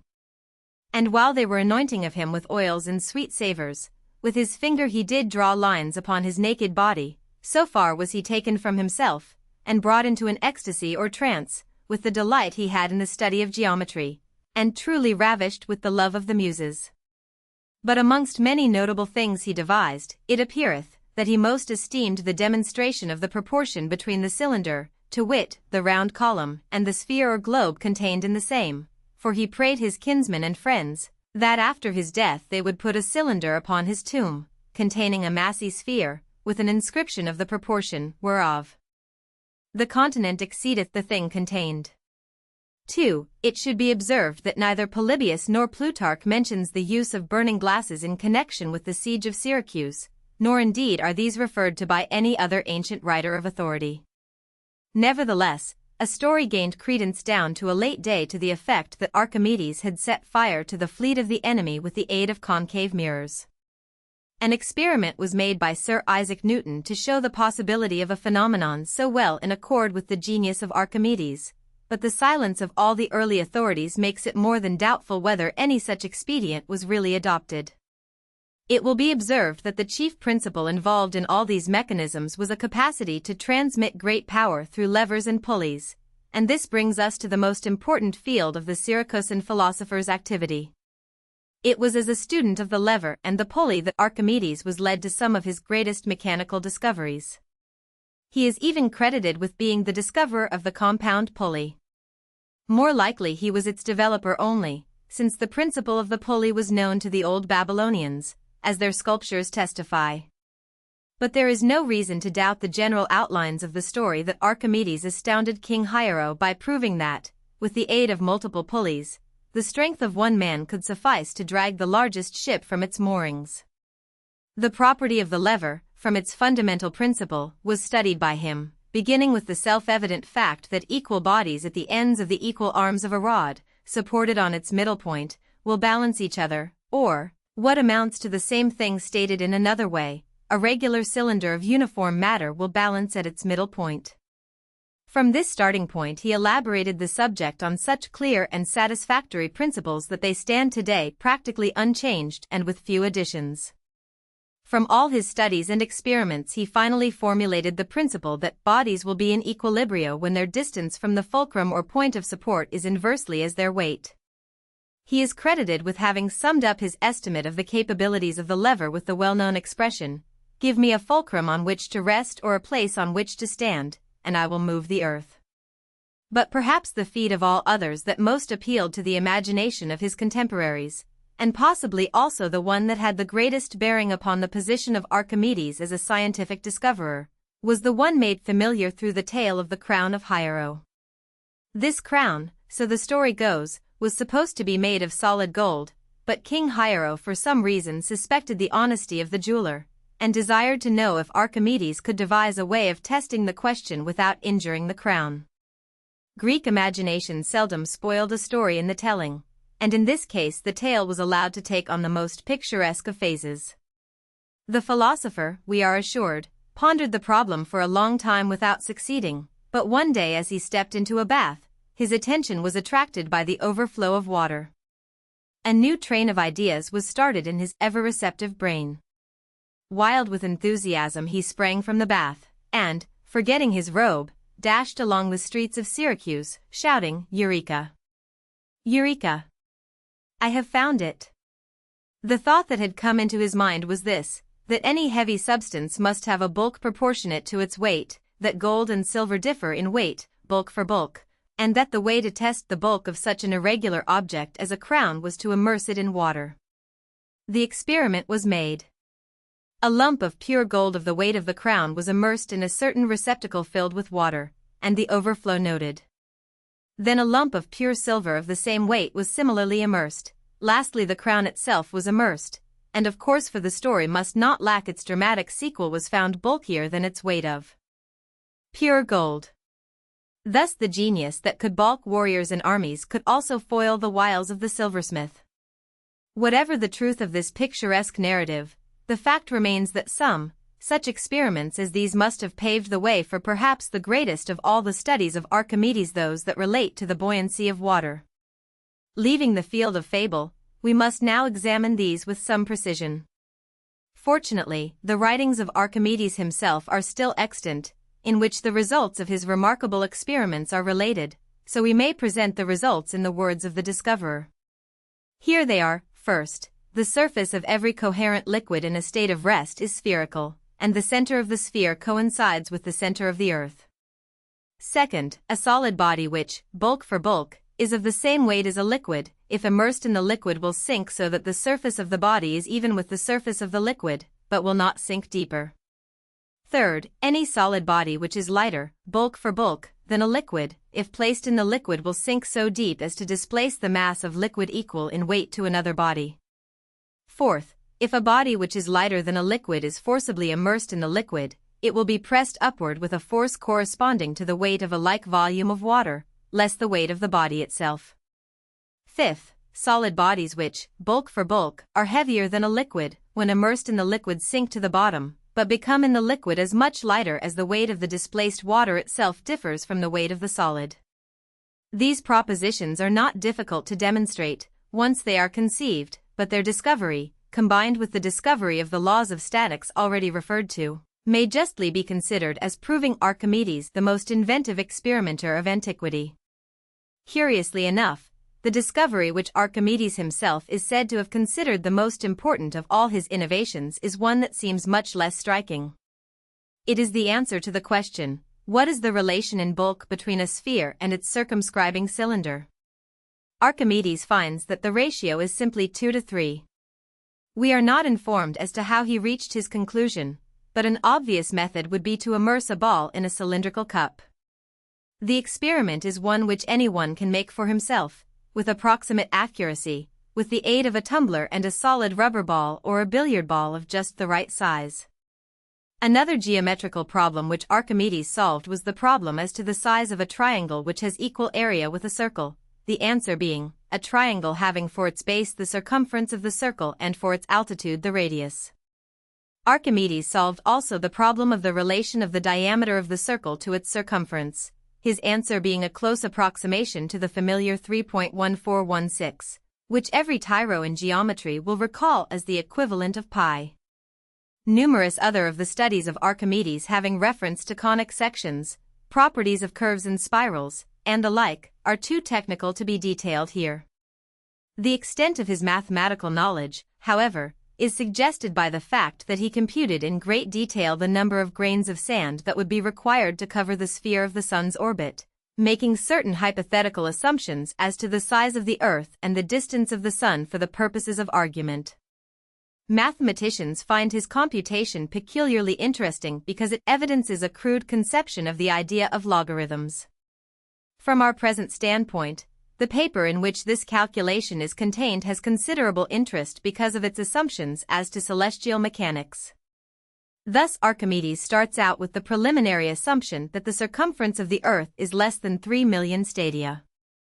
It must be understood that this assumption is purely for the sake of argument. Archimedes expressly states that he takes this number because it is 10 times as large as the Earth has been supposed to be by certain investigators. Here, perhaps, the reference is to Eratosthenes, whose measurement of the Earth we shall have occasion to revert to in a moment. Continuing, Archimedes asserts that the Sun is larger than the Earth, and the Earth larger than the Moon. In this assumption, he says, he is following the opinion of the majority of astronomers. In the third place, Archimedes assumes that the diameter of the Sun is not more than 30 times greater than that of the Moon. Here he is probably basing his argument upon another set of measurements of Aristarchus, to which, also, we shall presently refer more at length. In reality, his assumption is very far from the truth, since the actual diameter of the Sun, as we now know, is something like 400 times that of the Moon. Fourth, the circumference of the Sun is greater than one side of the thousand-faced figure inscribed in its orbit. The measurement, it is expressly stated, is based on the measurements of Aristarchus, who makes the diameter of the Sun 1/170 of its orbit. Archimedes adds, however, that he himself has measured the angle and that it appears to him to be less than 1/164, and greater than 1/200 part of the orbit. That is to say, reduced to modern terminology, he places the limit of the Sun's apparent size between 33 minutes and 27 minutes of arc. As the real diameter is 32 minutes, this calculation is surprisingly exact, considering the implements then at command. But the honor of first making it must be given to Aristarchus and not to Archimedes. We need not follow Archimedes to the limits of his incomprehensible numbers of sand grains. The calculation is chiefly remarkable because it was made before the introduction of the so-called Arabic numerals had simplified mathematical calculations. It will be recalled that the Greeks used letters for numerals, and, having no cipher, they soon found themselves in difficulties when large numbers were involved. The Roman system of numerals simplified the matter somewhat, but the beautiful simplicity of the decimal system did not come into vogue until the Middle Ages, as we shall see. Notwithstanding the difficulties, however, Archimedes followed out his calculations to the piling up of bewildering numbers, which the modern mathematician finds to be the consistent outcome of the problem he had set himself. But it remains to notice the most interesting feature of this document in which the calculation of the sand grains is contained. It was known to me, says Archimedes, that most astronomers understand by the expression world, universe, a ball of which the center is the middle point of the Earth, and of which the radius is a straight line between the center of the Earth and the Sun. Archimedes himself appears to accept this opinion of the majority. It at least serves as well as the contrary hypothesis for the purpose of his calculation, but he goes on to say, Aristarchus of Samos, in his writing against the astronomers, seeks to establish the fact that the world is really very different from this. He holds the opinion that the fixed stars and the Sun are immovable and that the Earth revolves in a circular line about the Sun being at the center of this circle. This remarkable bit of testimony establishes beyond question the position of Aristarchus of Samos as the Copernicus of antiquity. We must make further inquiry as to the teachings of the man who had gained such a remarkable insight into the true system of the heavens. Aristarchus of Samos, the Copernicus of antiquity. It appears that Aristarchus was a contemporary of Archimedes, but the exact dates of his life are not known. He was actively engaged in making astronomical observations in Samos somewhat before the middle of the 3rd century BC, in other words, just at the time when the activities of the Alexandrian school were at their height. Hipparchus, at a later day, was enabled to compare his own observations with those made by Aristarchus, and, as we have just seen, his work was well known to so distant a contemporary as Archimedes. Yet the facts of his life are almost a blank for us, and of his writings only a single one has been preserved. That one, however, is a most important and interesting paper on the measurements of the sun and the moon. Unfortunately, this paper gives us no direct clue as to the opinions of Aristarchus concerning the relative positions of the earth and sun. But the testimony of Archimedes as to this is unequivocal, and this testimony is supported by other rumors in themselves less authoritative. In contemplating this astronomer of Samos, then, we are in the presence of a man who had solved in its essentials the problem of the mechanism of the solar system. It appears from the words of Archimedes that Aristarchus had propounded his theory in explicit writings. Unquestionably, then, he held to it as a positive doctrine, not as a mere vague guess. We shall show, in a moment, on what grounds he based his opinion. Had his teaching found vogue, the story of science would be very different from what it is. We should then have no tale to tell of a Copernicus coming upon the scene fully 1700 years later with the revolutionary doctrine that our world is not the center of the universe. We should not have to tell of the persecution of a Bruno or of a Galileo for teaching this doctrine in the 17th century of an era which did not begin till 200 years after the death of Aristarchus. But, as we know, the teaching of the astronomer of Samos did not win its way. The old conservative geocentric doctrine, seemingly so much more in accordance with the everyday observations of mankind, supported by the majority of astronomers with the peripatetic philosophers at their head, held its place. It found fresh supporters presently among the later Alexandrians, and so fully eclipsed the heliocentric view that we should scarcely know that view had even found an advocate were it not for here and there such a chance record as the phrases we have just quoted from Archimedes. Yet, as we now see, the heliocentric doctrine, which we know to be true, had been thought out and advocated as the correct theory of celestial mechanics by at least one worker of the 3rd century BC. Such an idea, we may be sure, did not spring into the mind of its originator except as the culmination of a long series of observations and inferences. The precise character of the evolution we perhaps cannot trace, but its broader outlines are open to our observation, and we may not leave so important a topic without at least briefly noting them. Fully to understand the theory of Aristarchus, we must go back a century or two and recall that as long ago as the time of that other great native of Samos, Pythagoras, the conception had been reached that the earth is in motion. We saw, in dealing with Pythagoras, that we could not be sure as to precisely what he himself taught, but there is no question that the idea of the world's motion became from an early day a so-called Pythagorean doctrine. While all the other philosophers, so far as we know, still believed that the world was flat, the Pythagoreans out in Italy taught that the world is a sphere and that the apparent motions of the heavenly bodies are really due to the actual motion of the earth itself. They did not, however, vault to the conclusion that this true motion of the earth takes place in the form of a circuit about the sun. Instead of that, they conceived the central body of the universe to be a great fire, invisible from the earth, because the inhabited side of the terrestrial ball was turned away from it. The sun, it was held, is but a great mirror, which reflects the light from the central fire. Sun and earth alike revolve about this great fire, each in its own orbit. Between the earth and the central fire there was, curiously enough, supposed to be an invisible earth-like body which was given the name of Antichthon, or counter-earth. This body, itself revolving about the central fire, was supposed to shut off the central light now and again from the sun or from the moon, and thus to account for certain eclipses for which the shadow of the earth did not seem responsible. It was, perhaps, largely to account for such eclipses that the counter-earth was invented. But it is supposed that there was another reason. The Pythagoreans held that there is a peculiar sacredness in the number 10.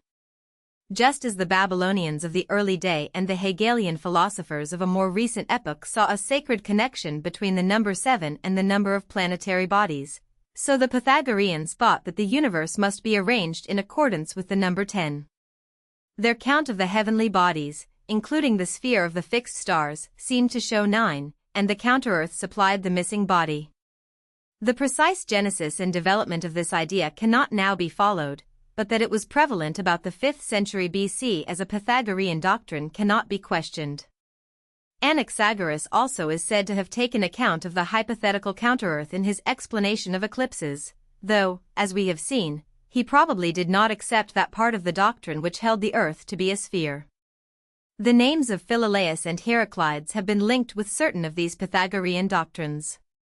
Eudoxus, too, who, like the others, lived in Asia Minor in the 4th century BC, was held to have made special studies of the heavenly spheres and perhaps to have taught that the Earth moves. So, too, Nicetas must be named among those whom rumor credited with having taught that the world is in motion. In a word, the evidence, so far as we can garner it from the remaining fragments, tends to show that all along, from the time of the early Pythagoreans, there had been an undercurrent of opinion in the philosophical world which questioned the fixity of the Earth, and it would seem that the school of thinkers who tended to accept the revolutionary view centered in Asia Minor, not far from the early home of the founder of the Pythagorean doctrines. It was not strange, then, that the man who was finally to carry these new opinions to their logical conclusion should hail from Samos. But what was the support which observation could give to this new, strange conception that the heavenly bodies do not in reality move as they seem to move, but that their apparent motion is due to the actual revolution of the Earth? It is extremely difficult for anyone nowadays to put himself in a mental position to answer this question.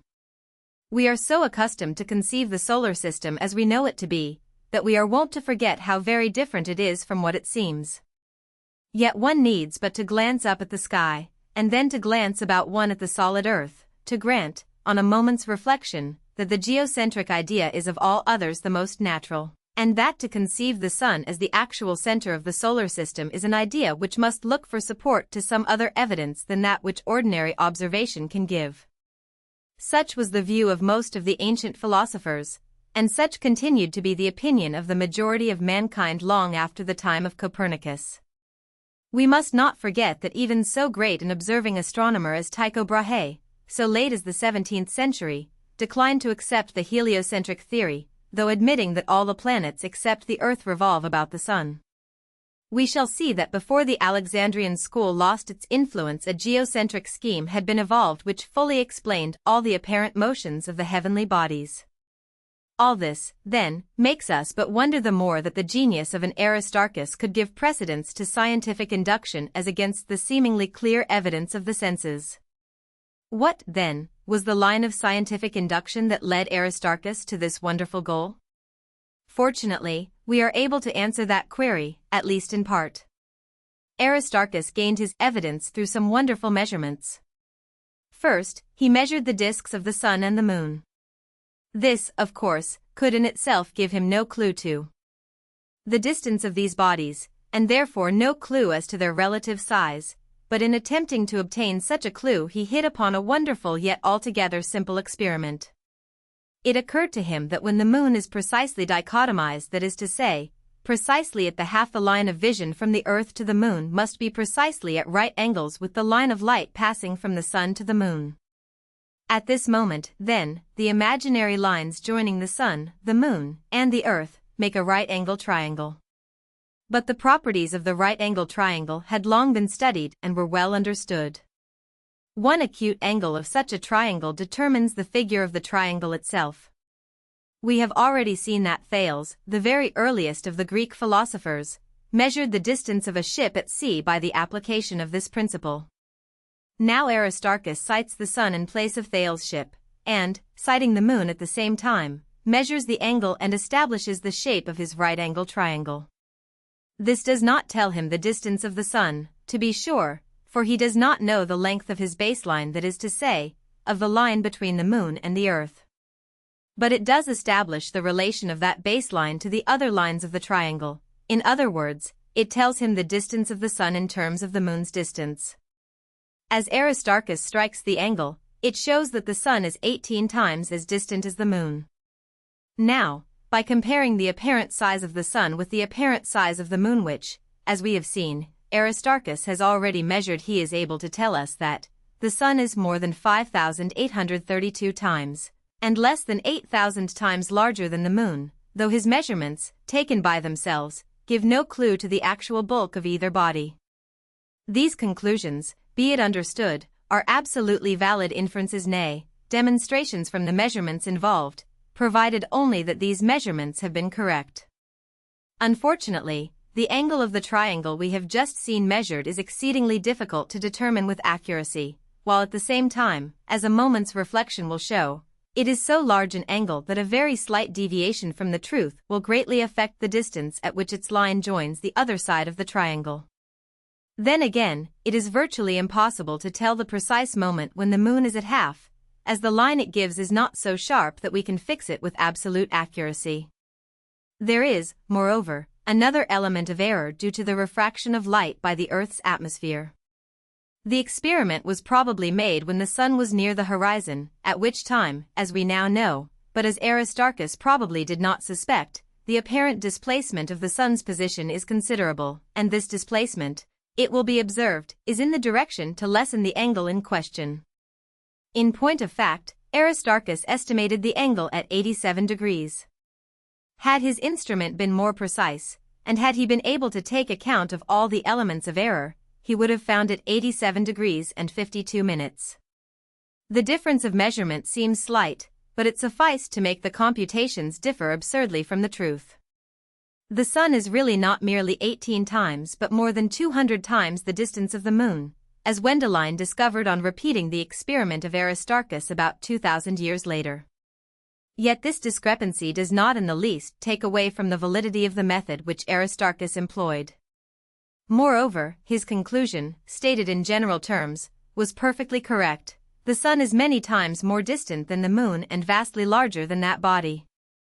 Granted, then, that the moon is, as Aristarchus correctly believed, considerably less in size than the earth, the sun must be enormously larger than the earth, and this is the vital inference which, more than any other, must have seemed to Aristarchus to confirm the suspicion that the sun and not the earth is the center of the planetary system. It seemed to him inherently improbable that an enormously large body like the sun should revolve about a small one such as the earth. And again, it seemed inconceivable that a body so distant as the sun should whirl through space so rapidly as to make the circuit of its orbit in 24 hours.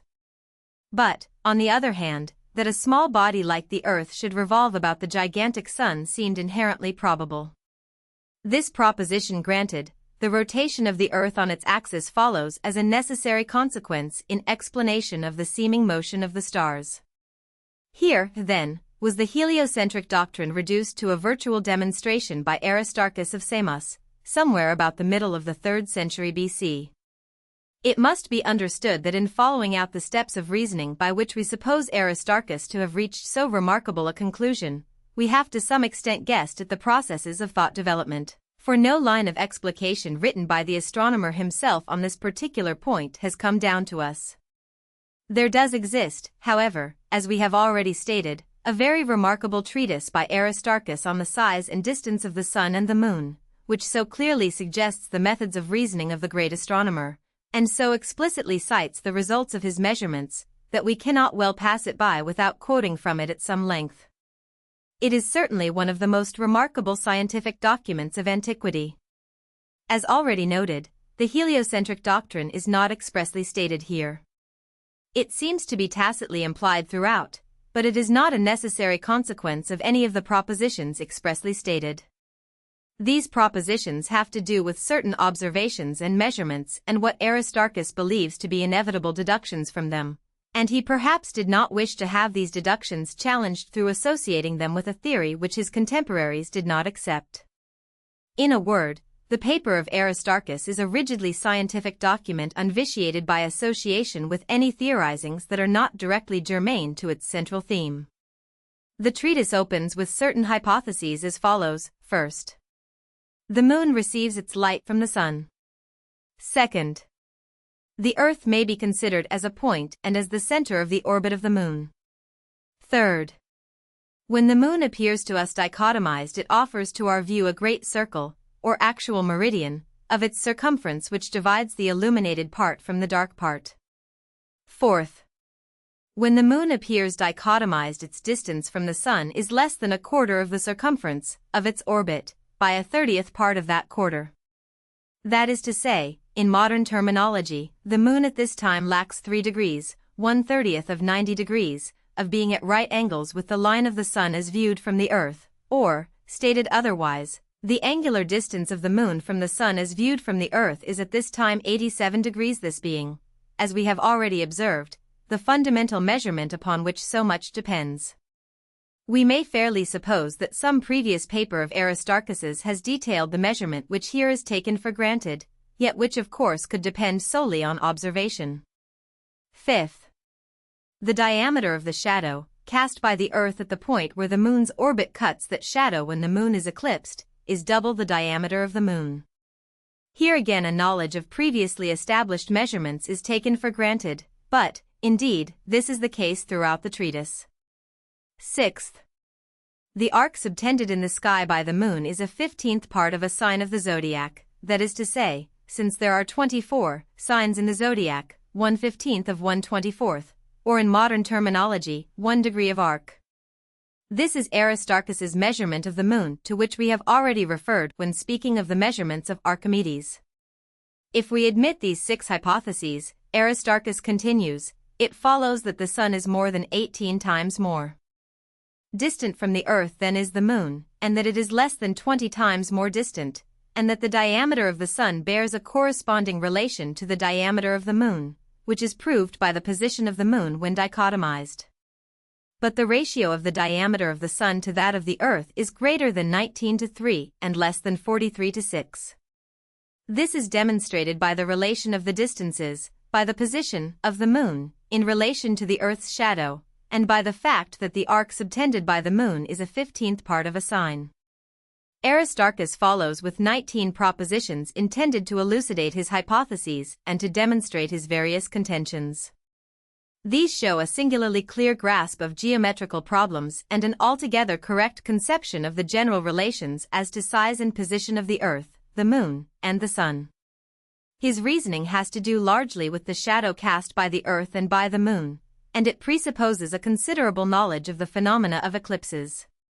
His first proposition is that 2 equal spheres may always be circumscribed in a cylinder, 2 unequal spheres in a cone of which the apex is found on the side of the smaller sphere, and a straight line joining the centers of these spheres is perpendicular to each of the 2 circles made by the contact of the surface of the cylinder or of the cone with the spheres. It will be observed that Aristarchus has in mind here the moon, the earth, and the sun as spheres to be circumscribed within a cone, which cone is made tangible and measurable by the shadows cast by the non-luminous bodies, since, continuing, he clearly states in Proposition 9, that when the sun is totally eclipsed, an observer on the earth's surface is at an apex of a cone comprising the moon and the sun.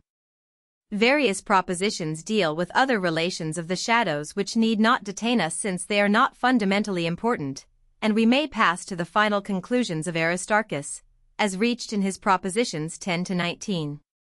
Now, since, Proposition 10, the diameter of the sun is more than 18 times and less than 20 times greater than that of the moon, it follows, Proposition 11, that the bulk of the sun is to that of the moon in ratio, greater than 5,832 to 1, and less than 8,000 to 1. Proposition 16. The diameter of the sun is to the diameter of the earth in greater proportion than 19 to 3, and less than 43 to 6. Proposition 17. The bulk of the sun is to that of the earth in greater proportion than 6,859 to 27, and less than 79,507 to 216. Proposition 18. The diameter of the earth is to the diameter of the moon in greater proportion than 108 to 43 and less than 60 to 19. Proposition 19. The bulk of the earth is to that of the moon in greater proportion than 1,259,712 to 79,507 and less than 20,000 to 6859. Such then are the more important conclusions of this very remarkable paper, a paper which seems to have interest to the successors of Aristarchus generation after generation, since this alone of all the writings of the great astronomer has been preserved. How widely the exact results of the measurements of Aristarchus differ from the truth, we have pointed out as we progressed. But let it be repeated that this detracts little from the credit of the astronomer who had such clear and correct conceptions of the relations of the heavenly bodies and who invented such correct methods of measurement. Let it be particularly observed, however, that all the conclusions of Aristarchus are stated in relative terms. He nowhere attempts to estimate the precise size of the earth, of the moon, or of the sun, or the actual distance of one of these bodies from another. The obvious reason for this is that no data were at hand from which to make such precise measurements. Had Aristarchus known the size of any one of the bodies in question, he might readily, of course, have determined the size of the others by the mere application of his relative scale, but he had no means of determining the size of the earth, and to this extent his system of measurements remained imperfect. Where Aristarchus halted, however, another worker of the same period took the task in hand and by an altogether wonderful measurement determined the size of the earth, and thus brought the scientific theories of cosmology to their climax. This worthy supplementer of the work of Aristarchus was Eratosthenes of Alexandria. Eratosthenes, the surveyor of the world, an altogether remarkable man was this native of Cyrene, who came to Alexandria from Athens to be the chief librarian of Ptolemy Euergetes. He was not merely an astronomer and a geographer, but a poet and grammarian as well. His contemporaries jestingly called him Beta II, because he was said through the universality of his attainments to be a second Plato in philosophy, a second Thales in astronomy, and so on throughout the list. He was also called the surveyor of the world, in recognition of his services to geography. Hipparchus said of him, perhaps half jestingly, that he had studied astronomy as a geographer and geography as an astronomer. It is not quite clear whether the epigram was meant as compliment or as criticism. Similar phrases have been turned against men of versatile talent in every age.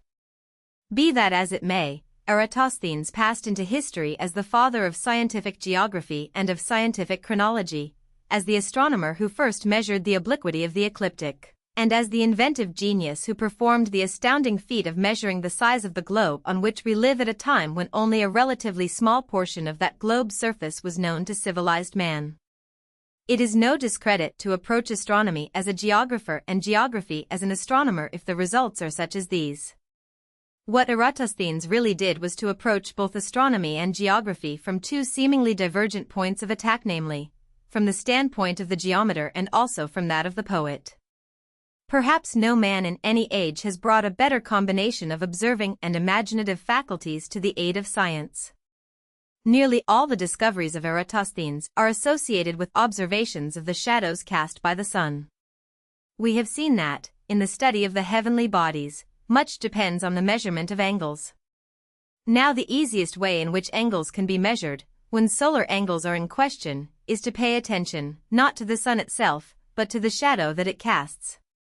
We saw that Thales made some remarkable measurements with the aid of shadows, and we have more than once referred to the gnomon, which is the most primitive, but which long remained the most important, of astronomical instruments. It is believed that Eratosthenes invented an important modification of the gnomon which was elaborated afterwards by Hipparchus and called an armillary sphere. This consists essentially of a small gnomon, or perpendicular post, attached to a plane representing the Earth's equator and a hemisphere in imitation of the Earth's surface.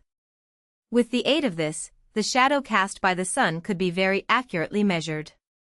It involves no new principle. Every perpendicular post or object of any kind placed in the sunlight casts a shadow from which the angles now in question could be roughly measured. The province of the armillary sphere was to make these measurements extremely accurate.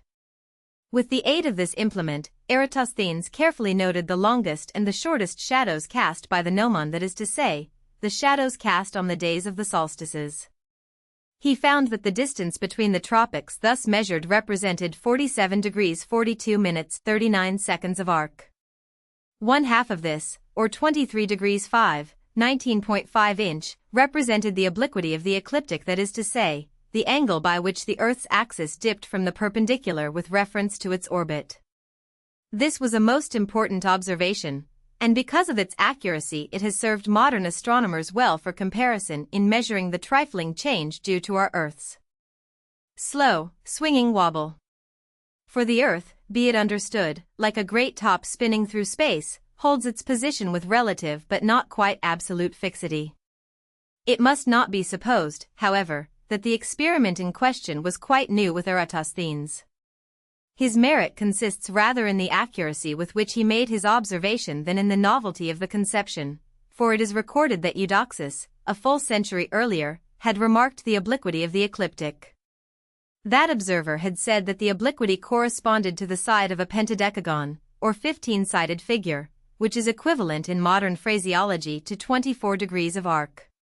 But so little is known regarding the way in which Eudoxus reached his estimate that the measurement of Eratosthenes is usually spoken of as if it were the first effort of the kind. Much more striking, at least in its appeal to the popular imagination, was that other great feat which Eratosthenes performed with the aid of his perfected gnomon, the measurement of the Earth itself. When we reflect that at this period the portion of the Earth open to observation extended only from the Straits of Gibraltar on the west to India on the east, and from the North Sea to Upper Egypt, it certainly seems enigmatical at first thought, almost miraculous, that an observer should have been able to measure the entire globe. That he should have accomplished this through observation of nothing more than a tiny bit of Egyptian territory and a glimpse of the sun's shadow makes it seem but the more wonderful. Yet the method of Eratosthenes, like many another enigma, seems simple enough once it is explained. It required but the application of a very elementary knowledge of the geometry of circles, combined with the use of a fact or two from local geography which detracts nothing from the genius of the man who could reason from such simple premises to so wonderful a conclusion. Stated in a few words, the experiment of Eratosthenes was this. His geographical studies had taught him that the town of Syene lay directly south of Alexandria, or, as we should say, on the same meridian of latitude. He had learned, further, that Syene lay directly under the tropic, since it was reported that at noon on the day of the summer solstice the gnomon there cast no shadow, while a deep well was illumined to the bottom by the sun. A third item of knowledge, supplied by the surveyors of Ptolemy, made the distance between Syene and Alexandria 5,000 stadia. These, then, were the preliminary data required by Eratosthenes. Their significance consists in the fact that here is a measured bit of the Earth's arc 5,000 stadia in length. If we could find out what angle that bit of arc subtends, a mere matter of multiplication would give us the size of the Earth. But how determine this all-important number? The answer came through reflection on the relations of concentric circles.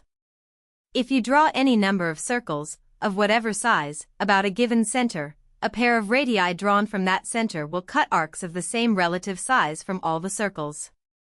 One circle may be so small that the actual arc subtended by the radii in a given case may be but an inch in length, while another circle is so large that its corresponding arc is measured in millions of miles. But in each case the same number of so-called degrees will represent the relation of each arc to its circumference.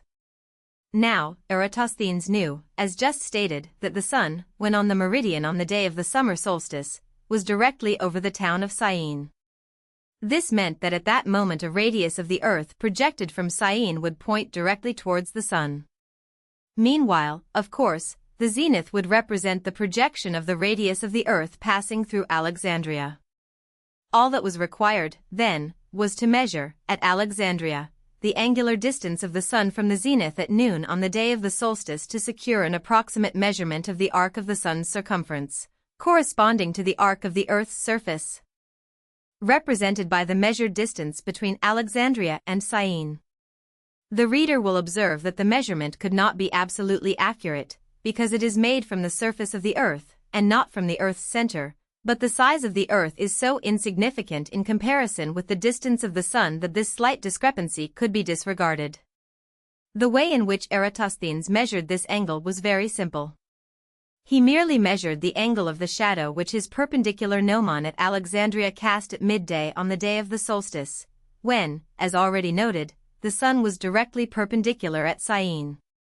Now a glance at the diagram will make it clear that the measurement of this angle of the shadow is merely a convenient means of determining the precisely equal opposite angle subtending an arc of an imaginary circle passing through the sun, the r which, as already explained, corresponds with the arc of the Earth's surface represented by the distance between Alexandria and Syene.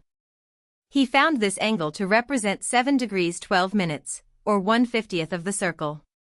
5,000 stadia, then, represent 1/50th of the Earth's circumference, the entire circumference being, therefore, 250,000 stadia.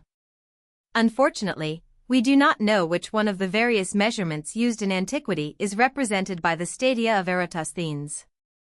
According to the researches of Lepsius, however, the stadium in question represented 180 meters, and this would make the Earth, according to the measurement of Eratosthenes, about 28,000 miles in circumference, an answer sufficiently exact to justify the wonder which the experiment excited in antiquity, and the admiration with which it has ever since been regarded.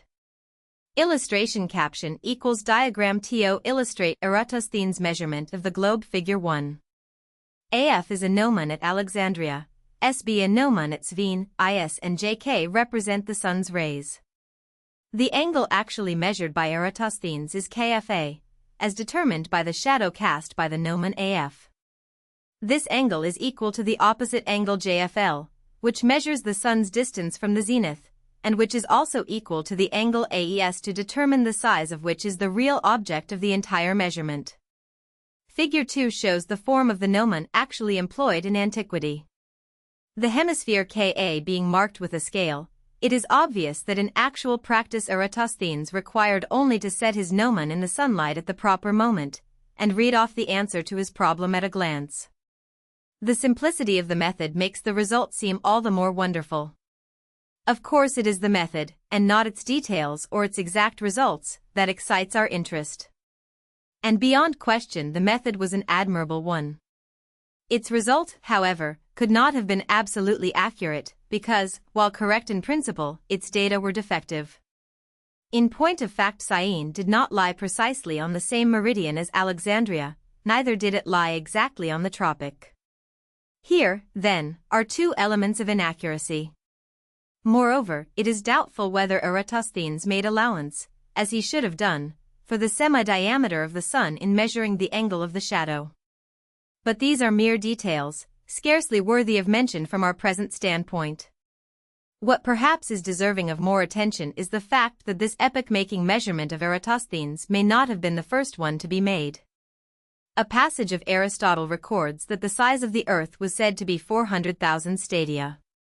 Some commentators have thought that Aristotle merely referred to the area of the inhabited portion of the Earth and not to the circumference of the Earth itself, but his words seem doubtfully susceptible of this interpretation, and if he meant, as his words seem to imply, that philosophers of his day had a tolerably precise idea of the globe, we must assume that this idea was based upon some sort of measurement. The recorded size, 400,000 stadia, is a sufficient approximation to the truth to suggest something more than a mere unsupported guess. Now, since Aristotle died more than 50 years before Eratosthenes was born, his report as to the alleged size of the Earth certainly has a suggestiveness that cannot be overlooked, but it arouses speculations without giving an inkling as to their solution. If Eratosthenes had a precursor as an Earth measurer, no hint or rumor has come down to us that would enable us to guess who that precursor may have been. His personality is as deeply enveloped in the mists of the past as are the personalities of the great prehistoric discoverers. For the purpose of the historian, Eratosthenes must stand as the inventor of the method with which his name is associated, and as the first man of whom we can say with certainty that he measured the size of the Earth. Right worthily, then, had the Alexandrian philosopher won his proud title of surveyor of the world. Hipparchus, the lover of truth Eratosthenes, outlived most of his great contemporaries. He saw the turning of that first and greatest century of Alexandrian science, the 3rd century before our era. He died in the year 196 BC, having, it is said, starved himself to death to escape the miseries of blindness. To the measurer of shadows, life without light seemed not worth the living.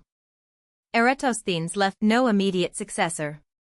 A generation later, however, another great figure appeared in the astronomical world in the person of Hipparchus, a man who, as a technical observer, had perhaps no peer in the ancient world, one who set so high a value upon accuracy of observation as to earn the title of the lover of truth.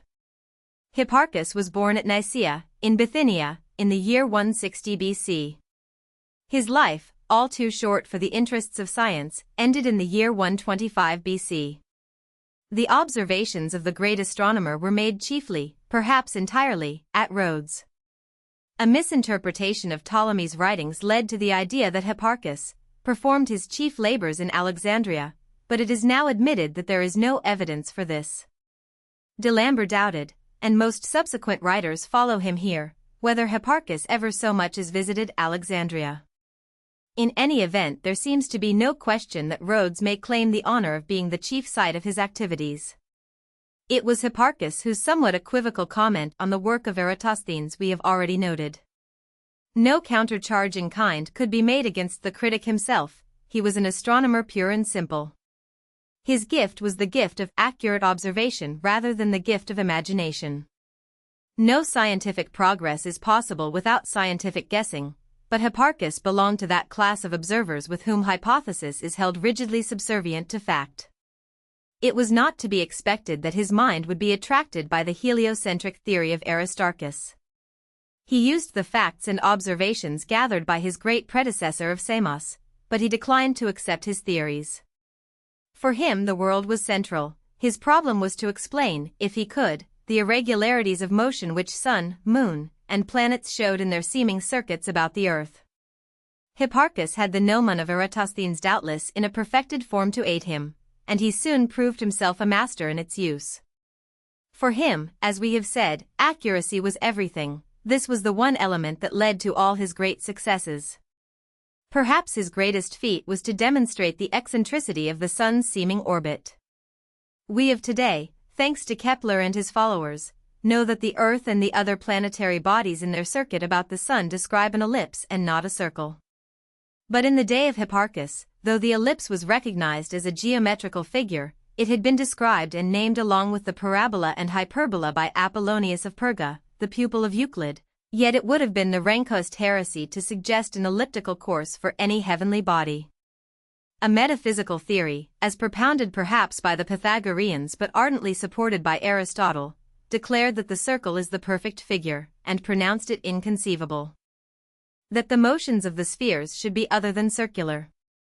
This thought dominated the mind of Hipparchus, and so when his careful measurements led him to the discovery that the northward and southward journeyings of the sun did not divide the year into 4 equal parts, there was nothing open to him but to either assume that the earth does not lie precisely at the center of the sun's circular orbit or to find some alternative hypothesis. In point of fact, the sun, reversing the point of view in accordance with modern discoveries, does lie at one focus of the Earth's elliptical orbit, and therefore away from the physical center of that orbit. In other words, the observations of Hipparchus were absolutely accurate. He was quite correct in finding that the sun spends more time on one side of the equator than on the other. When, therefore, he estimated the relative distance of the Earth from the geometrical center of the sun's supposed circular orbit, and spoke of this as the measure of the sun's eccentricity, he propounded a theory in which true data of observation were curiously mingled with a positively inverted theory. That the theory of Hipparchus was absolutely consistent with all the facts of this particular observation is the best evidence that could be given of the difficulties that stood in the way of a true explanation of the mechanism of the heavens.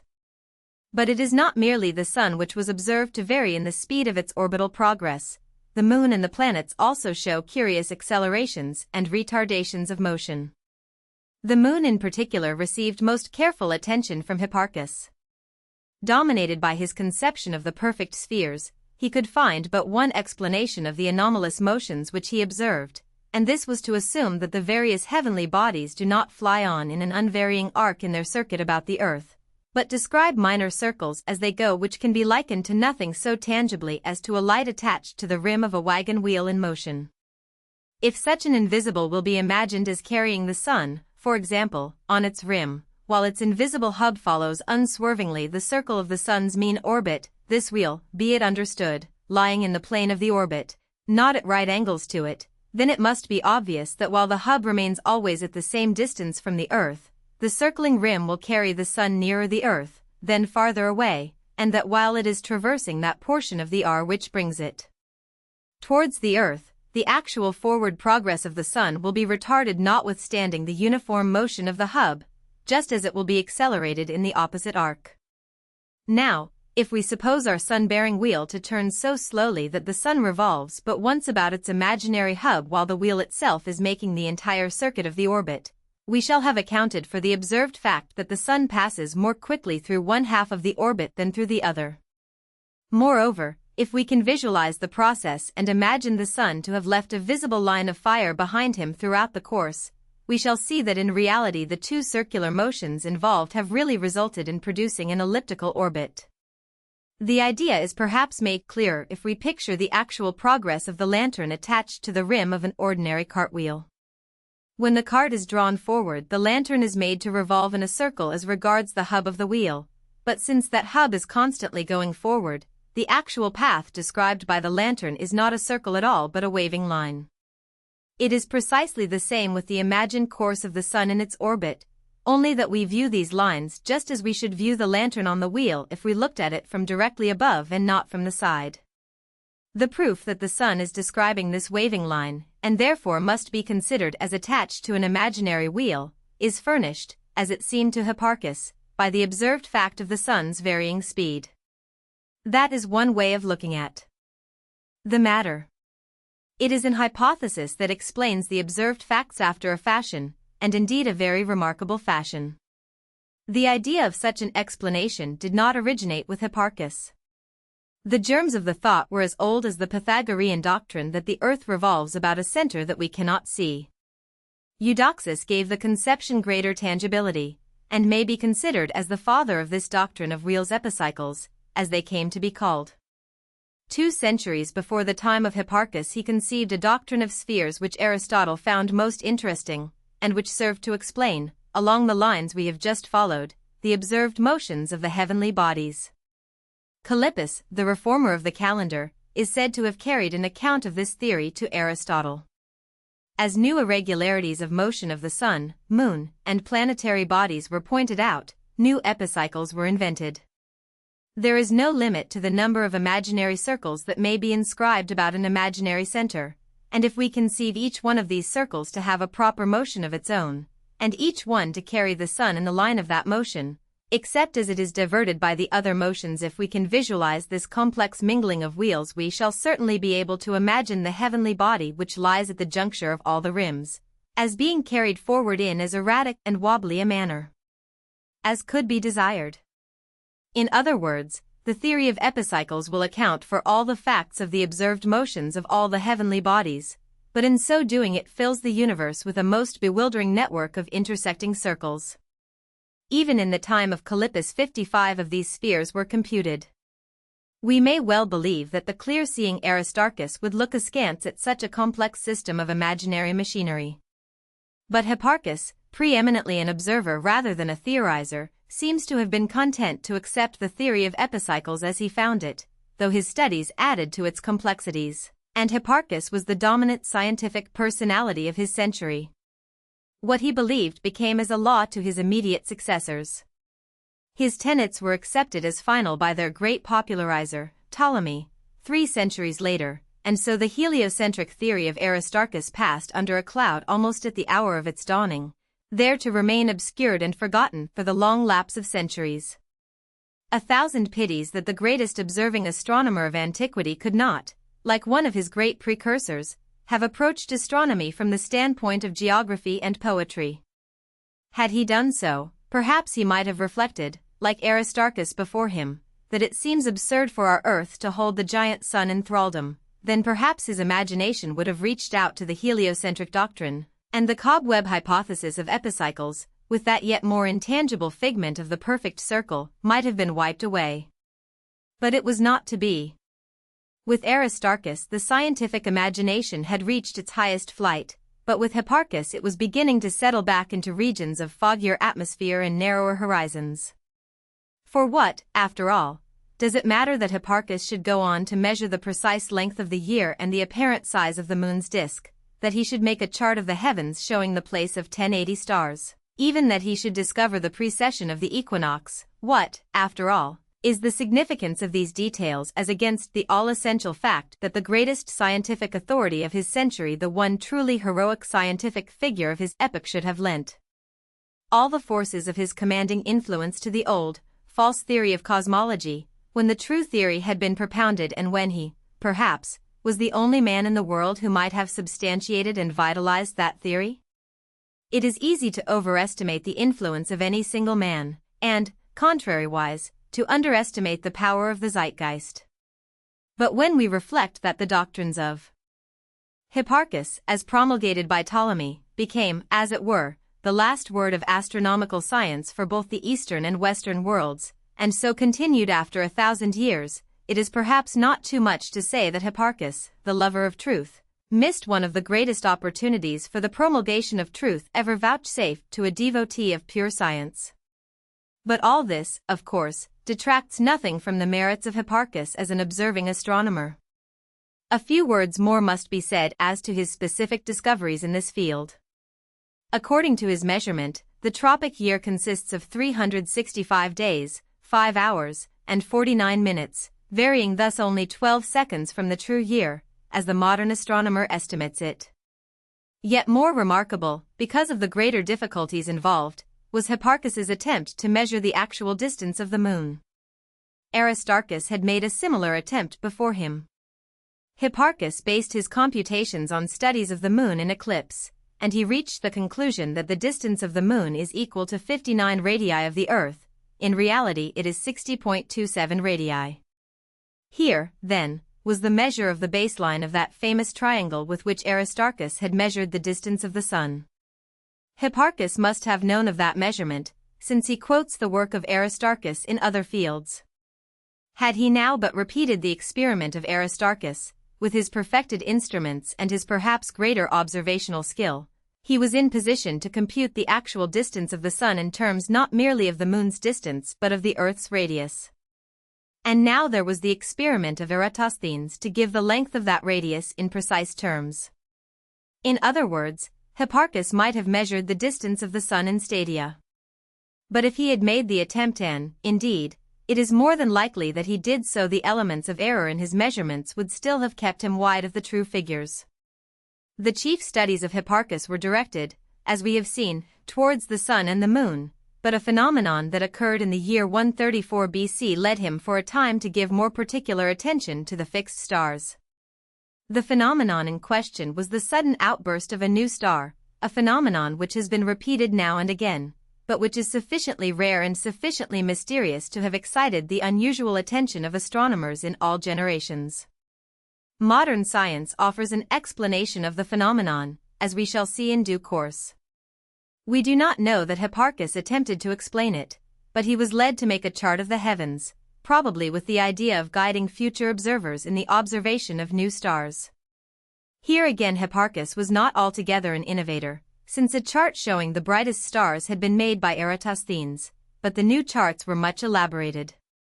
The studies of Hipparchus led him to observe the stars chiefly with reference to the meridian rather than with reference to their rising, as had hitherto been the custom.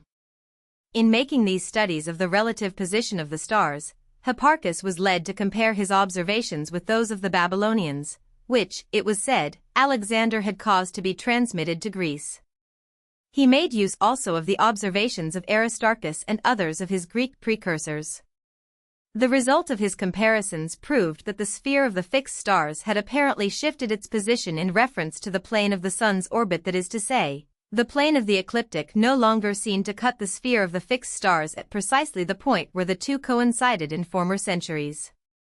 The plane of the ecliptic must therefore be conceived as slowly revolving in such a way as gradually to circumnavigate the heavens. This important phenomenon is described as the precession of the equinoxes. It is much in question whether this phenomenon was not known to the ancient Egyptian astronomers, but in any event, Hipparchus is to be credited with demonstrating the fact and making it known to the Western world. A. Further service was rendered theoretical astronomy by Hipparchus through his invention of the planisphere, an instrument for the representation of the mechanism of the heavens.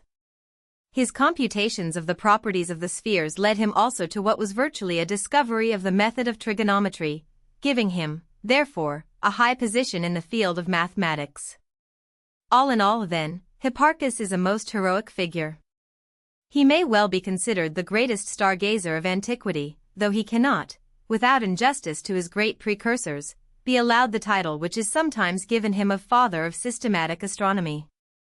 Ctesibius and Hero, magicians of Alexandria just about the time when Hipparchus was working out at Rhodes his puzzles of celestial mechanics, there was a man in Alexandria who was exercising a strangely inventive genius over mechanical problems of another sort, a man who, following the example set by Archimedes a century before, was studying the problems of matter and putting his studies to practical application through the invention of weird devices.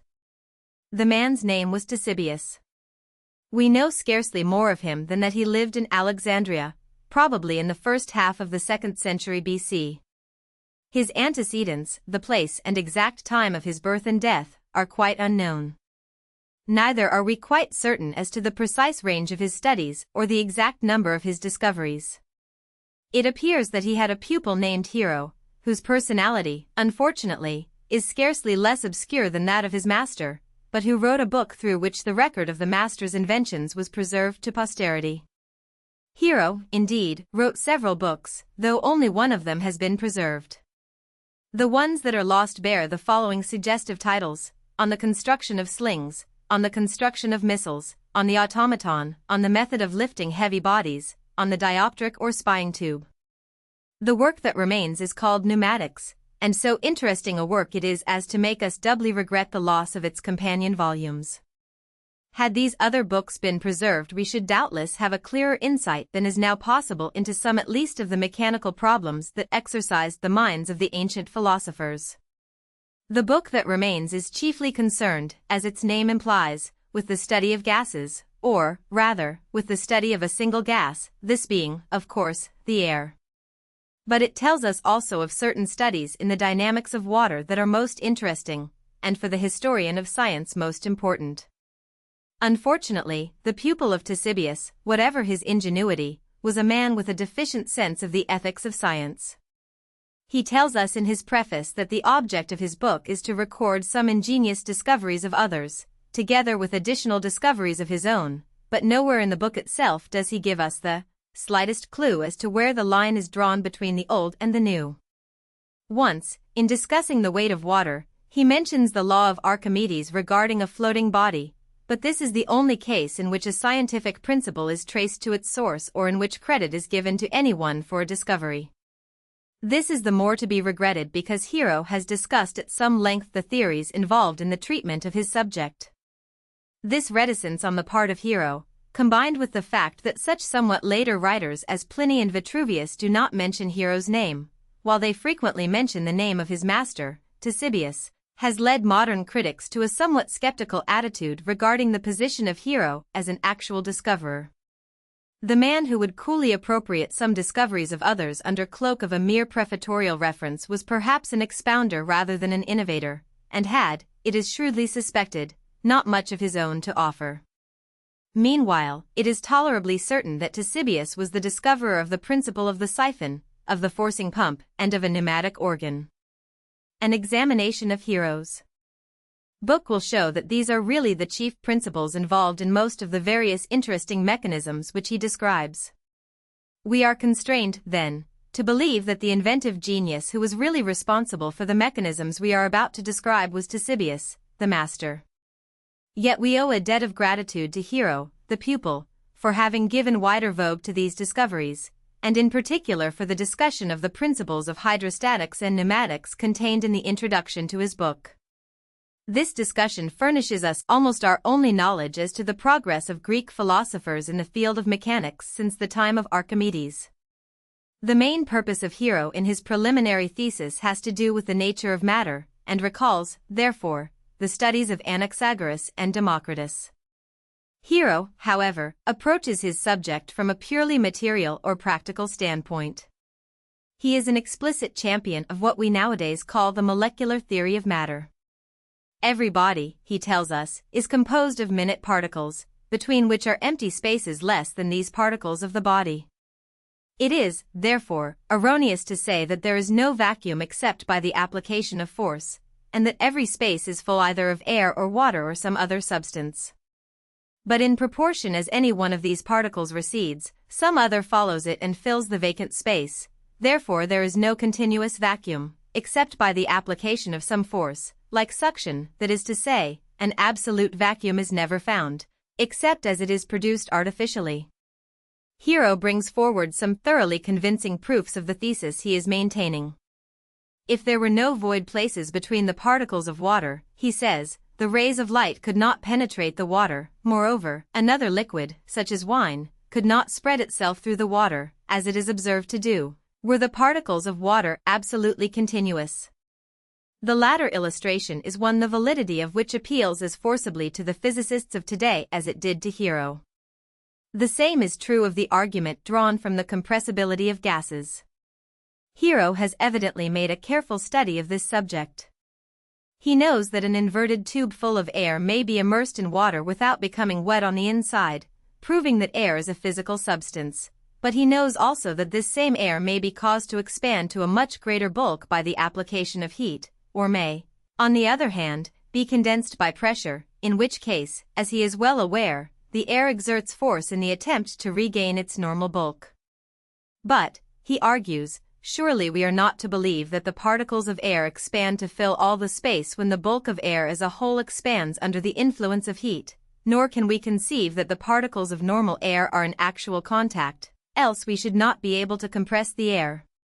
Hence his conclusion, which, as we have seen, he makes general in its application to all matter, that there are spaces, or, as he calls them, vacua, between the particles that go to make up all substances, whether liquid, solid, or gaseous.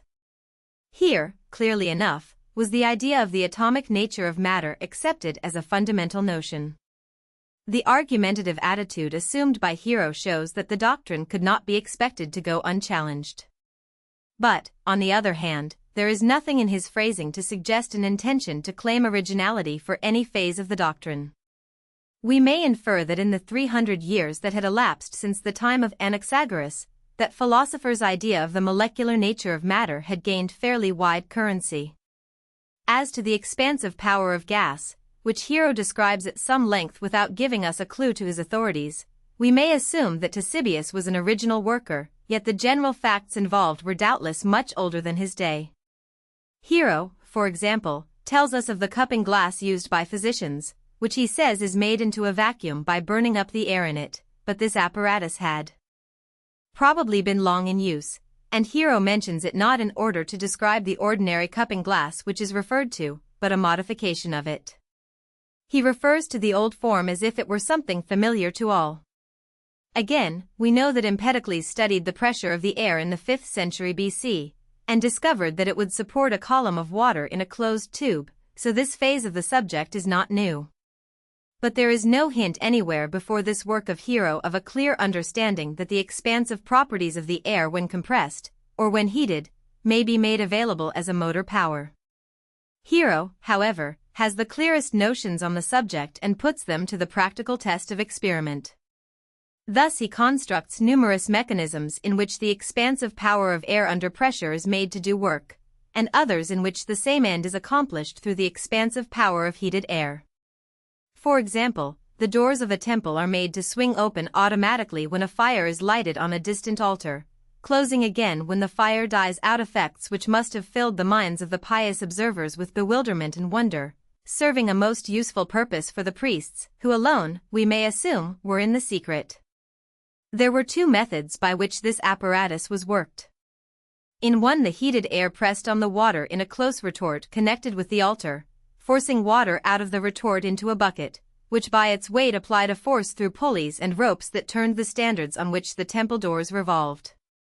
When the fire died down, the air contracted, the water was siphoned back from the bucket, which, being thus lightened, let the doors close again through the action of an ordinary weight. The other method was a slight modification, in which the retort of water was dispensed with and a leather sack like a large football substituted. The ropes and pulleys were connected with this sack, which exerted a pull when the hot air expanded, and which collapsed and thus relaxed its strain when the air cooled. A glance at the illustrations taken from Hero's book will make the details clear. Other mechanisms utilized a somewhat different combination of weights, pulleys, and siphons, operated by the expansive power of air, unheated but under pressure, such pressure being applied with a force pump, or by the weight of water running into a closed receptacle. One such mechanism gives us a constant jet of water or perpetual fountain. Another curious application of the principle furnishes us with an elaborate toy, consisting of a group of birds which alternately whistle or are silent, while an owl seated on a neighboring perch turns towards the birds when their song begins and away from them when it ends. The singing of the birds, it must be explained, is produced by the expulsion of air through tiny tubes passing up through their throats from a tank below. The owl is made to turn by a mechanism similar to that which manipulates the temple doors. The pressure is supplied merely by a stream of running water, and the periodical silence of the birds is due to the fact that this pressure is relieved through the automatic siphoning off of the water when it reaches a certain height. The action of the siphon, it may be added, is correctly explained by Hero as due to the greater weight of the water in the longer arm of the bent tube. As before mentioned, the siphon is repeatedly used in these mechanisms of Hero. The diagram will make clear the exact application of it in the present most ingenious mechanism. We may add that the principle of the whistle was a favorite one of Hero. By the aid of a similar mechanism he brought about the blowing of trumpets when the temple doors were opened, a phenomenon which must greatly have enhanced the mystification. It is possible that this principle was utilized also in connection with statues to produce seemingly supernatural effects. This may be the explanation of the tradition of the speaking statue in the Temple of Ammon at Thebes. Illustration caption equals device for causing the doors of the temple to open when the fire on the altar is lighted. Air heated in the altar F drives water from the closed receptacle H through the tube KL into the bucket M, which descends through gravity, thus opening the doors. When the altar cools, the air contracts, the water is sucked from the bucket, and the weight and pulley close the doors. Illustration caption equals the steam engine of Hero. The steam generated in the receptacle AB passes through the tube EF into the globe, and escapes through the bent tubes H and K, causing the globe to rotate on the axis LG. The utilization of the properties of compressed air was not confined, however, exclusively to mere toys, or to produce miraculous effects. The same principle was applied to a practical fire engine, worked by levers and force pumps, an apparatus, in short, altogether similar to that still in use in rural districts. A slightly different application of the motive power of expanding air is furnished in a very curious toy called the dancing figures. In this, air heated in a retort like a miniature altar is allowed to escape through the sides of two pairs of revolving arms precisely like those of the ordinary revolving fountain with which we are accustomed to water our lawns, the revolving arms being attached to a plane on which several pairs of statuettes representing dancers are placed. An even more interesting application of this principle of setting a wheel in motion is furnished in a mechanism which must be considered the earliest of steam engines. Here, as the name implies, the gas supplying the motive power is actually steam. The apparatus made to revolve is a globe connected with the steam retort by a tube which serves as one of its axes, the steam escaping from the globe through two bent tubes placed at either end of an equatorial diameter. It does not appear that Hero had any thought of making practical use of this steam engine. It was merely a curious toy, nothing more. Yet had not the age that succeeded that of Hero been one in which inventive genius was dormant, someone must soon have hit upon the idea that this steam engine might be improved and made to serve a useful purpose. As the case stands, however, there was no advance made upon the steam motor of Hero for almost 2,000 years. And, indeed, when the practical application of steam was made, towards the close of the 18th century, it was made probably quite without reference to the experiment of Hero, though knowledge of his toy may perhaps have given a clue to what or his predecessors. Illustration caption equals the slot machine of Hero. The coin introduced at a falls on the lever R, and by its weight opens the valve S, permitting the liquid to escape through the invisible tube LM. As the lever tips, the coin slides off and the valve closes. The liquid in tank must of course be kept above F. In recent times there has been a tendency to give to this steam engine of Hero something more than full meed of appreciation.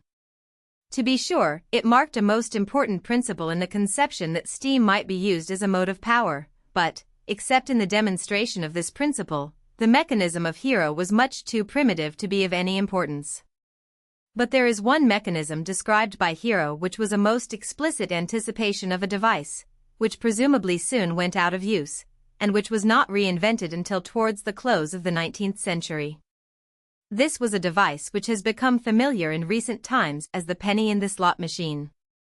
When towards the close of the 19th century some inventive craftsman hit upon the idea of an automatic machine to supply candy, a box of cigarettes, or a whiff of perfumery, he may or may not have borrowed his idea from the slot machine of Hero, but in any event, instead of being an innovator he was really 2,000 years behind the times, for the slot machine of Hero is the precise prototype of these modern ones.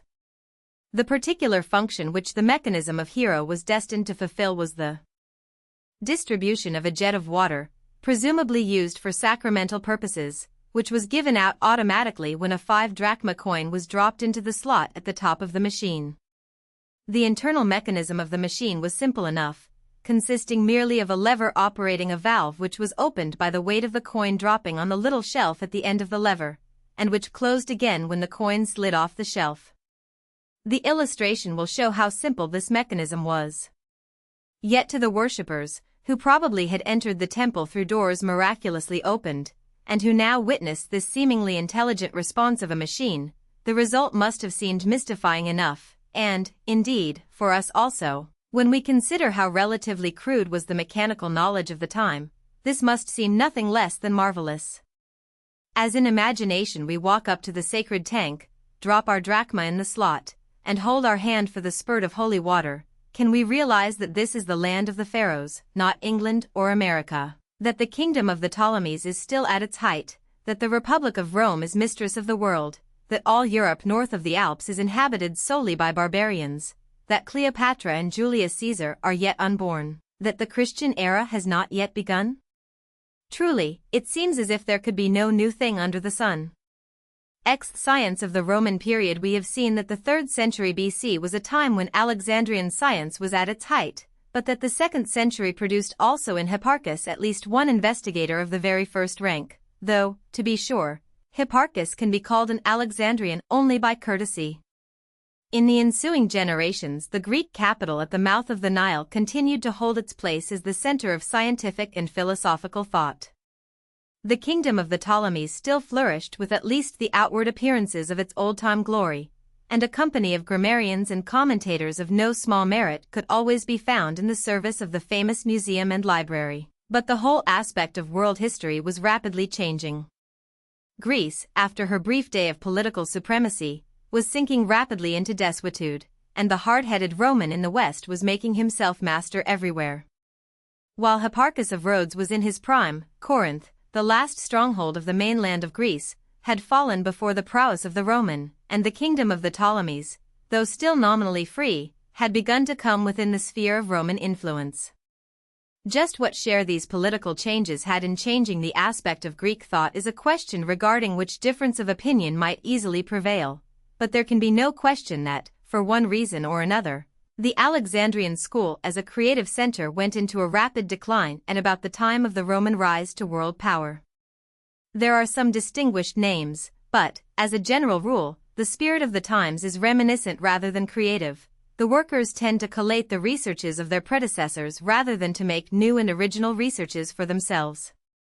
Eratosthenes, the inventive world measurer, was succeeded by Strabo, the industrious collator of facts. Aristarchus and Hipparchus, the originators of new astronomical methods, were succeeded by Ptolemy, the perfecter of their methods and the systematizer of their knowledge. Meanwhile, in the West, Rome never became a true culture center. The great genius of the Roman was political. The Augustan age produced a few great historians and poets, but not a single great philosopher or creative devotee of science. Cicero, Lucian, Seneca, Marcus Aurelius, give us at best a reflection of Greek philosophy. Pliny, the one world-famous name in the scientific annals of Rome, can lay claim to no higher credit than that of a marvelously industrious collector of facts, the compiler of an encyclopedia which contains not one creative touch. All in all, then, this epoch of Roman domination is one that need detain the historian of science but a brief moment. With the culmination of Greek effort in the so-called Hellenistic period, we have seen ancient science at its climax. The Roman period is but a time of transition, marking, as it were, a plateau on the slope between those earlier heights and the deep, dark valleys of the Middle Ages. Yet we cannot quite disregard the efforts of such workers as those we have just named. Let us take a more specific glance at their accomplishments. Strabo the geographer. The earliest of these workers in point of time is Strabo.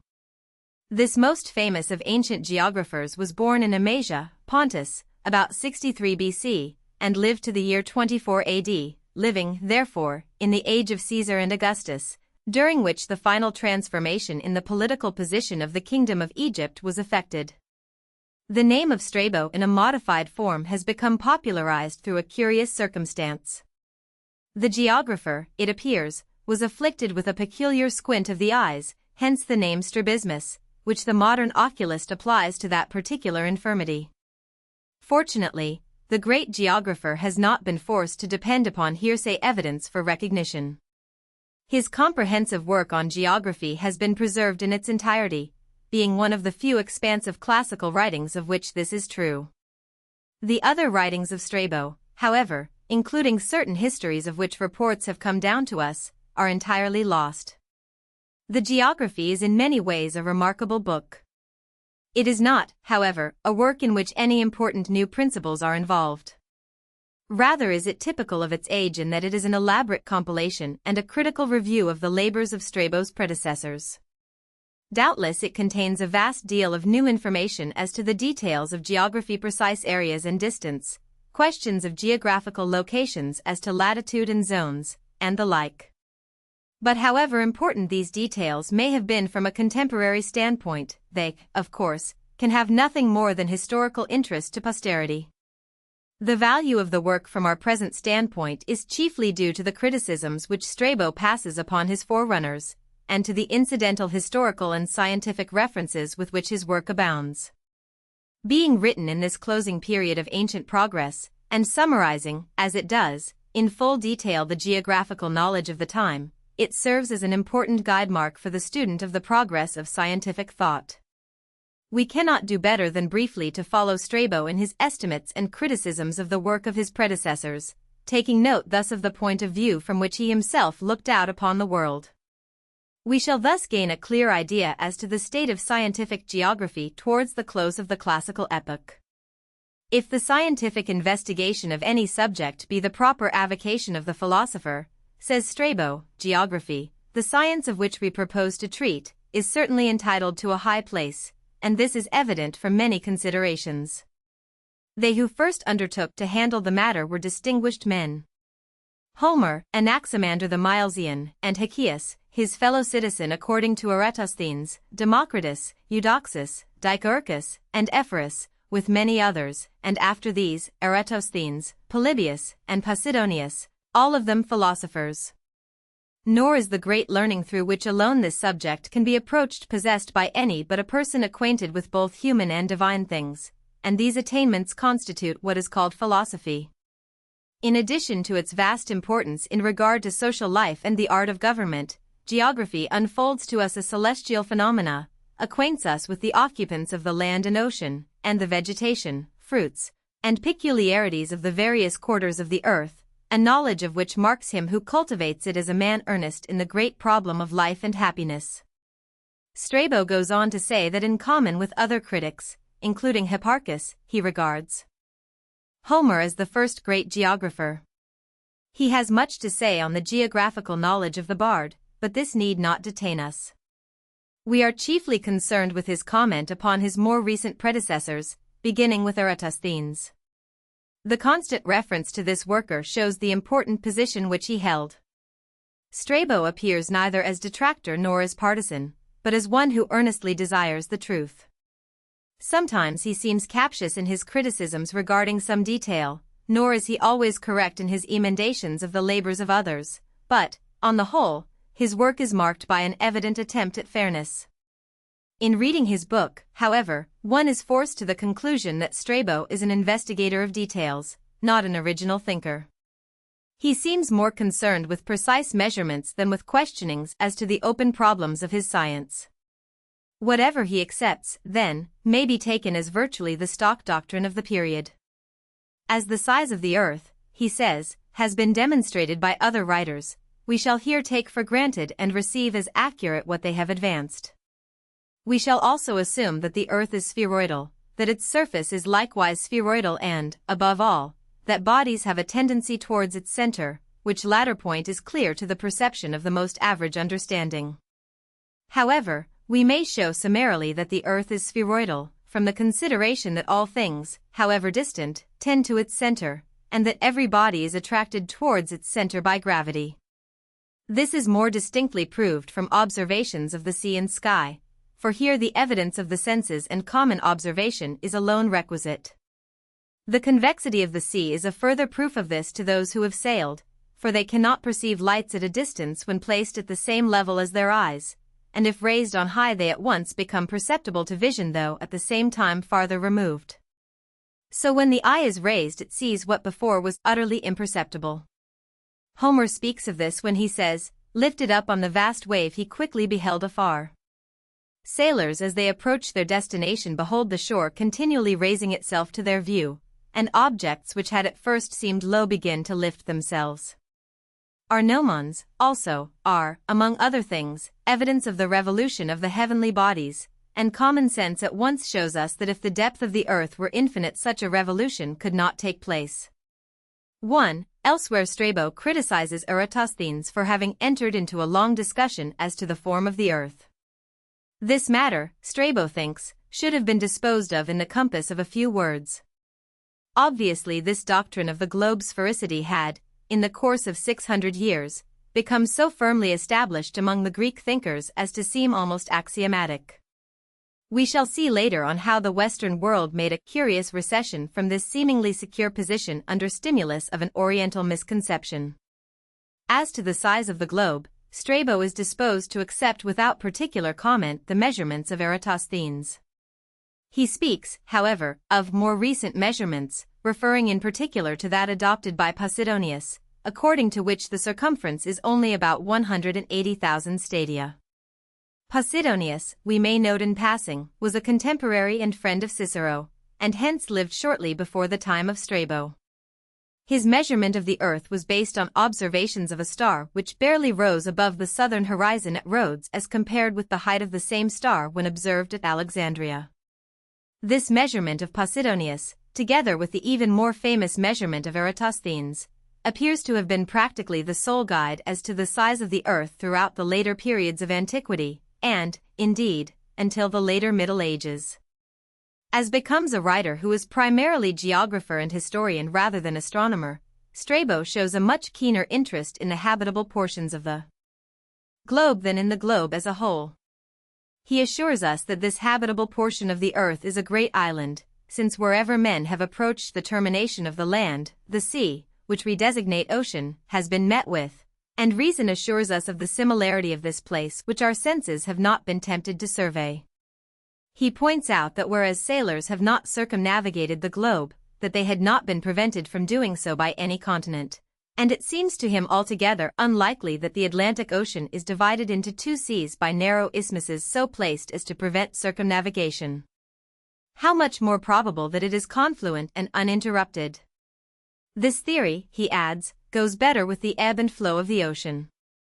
Moreover, and here his reasoning becomes more fanciful, the greater the amount of moisture surrounding the earth, the easier would the heavenly bodies be supplied with vapor from thence. Yet he is disposed to believe, following Plato, that the tradition concerning the island of Atlantos might be received as something more than idle fiction, it having been related by Solon, on the authority of the Egyptian priests, that this island, almost as large as a continent, was formerly in existence although now it had disappeared. 2. In a word, then, Strabo entertains no doubt whatever that it would be possible to sail around the globe from Spain to India. Indeed, so matter-of-fact an inference was this that the feat of Columbus would have seemed less surprising in the 1st century of our era than it did when actually performed in the 15th century. The terrors of the great ocean held the mariner back, rather than any doubt as to where he would arrive at the end of the voyage.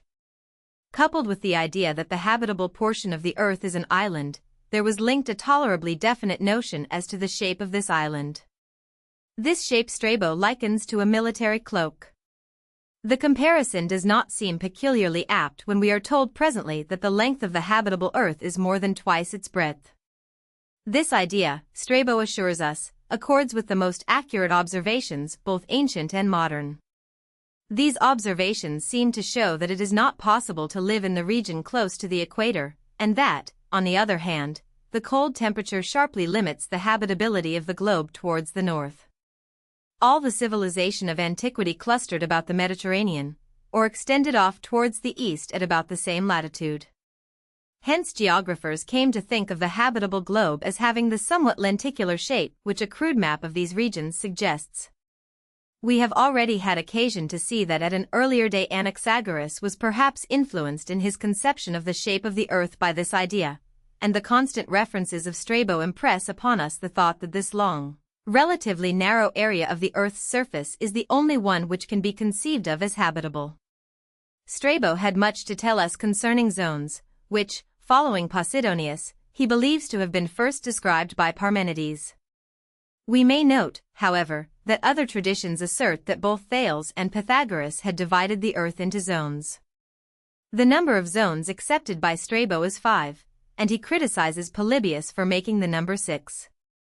The 5 zones accepted by Strabo are as follows: the uninhabitable torrid zone lying in the region of the equator, a zone on either side of this extending to the tropic, and then the temperate zones extending in either direction from the tropic to the Arctic regions.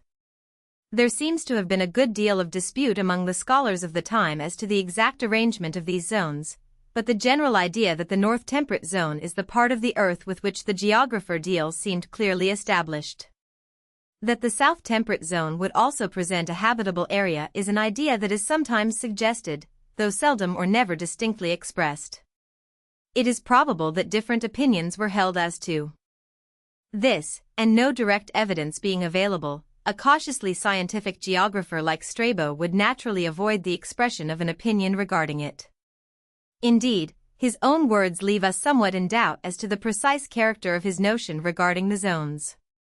Perhaps we shall do best to quote them. Let the earth be supposed to consist of 5 zones. 1. The equatorial circle described around it. 2. Another parallel to this, and defining the frigid zone of the northern hemisphere. 3. A circle passing through the poles and cutting the 2 preceding circles at right angles. The northern hemisphere contains 2 quarters of the earth, which are bounded by the equator and circle passing through the poles. Each of these quarters should be supposed to contain a 4-sided district, its northern side being of 1/2 of the parallel next the pole, its southern by the half of the equator, and its remaining sides by 2 segments of the circle drawn through the poles, opposite to each other and equal in length. In one of these, which of them is of no consequence, the earth which we inhabit is situated, surrounded by a sea and similar to an island. This, as we said before, is evident both to our senses and to our reason. But let any one doubt this, it makes no difference so far as geography is concerned whether you believe the portion of the earth which we inhabit to be an island or only admit what we know from experience, namely, that whether you start from the east or the west you may sail all around it.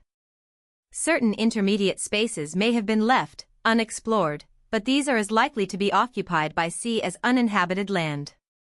The object of the geographer is to describe known countries. Those which are unknown he passes over equally with those beyond the limits of the inhabited earth. It will, therefore, be sufficient for describing the contour of the island we have been speaking of, if we join by a right line the outmost points which, up to this time, have been explored by voyagers along the coast on either side. 3. We may pass over the specific criticisms of Strabo upon various explorations that seem to have been of great interest to his contemporaries, including an alleged trip of one Eudoxus out into the Atlantic, and the journeyings of Pythias in the far north. It is Pythias, we may add, who was cited by Hipparchus as having made the mistaken observation that the length of the shadow of the gnomon is the same at Marseilles and Byzantium, hence that these two places are on the same parallel. Modern commentators have defended Pythias as regards this observation, claiming that it was Hipparchus and not Pythias who made the second observation from which the faulty induction was drawn.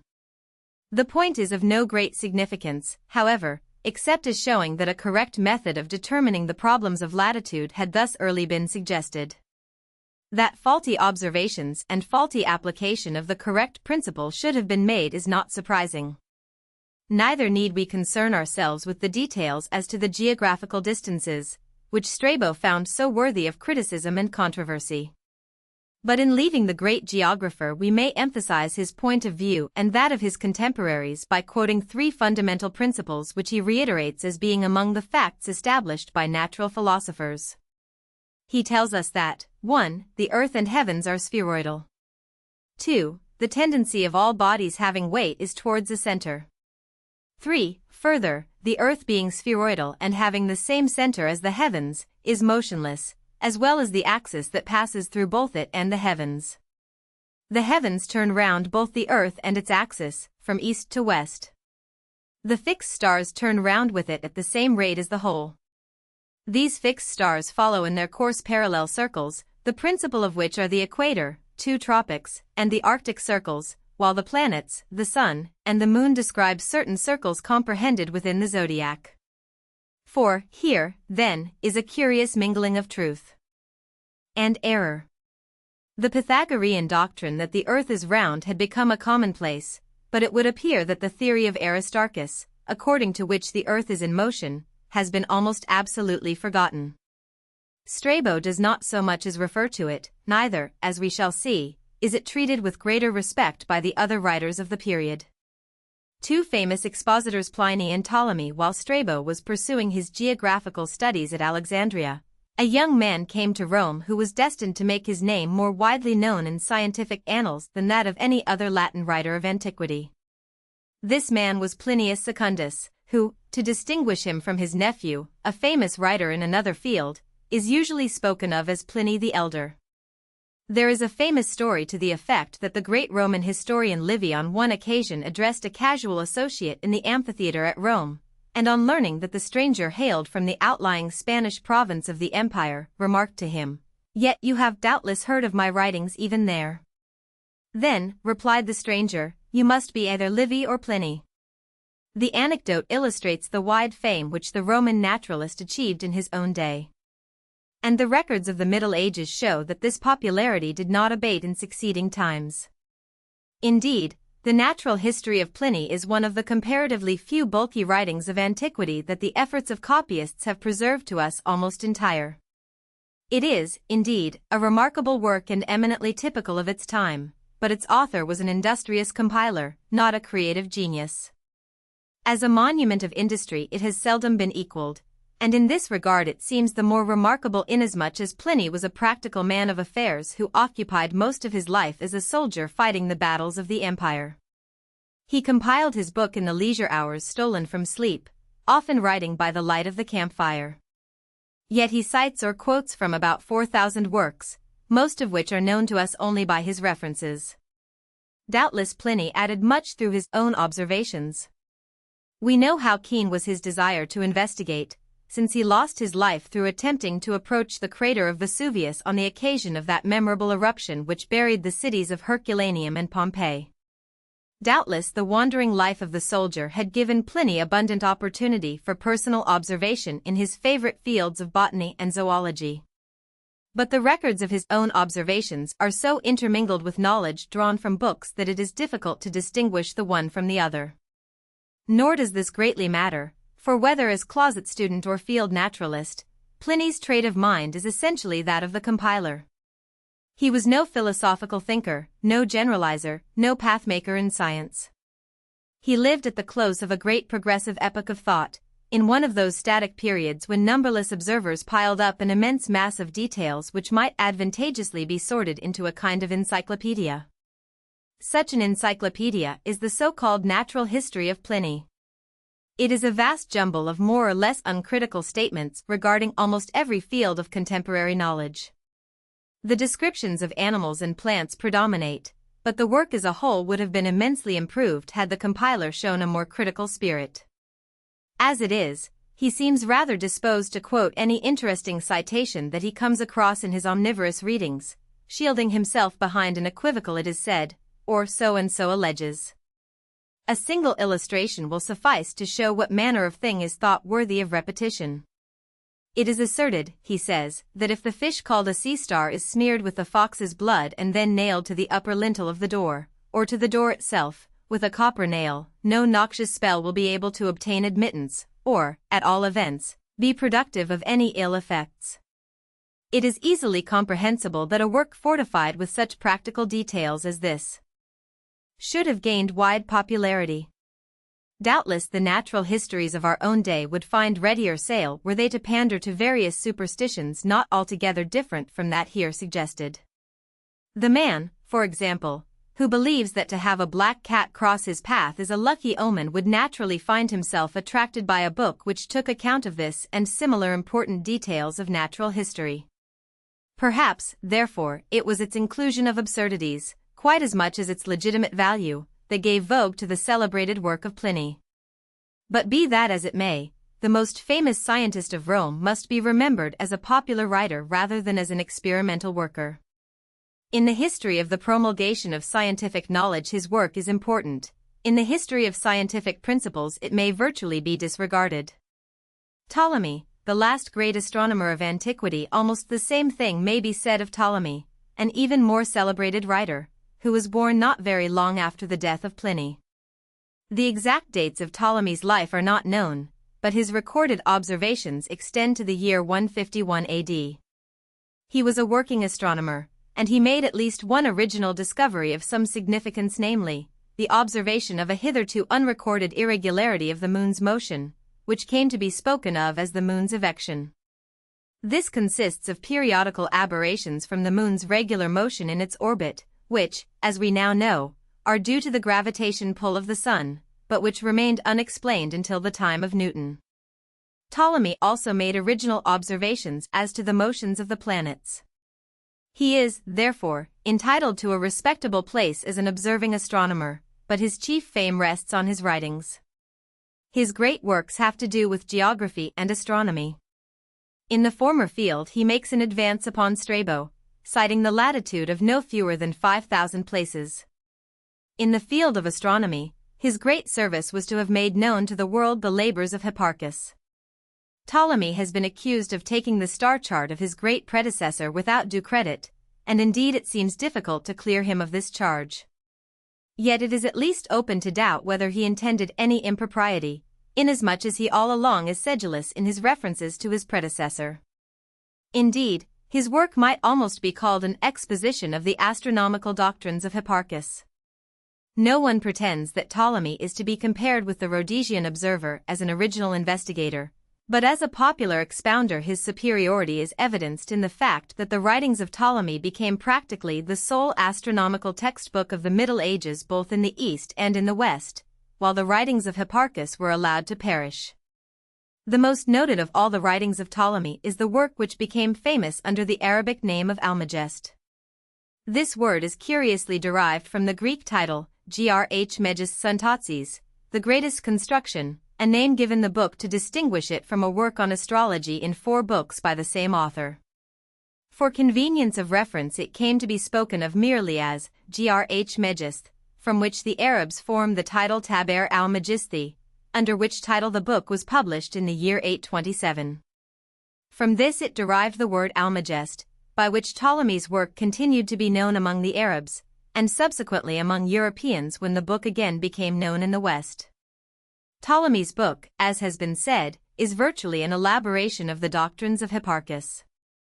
It assumes that the Earth is the fixed center of the solar system, and that the stars and planets revolve about it in 24 hours, the Earth being, of course, spherical. It was not to be expected that Ptolemy should have adopted the heliocentric idea of Aristarchus.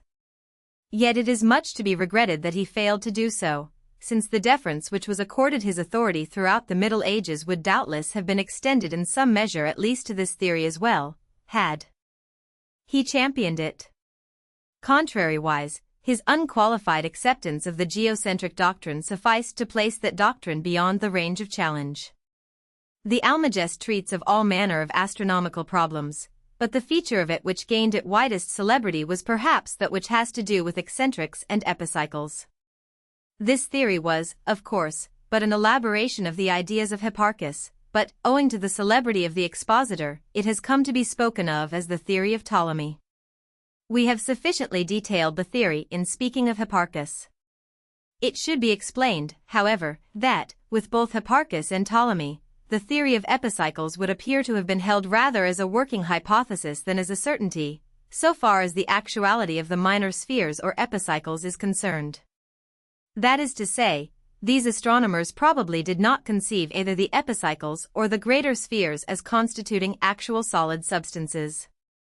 Subsequent generations, however, put this interpretation upon the theory, conceiving the various spheres as actual crystalline bodies. It is difficult to imagine just how the various epicycles were supposed to revolve without interfering with the major spheres, but perhaps this is no greater difficulty than is presented by the alleged properties of the ether, which physicists of today accept as at least a working hypothesis. We shall see later on how firmly the conception of concentric crystalline spheres was held to, and that no real challenge was ever given that theory until the discovery was made that comets have an orbit that must necessarily intersect the spheres of the various planets. Ptolemy's system of geography in 8 books, founded on that of Marinus of Tyre, was scarcely less celebrated throughout the Middle Ages than the Almagest. It contained little, however, that need concern us here, being rather an elaboration of the doctrines to which we have already sufficiently referred. None of Ptolemy's original manuscripts has come down to us, but there is an alleged 5th century manuscript attributed to Agathodamon of Alexandria which has peculiar interest because it contains a series of 27 elaborately colored maps that are supposed to be derived from maps drawn up by Ptolemy himself. In these maps the sea is colored green, the mountains red or dark yellow, and the land white. Ptolemy assumed that a degree at the equator was 500 stadia instead of 604 stadia in length. We are not informed as to the grounds on which this assumption was made, but it has been suggested that the error was at least partially instrumental in leading to one very curious result. Taking the parallel of Rhodes, says Donaldson, 5, he calculated the longitudes from the Fortunate Islands to Cattigara or the west coast of Borneo at 180 degrees, conceiving this to be 1/2 the circumference of the globe. The real distance is only 125 degrees or 127 degrees, so that his measurement is wrong by 1/3 of the whole, 1/6 for the error in the measurement of a degree and 1/6 for the errors in measuring the distance geometrically. These errors, owing to the authority attributed to the geography of Ptolemy in the Middle Ages, produced a consequence of the greatest importance. They really led to the discovery of America. For the design of Columbus to sail from the west of Europe to the east of Asia was founded on the supposition that the distance was less by 1/3 than it really was. This view is perhaps a trifle fanciful, since there is nothing to suggest that the courage of Columbus would have balked at the greater distance, and since the protests of the sailors, which nearly thwarted his efforts, were made long before the distance as estimated by Ptolemy had been covered. Nevertheless, it is interesting to recall that the great geographical doctrines, upon which Columbus must chiefly have based his arguments, had been before the world in an authoritative form practically unheeded for more than 1200 years, awaiting a champion with courage enough to put them to the test. Galen, the last great Alexandrian. There is one other field of scientific investigation to which we must give brief attention before leaving the antique world. This is the field of physiology and medicine. In considering it, we shall have to do with the very last great scientist of the Alexandrian school. This was Claudius Galenus, commonly known as Galen, a man whose fame was destined to eclipse that of all other physicians of antiquity except Hippocrates, and whose doctrines were to have the same force in their field throughout the Middle Ages that the doctrines of Aristotle had for physical science.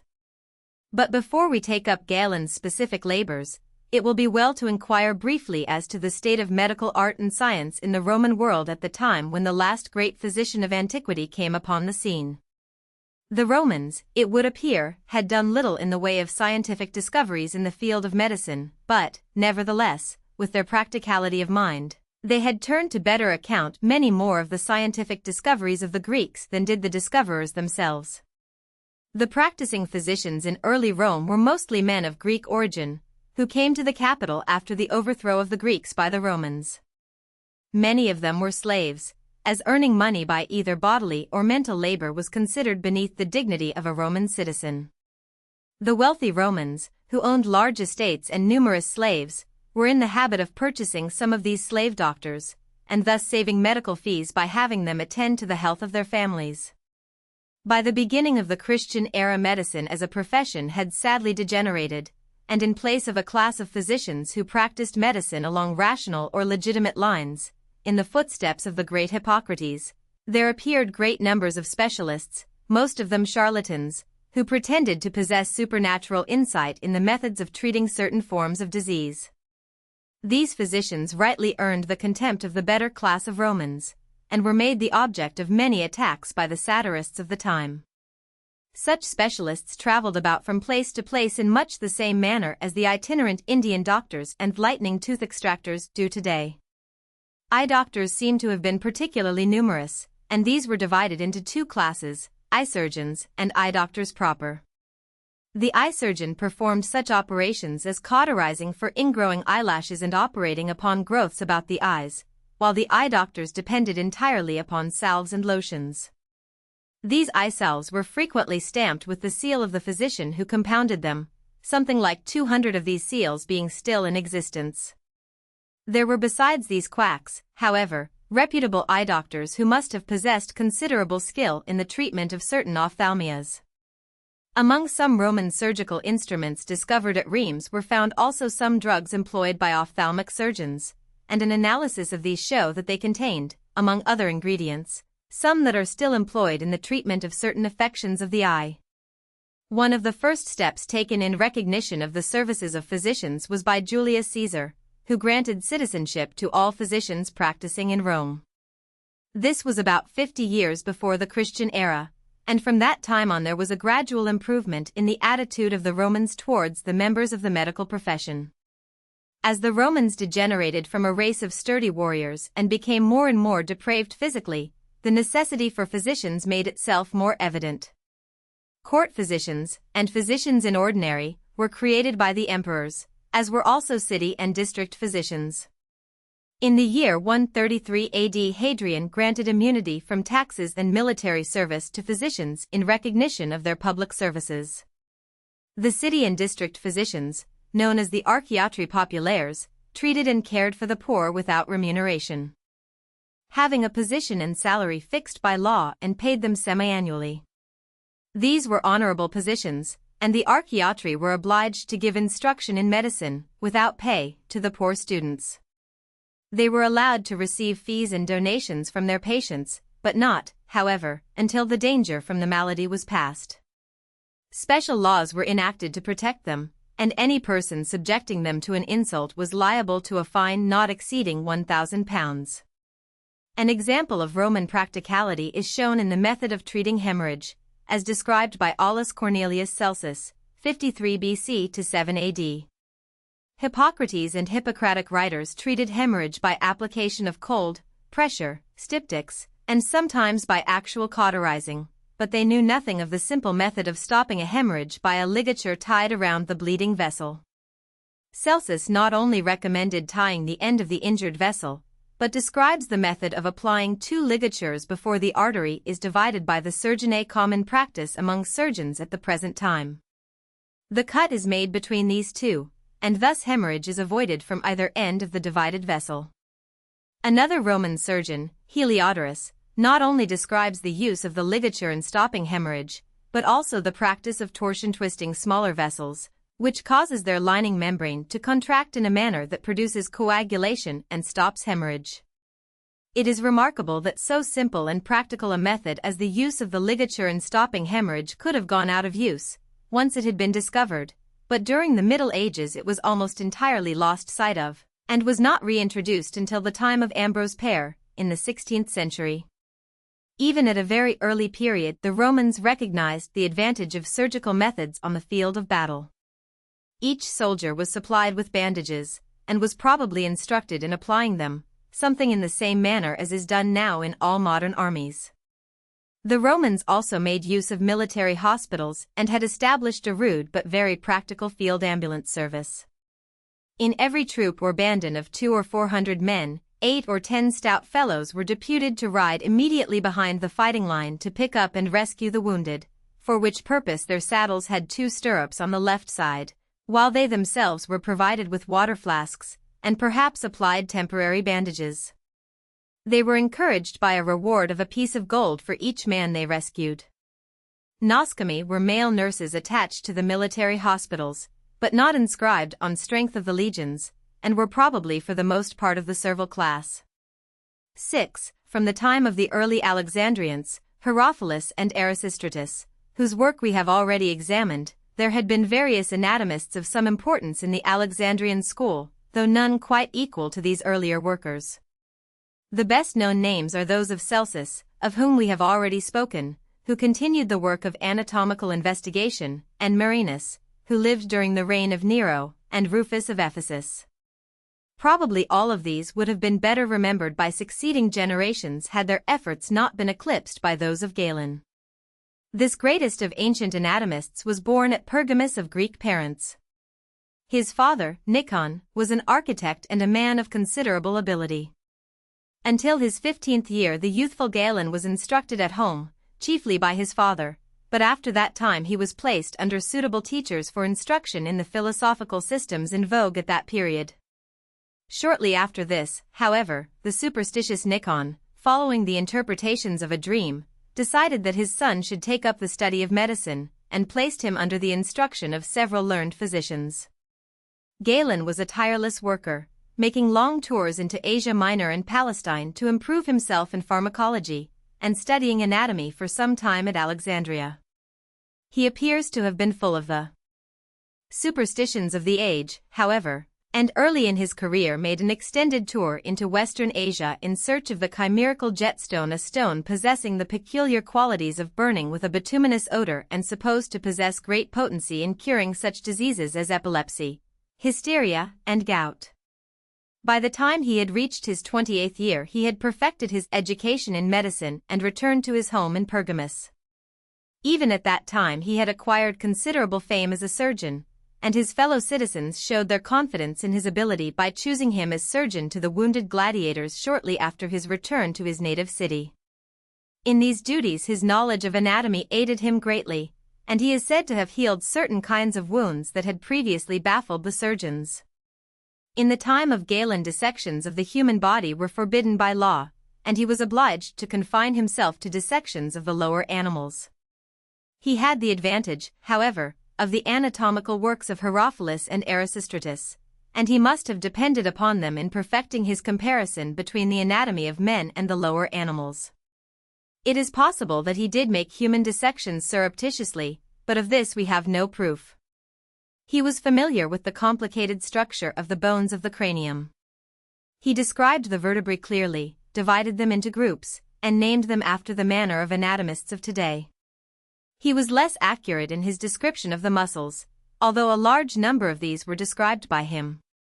Like all anatomists before the time of Harvey, he had a very erroneous conception of the circulation, although he understood that the heart was an organ for the propulsion of blood, and he showed that the arteries of the living animals did not contain air alone, as was taught by many anatomists.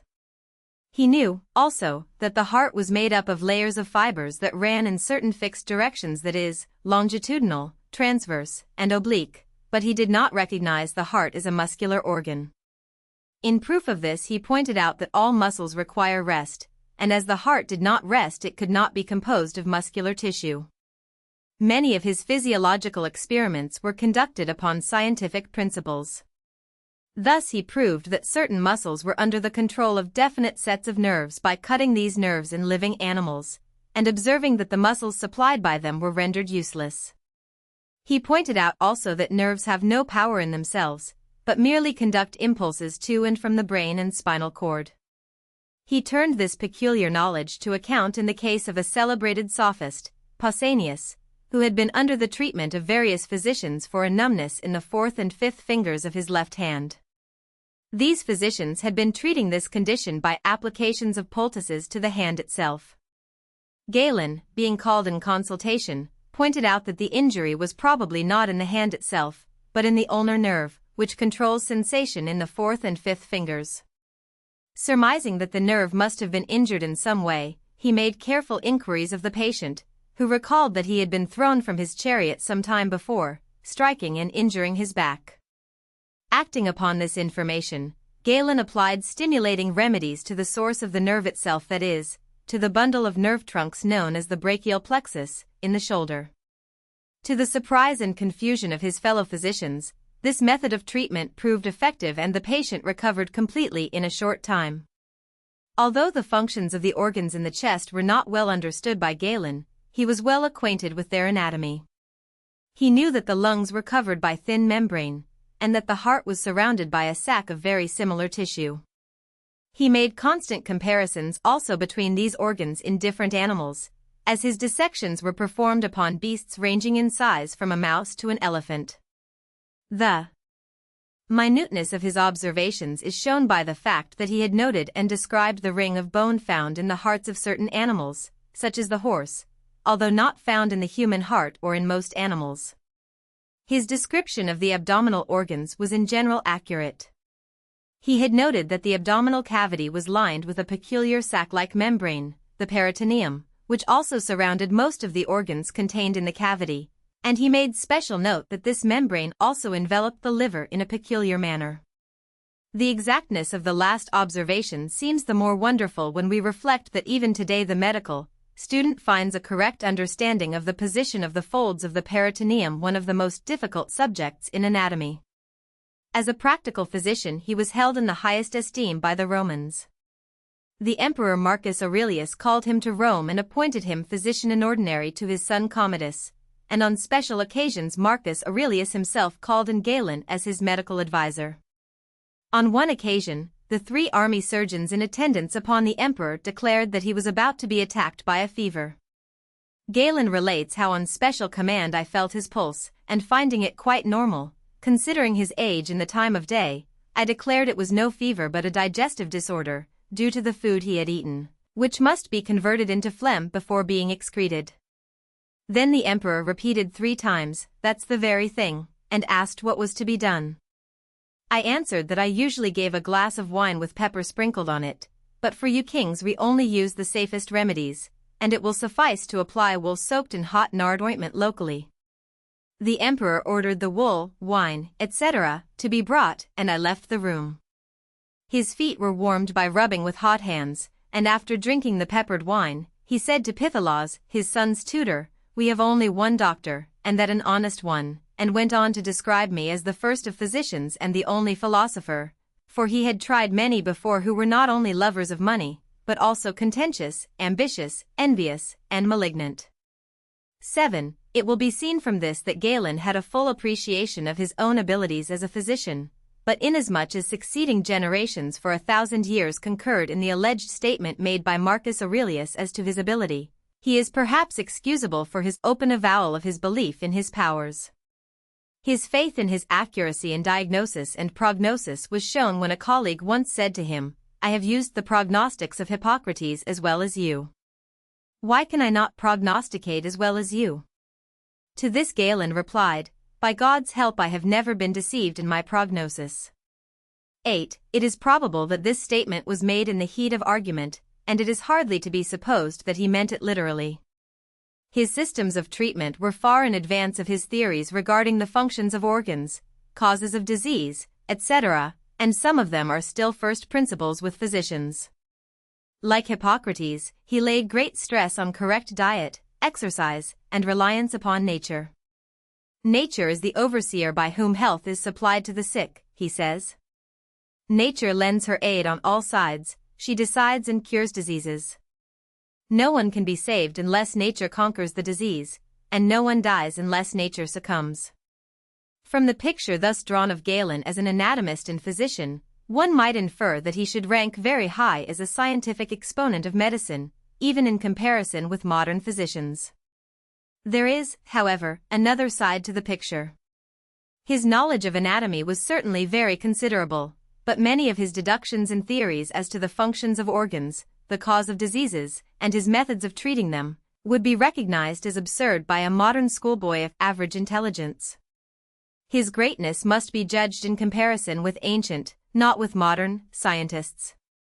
He maintained, for example, that respiration and the pulse beat were for one and the same purpose, that of the reception of air into the arteries of the body. To him the act of breathing was for the purpose of admitting air into the lungs, whence it found its way into the heart, and from there was distributed throughout the body by means of the arteries. The skin also played an important part in supplying the body with air, the pores absorbing the air and distributing it through the arteries.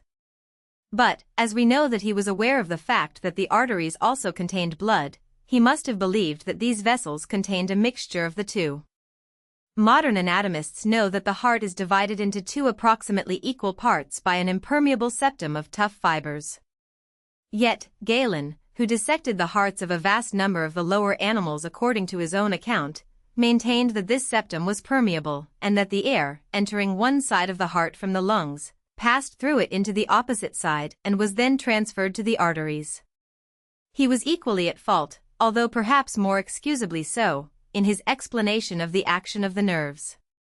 He had rightly pointed out that nerves were merely connections between the brain and spinal cord and distant muscles and organs, and had recognized that there were two kinds of nerves, but his explanation of the action of these nerves was that nervous spirits were carried to the cavities of the brain by blood vessels, and from there transmitted through the body along the nerve trunks.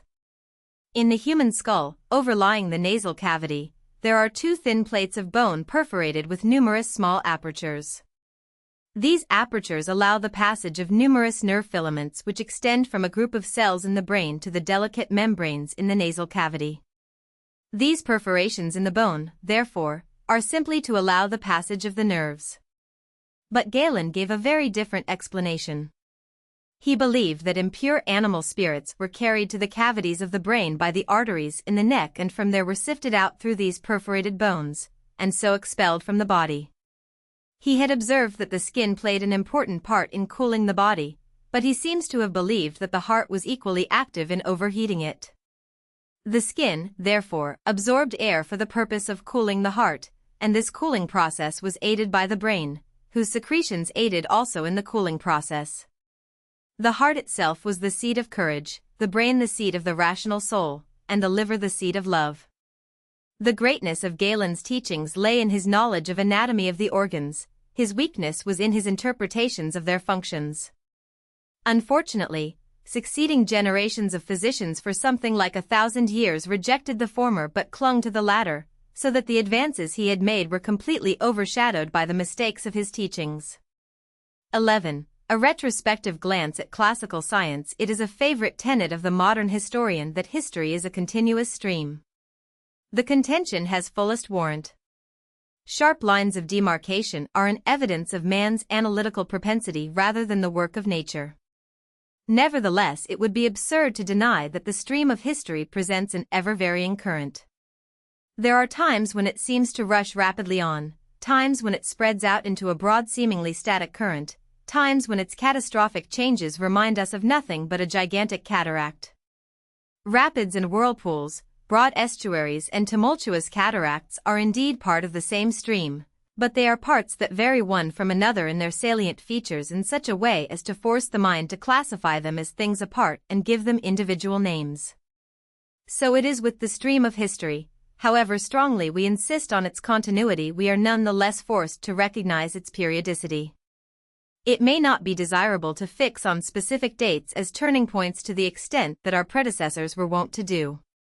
We may not, for example, be disposed to admit that the Roman Empire came to any such cataclysmic finish as the year 476 AD, when cited in connection with the overthrow of the last Roman Empire of the West, might seem to indicate. But, on the other hand, no student of the period can fail to realize that a great change came over the aspect of the historical stream towards the close of the Roman epoch. The span from Thales to Galen has compassed about 800 years, let us say 30 generations. Throughout this period there is scarcely a generation that has not produced great scientific thinkers, men who have put their mark upon the progress of civilization, but we shall see, as we look forward for a corresponding period, that the ensuing 30 generations produced scarcely a single scientific thinker of the first rank. 800 years of intellectual activity, 30 generations of greatness, then 800 years of stasis, 30 generations of mediocrity. Such seems to be the record as viewed in perspective. Doubtless it seemed far different to the contemporary observer. It is only in reasonable perspective that any scene can be viewed fairly. But for us, looking back without prejudice across the stage of years, it seems indisputable that a great epoch came to a close at about the time when the barbarian nations of Europe began to sweep down into Greece and Italy. We are forced to feel that we have reached the limits of progress of what historians are pleased to call the ancient world. For about 800 years Greek thought has been dominant, but in the ensuing period it is to play a quite subordinate part, except in so far as it influences the thought of an alien race. As we leave this classical epoch, then, we may well recapitulate in brief its triumphs. A few words will suffice to summarize a story the details of which have made up our recent chapters. In the field of cosmology, Greek genius has demonstrated that the Earth is spheroidal, that the Moon is Earth-like in structure and much smaller than our globe, and that the Sun is vastly larger and many times more distant than the Moon. The actual size of the Earth and the angle of its axis with the ecliptic have been measured with approximate accuracy. It has been shown that the Sun and Moon present inequalities of motion which may be theoretically explained by supposing that the Earth is not situated precisely at the center of their orbits. A system of eccentrics and epicycles has been elaborated which serves to explain the apparent motions of the heavenly bodies in a manner that may be called scientific even though it is based, as we now know, upon a false hypothesis.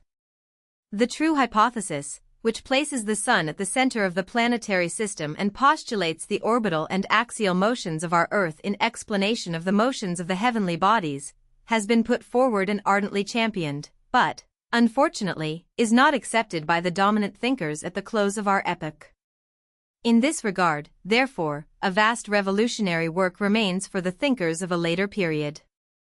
Moreover, such observations as the precession of the equinoxes and the Moon's evection are as yet unexplained, and measurements of the Earth's size, and of the Sun's size and distance, are so crude and imperfect as to be in one case only an approximation, and in the other an absurdly inadequate suggestion. But with all these defects, the total achievement of the Greek astronomers is stupendous. To have clearly grasped the idea that the Earth is round is in itself an achievement that marks off the classical from the Oriental period as by a great gulf. In the physical sciences we have seen at least the beginnings of great things. Dynamics and hydrostatics may now, for the first time, claim a place among the sciences. Geometry has been perfected and trigonometry has made a sure beginning. The conception that there are four elementary substances, earth, water, air, and fire, may not appear a secure foundation for chemistry, yet it marks at least an attempt in the right direction. Similarly, the conception that all matter is made up of indivisible particles and that these have adjusted themselves and are perhaps held in place by a whirling motion, while it is scarcely more than a scientific dream, is, after all, a dream of marvelous insight. In the field of biological science progress has not been so marked, yet the elaborate garnering of facts regarding anatomy, physiology, and the zoological sciences is at least a valuable preparation for the generalizations of a later time. If with a map before us we glance at the portion of the globe which was known to the workers of the period now in question, bearing in mind at the same time what we have learned as to the seat of labors of the various great scientific thinkers from Thales to Galen, we cannot fail to be struck with a rather startling fact, intimations of which have been given from time to time, the fact, namely, that most of the great Greek thinkers did not live in Greece itself. As our eye falls upon Asia Minor and its outlying islands, we reflect that here were born such men as Thales, Anaximander, Anaximenes, Heraclitus, Pythagoras, Anaxagoras, Socrates, Aristarchus, Hipparchus, Eudoxus, Philolaus, and Galen. From the northern shores of the Aegean came Lysippus, Democritus, and Aristotle. Italy, off to the west, is the home of Pythagoras and Xenophanes in their later years, and of Parmenides and Empedocles, Zeno, and Archimedes. Northern Africa can claim, by birth or by adoption, such names as Euclid, Apollonius of Perga, Herophilus, Erasistratus, Aristippus, Eratosthenes, Ctesibius, Hero, Strabo, and Ptolemy. This is but running over the list of great men whose discoveries have claimed our attention. Were we to extend the list to include a host of workers of the second rank, we should but emphasize the same fact. All along we are speaking of Greeks, or, as they call themselves, Hellenes, and we mean by these words the people whose home was a small jagged peninsula jutting into the Mediterranean at the southeastern extremity of Europe. We think of this peninsula as the home of Greek culture, yet of all the great thinkers we have just named, not one was born on this peninsula, and perhaps not 1 in 5 ever set foot upon it. In point of fact, one Greek thinker of the very first rank, and one only, was born in Greece proper. That one, however, was Plato, perhaps the greatest of them all. With this one brilliant exception, and even he was born of parents who came from the provinces, all the great thinkers of Greece had their origin at the circumference rather than the center of the empire. And if we reflect that this circumference of the Greek world was in the nature of the case the widely circling region in which the Greek came in contact with other nations, we shall see at once that there could be no more striking illustration in all history than that furnished us here of the value of racial mingling as a stimulus to intellectual progress. But there is one other feature of the matter that must not be overlooked. Racial mingling gives vitality, but to produce the best effect the mingling must be that of races all of which are at a relatively high plane of civilization. In Asia Minor the Greek mingled with the Semite, who had the heritage of centuries of culture, and in Italy with the Umbrians, Oscans, and Etruscans, who, little as we know of their antecedents, have left us monuments to testify to their high development. The chief reason why the racial mingling of a later day did not avail at once to give new life to Roman thought was that the races which swept down from the north were barbarians. It was no more possible that they should spring to the heights of classical culture than it would, for example, be possible in 2 or 3 generations to produce a racer from a stock of draft horses. Evolution does not proceed by such vaults as this would imply. Celt, Goth, Hun, and Slav must undergo progressive development for many generations before the population of Northern Europe can catch step with the classical Greek and prepare to march forward. That, perhaps, is one reason why we come to a period of stasis or retrogression when the time of classical activity is over. But, at best, it is only one reason of several. The influence of the barbarian nations will claim further attention as we proceed. But now, for the moment, we must turn our eyes in the other direction and give attention to certain phases of Greek and of Oriental thought which were destined to play a most important part in the development of the Western mind, a more important part, indeed, in the early medieval period than that played by those important inductions of science which have chiefly claimed our attention in recent chapters. The subject in question is the old familiar one of false inductions or pseudoscience. In dealing with the early development of thought and with Oriental science, we had occasion to emphasize the fact that such false inductions led everywhere to the prevalence of superstition. In dealing with Greek science, we have largely ignored this subject, confining attention chiefly to the progressive phases of thought, but it must not be inferred from this that Greek science, with all its secure inductions, was entirely free from superstition. On the contrary, the most casual acquaintance with Greek literature would suffice to show the incorrectness of such a supposition. True, the great thinkers of Greece were probably freer from this thraldom of false inductions than any of their predecessors. Even at a very early day such men as Xenophanes, Empedocles, Anaxagoras, and Plato attained to a singularly rationalistic conception of the universe. We saw that the father of medicine, Hippocrates, banished demonology and conceived disease as due to natural causes. At a slightly later day the sophists challenged all knowledge, and Pyrrhonism became a synonym for skepticism in recognition of the leadership of a master doubter. The entire school of Alexandrians must have been relatively free from superstition, else they could not have reasoned with such effective logicality from their observations of nature. It is almost inconceivable that men like Euclid and Archimedes, and Aristarchus and Eratosthenes, and Hipparchus and Hero, could have been the victims of such illusions regarding occult forces of nature as were constantly postulated by Oriental science. Herophilus and Erasistratus and Galen would hardly have pursued their anatomical studies with equanimity had they believed that ghostly apparitions watched over living and dead alike, and exercised at will a malign influence.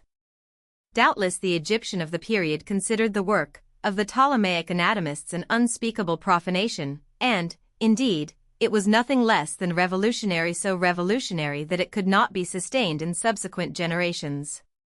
We have seen that the great Galen, at Rome, 5 centuries after the time of Herophilus, was prohibited from dissecting the human subject. The fact speaks volumes for the attitude of the Roman mind towards science. Vast audiences made up of every stratum of society thronged the amphitheater, and watched exultingly while man slew his fellow man in single or in multiple combat. Shouts of frenzied joy burst from 100,000 throats when the death stroke was given to a new victim.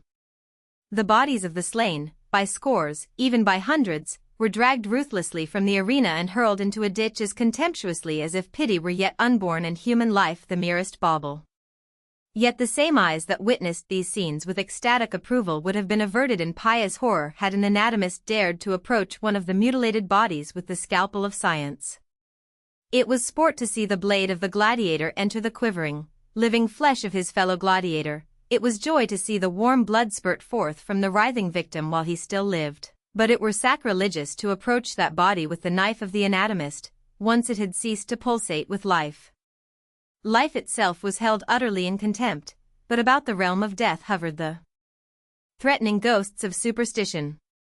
And such, be it understood, was the attitude of the Roman populace in the early and the most brilliant epoch of the empire, before the Western world came under the influence of that Oriental philosophy which was presently to encompass it. In this regard the Alexandrian world was, as just intimated, far more advanced than the Roman, yet even there we must suppose that the leaders of thought were widely at variance with the popular conceptions. A few illustrations, drawn from Greek literature at various ages, will suggest the popular attitude. In the first instance, consider the poems of Homer and of Hesiod. For these writers, and doubtless for the vast majority of their readers, not merely of their own but of many subsequent generations, the world is peopled with a multitude of invisible apparitions, which, under title of gods, are held to dominate the affairs of man. It is sometimes difficult to discriminate as to where the Greek imagination drew the line between fact and allegory, nor need we attempt to analyze the early poetic narratives to this end.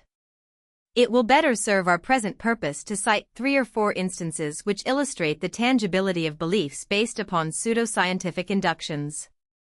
Let us cite, for example, the account which Herodotus gives us of the actions of the Greeks at Plataea, when their army confronted the remnant of the army of Xerxes, in the year 479 BC. Here we see each side hesitating to attack the other, merely because the oracle had declared that whichever side struck the first blow would lose the conflict.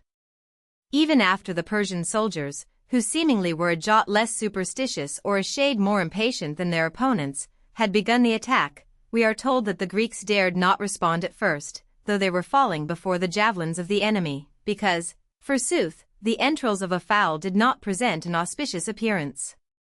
And these were Greeks of the same generation with Empedocles and Anaxagoras and Aeschylus, of the same epoch with Pericles and Sophocles and Euripides and Phidias.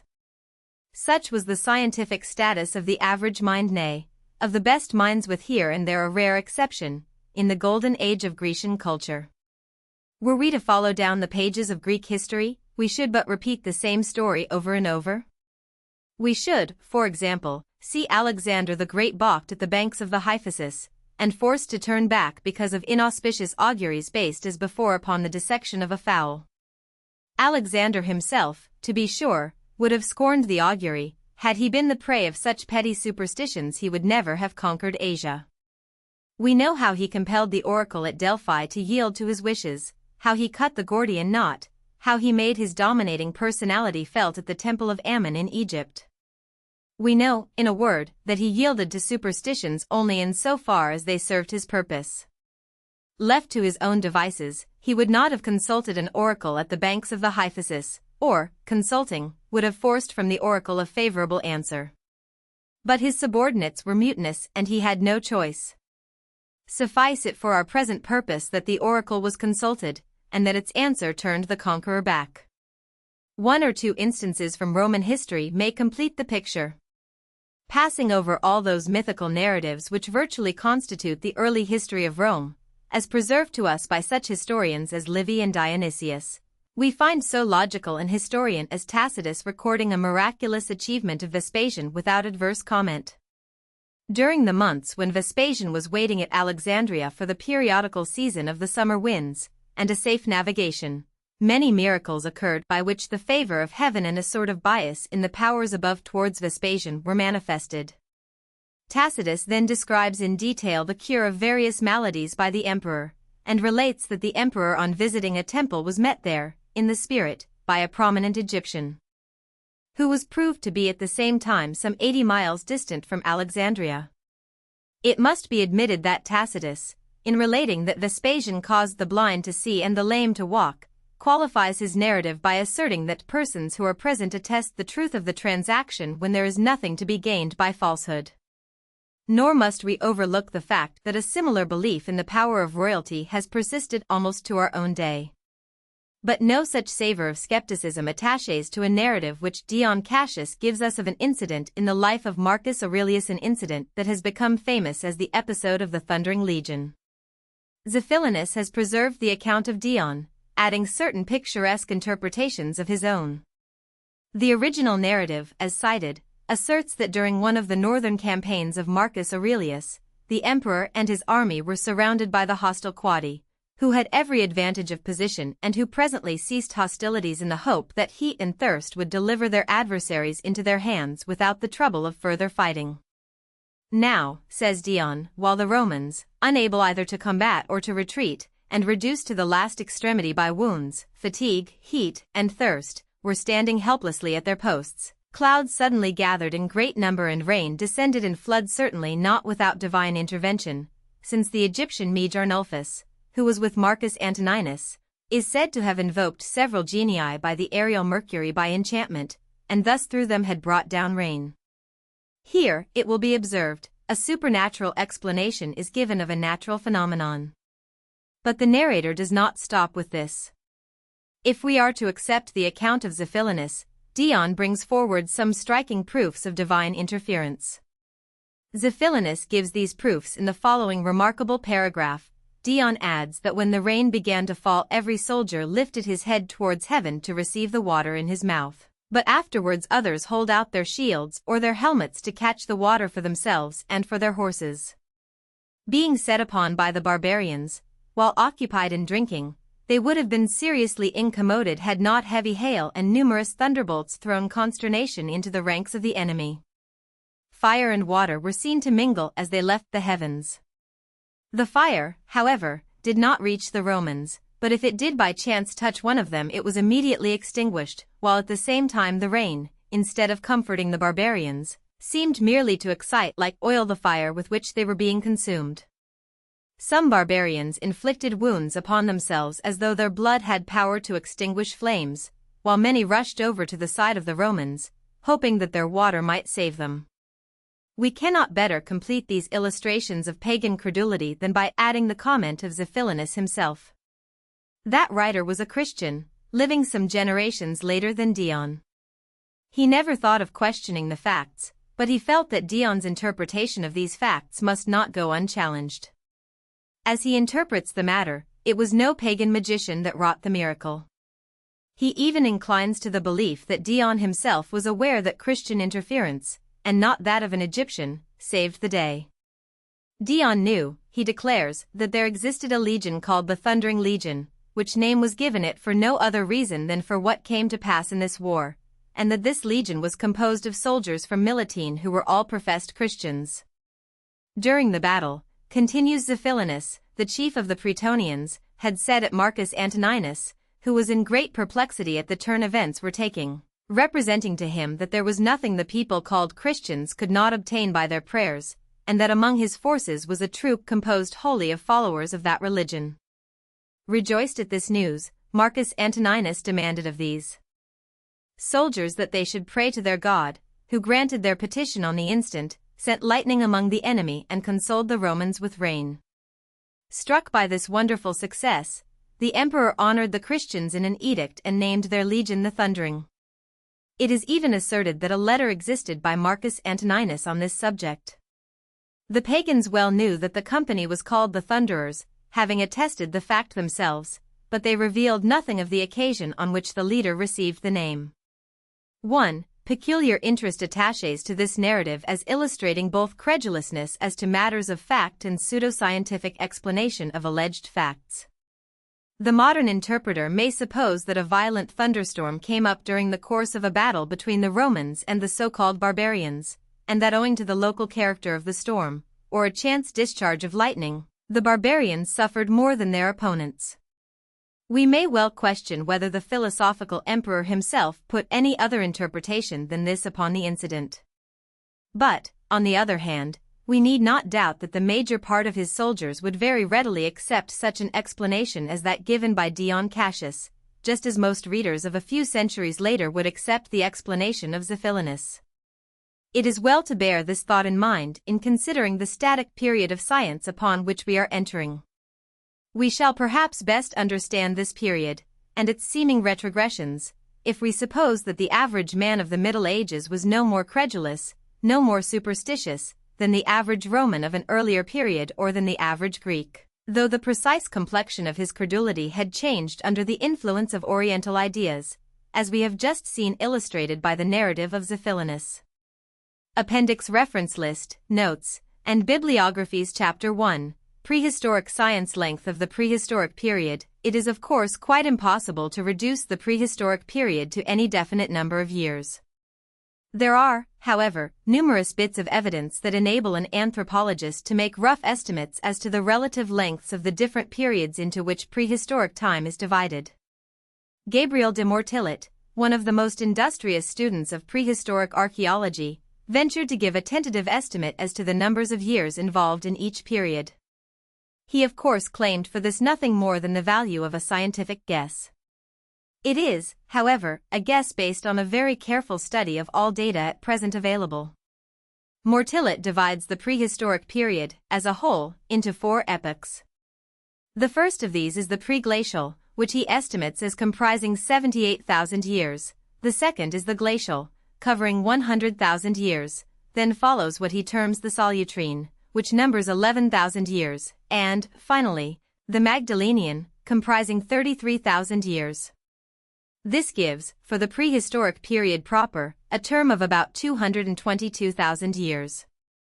Add to this perhaps 12,000 years ushering in the civilization of Egypt, and the 6,000 years of stable, sure chronology of the historical period, and we have something like 230,000 or 240,000 years as the age of man.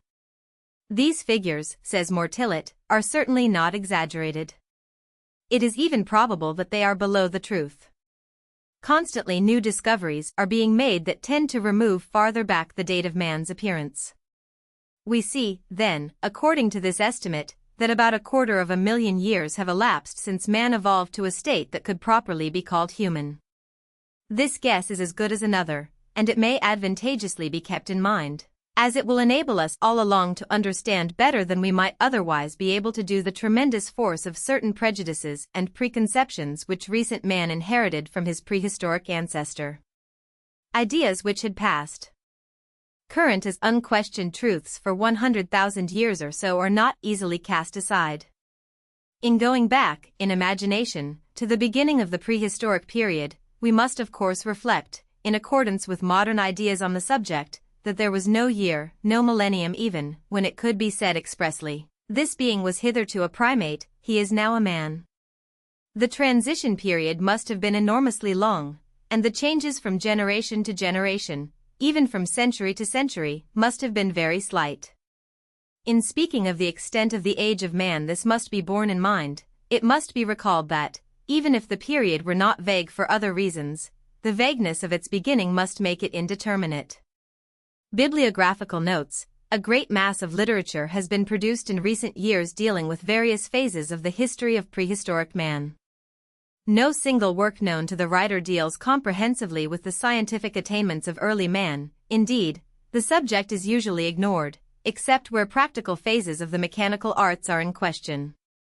But of course any attempt to consider the condition of primitive man tallies into account, by inference at least, his knowledge and attainments.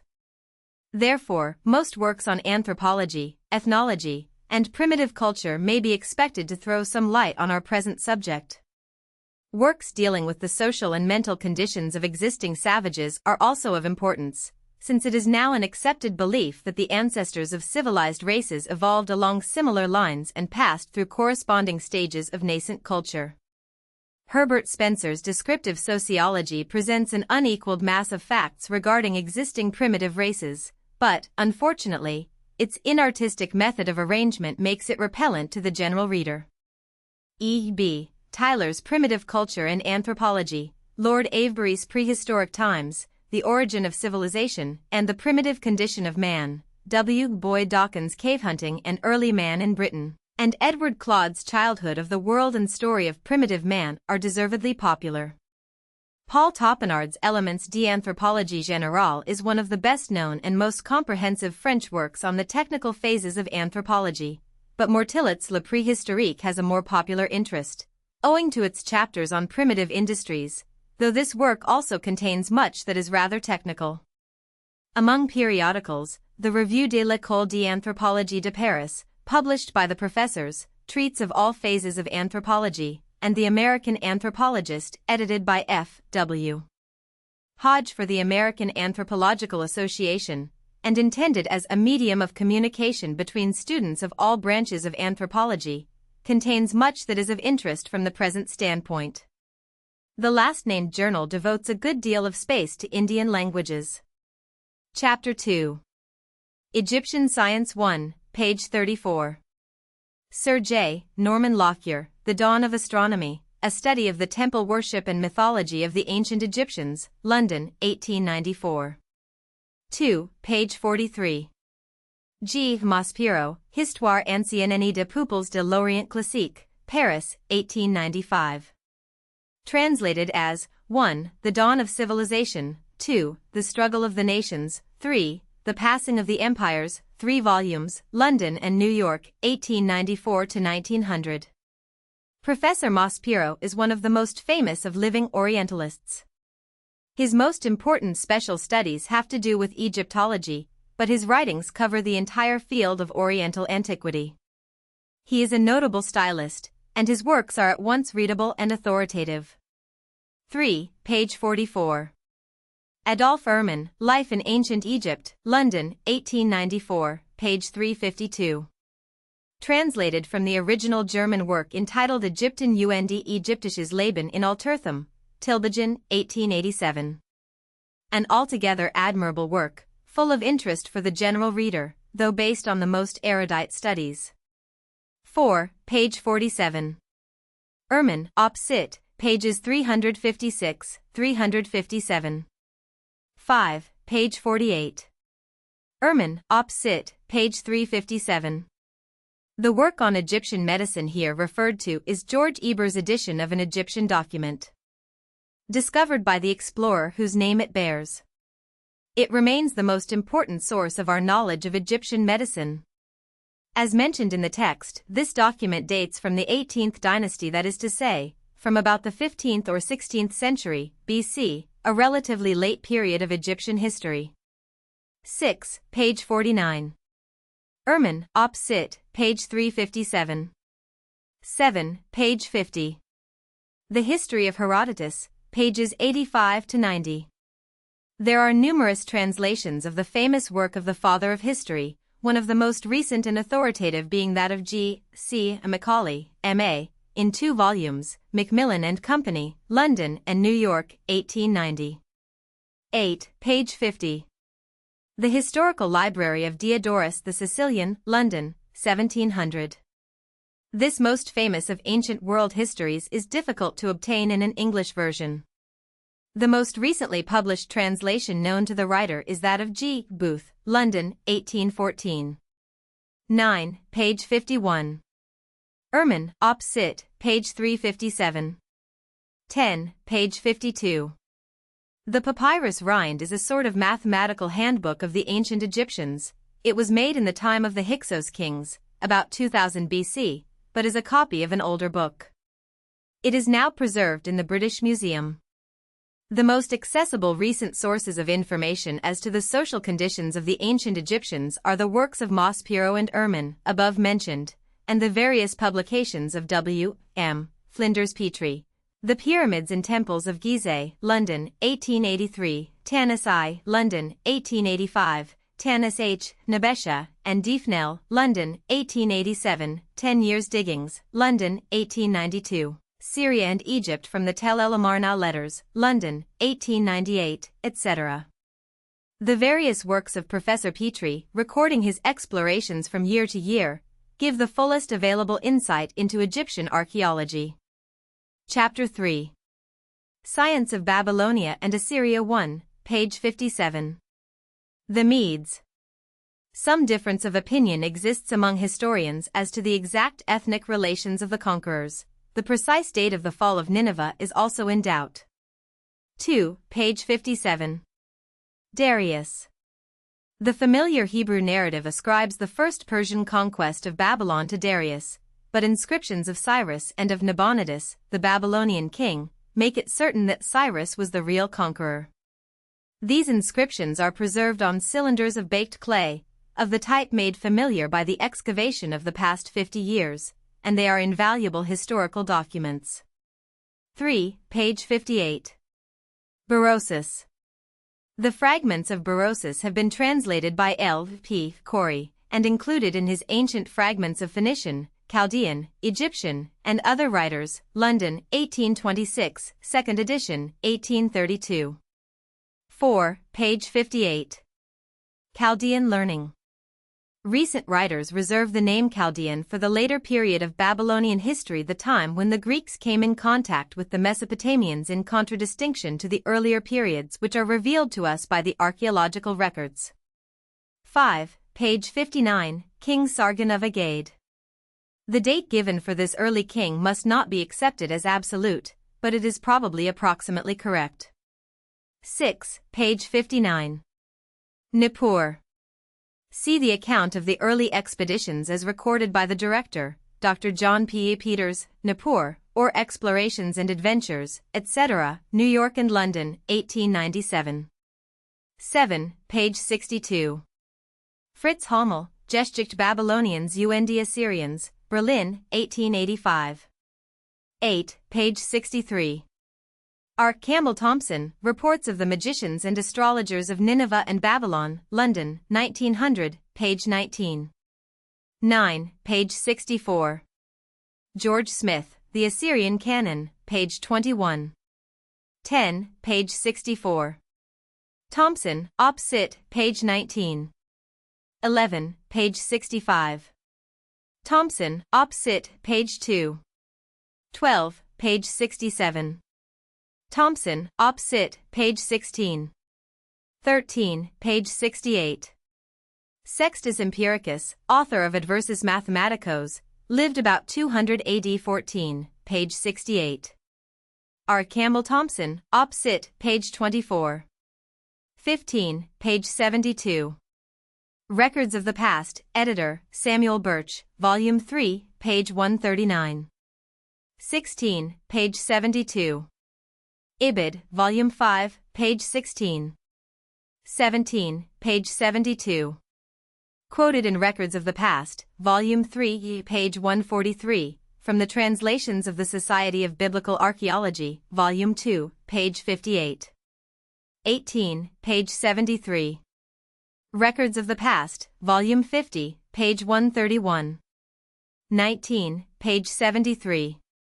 Ibid, volume 5, page 171. 20, page 74. Ibid, volume 5, page 169. 21, page 74. Joachim Menant, La Bibliothèque du Palais de Nineveh, Paris, 1880. 22, page 76. Code of Hammurabi. This famous inscription is on a block of black diorite nearly 8 feet in height. It was discovered at Susa by the French expedition under M. de Morgan in December 1902. We quote the translation given in the historian's History of the World, edited by Henry Smith Williams, London and New York, 1904, Volume 1, page 510. 23, page 77. The Historical Library of Diodorus Siculus, page 519. 24, page 82. George S. Goodspeed, Ph.D., History of the Babylonians and Assyrians, New York, 1902. 25, page 82. George Rawlinson, Great Oriental Monarchies, 2nd edition, London, 1871, Volume 3, pages 75 ff. Of the books mentioned above, that of Hamel is particularly full in reference to culture development. Goodspeed's small volume gives an excellent condensed account. The original documents as translated in the various volumes of Records of the Past are full of interest, and Menant's little book is altogether admirable.